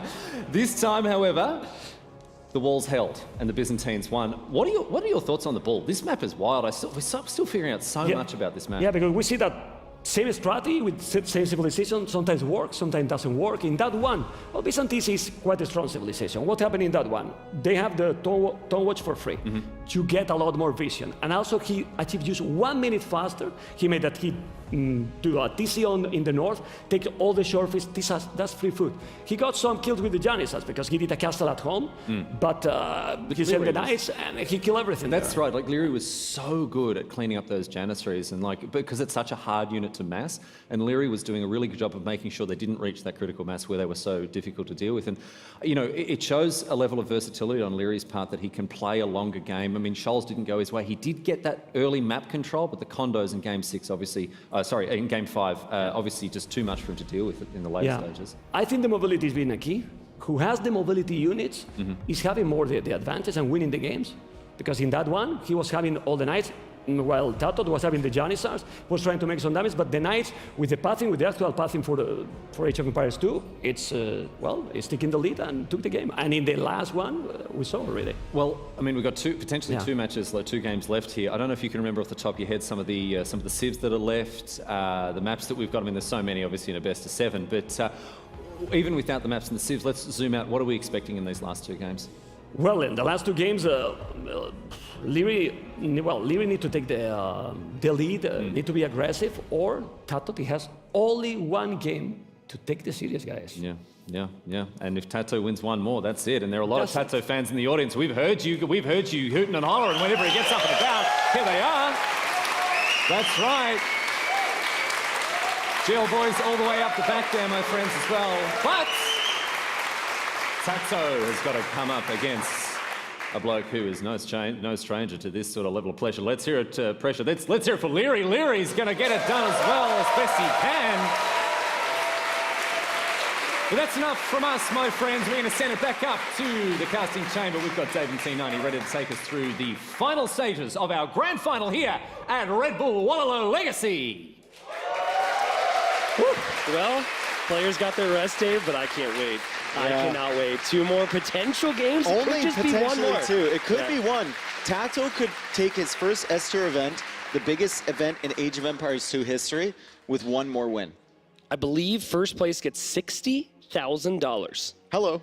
And then, member. hello crowd, yes, hello crowd. And then I think second place is $30K. So Nili taught me to do this years ago. He's like, this game is valued at $1,278 and like 60 cents. Very specific values. I would value the pride and especially the opportunity to prove that you are the best in the world. Way more. Yeah. Way more. Way more important. For everybody, of course, like the money is definitely secondary, but the that's fact not that why they're still playing this game. Of course. But as we have a winter background, so according to production, we have like a wintry map coming up. I don't know.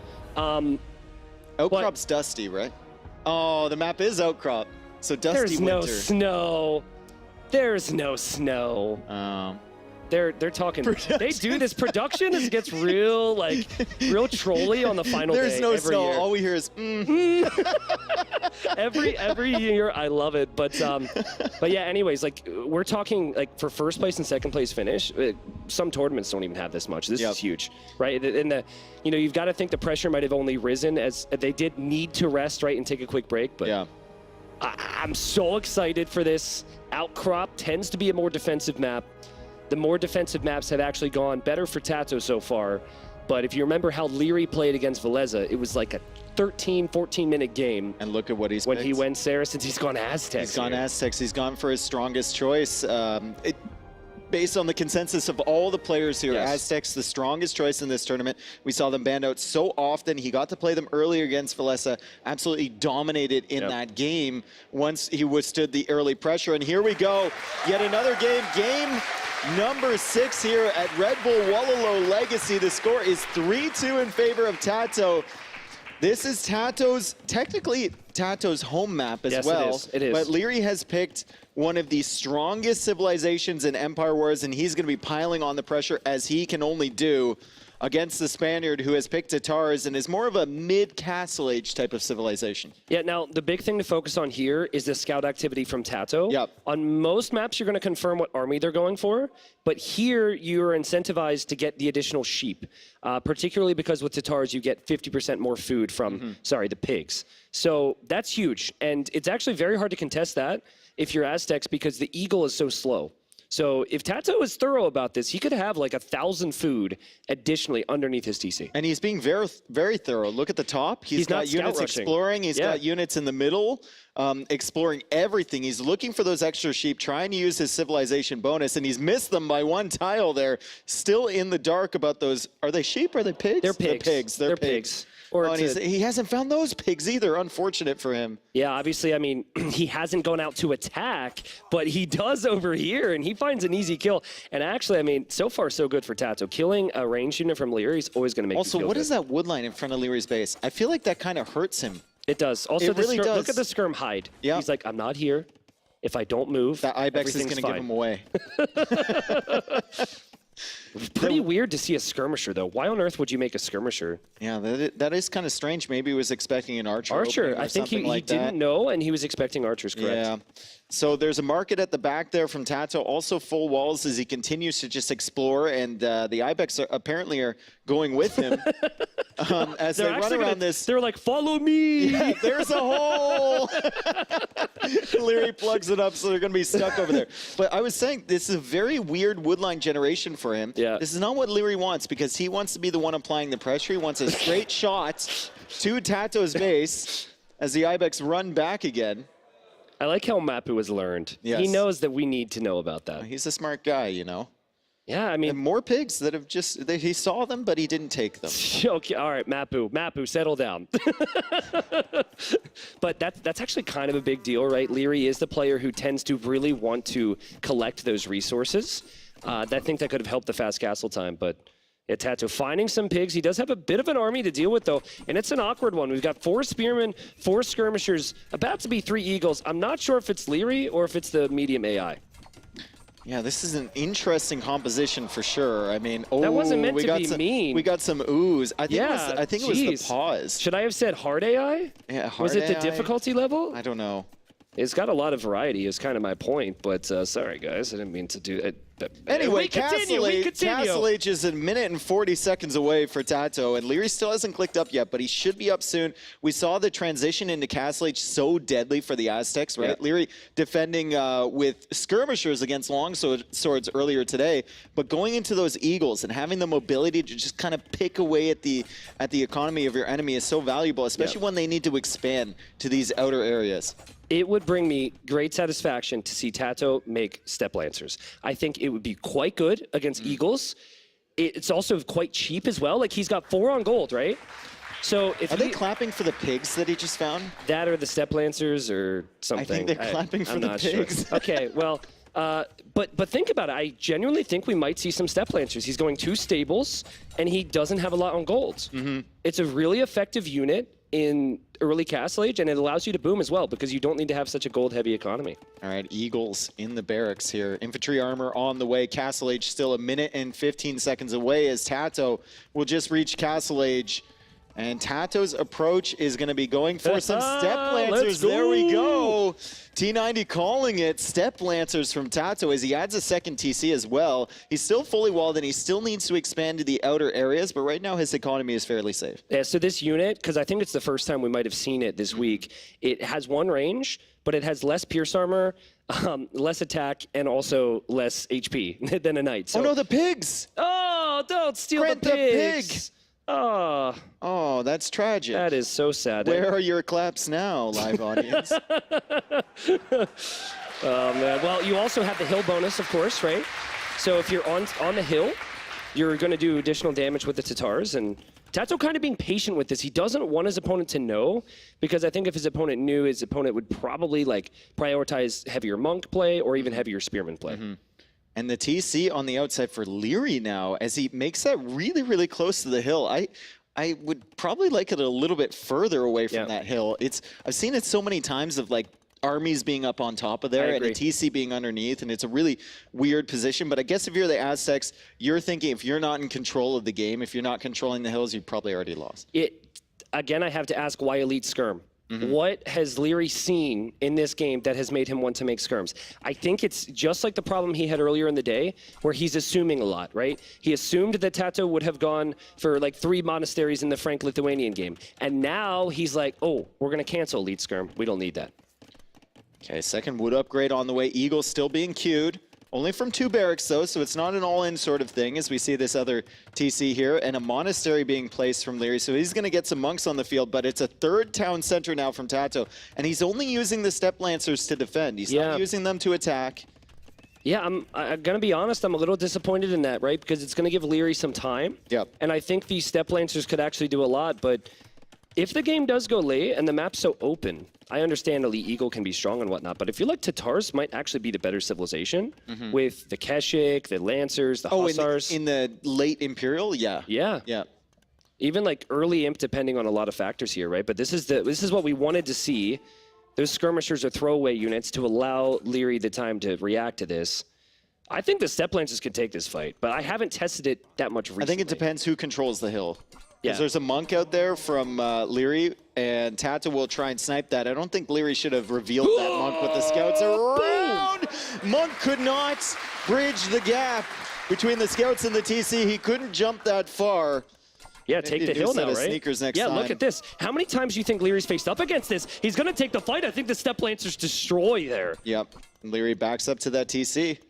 And I wonder if TaToH comes forward or something, or he's just confident in the Step Lancers' abilities.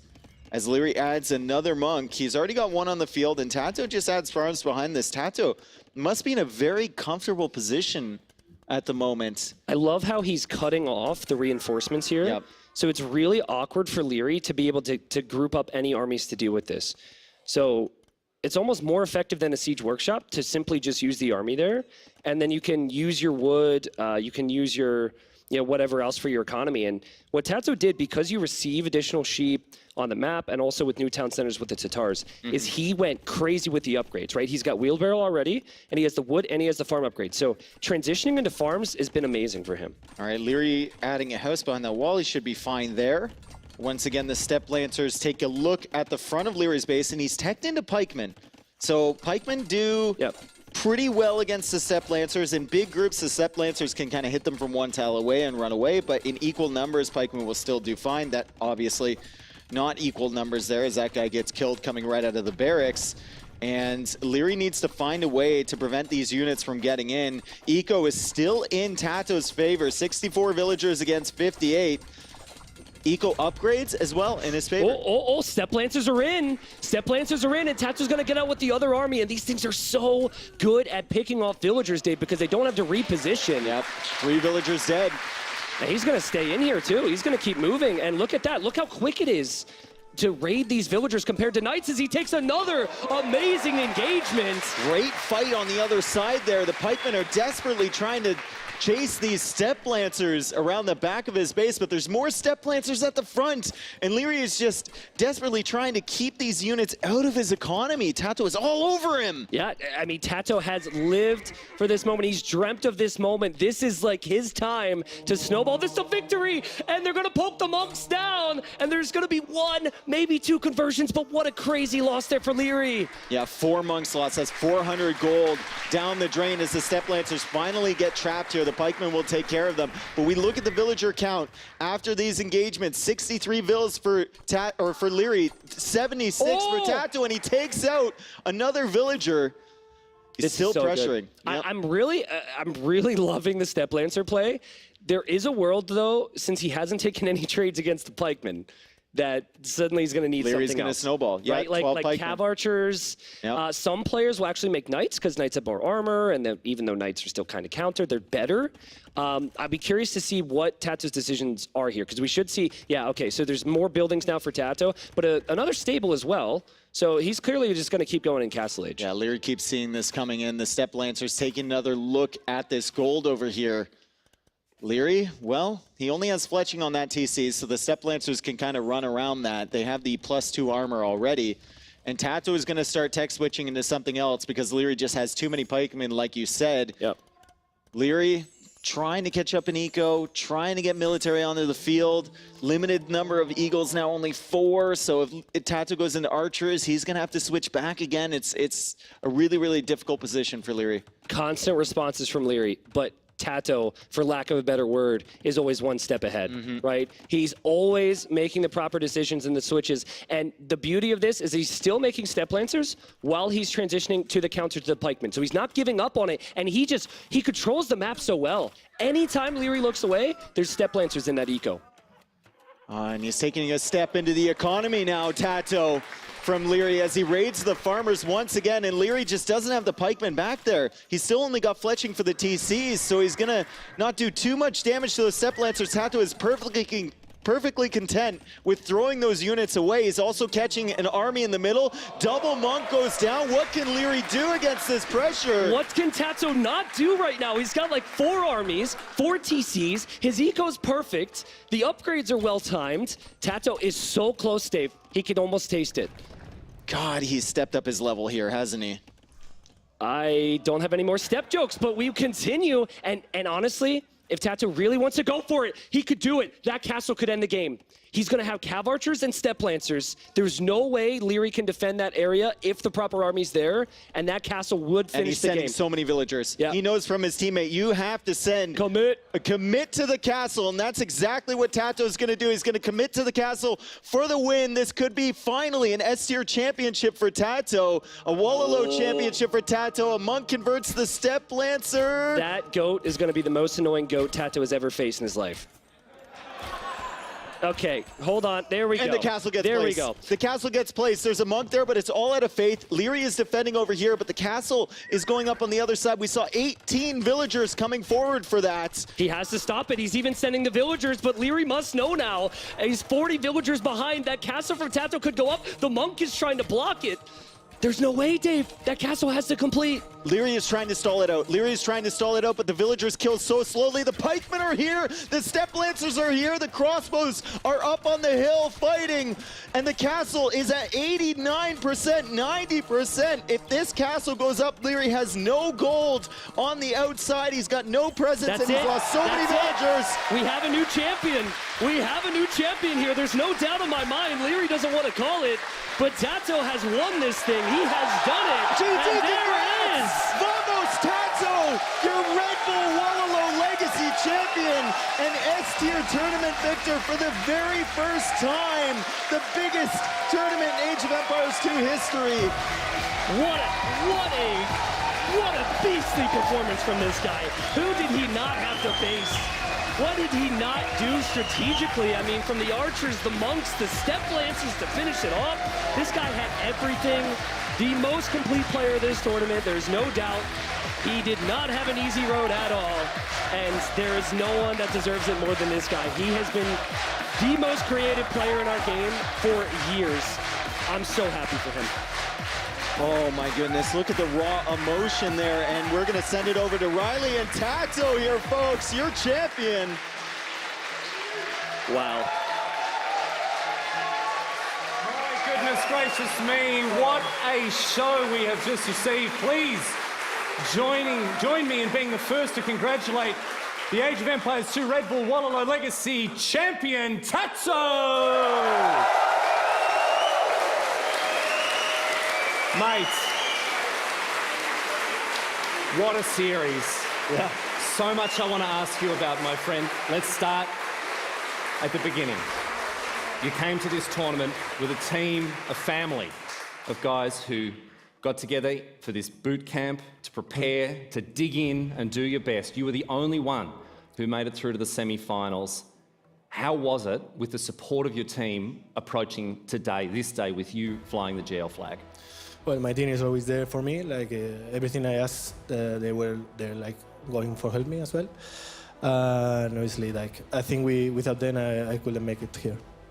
Mate, how are you feeling heading into this game, heading into this series, I should say? Going, first game's a win for you.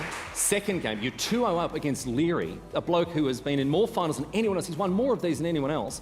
How are you feeling when you were just 2 games away from victory? Yeah, I was like, oof, this is a good start. I had seen start against him in all the tournaments, and then I got a reverse sweep, so I wasn't confident at all. Like Liereyy is, for me, is the best Empire Wars player, so you cannot be overconfident against him. Yeah, and I mean, he equalised at 2-2, of course, and that must have been a bit of a reality check for you there. We did take a bit of a break, right, after you won that 5th game and got up to 3-2. What were you telling yourself in that break when you were just 1 game away from victory? What was the lesson you were trying to remember? Well, I was like thinking what to pick, to be fair. Like he got Aztecs and Incas, and it was going to be mind games, I believe, because I actually expected him to pick Aztecs on Acclivity, but then he might actually read my mind and play against TaToH. And then I remember in the bootcamp, like that was, we need to use step lancers more often. And I say, I think it's a good moment for us. Well, we saw then the raids, the aggression, getting up in his grill with that castle, a thrilling conclusion. I want you to tell us, when was the moment that you knew you had won the championship? I think when I got in, I think I was ahead already, but Aztecs is super strong, so you cannot be like confident.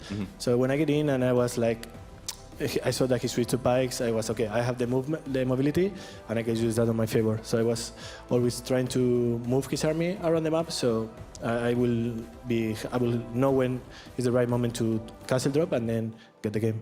I want to ask you one more thing, or really not, it's not so much a question. I want to offer you now an opportunity. I know there are so many people who have supported you, so many people that, you know, can claim some portion of the victory you've just achieved. TaToH, who do you want to thank? Who have you got a message for at this, the biggest achievement of your Age of Empires career? Obviously, I want to thank GL staff for allowing us to go for the bootcamp.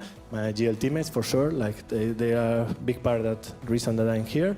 Also Winchester, that he couldn't make it here and he has helped me a lot, so thank you, Vince. And all the fans, like I had my mobile is an old one, and it was blocked when I won the semifinals because it was so much message. So everyone, thank you so much for the support, and hopefully we see each other next time as well. Well, my friends, there's just one more thing I have to do with you now.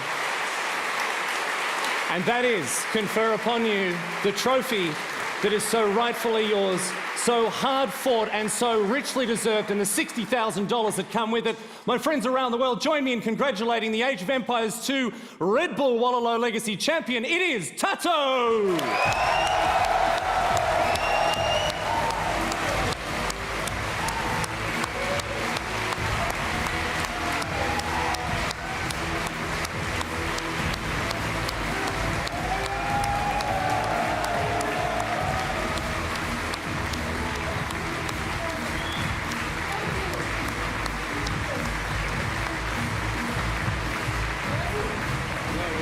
The rest of the GL guys are over there, mate.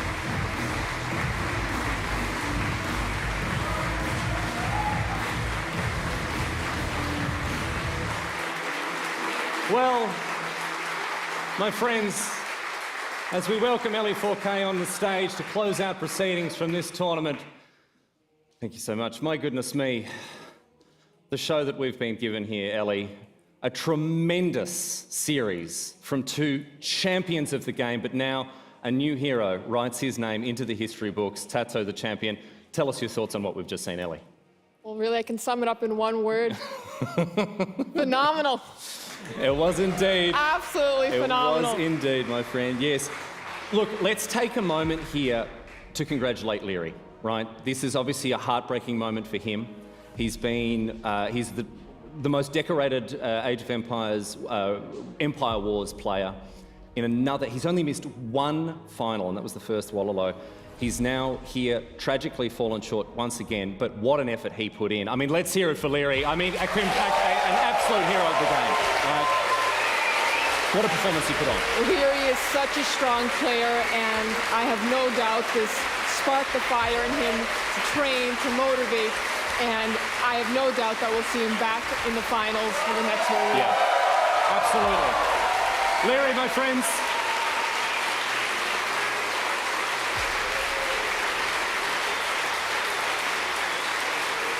But at the end of the day, TaToH came here with a fire in his belly, with a hunger in his heart, and this moment must be so special for him, raising the trophy like that, surrounded by his friends and teammates in this room. I mean, it's a very fitting end to what's been an incredible tournament, Ellie. Absolutely. The GL teammates, the fans, the players, you even heard DauT, like he was so happy for his teammate. Bibi, I saw him on the way and I said, who are you rooting for? And he said, Tati, of course. The support was real. TaToH really earned this victory, and I don't think there's anyone that will contest that. Absolutely did. Let's hear it one last time for TaToH, our champion, ladies and gentlemen. Well, that more or less brings us to the end of today's broadcast.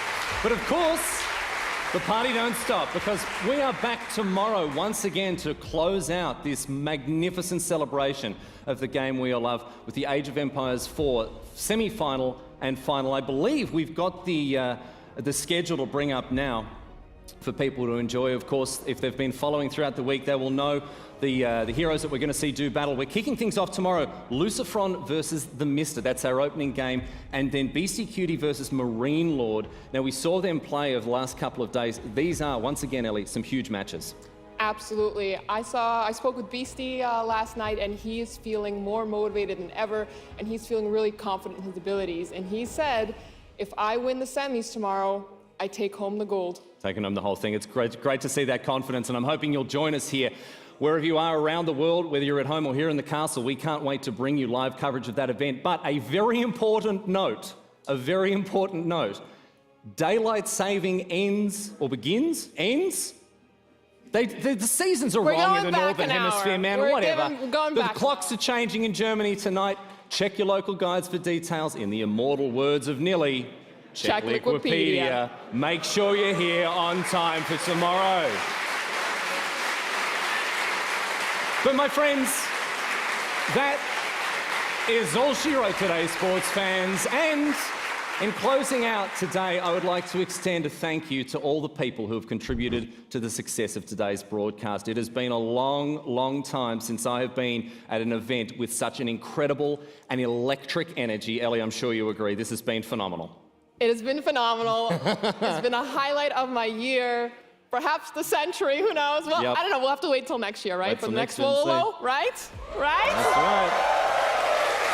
But on behalf of Ellie, Dave, T90, Memb, Nili and the rest of the broadcasting team and of course the production team, let's hear it from the production team, my friends. We don't see them, but without them this broadcast would be nothing.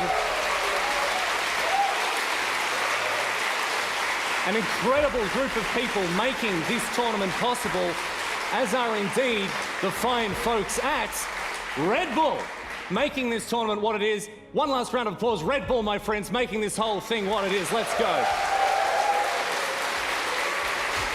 But that is that. We will see you back here tomorrow to round out coverage and conclude the story of Red Bull Wololo Legacy. Until then, once again, my name's Riley, saying goodnight on behalf of the entire casting team. We'll see you tomorrow. See you tomorrow. Good night, everyone.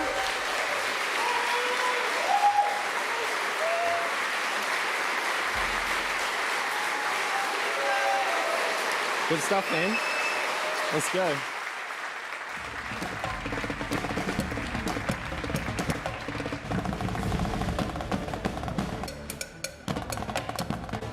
Welcome, my friends, to Heidelberg Castle here in the heart of Germany. Welcome, viewers from around the world or guests here in Heidelberg, Germany. We have a live audience behind us. This is one of the greatest days ever for Age of Empires 2.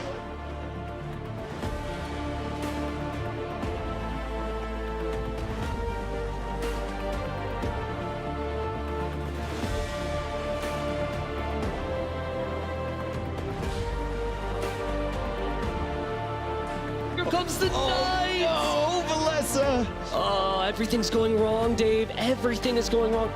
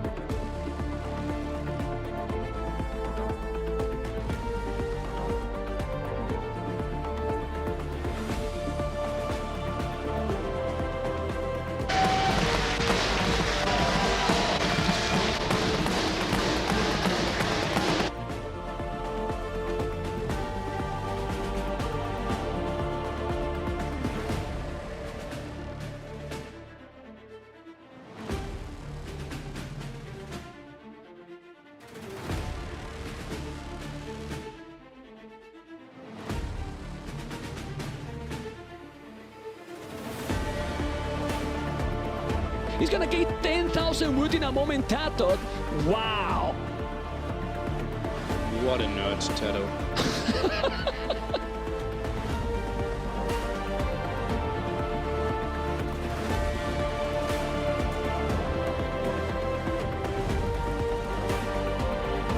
TaToH with 40 army, Hera 18-15 is doing an amazing job and he's killing absolutely everything.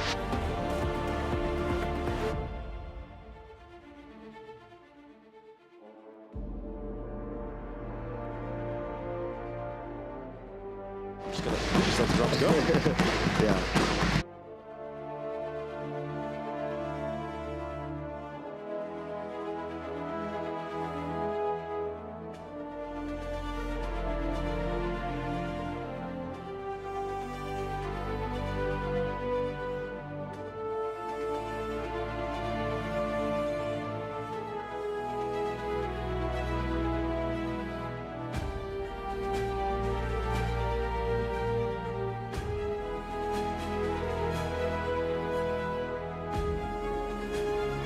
Ladies and gentlemen, the Age of Empires 1 champion here at Red Bull Wololo Legacy, it is Chim.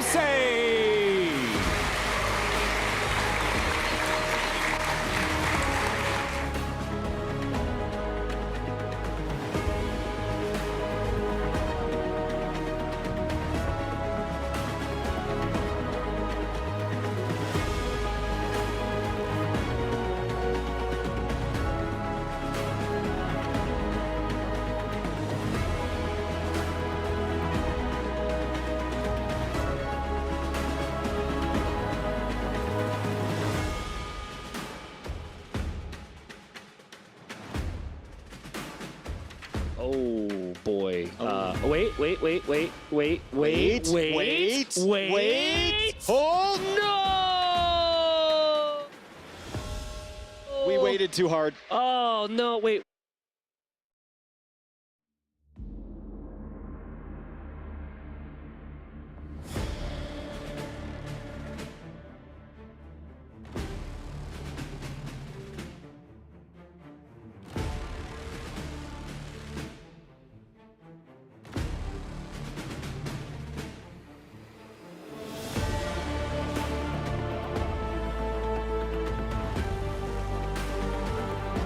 TaToH here, but how frustrating is that as there's another hole and a quick wall. Trap him. Trap him. Trap him! Oh, no! Wait. We're good. Kind of. Sort of.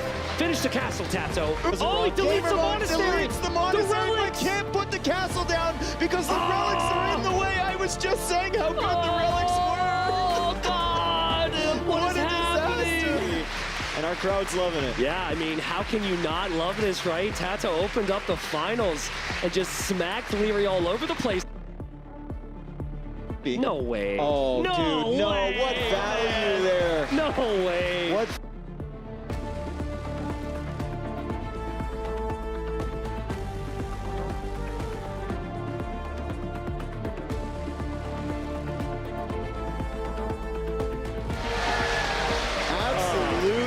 Amazing performance there. Italians versus Bohemians. And they're going to poke the monks down, and there's going to be one, maybe two conversions, but what a crazy loss there for Liereyy. On the outside, he's got no presence, and he's lost so many villagers. We have a new champion. We have a new champion here. There's no doubt in my mind. Liereyy doesn't want to call in. An S-tier tournament victor for the very first time. The Age of Empires II Red Bull Wololo Legacy champion, TaToH!